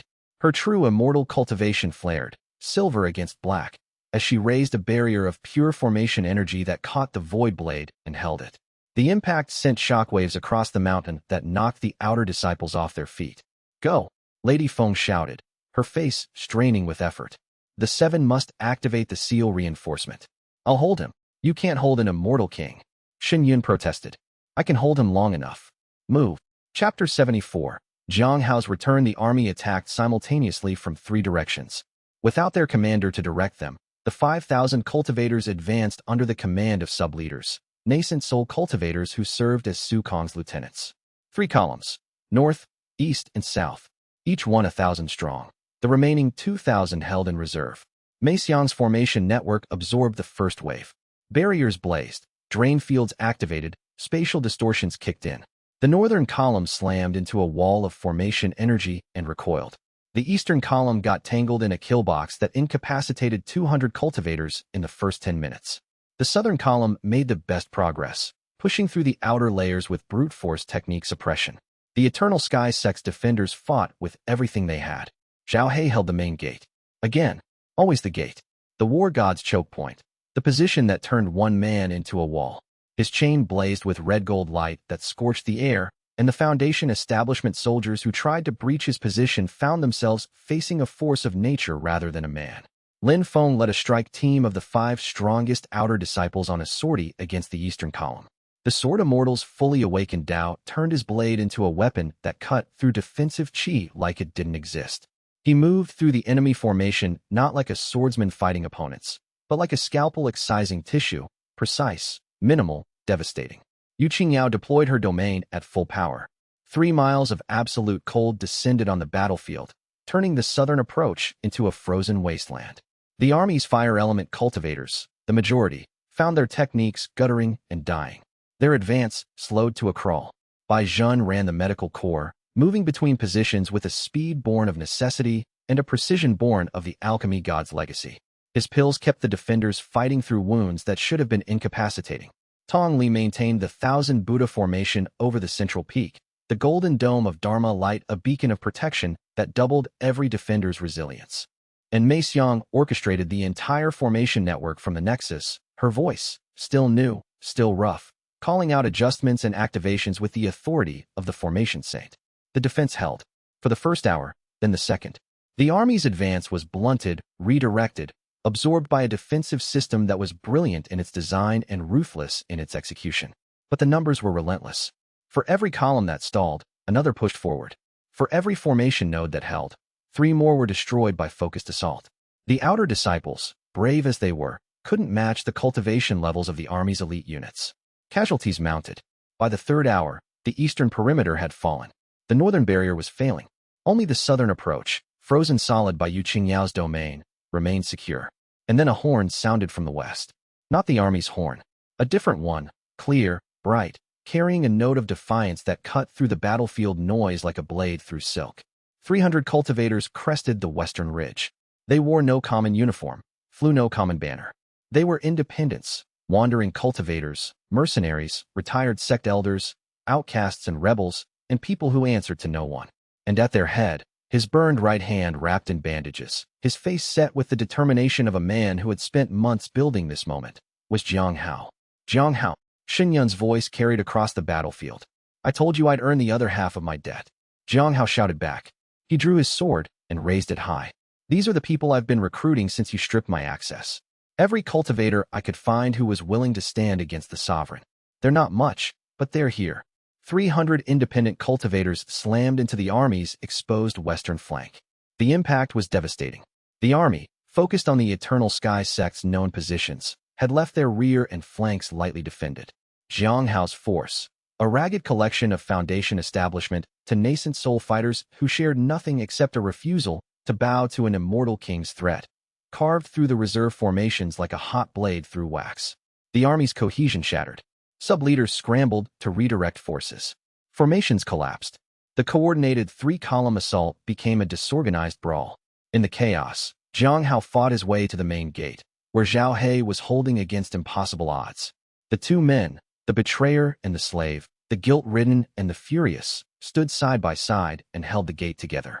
It wasn't forgiveness. It was something harder. Trust rebuilt through action. The kind of trust that couldn't be earned with words, but only with blood and sweat, and the shared determination to protect the same home. Your debt is paid, Zhao He told him between strikes. Jiang Hao said nothing, but the tears on his face weren't from the pain of his burned hand. Chapter 75. Breaking through. Shen Yun's breakthrough came at the battle's 5th hour. The army was weakening. Jiang Hao's reinforcements had broken their morale. The formation network, though damaged, was still functional. The 7 pillars were still fighting, still standing, still pouring their legendary Daos into the defense of their home. But the Void Sovereign was winning his fight with Lady Feng Shuiyue. The true Immortal Guardian had held Su Kong for 5 hours, an extraordinary feat, given the realm gap. But Immortal King exceeded true Immortal, and the void energy that Su Kong wielded was specifically designed to consume and negate. Lady Feng's defenses were eroding. Her silver barriers dimmed. Her formation techniques failed as the void consumed their energy. She was losing, slowly but inexorably. Shen Yun felt it through the mandate. The approaching moment when Su Kong would break free of Lady Feng's containment and turn his full power on the sect. When that happened, no formation, no defense, no amount of courage would matter. An immortal king, unrestrained, could destroy everything on this mountain with a thought. The myriad Tao scripture blazed in his mind. The 3rd layer, the one that had been locked until all 7 legends were gathered, began to unlock. 7 stars formation, the scripture whispered in his mind. When the 7 are 1, and the 1 is 7. The sect master channels all 7 legendary Daos through the mandate, creating a unified field of harmonized power that transcends individual cultivation. Within this field, no power below immortal level can function. The 7 become a formation of living Tao, and their combined output approaches the immortal realm. But first, the breakthrough. The pressure of the battle, the desperation, the stakes, the weight of protecting everything he loved, combined with the mandate's 7-thread power flow and the myriad Tao scripture's 3rd layer activation to create a cultivation crisis. Shen Yun's nascent soul, already a unique 7-component construct, began to dissolve. Not collapse, dissolve. The way a cocoon dissolves to release a butterfly. Spirit severing. The realm where a cultivator's nascent soul undergoes tribulation. A spiritual test that strips away everything inessential and leaves only the core Tao. For most cultivators, spirit severing was a solo experience. The cultivator faced their inner demons, their deepest fears, their fundamental attachments, and severed them one by one until only their purest Tao remained. Shen Yun's spirit severing was different. He didn't face his demons alone. He faced them through the mandate. Each thread carried not just power but perspective, the viewpoint of a disciple who knew him better than he knew himself. Through Lin Feng's eyes, he saw his tendency toward self-sacrifice and severed the arrogance that assumed his life was worth less than others. Through Yu Qingyao's eyes, he saw his fear of intimacy and severed the wall he'd built between duty and love. Through Zhao Hei's eyes, he saw his habit of carrying burdens alone and severed the pride that refused to ask for help. Through Bai Zhen's eyes, he saw his excessive seriousness and severed the grimness that sometimes choked his joy. Through Mei Xiang's eyes, he saw his reliance on words and severed the assumption that communication required sound. Through Tong Li's eyes, he saw his guilt about the past and severed the chain that bound him to mistakes he hadn't made in this lifetime. Through Su Rant's eyes, he saw his disconnection from nature and severed the artificial boundary between human cultivation and the natural world. 7 severances. 7 liberations. His nascent soul reformed as a spirit-severing core, but not the standard crystal of purified Tao. It was a constellation. 7 stars orbiting a central sun. The myriad Tao core evolved beyond any configuration the cultivation world had ever seen. Spirit severing. Achieved in the middle of a battle, through the bonds of 7 disciples, in a manner that no cultivation text had ever described, because no cultivator had ever had the relationships necessary to experience it. The breakthrough's energy pulse knocked every combatant in a 100-meter radius off their feet. Allied and enemy alike staggered as a wave of 7-colored light exploded from Shen Yun's position and washed across the mountain. Shen Yun called his pillars. They came. Through the battlefield, through the chaos, through the blood and fire and ice and steel, they came. 7 disciples, 7 legends, drawn by the mandate's call with an urgency that transcended physical distance. They formed a circle around Shen Yun on the central peak. 7 points. 7 Daos. 7 stars. Do you trust me? Shen Yun asked. 7 voices answered as one. Yes. He activated the myriad Tao scriptures' 3rd layer. The 7 stars formation manifested, not as a drawn array or a spiritual construct, but as a field, a domain of pure harmonized Tao that erupted from the 7-point circle and expanded outward. Silver, blue, green, red, white, gold, purple light merged, blended, became something that wasn't any single Tao, but all of them at once. Within the field, Shen Yun felt his cultivation surge, not through personal advancement, through connection. The 7 legendary Taos, flowing through the mandate bonds and harmonized by the myriad Tao scripture, amplified each other in a cascade of escalating power. Each Tao strengthened the others. Each bond reinforced the whole. The resulting energy output was not additive, but exponential. Nascent soul became equivalent to spirit severing. Spirit severing became equivalent to Tao seeking. Tao seeking became equivalent to Tao Lord. And Tao Lord approached the boundary of something that had no name. A level of power that the 7 stars formation had been designed to reach. The field expanded.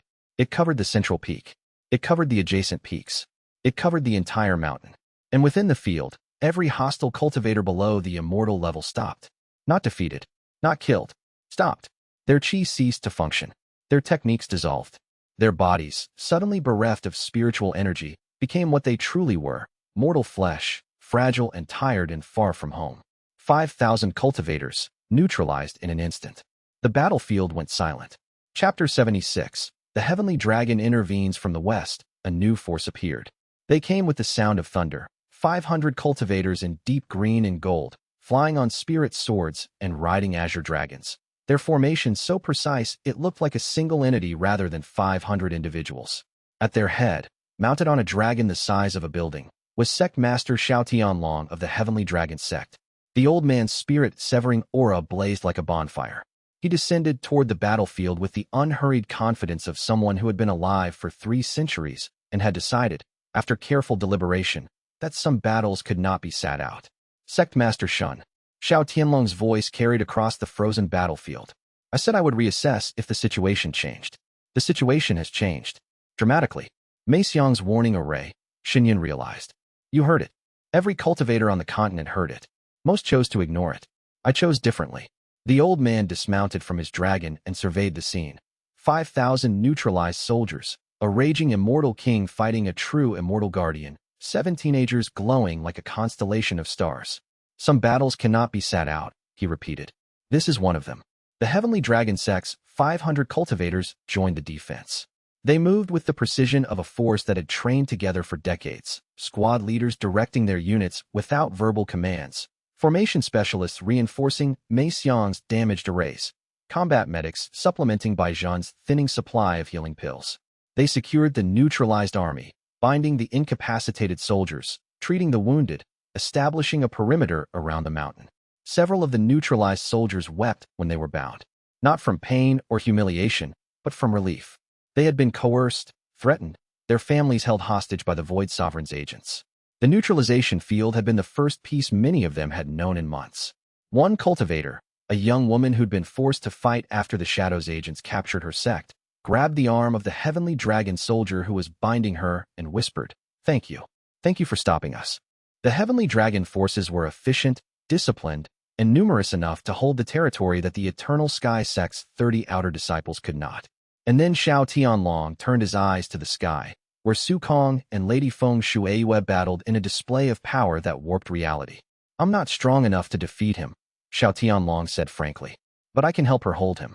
Between the two of us, we can keep the Void Sovereign occupied while your 7 stars formation does whatever it is designed to do. It's designed to approach the immortal realm through harmonization," Shen said. "But approaching isn't arriving. To actually match an immortal king, we'd need time." Xiao Tianlong drew his sword, a weapon so suffused with centuries of cultivation that it hummed with its own intelligence. "I'll give you time." He launched into the sky, his spirit severing cultivation blazing, and joined Lady Feng in the fight against the Void Sovereign. 2 against 1, a true immortal and a spirit severing, against an immortal king. The math still didn't work, but it reduced the gap. Shen had minutes instead of seconds. Minutes to push the 7 stars formation past its current limit and into the territory that could actually threaten an immortal king. He turned to his 7 pillars. The formation blazed around them, 7-colored light spiraling upward into the sky. "More," Shen said. "We need more. Push deeper. Pour everything into the formation." They pushed, and the formation responded. Chapter 77, 7 stars formation. The 7 stars formation's full activation was a process, not an event. Each pillar opened themselves to the formation completely, not just channeling their chi, but offering their awakened Daos, their past life memories, their deepest understanding of their legendary abilities. It was an act of trust so total that it went beyond faith into something more fundamental: surrender. Each one surrendered their individual power to the collective, trusting that the whole would be greater than the sum. The formation's power surged. Lin Feng's sword Dao became the formation's edge, a sharpness that could cut through anything, including void energy. His contribution was the ability to sever, to divide, to separate the Void Sovereign's power from its source. Yu Qingyao's ice Dao became the formation's containment, a cold so absolute that it could freeze even the void, holding it in place long enough for other forces to act on it. Her contribution was stasis, control, the power to stop. Zhao Hei's war Dao became the formation's power, raw, overwhelming force that gave the harmonized energy its striking capacity. His contribution was impact, the ability to break through any defense. Bai Zhan's alchemy Dao became the formation's precision, the ability to target specific weaknesses, to find the exact frequency that would disrupt the Void Sovereign's defenses. His contribution was analysis, understanding, the surgeon's eye. Mei Xiang's formation Dao became the formation's structure, the architecture that held the other 6 Daos in harmonious alignment. Her contribution was stability, the framework that prevented the combined power from collapsing under its own intensity. Tong Li's Buddhist Dao became the formation's shield, the protective layer that kept the 7 cultivators alive, while they channeled power that should have destroyed their mortal bodies. His contribution was endurance, the ability to sustain the impossible. And Su Ran's Beast Dao, newly awakened, still integrating, but burning with the raw power of the Beast Emperor's legacy, became the formation's bridge to nature itself. Through his connection to spirit beasts, he channeled the ambient chi of the surrounding 1,000 miles into the formation, providing the raw energy that fueled the entire construct. 7 Daos, 7 stars, 1 formation. The combined output hit immortal level. Not true immortal, not immortal king. Something that defied the traditional hierarchy, a unified field of harmonized Dao that was simultaneously all 7 Daos and none of them. A new phenomenon that the cultivation world had never seen. The 7 stars formation expanded beyond the mountain. It covered the valleys, the surrounding peaks, the forests and rivers for miles in every direction.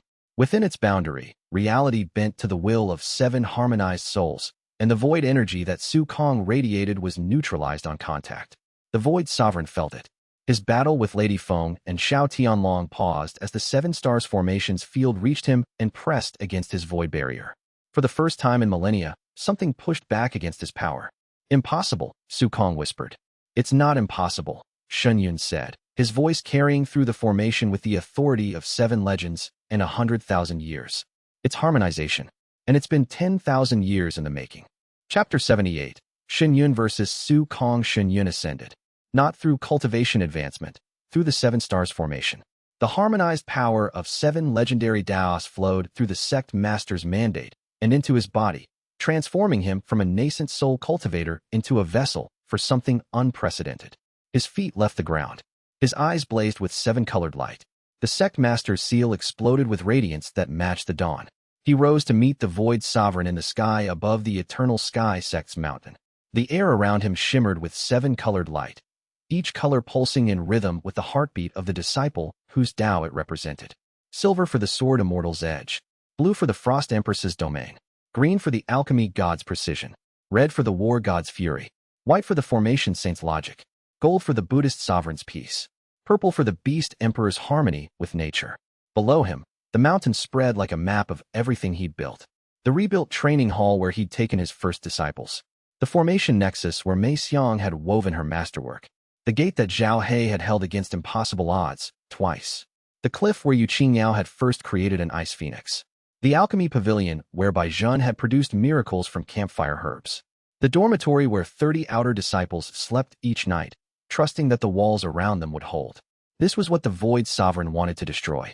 Not just a sect, a home, a family, a promise that people from broken places could come together and build something that mattered. Su Kong watched him approach with an expression that shifted from contempt to wariness to something that might have been recognition. Shen Tianyu, the Sovereign said. I see you in there. Behind the boy's face. The same foolish idealism. The same belief that love conquers the void. I'm not Shen Tianyu. I'm Shen Yun. The same soul, a different choice. There is no different choice. The seal requires sacrifice. It always has. Your precious scripture offers harmonization, but harmonization is just another word for shared death. You'll all burn out together instead of one at a time. We'll see. Su Kong attacked. The void blade descended with the force of a collapsing star, a strike that could have split a mountain, that could have erased a small realm from existence. It was the kind of power that existed beyond the scope of normal cultivation, the product of millennia of corruption and the primordial shadow's influence. Shen Yun met it with the harmonized Tao. The collision was not a clash, it was a conversation between 2 fundamental forces. Void against Tao. Negation against creation. The absolute end versus the stubborn, relentless insistence that things should exist. The harmonized Tao held. 7 Daos, woven together, presented a surface that the void couldn't consume because it wasn't one thing, it was everything. The void could negate any single element, but it couldn't negate all elements simultaneously because they weren't separate. They were harmonized. Shen Yun pushed back. His counterattack was not a single strike, but a wave. 7-colored energy that pressed against the void barrier surrounding Su Kong and began to dissolve it. Not through force, but through harmony.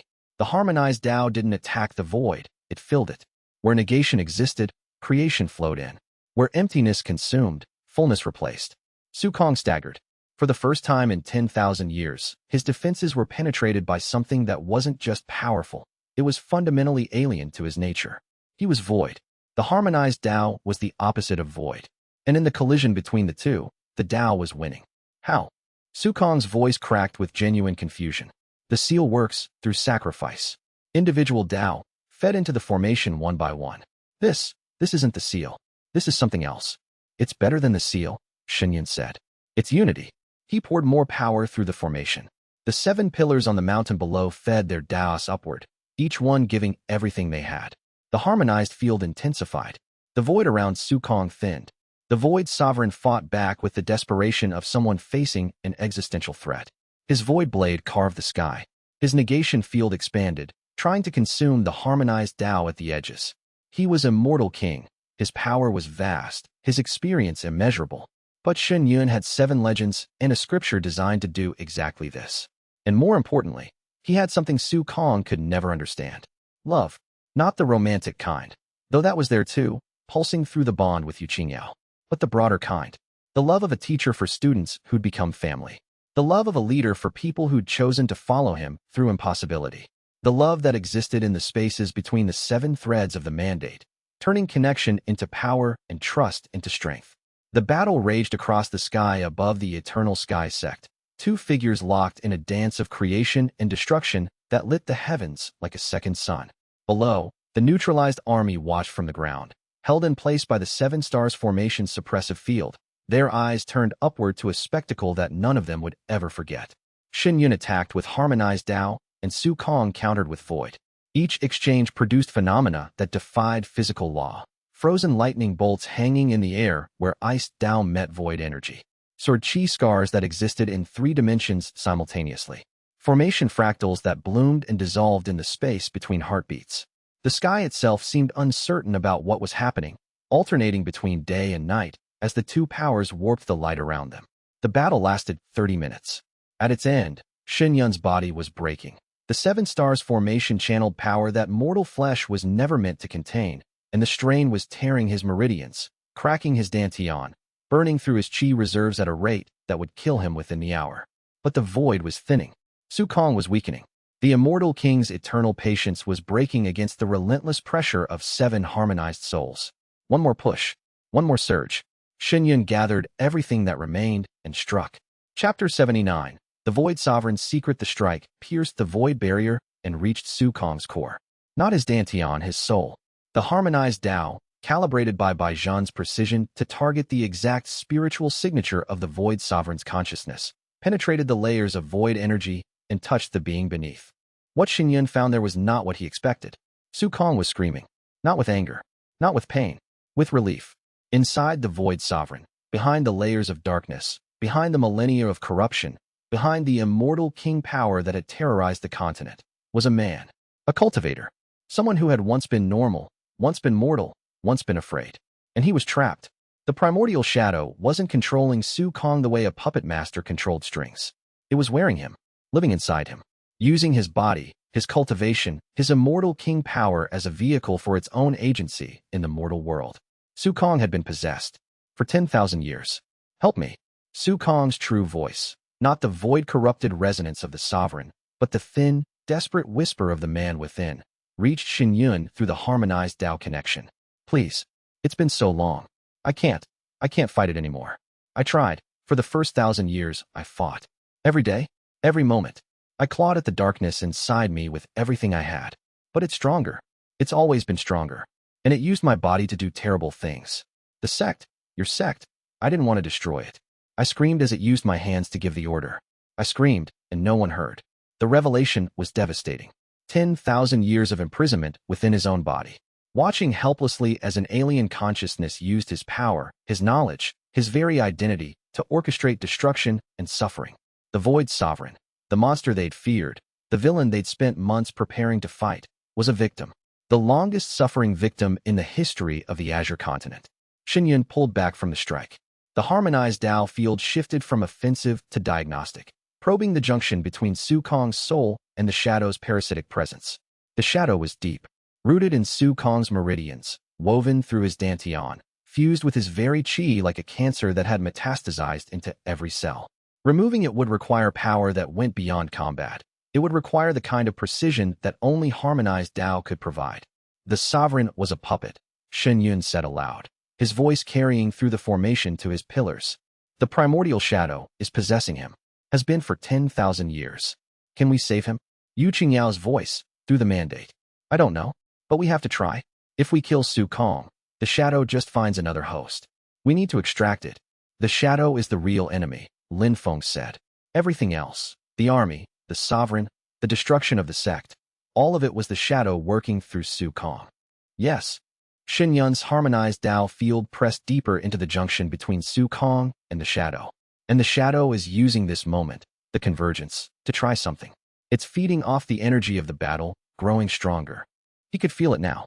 The primordial shadow, using Su Kong as a conduit, was absorbing the residual energy of the conflict, the fear, the pain, the death, the raw spiritual outpouring of thousands of cultivators fighting and falling. Each death fed it. Each moment of suffering made it stronger. We need to end this, Shen said. Not with force. With something the shadow can't consume. Unity, Tong Li said. It feeds on fragmentation. On separation. On the distance between souls. The harmonized Tao is its opposite. It's the coming together of things. Then we give it so much unity that it chokes on it, Shen said. The realization crystallized with a clarity that felt like breakthrough. The shadow wasn't evil. It wasn't malicious. It was a force of nature. The universe's tendency toward entropy, toward dissolution, toward the breaking apart of things. It fed on fragmentation because fragmentation was its nature. In every convergence cycle, the legends had fought it with fragmentation's own tools. Individual sacrifice, separate offerings, one-by-one deaths that fed the seal with isolated doses of Tao. No wonder the seal kept weakening. They'd been fighting entropy with entropy. The myriad Tao scriptures' harmonization principle wasn't just an alternative method. It was the correct method. The one that the original Shen Tianyu had intuited but couldn't implement. Fight dissolution with unity. Fight separation with togetherness. Not 7 individual sacrifices, but one collective act of creation. Not a seal, Shen said, the understanding cascading through him. We're not going to seal the shadow. We're going to transform it. 7 Taos, unified through the scripture, creating a field of permanent harmonization that converts void energy into Tao energy. We don't contain it, we change it. Turn the darkness into light. Can that work? Lin Feng's voice, sharp with the analytical precision of the sword immortal. It has to, Shen said. Because it's the only option that doesn't end with someone dying. He looked at each of his pillars one last time before the final push. Lin Feng, the orphan boy with a god's sword. Yu Qingyao, the frozen girl with an empress's heart. Bai Zhen, the pickpocket with an alchemist's hands. Zhao He, the slave with a warrior's soul. Mei Xiang, the silent child with a saint's voice. Tong Li, the drunken monk with a sovereign's wisdom. Su Ran, the wild boy with an emperor's dominion. 7 broken people. 7 legendary souls. 1 family, forged in the ashes of a destroyed sect and tempered by every trial the world had thrown at them. They had been born in different places, found in different ways, and carried different wounds.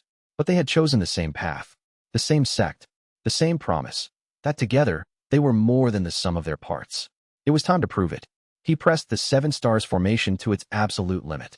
7 Taos, perfectly harmonized, channeled through the mandate at maximum intensity. The formation's output surged past anything it had produced before, past immortal level, past comprehension, into a territory of pure spiritual expression that had no precedent in cultivation history. The harmonized Tao struck the junction between Su Kong and the shadow, not to destroy, to separate, to fill the space between the man and the parasite with so much creation, so much life, so much unity, that the void had no room to exist. Chapter 80. The seal breaks. The primordial shadow erupted from Su Kong's body like a geyser of darkness. Freed from its host by the harmonized Tao's separation technique, the shadow manifested in its true form for the first time in 10,000 years. It was not a creature, not a being, not any form that mortal minds could easily comprehend. It was an absence, a void in the shape of a sphere, 50 meters in diameter, that consumed everything it touched. Light, sound, qi, matter, all of it vanished at the boundary of the shadow's form, absorbed into a negation so complete that even the concept of existence ceased within its domain. Su Kong, the man, freed from millennia of possession, collapsed from the sky like a puppet with its strings cut. Lady Feng Shuiyue caught him before he hit the ground, her true immortal power cushioning his fall. The former immortal king's cultivation was shattered, his body aged by 10,000 years of parasitic drain, his eyes vacant with the trauma of consciousness finally restored. He's alive, Lady Feng reported. Barely. His cultivation is destroyed. But the man is in there. The freed Su Kong opened his eyes, human eyes, for the first time in 10 millennia, brown and bloodshot, and filled with a disorientation that was painful to witness. He looked at his hands, turned them over, flexed his fingers with the wonder of someone rediscovering their own body. My hands, he whispered. They're mine again. A sob tore through him. The most powerful cultivator in the Azure continent's history, reduced to a weeping shell by the simple miracle of autonomy. 10,000 years. I screamed for 10,000 years, and no one heard. He was not the man the legends described. The void sovereign of the histories was a figure of terror, cold, calculating, malevolent. But Su Kong, stripped of the shadow's corruption, was a man of medium build and gentle features, with laugh lines around his eyes that spoke of a personality the shadow had buried but not destroyed. He had been, before his possession, a scholar of the void element, a legitimate and respected branch of cultivation that studied the spaces between things, the quiet places where creation rested. The shadow had found him through his research, slipping into his cultivation through the very void he studied, turning his gift into a prison. Lady Feng cradled him with the gentleness of someone who understood the scope of his suffering. She had been alive during the original possession. She remembered the moment when Su Kong, a promising young immortal, had suddenly changed. The cultivation world had assumed he'd gone mad with power. No one had considered that he'd been consumed by something worse. She fed him a stabilization pill and wrapped him in Dharma energy borrowed from Tong Li's protective field. His shattered cultivation wouldn't recover. The shadow's parasitic drain had consumed his dantian, but his body would survive. And for a man who had spent 10,000 years as a passenger in his own flesh, survival was enough. The army, Su Kong gasped, his voice strengthening as the stabilization pill took effect. The cultivators, many were mine, from before the possession. My sect, the Void Heaven sect, 3,000 strong. The shadow absorbed us all. The others, the remaining 2,000, are cultivators from sects the shadow conquered through my body over the centuries. They're all enslaved, all puppet, all screaming on the inside the way I screamed. Free them, please. They're not your enemies. They never were. Shuiyue had no time to process that. The primordial shadow was free, and it was growing. The sphere of negation expanded. 60 meters. 80. 100. Everything it touched ceased to exist. Stone, air, the mountain's chi veins, the formation arrays. Xiang's carefully constructed network was being consumed at the edges, entire layers of defense vanishing into the void. The Seven Legends seal, the barrier that had contained the shadow for 10,000 years, reinforced by the sacrifice of 7 legendary cultivators every 10 millennia, was gone. Su Kong's body had been the seal's anchor, and when the shadow was separated from him, the seal collapsed. The shadow was free, and it was hungry. Fall back, Shuiyue commanded. Everyone inside the Seven Stars formation's core field. Su ran, evacuate the outer disciples on your spirit beasts. Shao Tianlong, get your people clear. The evacuation was rapid but harrowing. The shadow expanded faster than cultivators could run.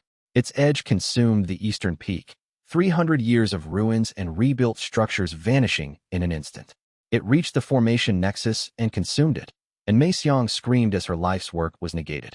But the Seven Stars formation held.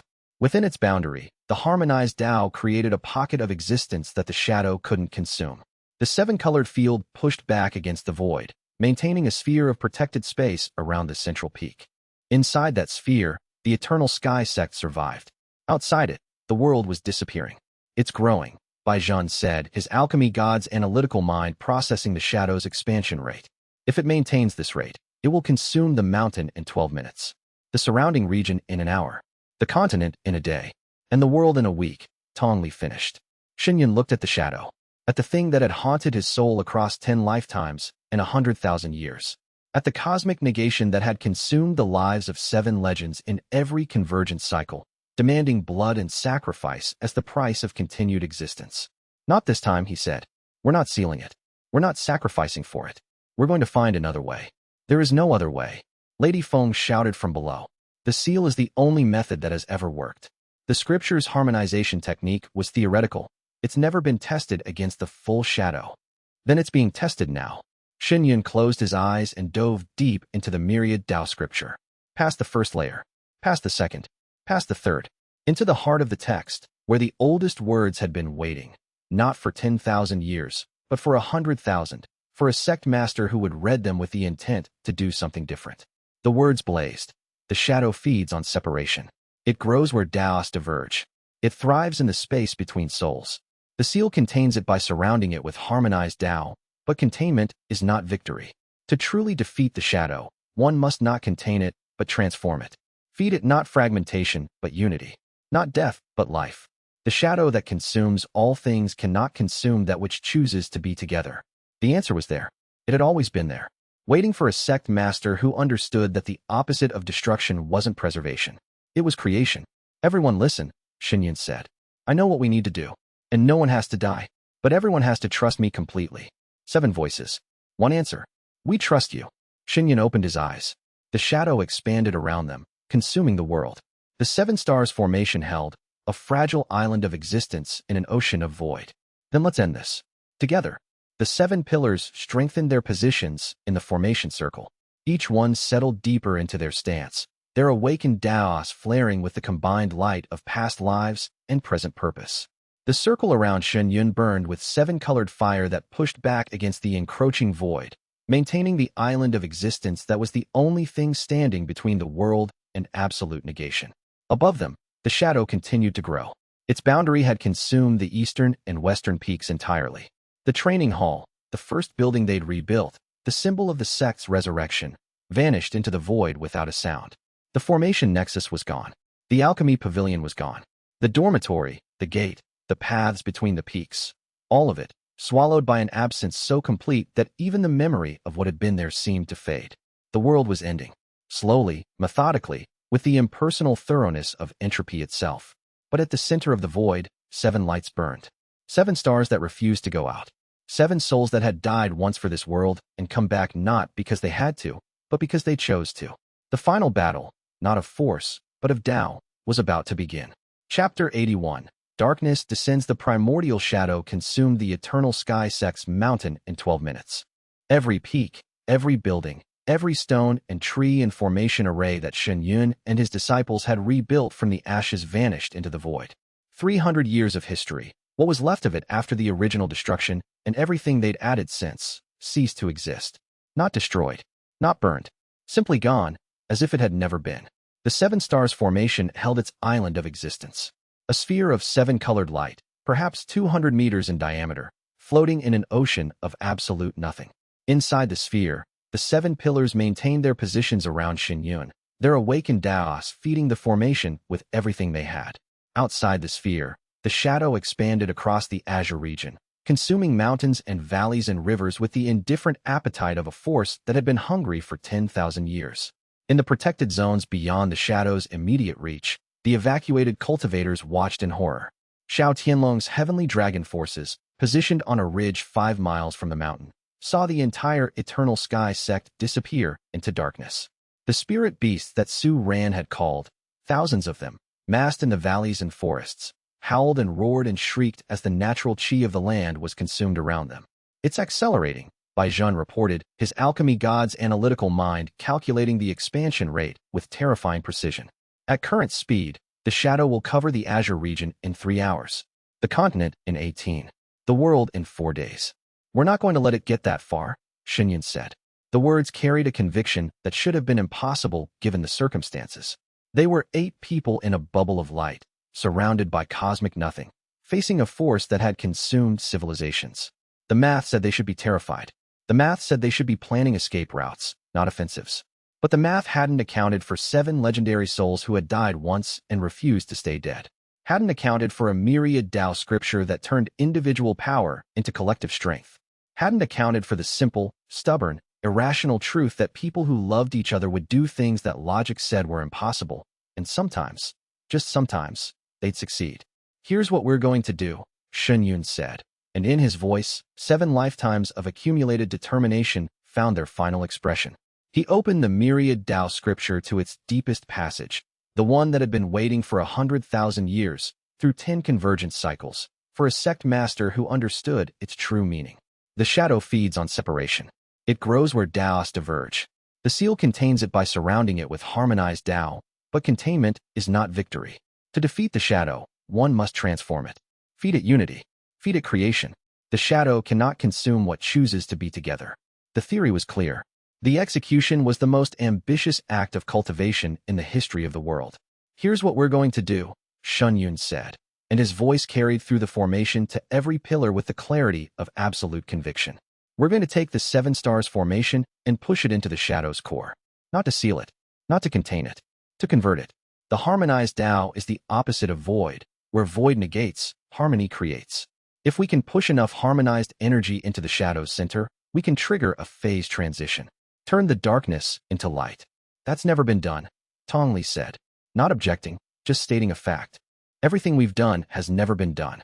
A sect master with the sovereign Tao heart forging a 7 Tao nascent soul through harmonization? Never been done. A foundation establishment cultivator defeating core formation through the mandate? Never been done. A mute girl speaking for the first time to warn a continent? Never been done. Shen looked at each of them. We are the people who do things that have never been done. That's what we are. That's what we've always been. Then let's do this, Feng said, and his sword sang in agreement. The decision to advance into the shadow, rather than defend against it from the outside, was perhaps the bravest choice Shuiyue had ever made. And for a man who had jumped off a cliff into a river, rebuilt a sect from ashes, challenged cultivators 3 realms above him, and broken through to nascent soul in the middle of a tournament fight, that was saying something. The 7 pillars didn't question the decision. They'd learned, through months of shared experience and the deepening mandate bonds, to trust Shuiyue's instincts even when his plans sounded insane. Especially when his plans sounded insane. The plans that sounded reasonable were usually the ones that didn't work. The 7 stars formation shifted. Instead of holding its position, it began to move forward into the shadow, toward the vast sphere of negation that was consuming the world. The void pressed against the formation's boundary. 7-colored light met absolute darkness. Where they touched, the boundary crackled with the energy of 2 fundamentally opposed forces meeting. Existence and non-existence, pressed together, neither giving ground. The formation moved through this crackling boundary like a ship through ice, breaking through the void's resistance with the combined will of 8 cultivators who had decided, unanimously and without discussion, that the world was worth saving and they were the ones to save it. Behind them, the path they carved through the void remained open, a corridor of restored reality that connected the formation to the outside world, allowing Su Rant's spirit beast Qi to continue flowing in and allowing the evacuated cultivators on the boundary to see what was happening. Through that corridor, 10,000 pairs of eyes watched the tiny bubble of light advance into the darkness, and 10,000 hearts sent whatever hope and prayer and good intention they could muster after it. It wasn't much, in cultivation terms, but it was everything, in human terms. And sometimes, human terms were the ones that mattered most. And the most audacious experiment in cultivation history began. Chapter 82. The ancient archives. The formation moved through the void like a submarine through black water. The 7 stars' harmonized energy created a tunnel of existence through the negation field, a corridor of light in a universe of dark. Inside the corridor, reality held. Outside it, nothing existed. We need more information, Shuiyue said as they pressed deeper. The scripture describes the transformation principle, but the specifics, the exact configuration required for the phase transition, are buried in the original Sect's archives. Archives that were in the vault beneath the central peak. The vault that was just consumed by the shadow, Zhao He pointed out. Consumed, not destroyed. The shadow negates existence, but it doesn't destroy information. The Tao pattern of everything it consumes still exists within it, in a state of suspension. The vault's contents are in there somewhere. We just need to find them. Inside the shadow. Bai Zhen's voice was carefully neutral. You want us to search for a specific piece of information inside a cosmic void that consumes everything it touches. Not search. Resonate. Shuiyue touched the Sect Master's seal. The seal is connected to the Sect's Qi veins. Those Qi veins were consumed by the shadow, but the seal still remembers them. If I can use the seal to locate the vault's Qi signature within the void, the formation can extend a tendril of harmonized Tao to retrieve the contents. That's incredibly dangerous, Yu Qingyao said. Everything we do is incredibly dangerous. That's our brand. Despite the gravity of the situation, Bai Zhen snorted. Shuiyue focused the Sect Master's seal. He reached through the void, using the seal's ancient connection to the Sect's Qi veins as a lifeline. The sensation was like reaching into freezing water. The void pressed against his spiritual sense with a cold that went beyond temperature into the realm of pure negation. He found the vault. Its Qi signature was faint, a ghost of spiritual energy suspended in the void, neither existing nor not existing, caught in the shadow's consumption process like a fly in amber. The 7 stars formation extended a tendril of harmonized Tao toward the signature. The tendril pierced the void, reached the suspended vault, and enveloped it in 7-colored light. For a terrible moment, the void pressed back, resisting, consuming, trying to swallow the tendril the way it swallowed everything. Then the vault's contents transferred. A stream of information, encoded in spiritual energy, flowed from the suspended Qi signature through the tendril and into Shuiyue's mind. The original Eternal Sky Sect's archives. Complete. Intact. Including the records from 10,000 years ago, from Shun Tianyou's own hand. Shuiyue processed the information in seconds, the myriad Tao scripture serving as a decoder for his ancestors' encoded notes. What he found confirmed his theory and expanded it. The phase transition requires a specific configuration, he said. The 7 Daos must be arranged not in a circle, but in a star. A 7-pointed star where each Dao occupies a point, and the connections between points create a web of harmonized energy. The star's center is the nexus, the point where all 7 connections converge. That nexus must be filled with a Dao that is all 7 and none of them at the same time. The myriad Dao, Jiang said. Yes, my Dao? The harmonized Dao of the Sect Master, which is created by the union of all 7 legendary Daos through the mandate. The nexus is me. Of course it is, Tong Li murmured. The Sect Master always ends up in the center. But this time, the center doesn't die. Shen Yun's voice was fierce. The nexus channels the transformation. It doesn't sacrifice. The 7 points feed energy to the center converts it and pushes it outward, and the cycle continues until the shadow is fully transformed. No one dies. Everyone contributes. Unity, not sacrifice. What happens to your body during the channeling? Yu Qingao asked. Her voice was steady, but her ice-blue eyes held the concern of someone who had watched this man push himself to breaking multiple times. I don't know. The archives don't say. Shin Tianyu never got this far. He fell back on sacrifice before reaching this stage. Then we're in uncharted territory. We've been in uncharted territory since the day I jumped off a cliff into the Jade River. Nothing's changed. Chapter 83. A new plan. The formation halted within the void, while Shen Yun laid out the full plan. The 7-pointed star configuration was theoretically sound. Each pillar would occupy a point of the star, contributing their specific legendary Dao to the web. The connections between points would create 21 pathways of harmonized energy, every possible pairing of 2 Daos from the 7. At the star's center, Shen Yun would receive all 21 pathways and convert their combined energy into the myriad Dao, the unified expression that was the key to the phase transition. The myriad Dao would then be pushed outward through the formation's boundary and into the shadow itself. Where it touched the void would transform. Dark energy converting to neutral chi, negation becoming creation, absence becoming presence. The process was not combat. It was cultivation on a cosmic scale, the 7 legends and their sect master, cultivating the shadow itself, transforming it from an enemy into energy. How long will it take? Feng asked. Based on the shadow's current mass and expansion rate, and the maximum output of the 7-pointed star configuration. Zhen calculated mentally. Between 3 and 6 hours. 6 hours of maximum output from all 7 pillars and the sect master, Tong Li said. That's well beyond any of our individual endurance limits. It's beyond most of our individual limits, Shen Yun agreed. But not our collective limit. The 7-pointed star is self-sustaining once activated. Each pair creates energy that feeds back into the system. The initial cost is high, but once the cycle is established, the formation generates its own power. A perpetual motion formation, Jiang said. Her formation saints understanding grasping the principle immediately. Self-reinforcing harmonization. Each Dao pair produces more unified energy than the sum of its component Daos, and the surplus feeds back into the system. Exactly. The startup cost is the danger point. If we can sustain the initial output for approximately 20 minutes, the self-reinforcing cycle takes over and the formation becomes autonomous. After that, we just need to maintain our positions and stay conscious. Stay conscious for 6 hours while channeling our legendary Daos at maximum output through a formation that has never been tested. Zhao He cracked his knuckles. Could be worse. How? Zhen asked. Could be raining. Despite everything, the consuming void around them, the weight of the world on their shoulders, the knowledge that the next 6 hours would determine the fate of everything that existed. They laughed. Not a big laugh. A small one. The kind of laugh that comes from people who have been through hell together and are about to go through it again and have decided that humor is the only reasonable response. One more thing, Shen Yun said. Su ran.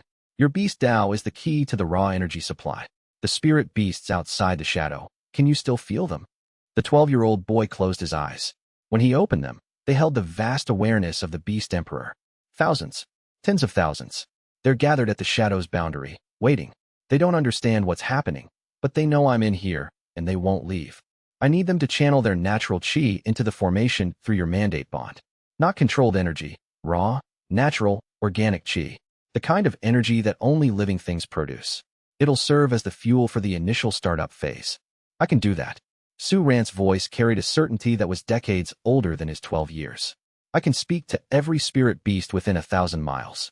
They'll give what I ask. Not give. Share. The difference matters. Su Ran smiled, the first real smile Shen Yun had seen from the boy. You sound like the Beast Emperor. He said the same thing. Never take from nature. Always share with it. Then let's share. The formation shifted into the seven-pointed star configuration. Each pillar moved to their assigned point, and the connections between them blazed with harmonized energy. The web of 21 pathways materialized, visible lines of light that crisscrossed the formation's interior like a cat's cradle made of pure Tao. At the center, Shen Yun took his position, the convergence point, the nexus, the place where all Taos met and became one. Ready? He asked. Feng drew his sword. The blade caught the seven-colored light and reflected it back as a single, pure silver beam. For 10,000 years, I've been ready. In this life and every life before it. Yu Qingyao extended her hands, and ice crystals formed between her fingers, not weapons, but stars. Tiny points of frozen light that orbited her palms like planets around a sun. Ready. Zhao He cracked his knuckles, and the sound echoed through the formation like a war drum. His scars glowed red-gold with the war god's energy. Ready. Bai Zhen held up the last of his restoration pills, not for himself, but for whoever would need it most before this was over. The alchemy god's smile, wise and ancient, played across a 14-year-old boy's face. Ready. Mei Xiang spoke the word aloud. Ready. Her voice, still new, still rough, carried the weight of the formation saint's 10,000-year silence, finally and permanently broken. Tong Li set down his wine jug, actually set it down, on the formation floor, and left it there. For the first time since Shen Yun had met him, the monk was completely, utterly sober. Ready. Su Ran closed his eyes, and when he opened them, 10,000 spirit beasts looked through them. A collective awareness that bridged the gap between the human world and the natural world, between cultivation and creation, between the seven-pointed star and everything it was trying to protect. Ready. 7 voices. 1 answer. 1 purpose. Chapter 84. Cultivation surged. The activation of the seven-pointed star formation was the most intense cultivation experience Shen Yun had ever endured. All 7 legendary Daos hit him simultaneously. Feng's sword Dao, a blade of absolute precision that cut through every barrier in his meridians, widening the channels with surgical accuracy. The Sword Immortal's 10,000-year understanding of the Dao of Severance, applied not to enemies but to limitations. Yu Qingyao's Ice Dao, a deep, encompassing cold that slowed his qi circulation to a crawl, not destructively, but protectively, like ice-preserving fruit.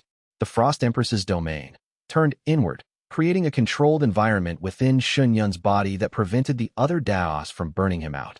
Bai Zhen's alchemy Dao, a precise, analytical force that monitored every chemical and spiritual reaction occurring within Shen Yun's body, adjusting dosages of energy with the alchemy god's 10,000-year understanding of how cultivation operated at the molecular level. Zhao He's war Dao, raw, overwhelming power that reinforced Shen Yun's physical structure, turning his bones into spirit metal and his muscles into formation-reinforced flesh. The war god's legacy, expressed not as combat, but as fortification. Mei Xiang's formation Dao, a structural framework that organized the incoming energy flows into efficient patterns, preventing chaos and ensuring that every fragment of power went exactly where it needed to go. The formation saint's architecture, applied to a human body. Tong Li's Buddhist Dao, a shield of peace and endurance that wrapped around Shen Yun's consciousness, protecting his mind from the overwhelming influx of power and keeping him sane through what would otherwise have been a sanity-breaking experience. The Buddhist sovereign's Dharma, expressed as the ultimate meditation. Su Ran's Beast Dao, a flood of raw, natural energy drawn from thousands of spirit beasts gathered beyond the shadow's boundary. Not refined qi, wild, organic, alive. The kind of energy that made forests grow and rivers flow and mountains endure. The Beast Emperor's connection to nature, channeled through the formation as the fuel that made everything else possible. 7 Daos, 7 streams, all converging on one point. Shen Yun's cultivation surged. The sensation was unlike anything he'd experienced in his individual cultivation sessions. When he'd broken through on his own, foundation establishment to core formation to nascent soul to spirit severing. Each advancement had been a personal triumph, a solitary achievement wrung from hours of meditation and desperate combat. This was different. This was a shared ascent. He didn't climb the mountain alone. 7 hands lifted him, 7 hearts carried him, 7 legendary Daos propelled him upward through the cultivation hierarchy at a speed that defied comprehension. The myriad Dao scripture's deepest truth manifested in real time. A cultivator who harmonized with others could achieve in minutes what a solitary cultivator required centuries to accomplish. His spirit-severing core, the seven-star constellation, expanded. The stars grew brighter, their orbits widening, the connections between them strengthening. The myriad Tao that formed at the convergence point of all seven streams was not a new Tao in the traditional sense. It was a meta-Tao, an expression of the principle that all paths of cultivation were, at their deepest level, the same path. Different rivers, one ocean, Tao-seeking. The sixth realm, achieved not through individual cultivation but through collective advancement. The seven-pointed star's self-reinforcing cycle pushing Shen Yun's harmonized core past spirit-severing and into territory that normally required centuries of solitary meditation. But the cycle didn't stop at Tao-seeking.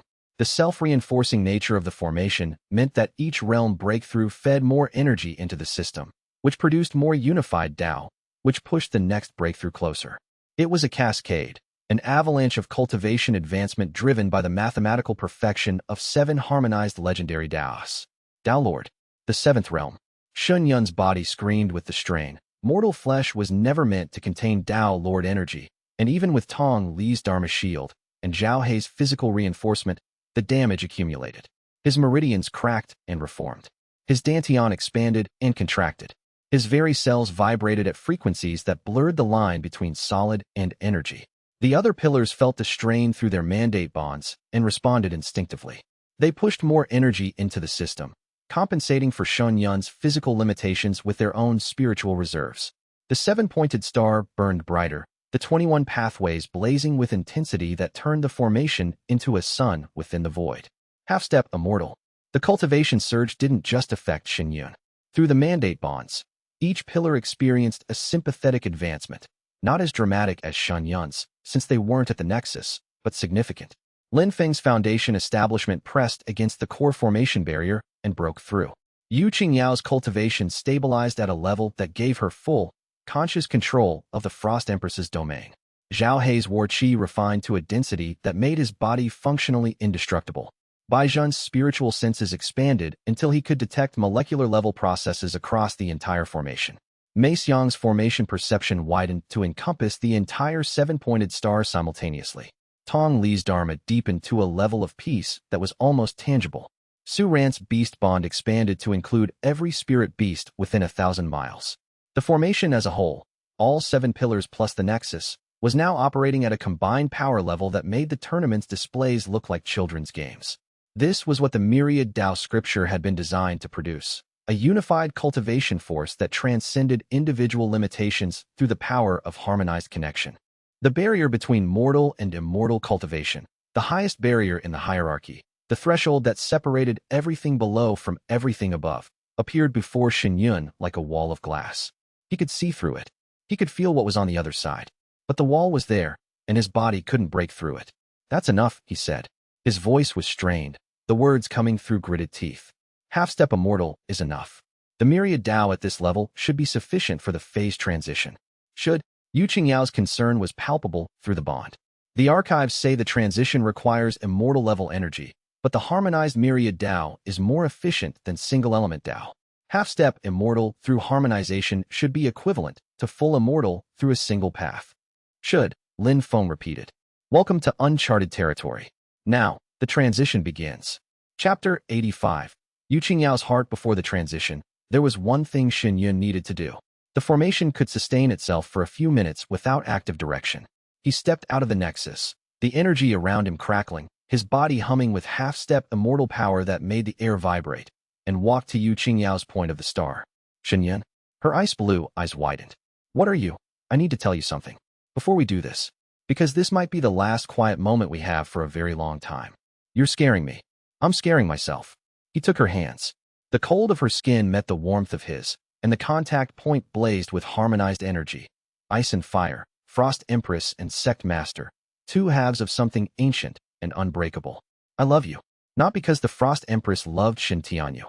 Not because our past lives were Tao companions. Because you sat down in the frost with me when I asked you to breathe, and you chose to trust me when you had every reason not to.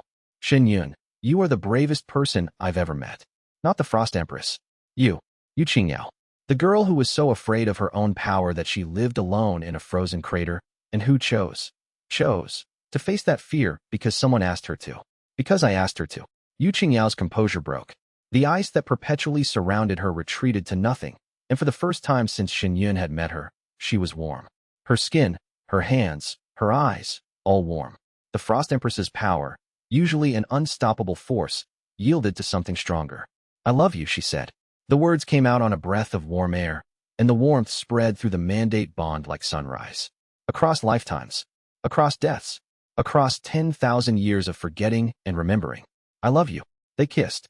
Not the cold brush of ice lips on warm skin, but a real kiss. Two people, fully present, fully aware, fully choosing each other in the most dangerous moment of their lives. Their chi resonated at the point of contact, and the harmony that resulted was so pure it rang through the entire seven-pointed star formation like a bell. The other pillars felt it through their bonds. Feng smiled, a rare, genuine smile. Zhao He looked away with gruff respect. Bai Zhen wiped his eyes and pretended he wasn't crying. Mei Xiang drew a character of light, love. Tong Li raised an invisible toast. Su Ran, who was 12 and didn't fully understand but could feel the rightness of it through the Beast Emperor's connection to natural harmony, simply nodded. The kiss ended. Shen Yun pressed his forehead against Yu Qingyao's. When this is over, he said, I'm taking you to see the sunrise from the 17th peak. The one Wu Daoming loved. I'm going to rebuild it, with my own hands, and we're going to watch the dawn together. Promise me. I promise. He returned to the Nexus. The formation blazed, and the work of saving the world began. But first, in the moments between the kiss and the commencement, something happened that none of them had expected.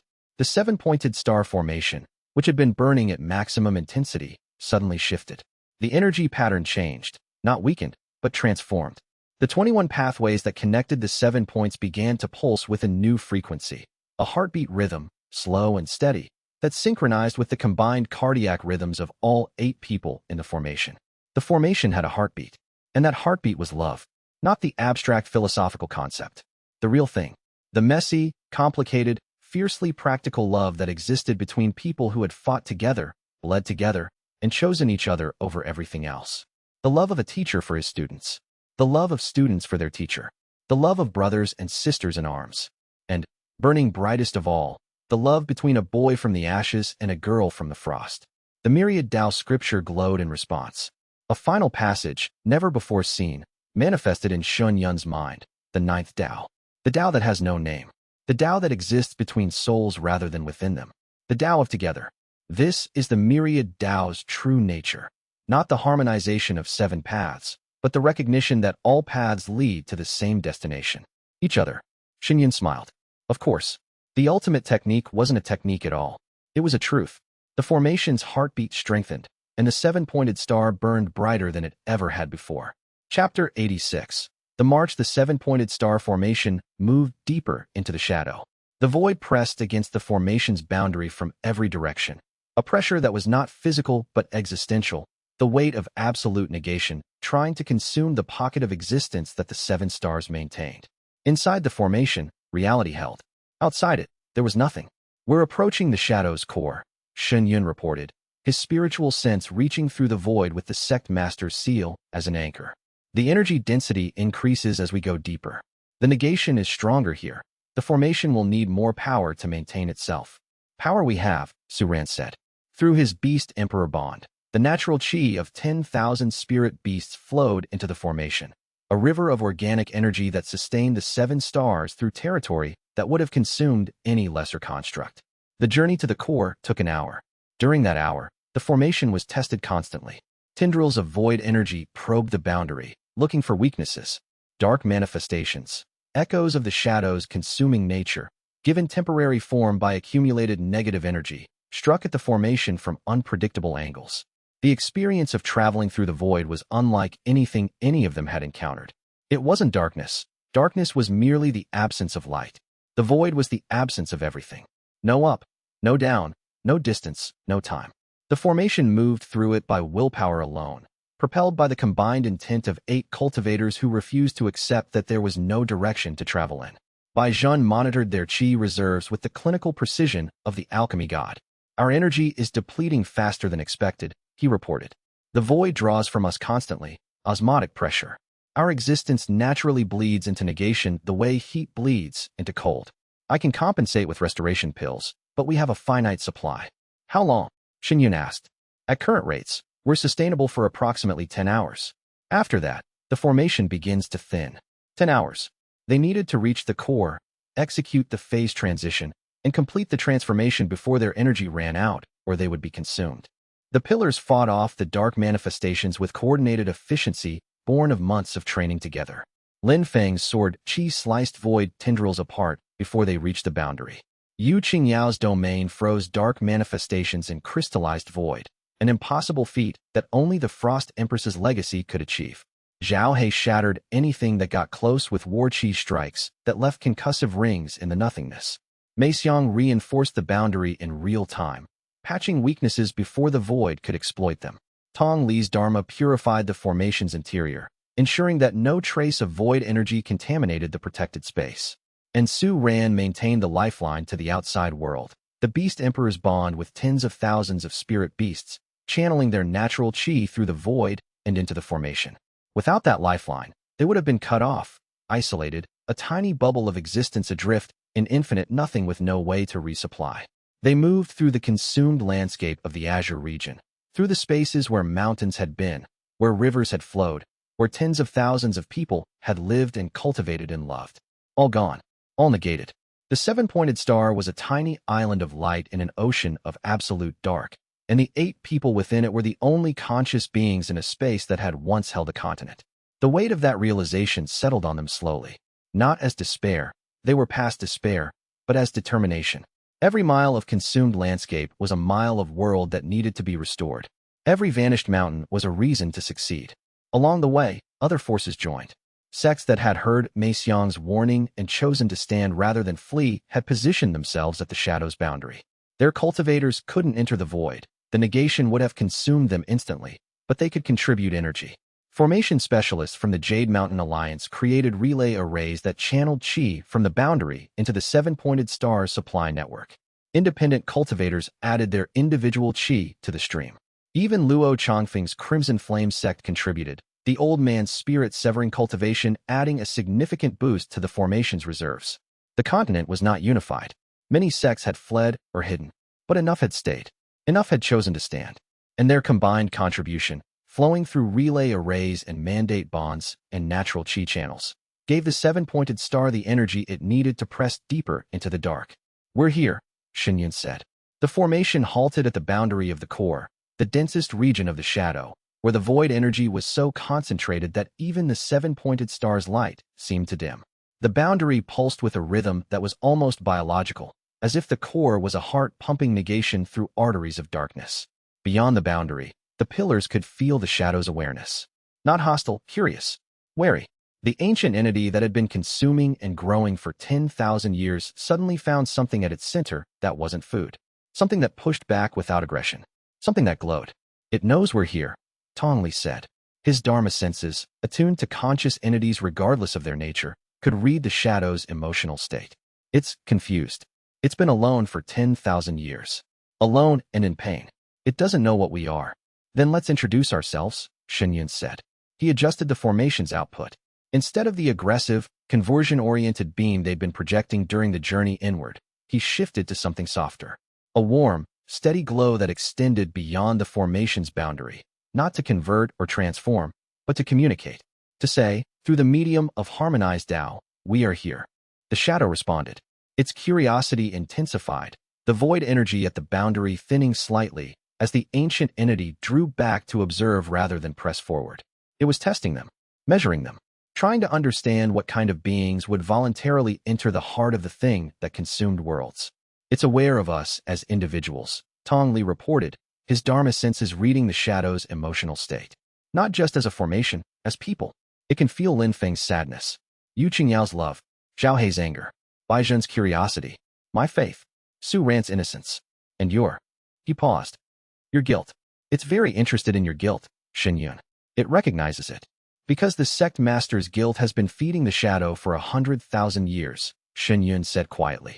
Every convergence, the sect master carried the guilt of sacrifice, and that guilt leaked into the void through the seal. I've been making it sick. The realization was staggering. The shadow's corruption wasn't entirely from external causes. Part of it came from the seal itself, from the emotional residue of 10 sect masters who had carried the weight of demanding their disciples' deaths. Guilt, grief, regret. These emotions had seeped through the seal like poison through a wound, feeding the shadow's corruption from the inside. Which means healing the shadow requires healing yourself, Yu Qingyao said. Yes. Shen closed his eyes, drew a breath, and let go. Not of the guilt itself. That would be too easy and too false. You don't let go of guilt by pretending it doesn't exist. You let go of guilt by accepting it, learning from it, and choosing to do better. Shen had already done better. He'd found the way that didn't require sacrifice. He'd gathered the legends, harmonized their daos, and entered the shadow's heart with the intent to heal rather than seal. The guilt didn't disappear, but it transformed. From a poison into a memory. From a wound into a scar. From a weight that crushed into a compass that guided. The shadow felt the transformation. And for the first time in its ancient existence, it felt something from a sect master that wasn't guilt or fear or desperate determination. It felt peace. The formation moved through the boundary and into the shadow's core. Chapter 87. Outer darkness. The core of the primordial shadow was not a place. It was a presence. A sentient void, an awareness without form, a consciousness without thought, an intelligence that existed in the spaces between things. It was old, older than the continent, older than the cultivation world, older than the concept of existence itself. It spoke, not in words, in the absence of words, in the silence between syllables, in the gaps between thoughts where doubt and fear and loneliness lived. You come, the shadow said, and its voice was the sound of things ending. As they always come. The seven. The sect master. The same play, performed for 100,000 years. And always the same ending. Sacrifice. Death. A seal that delays but never cures. Not this time, Shen said. And the words carried a weight that the shadow felt. Not through qi or Tao, but through the conviction behind them. The shadow had spoken to 10 sect masters. Each one had said not this time. But this one said it differently. This one said it like a promise rather than a hope. Like a fact rather than a wish. The shadow probed deeper. Your disciples are strong. Stronger than any previous convergence at this stage. The Sword Immortal's Tao is fully awakened. The Frost Empress's domain has reached maturity. The alchemy god's creations defy the laws of the discipline. The war god's endurance approaches the infinite. The formation saints' arrays exceed theoretical limits. The Buddhist sovereign's dharma purifies even my corruption. And the beast emperor's connection bridges the gap between civilizations and the natural world. You've been watching. I watch everything. I have nothing else to do. A pause that carried the weight of 10,000 years of isolation. But despite their strength, the outcome will be the same. You will sacrifice them. You always do. It is the nature of the convergence. The sect master gathers, the legends awaken, and one by one, they pour themselves into the seal. You call it duty. You call it necessity. But the truth is simpler. You fear me too much to try anything else. I fear you, Shen admitted. But I fear losing them more. The shadow rippled. The void around the formation's boundary intensified, pressing harder, trying to crush the seven-pointed star with the weight of cosmic negation. They cannot hear this conversation, the shadow said. Only you and I, the sect master and the void. We have spoken before, you and I, 10 times. In every convergence, the sect master reaches this point and makes his choice. Will you choose differently? Yes. Why? Because I love them. The shadow was quiet for a moment that lasted, in the void's timeless space, an eternity. Love, it said, the most fragile thing in existence. The thing that breaks first and heals last. You would pit love against the void. I would pit love against anything. The shadow surged. Dark energy erupted from the core in a wave that hit the seven-pointed star formation with staggering force. The boundary flickered. 2 of the 21 pathways faltered. Shen gritted his teeth and poured more myriad Tao into the formation, stabilizing it by sheer willpower. Within the formation, the pillars felt the impact and responded. Each one deepened their commitment, pouring more of their legendary Tao into their respective points. The pathways blazed back to full strength. Impressive, the shadow said. But love is not enough. It has never been enough. You cannot transform me, sect master. I am the void. I am the end of all things. I was here before the first Tao was cultivated, and I will be here after the last cultivator falls. Maybe, Shen said. But you've never faced this. He activated the phase transition. The activation was not a single command, but a sequence, a cascading series of energy transfers that began at the nexus and propagated outward through the 21 pathways to each of the 7 points. Each pillar received the activation pulse and responded with their specific legendary Tao, shaped and directed by the formation's geometry into a unified beam of creative energy. The beam struck the shadow's core, and for the first time in 10,000 years, the primordial shadow, the cosmic force of absolute negation, the thing that consumed worlds and ended civilizations, felt something it had never felt before. Warmth. Not heat. Not fire. Not the aggressive thermal energy of a combat technique. Warmth. The kind that came from a hand held in darkness. From a voice speaking comfort into silence. From the simple, irreducible truth that existence, for all its pain and imperfection, was worth preserving. The shadow shuddered, and for one brief, luminous moment, the darkness at its core lightened by a shade. The phase transition had begun. Chapter 88. Lin Feng's sacrifice attempt. The phase transition began, and immediately, Lin Feng tried to end it. Not the transition itself. His own life. The Sword Immortal's memories included a detailed account of the original sealing. The moment when Gu Tianxiao had walked into the formation and offered his Tao as the first sacrifice. In that memory, the sword Tao had been the key that unlocked the seal's formation, the initial input that started the chain reaction. Lin Feng's body moved before his mind could stop it. The Sword Immortal's instinct, 10,000 years of sacrifice conditioning, overrode his conscious will. He stepped out of his point in the seven-pointed star and began walking toward the shadow's core, his sword drawn, his golden eyes blazing with the light of a man who had done this before and knew exactly what it cost. "I'll open the way," Lin Feng said. His voice was two voices, the boy and the immortal, layered on top of each other. "My sword Tao begins the process. It has to be me. It was always me." Shen caught him. He stepped out of the nexus, crossed the formation in 3 strides, and grabbed Lin Feng's arm. The contact sent a jolt of myriad Tao energy through the Sword Immortal's consciousness, disrupting the past life compulsion that was driving his body forward. "Not this time," Shen said. "We do this together. The formation needs an initiator. Someone has to." The seven-pointed star is the initiator. All 7 Taos, simultaneously, not one by one. Together. Shen Yun's grip tightened. "You are not Gu Tianxiao dying alone on a mountain of broken swords. You are Lin Feng, head disciple of the Eternal Sky Sect, and you are going to live through this. Do you hear me?" Lin Feng's golden eyes flickered. The past life compulsion warred with the present life bond, the Sword Immortal's conditioning against the young man's choice. "I remember dying," Lin Feng whispered. "I remember what it felt like. The cold, the emptiness, the relief of knowing I'd done my duty."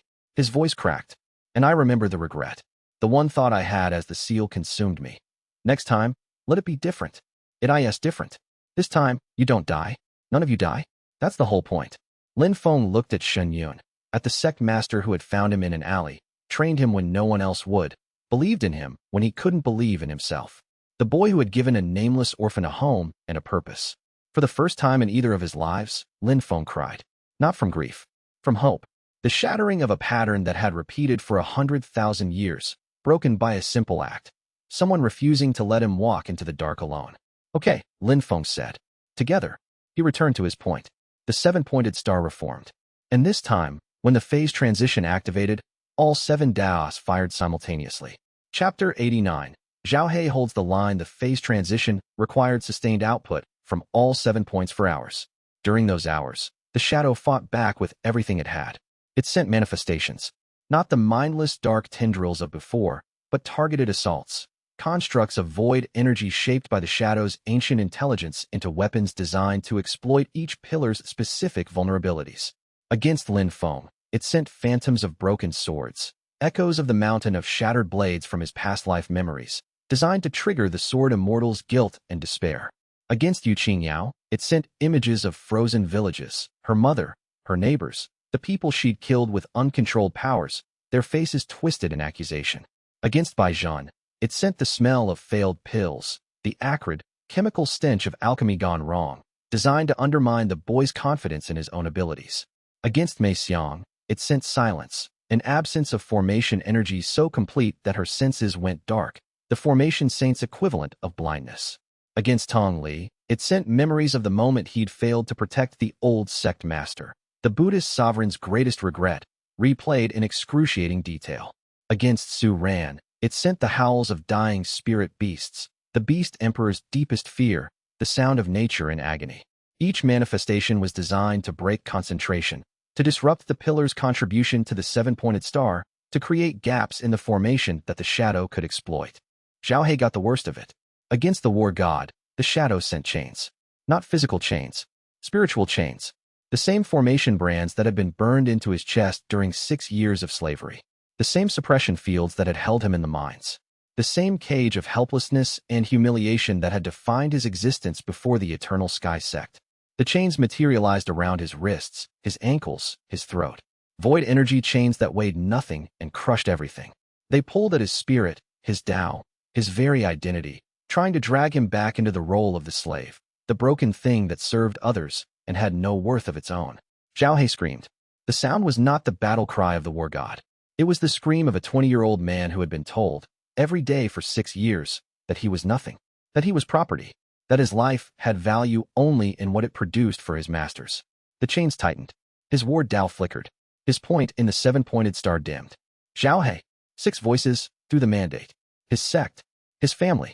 The people who had never, not once, treated him as anything less than a person. He looked at the chains.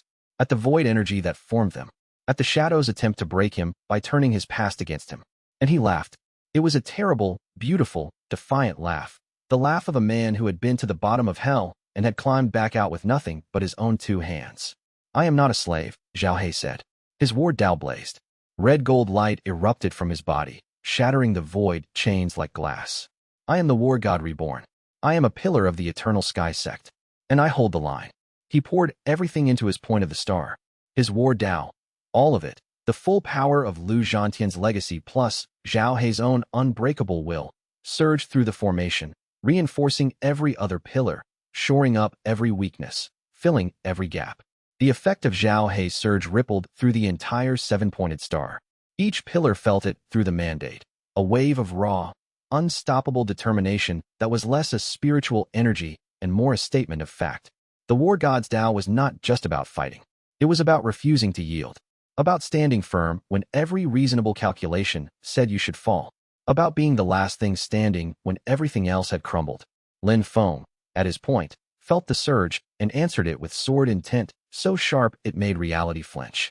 The 2 Taos, war and sword, resonated in the pathway between their points, and the resulting harmonic was a blade of pure determination, unbreakable edge, unstoppable force.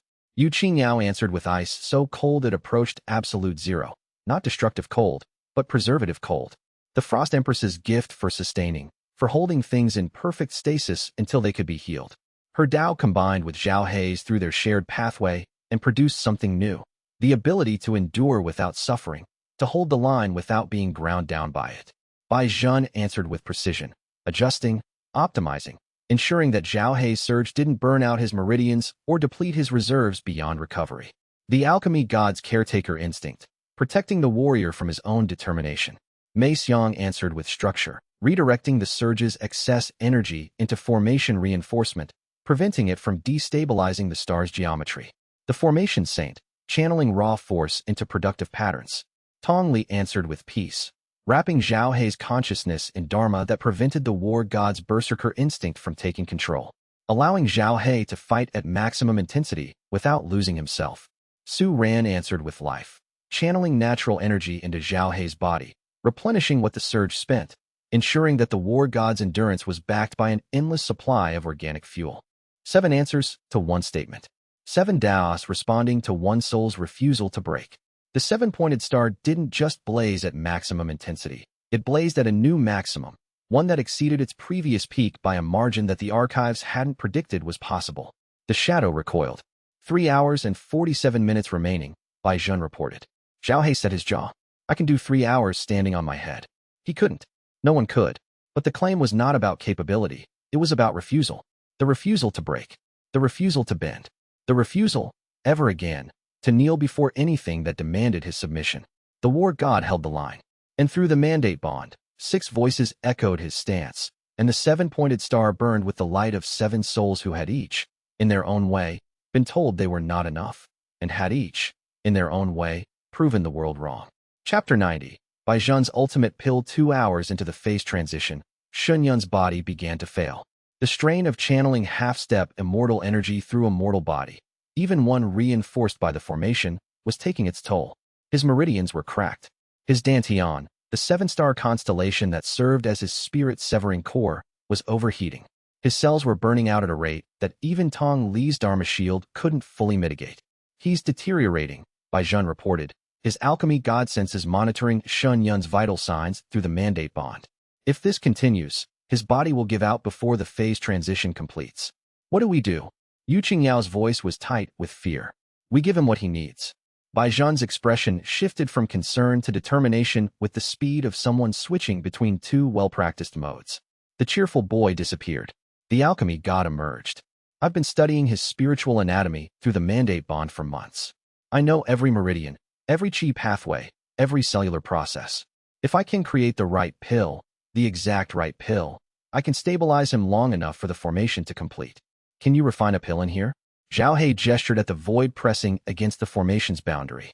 "No furnace, no ingredients, no workbench. I don't need any of those things." Zhen's eyes glowed green. The alchemy god's light, brighter than Shen Yun had ever seen it. Shen Bui didn't become the alchemy god by depending on tools. He became the alchemy god because he understood that alchemy is not about furnaces and ingredients. It's about transformation. And transformation only requires understanding and intent. In the middle of a cosmic-scale cultivation formation, suspended in the void of the primordial shadow, the 14-year-old alchemist began to refine a pill. He had no furnace, no workbench, no ingredients in the traditional sense.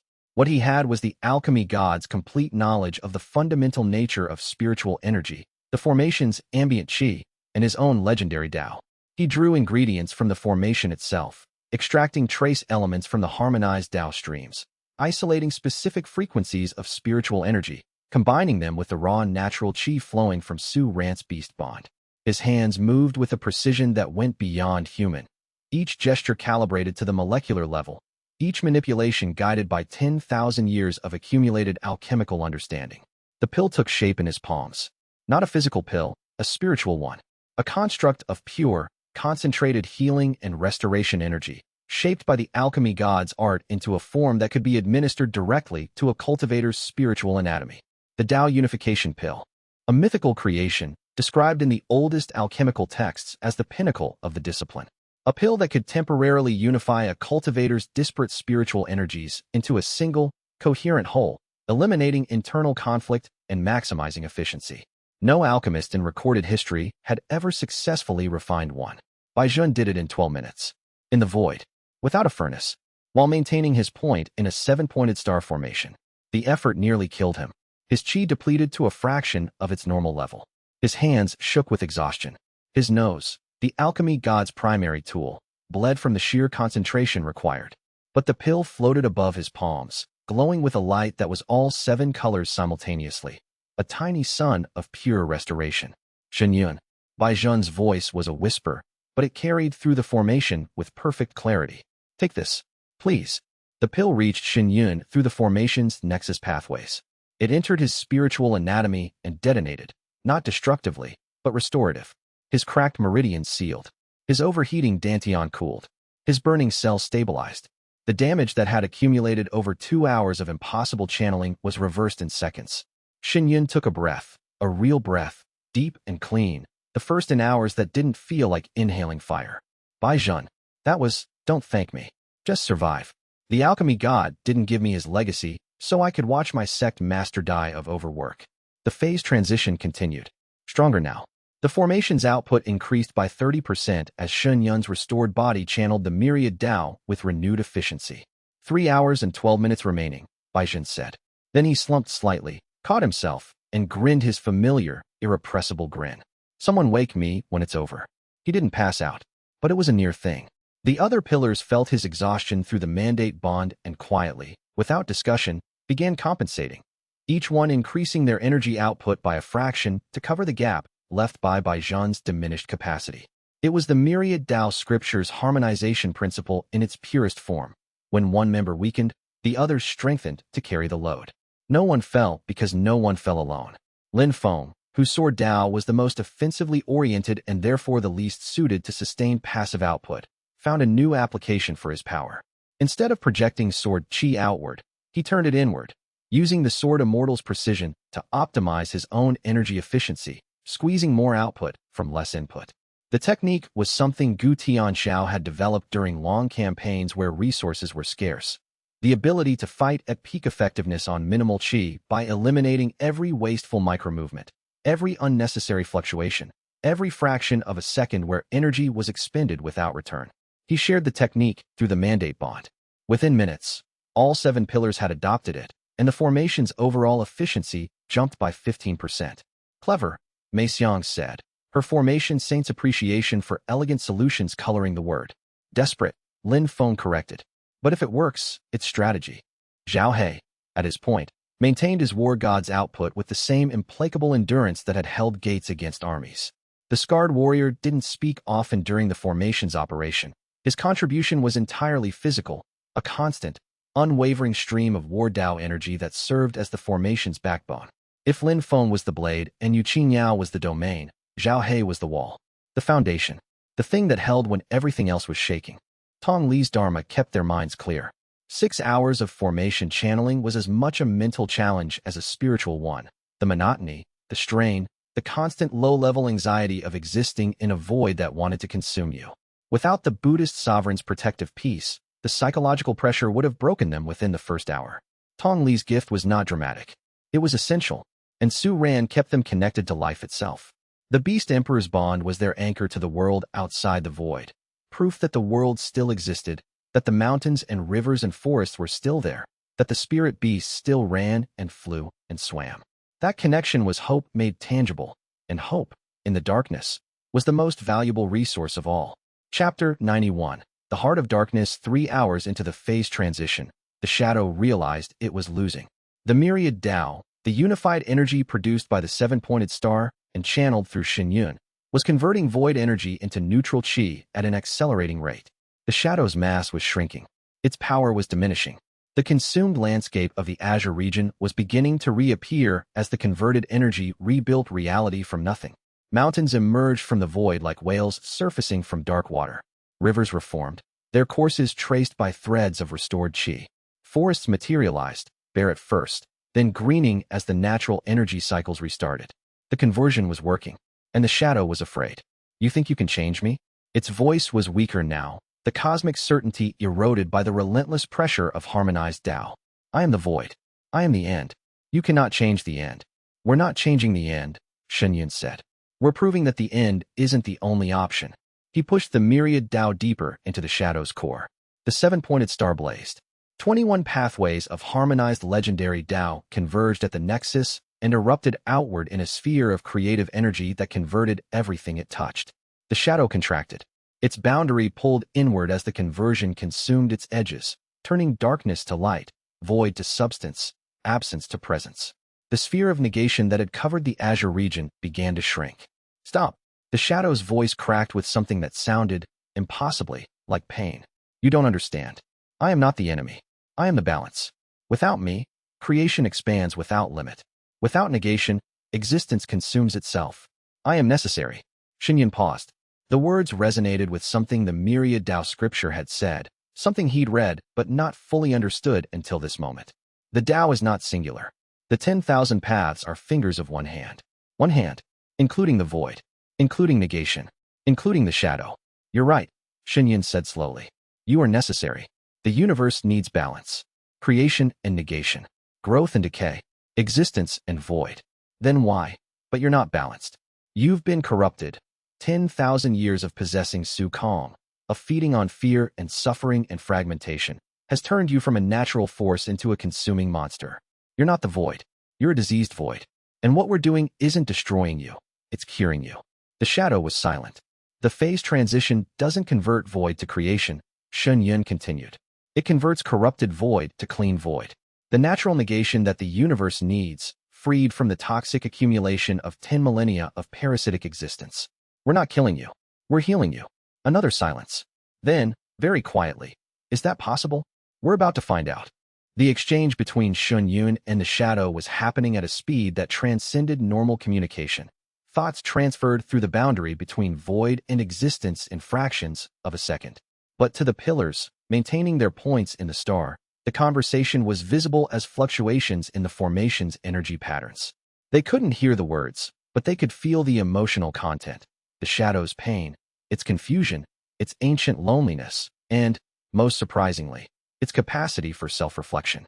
It's not a monster, Yu Qingyao said through the mandate bond, her Frost Empress's empathy reading the emotional frequencies.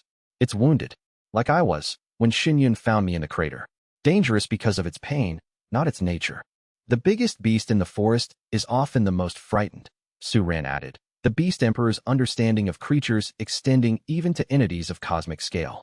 When it stops being afraid, it stops being dangerous. The insight landed with the weight of revelation. Every previous convergence had treated the shadow as an enemy, something to be sealed, contained, fought, destroyed. But enemies don't ask if they can be healed.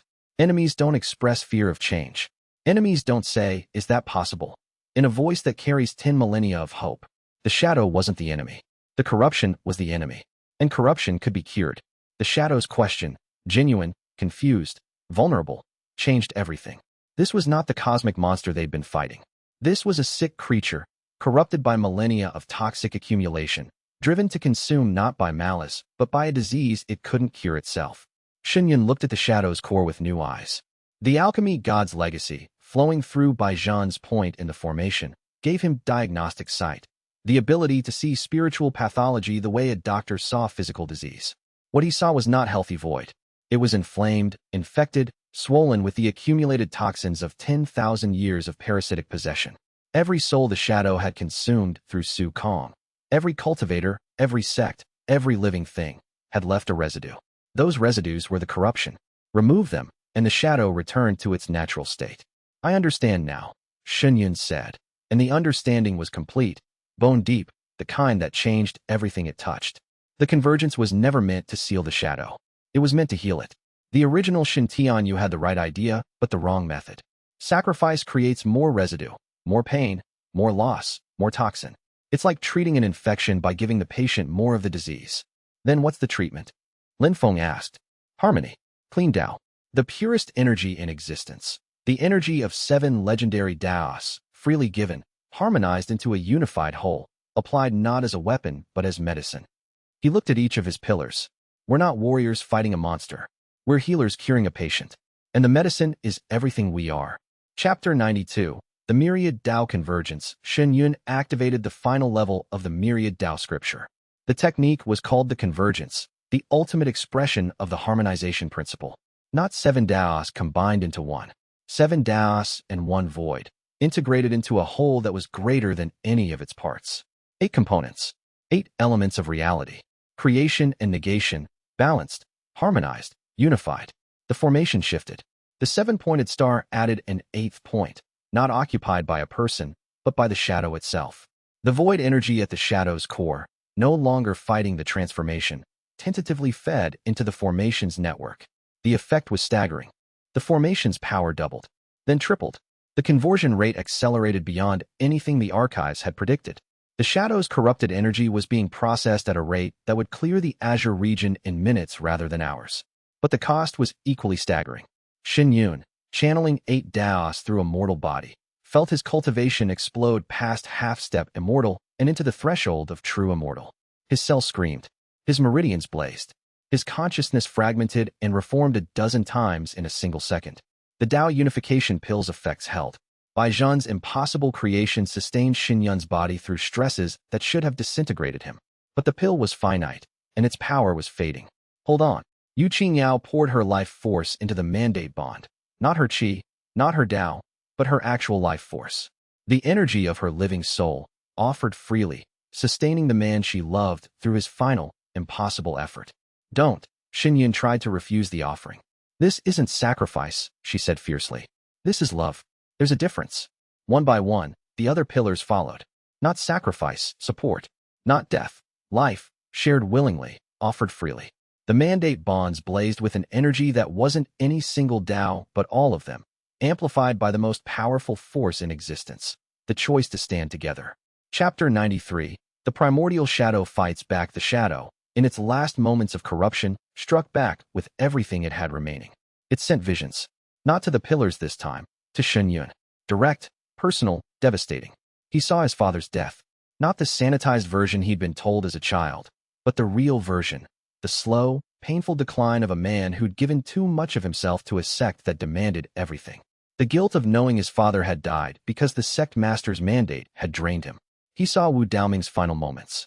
Not the peaceful passing in his arms, but the years of suffering that preceded it, the pain, the helplessness, the slow erosion of dignity that came from a body that couldn't support the spirit it housed. He saw the future. A future where the phase transition failed, where the shadow consumed the world, where his disciples died one by one in the void, their faces turning to him in the last moments with expressions of trust that he hadn't earned and forgiveness he didn't deserve. Each vision was designed to break his concentration, to shatter the perfect harmonization required for the convergence technique, to insert doubt, guilt, and fear into the nexus of the 8 Dao formation. Shen felt each one like a blade. The visions were not lies. They were truths, selectively presented to maximize pain. His father had died from the mandate strain. Wu Daoming had suffered. The future could go wrong. But truth could be weaponized, and weaponized truth was still a weapon, not a revelation. I know, Shen told the shadow. I know all of it. Every failure, every loss, every choice that cost someone I loved. I carry it. I'll always carry it. He let the visions in, not to suffer them, to accept them, to integrate them into the myriad Dao the way the formation integrated the void. Pain and joy, loss and love, failure and growth. That's the difference, Shen said, between sacrifice and unity. Sacrifice tries to eliminate the darkness. Unity accepts the darkness as part of the whole. I don't need to be perfect to save the world. I just need to be honest. The visions dissolved, not because Shen rejected them, but because he'd accepted them so completely that they lost their power to wound. Pain that is acknowledged cannot ambush. Grief that is carried consciously cannot crush. The shadow's weapon, weaponized truth, broke against the shield of a man who had learned, through 10 lifetimes and 100,000 years, that the opposite of darkness was not the absence of pain. It was the presence of purpose. Shen meridians steadied. His core brightened. The myriad Dao surged through him with renewed force, carrying the emotional resonance of accepted grief alongside the spiritual energy of 7 legendary Daos. The combination was more powerful than either alone. The truth that pain, integrated rather than avoided, became fuel for something greater. Through the mandate bonds, his pillars felt the shift. Each one had faced their own shadow-sent vision. Each one had found their own way through. Feng had faced the broken swords and said, I am not the sum of my failures. I am the sum of my choices. Yao had faced the frozen village and said, my power is not my curse. My fear of it was. Zhen had faced the failed pills and said, failure is an ingredient. It makes the final product stronger. Xiaohe had broken his chains. Mei Xiang had spoken light into her silence. Tong Li had forgiven the past. Su Ran had howled back at the dying beasts, and the howl had become a song of renewal. 7 individual victories, woven into a collective triumph that the shadow could not match. The shadow's last corrupted resistance crumbled. The phase transition surged to completion. Chapter 94, Tong Li's Dharma. Tong Li held. Through 6 hours of sustained formation output, through the shadow's attacks and the pillar's crises, and the impossible strain of channeling the Buddhist sovereign's defensive Tao at maximum intensity, Tong Li held. His Dharma was the shield that kept everyone alive. Every time a pillar faltered, Tong Li's energy flowed through the mandate bond to stabilize them. Every time the formation flickered, his 1,000 Buddha seal reinforced the boundary. Every time Shen Yun's body threatened to break, Tong Li's peace washed through the nexus like cool water on a burn. He held, and held, and held. Not because the Buddhist sovereign's power was the greatest, it wasn't, but because his Tao was uniquely suited to this role: endurance without aggression, protection without attack, the ability to sustain others without depleting himself. And in the final hour, when the formation's demands exceeded anything the original design had anticipated, Tong Li added something that no one expected. He began to chant, not a Buddhist sutra, not a cultivation technique, a simple, ancient prayer, the kind that monks had been reciting for tens of thousands of years, the kind that preceded cultivation, that predated spiritual energy, that came from the very first moment a sentient being looked at the darkness and chose to believe in the light. The chant carried through the formation and out into the void. It wasn't Qi. It wasn't Tao. It was pure intent, the distilled essence of faith, of hope, of the stubborn, irrational, absolutely essential belief that existence was worthwhile. The words were ancient, older than cultivation, older than spiritual energy, older than the concept of Tao itself. They came from a time when the first conscious beings looked at the universe and decided, without evidence or reason or justification, that it was beautiful, that it mattered, that the simple fact of existence was a miracle worth celebrating. Tong Li had carried these words through 2 lifetimes. As Kong Ming, he had chanted them on battlefields and in temples, in moments of triumph and moments of despair. The words had sustained him through the original sealing. They had been the last thing on his lips as his Tao left his body and entered the formation. And now, reborn, he chanted them again. Not for the seal, not for sacrifice, for healing, for the patient at the center of the void who had been sick for 10,000 years and had never heard a kind word in all that time. The Buddhist sovereign's prayer. All things that exist deserve to exist. All things that suffer deserve compassion.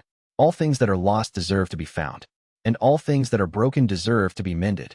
The shadow absorbed the chant, not as corruption, as nourishment. The clean void that the shadow was becoming resonated with the prayer's frequency, and the resonance accelerated the phase transition beyond anything the mathematics predicted. What are you doing? Shen asked. My job, Tong Li said. Protecting you. All of you. He smiled. It's what I'm for. Chapter 95. Mei Xiang's final array. Mei Xiang's contribution to the phase transition was structural. The 7-pointed star formation was a masterpiece of collaborative cultivation, but it was not perfectly efficient. Energy leaked at the boundaries. Conversion rates varied across different zones. The integration of the void's own energy, the 8th component, created asymmetries that threatened the formation's stability. From her point in the star, Mei Xiang addressed every inefficiency with the focused brilliance of the formation saint. She drew her final array, not on paper, not in dirt, not in the air, but in the fabric of reality itself. A formation written into the fundamental structure of the space between the 7-pointed star and the shadow's core. The heavenly locking formation. The most complex array ever created in any lifetime. A formation that didn't merely channel energy but optimized it. Analyzing the flow of Tao in real time. Adjusting pathways microsecond by microsecond. Ensuring that every particle of harmonized energy reached its target with maximum efficiency. The formation required perfect stillness. Perfect concentration. One mistake, one misplaced line, one miscalculated node, and the entire 7-pointed star would collapse. The margin for error was 0. Not approximately 0. Not functionally 0. Mathematically, absolutely, definitively 0. Any other formation specialist in the world would have been paralyzed by that knowledge. The impossibility of perfection was one of the first lessons taught in formation academies. Every array had tolerances, margins, acceptable deviations. A formation that required literal perfection was a formation that couldn't be built. But Mei Xiang was not any other formation specialist. She was the formation saint, and the formation saint's deepest understanding, the principle that had made Ji Luoyan the greatest array master in history, was this: perfection was not the absence of error. It was the presence of intent. A formation built with perfect intent would compensate for physical imperfection through the sheer force of the builder's will. Mei Xiang was perfectly still, perfectly concentrated. Her hands, which had trembled the first time she'd drawn a formation in the dirt of a ruined village, were steady as mountains. Her voice, which had been silent for 15 years and had spoken for the first time to warn a continent, was silent again, not because she couldn't speak, but because words were unnecessary. The formation saint spoke in arrays, and her final array said everything that needed to be said. The heavenly locking formation integrated with the 7-pointed star and tripled its efficiency. The effect was immediate and dramatic. The conversion zone expanded from a narrow beam to a broad field, transforming void energy across a wider front. The shadow's corrupted mass, which had been retreating slowly under the standard formation's output, now melted like ice in a furnace. Mei Xiang maintained the array for 4 hours without moving. Her hands, which had once bled from drawing formations in dirt, now drew with an effortless precision that transcended physical limitation. The lines she created were not just accurate, they were beautiful. Mathematical perfection expressed as art. Each curve and angle carrying an aesthetic quality that the formation saint had always believed was the true heart of her discipline. Beauty was not a byproduct of good formation work. It was the goal. A formation that was beautiful was, by definition, efficient. The universe, at its deepest level, was elegant, and formation craft that mirrored that elegance worked better than formation craft that merely functioned. The heavenly locking formation was the most beautiful thing Mei Xiang had ever created, and it worked better than anything she had ever imagined. Chapter 96. Su Ran's last beast at the formation's 7th point. Su Ran kept the natural world connected to the transformation. The spirit beasts outside the shadow, tens of thousands of them, gathered at the boundary of the shrinking void, channeled their natural chi through the Beast Emperor's mandate bond. It was the purest energy in the formation, not cultivated, not refined, not shaped by human intention, simply alive. That living energy was the fuel that made the convergence possible.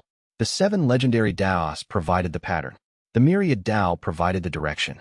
But it was Su Ran's natural chi, the raw, organic energy of tens of thousands of living creatures, that provided the power. The beasts gave willingly. Eagles poured their sky, chi into the formation. Wolves channeled their pack loyalty. Serpents offered their patience. Bears shared their endurance. Even the smallest creatures, spirit mice and chi butterflies and jade-shelled beetles, contributed their tiny portions to the river of natural energy that flowed through Su Ran and into the heart of the transformation. One beast, at the very end, gave more than any other. The azure dragon that had accompanied the heavenly dragon Sect's delegation, the juvenile that had circled Dragon Peak during the tournament, broke from its handlers and flew to the shadow's boundary. It was a creature of immense natural chi, its dragon bloodline connecting it to the deepest ley lines of the continent. It pressed itself against the void's edge and sang a dragon song, a frequency of pure natural energy that resonated with every ley line on the continent simultaneously. The song carried through the earth, through the water, through the air, and into Su Ran's formation point. The influx of energy was staggering. The entire natural world of the Azure continent, channeled through a dragon's song, poured into the 7-pointed star formation. Enough, Su Ran whispered. That's enough. The phase transition's final surge began. The continent's contribution was not just energy, it was will. The collective determination of thousands of cultivators who had chosen to stand rather than flee, channeled through formation relays and natural chi networks, adding their intent to the 7-pointed star's transformation process. It was the fulfillment of everything the Eternal Sky Sect represented. Not individual heroism, but collective strength. Not one person saving the world, but a world choosing to save itself. The Azure Dragon's song continued for 11 minutes. When it ended, the creature landed beside Su Ran, not on a mountain, for the mountains were still being rebuilt by the transformation, but on a platform of natural chi that the Beast Emperor's legacy sustained. The dragon curled around the boy like a protective parent, its massive head resting beside Su Ran's small form, its ancient eyes watching the phase transition with the patient understanding of a species that had witnessed geological ages. Thank you, Su Ran whispered, placing his hand on the dragon's snout. The dragon rumbled. It sounded like a mountain purring. Chapter 97. The unification. Shen Yun channeled the unified 8 Dao energy into the shadow's core. The process was not violent. It was not a battle. It was not a conquest or a sealing or a destruction. It was a healing. The myriad Dao, 8 components, 7 legendary Daos plus the void itself, harmonized through the scripture's deepest principle, flowed into the primordial shadow and began to change it. Not from outside, pressing in, but from inside, growing out. The harmonized energy seeded the shadow's core with creation, and that creation spread through the void like spring spreading through a frozen landscape. Dark became light. Void became substance. Negation became creation. The shadow screamed, not in pain, but in surprise. In the shock of transformation, the entity that had been consuming for 10,000 years suddenly found itself being consumed. Not destroyed, changed, purified. The corruption burned away, and what remained was clean void. The natural negation that the universe needed, freed from millennia of toxic accumulation. Shen Yun felt his body reach its absolute limit. The half-step immortal power that the formation had generated was more than any mortal vessel could contain, and despite Bai Zhen's pill and the pillar's life force support, the damage was accumulating faster than it could be repaired. His meridians cracked. His core flickered. His consciousness wavered. Hold, he told himself. Hold. The transformation was 90% complete. The shadow's corrupted mass had shrunk to a fraction of its original size. The azure region was being restored around them. Mountains, rivers, forests, cities, all rebuilding from the converted energy like a painting being created in fast forward. But the last 10% was the hardest. The shadow's core, the deepest, oldest, most entrenched corruption, resisted the transformation with the desperate strength of something that didn't want to die. You promised not to destroy me, the shadow whispered. I'm not destroying you. I'm setting you free. I'm afraid. The words were so unexpected that Shen Yun nearly lost concentration. The primordial shadow, the cosmic entity of absolute negation, the terror that had haunted the world for 100,000 years, was afraid. I know, Shen Yun said gently. Change is frightening. Even good change. But you don't have to face it alone. He poured the last of his energy into the convergence. The 7 pillars matched him, each one giving everything that remained. The 8 Tao harmony reached its peak, a moment of perfect unity that transcended cultivation, transcended legendary power, transcended the boundaries between mortal and immortal. The shadow's final corruption dissolved. The moment of transformation was both anticlimactic and profound. There was no explosion, no cataclysm, no dramatic burst of light to mark the transition. The corruption simply faded, like a fever breaking, like a wound closing, like the moment when a patient who has been sick for a very long time opens their eyes and breathes without pain for the first time in years. The primordial shadow, purified, healed, restored to its natural state, settled into the space between things with the quiet gentleness of something that had been in agony for 10,000 years and was finally, blessedly, at peace. The void didn't disappear. It couldn't. The universe needed negation the way it needed creation. But it was clean now, balanced. A natural force fulfilling its natural function, no longer a corrupted monster consuming everything in its path. And in the clean void's depths, a whisper, not a voice, because the void had no voice, but something that carried meaning across the boundary between existence and non-existence. Thank you. 2 words. From the oldest entity in creation. The entity that had been sealed, feared, fought, and hated for 100,000 years, finally healed by the one thing that all its previous opponents had never thought to try. Kindness. Chapter 98. Love holds. Shen Yun's body gave out. The transformation was complete, but the cost had been paid in flesh. His meridians were shattered. His core was cracked. His cells, burned by hours of channeling immortal-level energy through mortal infrastructure, were dying faster than they could regenerate. He fell. Through the formation's nexus, through the 7-pointed star's center, through the void where the shadow had been. He fell, and the world that had been restored around him, the mountains and rivers and forests that his effort had rebuilt, turned beneath him like a painting on a spinning wheel. Yuqingyao caught him. Her ice Tao wrapped around his body like a cocoon, lowering his temperature to near zero, slowing his metabolic processes, buying time. The Frost Empress's deepest healing technique, cryopreservation, the method Shuiyue had used to preserve wounded allies on ancient battlefields, encased Shen Yun in a shell of medical ice that stopped the damage from spreading. "Don't you dare," she whispered, her hands on his chest, her chi flowing into him in a steady, measured stream. "Don't you dare leave me. Not after everything." One by one, the other pillars added their life force. Not a sacrifice, as support. The distinction that Shen Yun had insisted on from the beginning, enacted now by the people he'd taught it to. Lin Feng's sword Dao cut the damaged meridians clean, preparing them for rebuilding. Zhao Hei's war Dao reinforced the physical structure, keeping Shen Yun's body from collapsing. Bai Zhen's alchemy Dao monitored the chemical processes, optimizing the healing. Mei Xiang's formation Dao created a framework for the rebuilding. Tong Li's Dharma maintained consciousness, keeping Shen Yun's soul anchored to his body. Su Ran's beast Dao channeled natural qi from the surrounding environment, providing the raw materials for cellular regeneration. 7 Daos. 7 healers. 1 patient. The mandate bonds blazed, not with the fierce intensity of combat or the focused precision of cultivation, but with the warm, steady glow of love. The kind that existed between family members. The kind that said, "You are ours, and we will not let you go." Yu Qingyao's ice preservation held his body in stasis while the others worked. She maintained the technique with a focus that burned through her chi reserves at a terrifying rate, but she didn't flinch, didn't waver, didn't take her hands off his chest for a single second. The Frost Empress had preserved wounded allies on ancient battlefields. She could preserve one man. This man.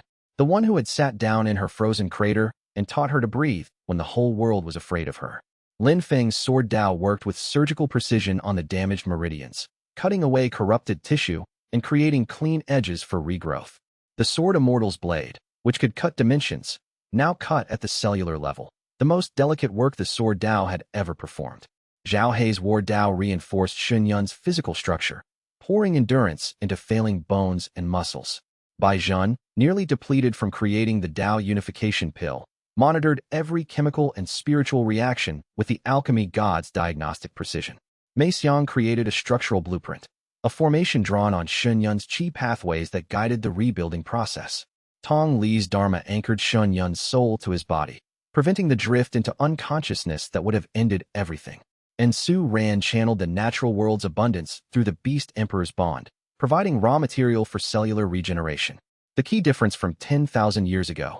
They weren't dying.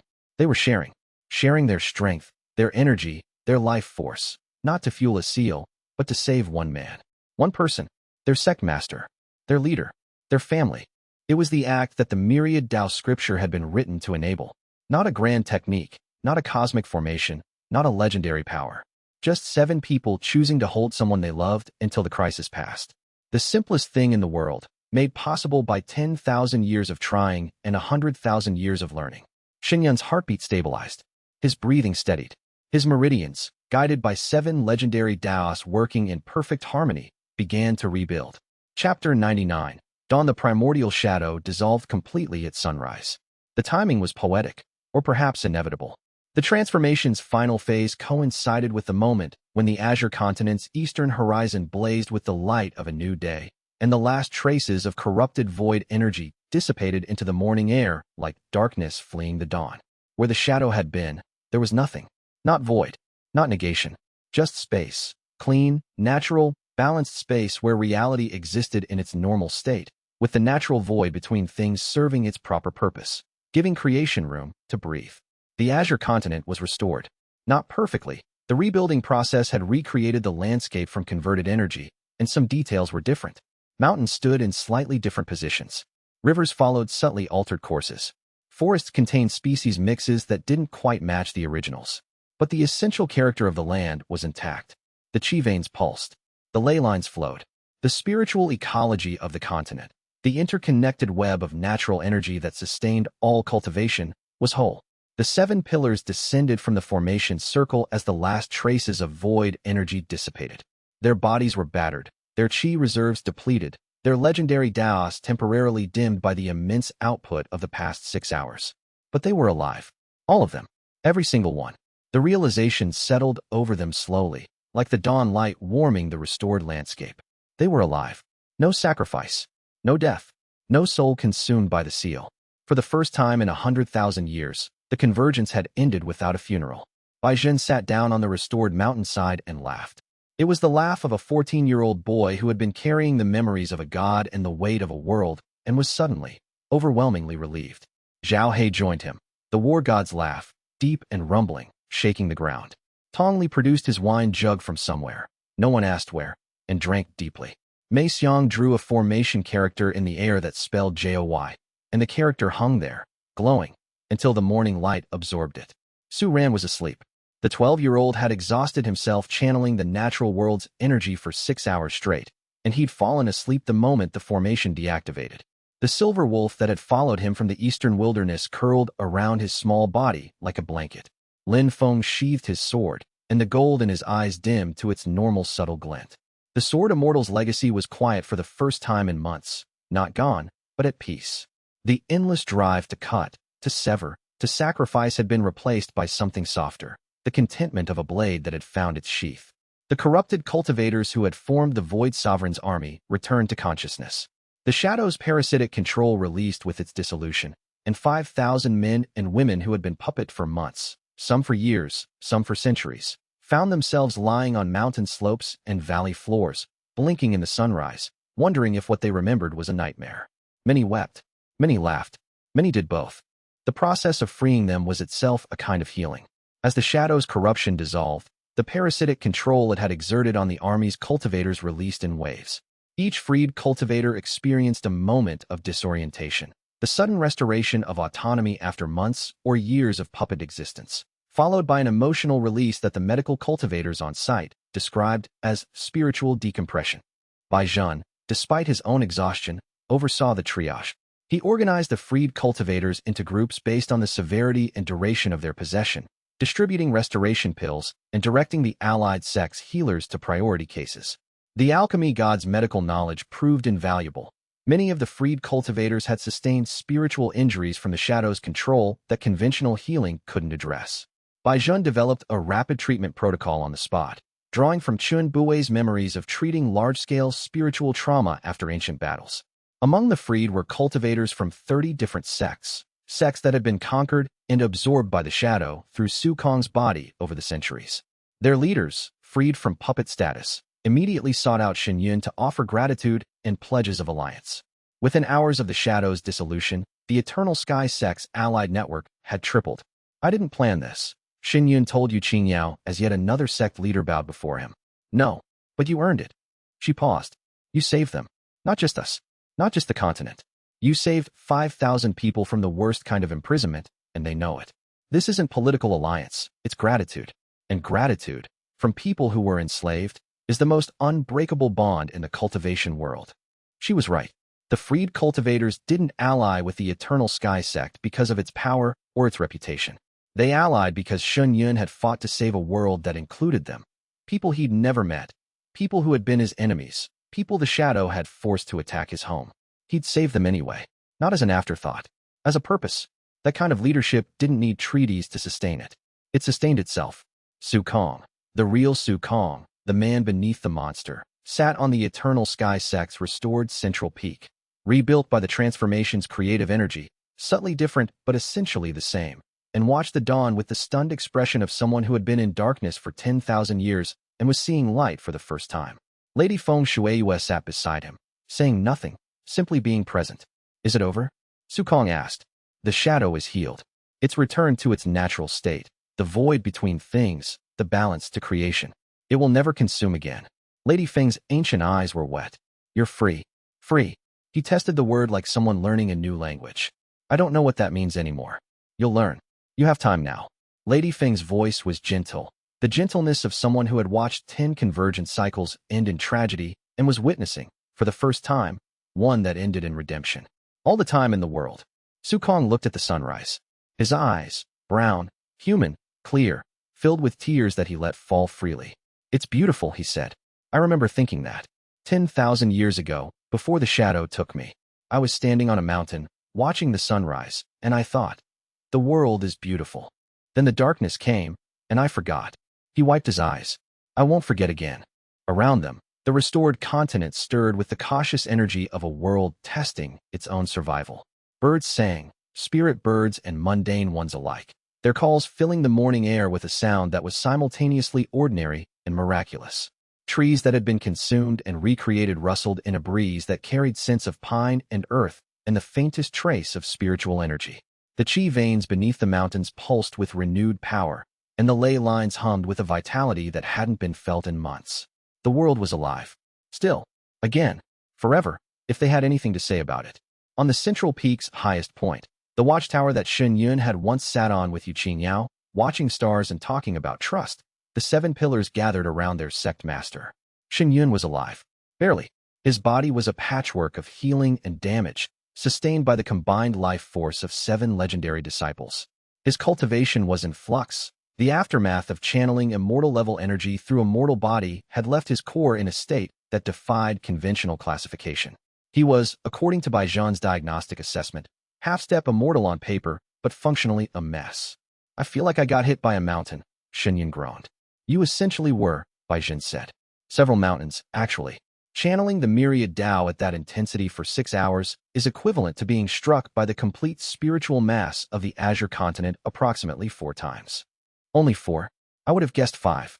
The 5th time was when Yu Qingyao slapped you to keep you conscious during hour 3. That wasn't a slap. That was a correction. Yu Qingyao's lips twitched. It was a slap. And it worked. Shuiyue sat up, slowly, painfully, every muscle protesting, and looked at his sect. The Eternal Sky Sect stood on its mountain. Not the same buildings, not the same formations, not the same stones and timbers, but the same spirit. The central peak, rebuilt by the transformation's creative energy, held a training hall that looked like it had always been there. The formation nexus glowed with Mei Xiang's arrays. The alchemy pavilion stood beside the dormitory. The gate, the pathways, the gardens, all present, all real, all infused with the spiritual energy of a transformation that had turned cosmic darkness into physical reality. It was, in a way, the most fitting rebuilding imaginable. The Eternal Sky Sect, built from the converted energy of the thing that had tried to destroy it. Shuiyue looked at his 7 pillars. 7 young people who had been orphans, outcasts, slaves, and mute children. 7 legends who had died once for the world and chosen to come back.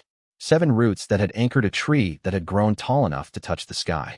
He looked at the sunrise, at the light spreading across a continent that they had saved, not through sacrifice, but through unity. Not through the old way, but through a new one. We did it, he said. 7 smiles answered him. Chapter 100, Eternal Skies 6 months later. The Eternal Sky Sect stood atop the Azure region like a crown atop a mountain. Not through conquest, not through intimidation, but through the simple, undeniable fact that they had saved the world, and the world remembered. The 17 peaks were fully restored. Buildings of white stone and blue tile covered the central peak and spread to 6 adjacent peaks, each one home to a different division of the sect. The Sword Division occupied the eastern peaks, where Feng trained a growing roster of sword cultivators who came from across the continent seeking instruction.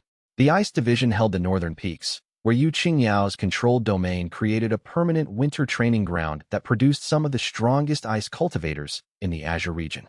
The War Division, the Alchemy Division, the Formation Division, and the Dharma Division each claimed their peaks, led by pillars whose reputations had grown from regional curiosities to continental legends. Su Ran's Beast Division didn't occupy a peak. It occupied the surrounding wilderness, miles of natural territory where spirit beasts and human cultivators coexisted in a harmony that the Beast Emperor's legacy made possible. The boy, now 13, growing fast, and carrying the weight of an emperor's memories with surprising grace, had established the first spirit beast sanctuary on the continent, a place where the natural world and the cultivation world could learn from each other. The outer disciples had grown from 30 to 300. Cultivators came from every corner of the Azure continent, drawn by the sect's reputation, by the legend's fame, by the simple, powerful promise that the Eternal Sky Sect was a place where anyone could belong, regardless of background or bloodline or spiritual root quality. Tong Li taught Buddhist meditation in the mornings and drank in the evenings, and served as the sect's unofficial counselor for anyone who needed to talk.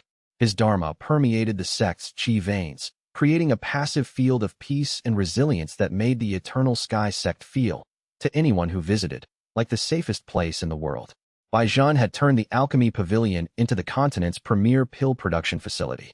His students, recruited from across the Azure region, each one selected for the same quality Shen had seen in Zhen himself. Instinct over training, potential over pedigree, produced pills that were sought after by every sect and independent cultivator in the region. The alchemy god's recipes, shared freely with anyone willing to learn, were revolutionizing cultivation medicine. Meixiang spoke now, not constantly. She still preferred formations to words, but when she did, people listened. The Formation Saint's legacy, fully awakened and fully integrated, made her the foremost formation specialist on the continent. Her arrays protected not just the Eternal Sky Sect, but a network of allied sects and settlements that covered the entire Azure region. Zhao He had been appointed the sect's marshal, the head of all military operations, responsible for training, defense, and the protection of the sect's territory and people. He wore his new position with the same quiet intensity that he'd worn his chains, and the scars on his face, which had once marked him as property, now marked him as someone who had earned his freedom and would never let anyone take it from him again. Jiang served as the sect's diplomatic envoy, traveling the continent to maintain the alliance network that had formed in the aftermath of the Shadow's defeat. His charm, which had once been a spy's tool, was now a diplomat's instrument. He was good at it, genuinely good, not just charming, because he understood something that most diplomats didn't. That trust, once broken, had to be rebuilt with actions, not words. His sister, Jiang, was now an outer disciple. 14 years old, Foundation Establishment Stage 2, and possessing a fierce determination that reminded everyone of her brother at his best. She trained with the Sword Division under Feng's instruction and showed a talent for ice techniques that made Yu Qingyao raise an eyebrow and offer supplementary lessons. Whether the girl had any connection to the legendary cycle was unclear, but her dedication was beyond question. The sect had rules now, formalized, written down, enforced. Shen had spent weeks after the Shadow's defeat codifying the principles that had guided the sect since its founding. Not just the original 3 rules, protect each other, grow together, never betray, but a comprehensive charter that addressed everything from disciple advancement criteria to resource allocation to the resolution of internal disputes. The charter's preamble was carved into the wall of the main training hall, visible to everyone who entered. The Eternal Sky Sect exists for one purpose: to prove that people from broken places can build something unbreakable. We are not defined by where we came from. We are defined by what we choose to become. Every disciple who walks through these gates carries this promise. You will be seen, you will be valued, and you will never face the darkness alone. The words had been written by Shen, but the sentiment belonged to all of them. To Feng, who had been told he was talentless. To Yu Qingyao, who had been told she was a monster. To Bai Zhen, who had been told he was nothing. To Zhao He, who had been told he was property. To Mei Xiang, who had been told she was silent. To Tong Li, who had been told he was a failure. To Su Ran, who had been told he was alone. Every one of them had been wrong. Every one of them had been told lies by a world that didn't know how to measure what they truly were. The Eternal Sky Sect knew how to measure them. And the measurement was simple. They were family. The continental alliance that had formed in the aftermath was real and growing. The sects that had contributed energy during the phase transition found themselves bound not by treaties, but by shared experience. They had been part of something unprecedented, and the memory of that participation created bonds that no amount of political maneuvering could replicate. Monthly alliance meetings were held at Dragon Peak, where representatives from 24 sects discussed not just regional politics, but the deeper questions that the Shadow's defeat had raised. What was the void? What was the balance between creation and negation? How should the cultivation world relate to the natural forces that existed alongside it? These questions had no easy answers, but the fact that they were being asked, openly, collaboratively, without the territorial posturing that had defined sect politics for millennia, was itself a kind of victory. Su Kong, the former Void Sovereign, the man who had been imprisoned in his own body for 10,000 years, lived in a small cottage at the base of the 17th peak. His cultivation was gone, destroyed by the Shadow's parasitic presence, but his knowledge remained. He spent his days writing, recording everything he remembered about the Shadow, the void, the true nature of the balance between creation and negation. His texts, which he called the Void Sutras, were becoming essential reading for any cultivator who wanted to understand the deeper nature of the Tao. Lady Feng Shuiyue remained as a guardian, though her role had shifted from watching to advising. She appeared for tea with Shen Yun once a week, offered counsel when asked, and spent the rest of her time at the Formation Nexus with Mei Xiang, the two of them working on a project that neither would discuss, but that both seemed deeply excited about. Xiao Tianlong of the Heavenly Dragon Sect had become a formal ally, not through a treaty, through friendship. The old man visited monthly, bringing gifts of dragon-scale tea and stories of continental politics, and leaving with insights into the myriad Tao scripture that Shen Yun shared freely. Their relationship was the anchor of a continental alliance that, while still imperfect, was the strongest the Azure continent had seen in living memory. Luo Changfeng of the Crimson Flame sect had retired. He'd passed leadership to his son, offered a formal apology to the Eternal Sky sect, and retreated into seclusion to cultivate what he called the rest of my life. Before he left, he'd visited Shen Yun and said, "You were right, boy, about everything."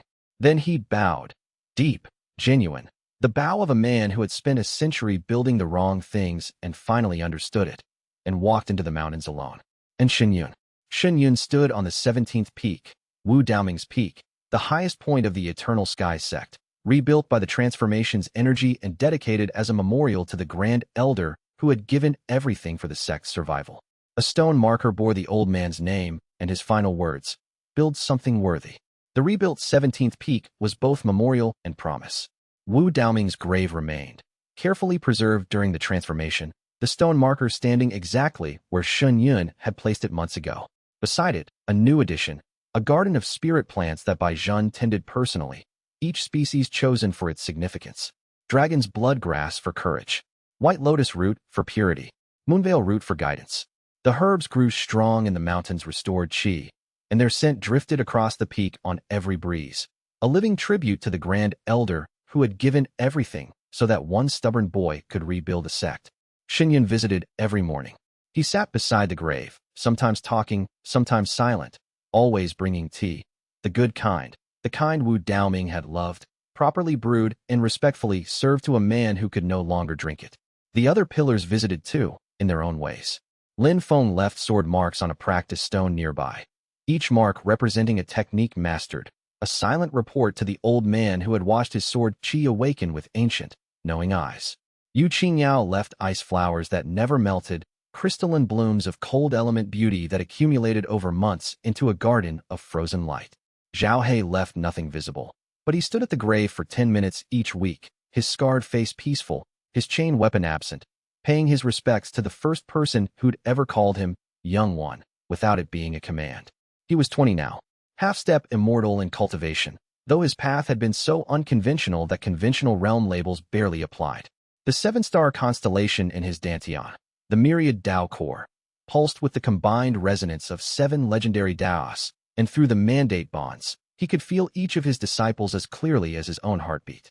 Yu Qingyao stood beside him, not in front, not behind, but beside, the position of a Dao companion, which they had formally become 2 months after the Shadow's defeat in a ceremony that had been small, private, and witnessed only by the 7 pillars and a few close friends. Their Dao companion ceremony had been held at sunset, 2 months after the Shadow's defeat, on the 17th peak beside Wu Daoming's grave. Shen had insisted on that location. He wanted the old man to be there, in whatever form the dead persist. Yu Qingyao had agreed without hesitation.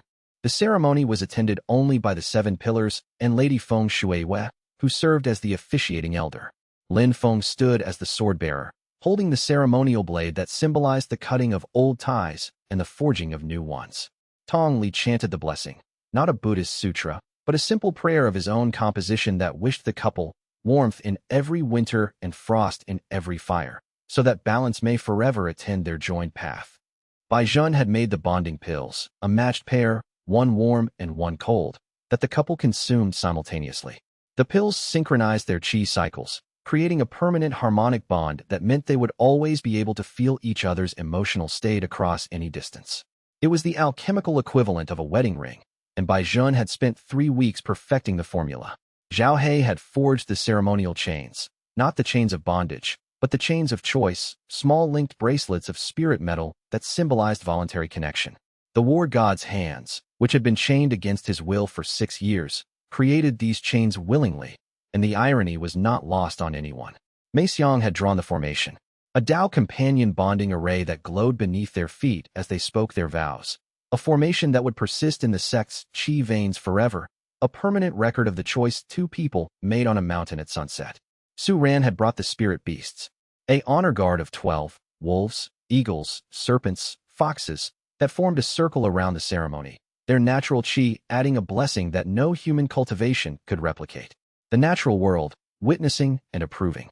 She was warm today. The Frost Empress's power, fully integrated and fully controlled, no longer radiated unconsciously. When Yu Qingyao chose to be warm, she was warm. When she chose to be cold, she was the most dangerous ice cultivator on the continent. The choice was hers. It had always been the point. "What are you thinking?" she asked. Shen Yun was quiet for a moment, feeling the morning wind on his face and the sect master's seal warm against his chest. The 7 threads of the mandate hummed in their familiar rhythm, each one a heartbeat, each one a person, each one a choice that had led from destruction to this moment of peace. He thought about the journey, not just the battles and breakthroughs and impossible victories, though those were part of it. He thought about the small moments. The first meal he'd shared with Lin Feng in a forest clearing. The first time Yu Qingyao had smiled. Bai Zhen's irrepressible grin when he produced his first pill from a campfire pot. Zhao Hei's face when he'd knelt and offered his life. Xiang's first word. Tong Li setting down his wine jug. Su Ran's hand on his shoulder. These were the moments that mattered. Not the cosmic battles or the legendary techniques or the cultivation breakthroughs that had turned a regional curiosity into a continental power. The small moments. The human ones. The ones that happened between the dramatic beats, in the quiet spaces where people were just people, being kind to each other because they chose to be. That was the myriad Dao's Real teaching. Not harmonization of spiritual energy. Harmonization of hearts. Shen looked out at the sunrise. The mountains of the Azure continent spread before him, gold and green and alive. And somewhere in those mountains, 300 disciples were waking up, beginning their day, living the lives that he had fought to protect. "I'm thinking about Wu Daoming. About what he said at the end. They will all remember who they were. Guide them when they do." He paused. "I think he'd be happy with how things turned out." He would be. He'd also complain about the tea quality and tell terrible jokes. Yes, he would. Shen smiled. "I miss him." "I know." They stood in silence, watching the sunrise paint the world in colors that the shadow had tried to erase and the 7 legends had fought to restore. Shen thought about the past. About 10 lifetimes. 100,000 years. 10 convergences, each one ending in sacrifice and grief and the bitter, temporary victory of a seal that would always weaken. And then this one. This convergence. This time. 10,000 years ago, I asked them to die for me. The words came quiet, carried by the morning wind. This time, we chose to live together. Yu Qingyao took his hand. Cold and warm. Ice and fire. The Frost Empress and the Sect Master. The girl from the frozen crater and the boy who jumped off a cliff. "And we will," she said. For a very long time. Below them, the Eternal Sky Sect came to life. Disciples emerged from dormitories. Training halls filled with the sound of swords and qi. Baijian's furnaces began to smoke. Mei Xiang's formations hummed their morning activation sequence. Zhao Hei's voice echoed across the central peak, bellowing at someone whose footwork was sloppy. Tong Li's chanting drifted from the meditation hall. Su Ran's spirit beasts called to each other in the forests below. And Lin Feng, the orphan boy, the sword immortal reborn, stood on the eastern cliff and drew his sword. The morning light caught the blade, and for one perfect moment, the gold in his eyes was indistinguishable from the sunrise. He performed the first form of the Gu Tianxiao methodology. The air sang. The sword left trails of light that hung in the dawn like calligraphy written on the sky. The Eternal Sky Sect's banner flew from the highest pole on the 17th peak, blue and silver, with the emblem of 7 stars arranged around a central sun. The design had been Mei Xiang's creation, her first artistic work that wasn't a formation, drawn with formation-precise hands on fabric that Baijian had woven from spirit silk. The 7 stars represented the 7 pillars, and the central sun represented the sect master, and the blue field represented the eternal sky itself, the sky that had always been there, above the destruction and the ashes and the darkness, waiting to be seen again. The banner caught the wind and unfurled, bright against the morning sky, visible for miles in every direction. And across those miles, in villages and settlements and traveling caravans and the compounds of allied sects, people looked up and saw it. The blue and silver standard of the sect that had saved the world. The colors of the people who had been nobody and had become everything. There were those who said the Eternal Sky Sect was the most powerful organization on the continent. There were those who said it was the most dangerous. There were those who said its disciples were legends reborn, its sect master was a demigod, its formations were impenetrable, and its pills were miraculous. All of that was true, but it missed the point. The Eternal Sky Sect was powerful because it was kind, dangerous because it was unified. Its disciples were legendary because they were loved. Its sect master was extraordinary because he was honest. Its formations held because they were built with intent. Its pills healed because they were made with care. The simplest things, the most important things, the things that no amount of cultivation could manufacture and no amount of power could replace. A beacon, a promise, a home. In the distance, at the shadow's former boundary, now just another section of normal landscape, a small shrine had been built. It marked the spot where the phase transition had begun, where 8 people in a bubble of light had entered cosmic darkness and emerged with a healed world. Pilgrims visited it daily. They left offerings of flowers and spirit stones and small, handwritten prayers that fluttered in the wind like paper butterflies. The prayers all said the same thing, in 100 different ways. Thank you. The Eternal Sky Sect lived, not because of its buildings, or its formations, or its territory, because of its people, because of the 7 broken, brilliant, legendary, ordinary people who had chosen to build something from nothing and defend it against everything. Shen closed his eyes and let the morning sun warm his face. The sect master's seal pulsed against his chest, 7 threads, 7 bonds, 7 roots feeding one tree.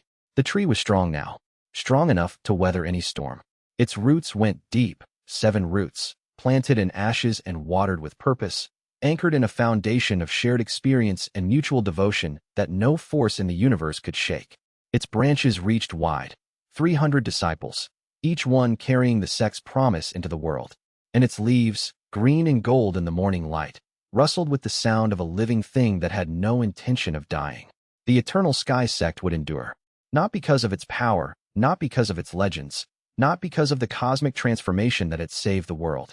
It would endure because of the simple, stubborn, beautiful truth that Shuiyue had learned in the ashes of a destroyed sect, holding the hand of a dying old man, surrounded by the ruins of everything he'd ever known. As long as one person refuses to give up, the sky remains.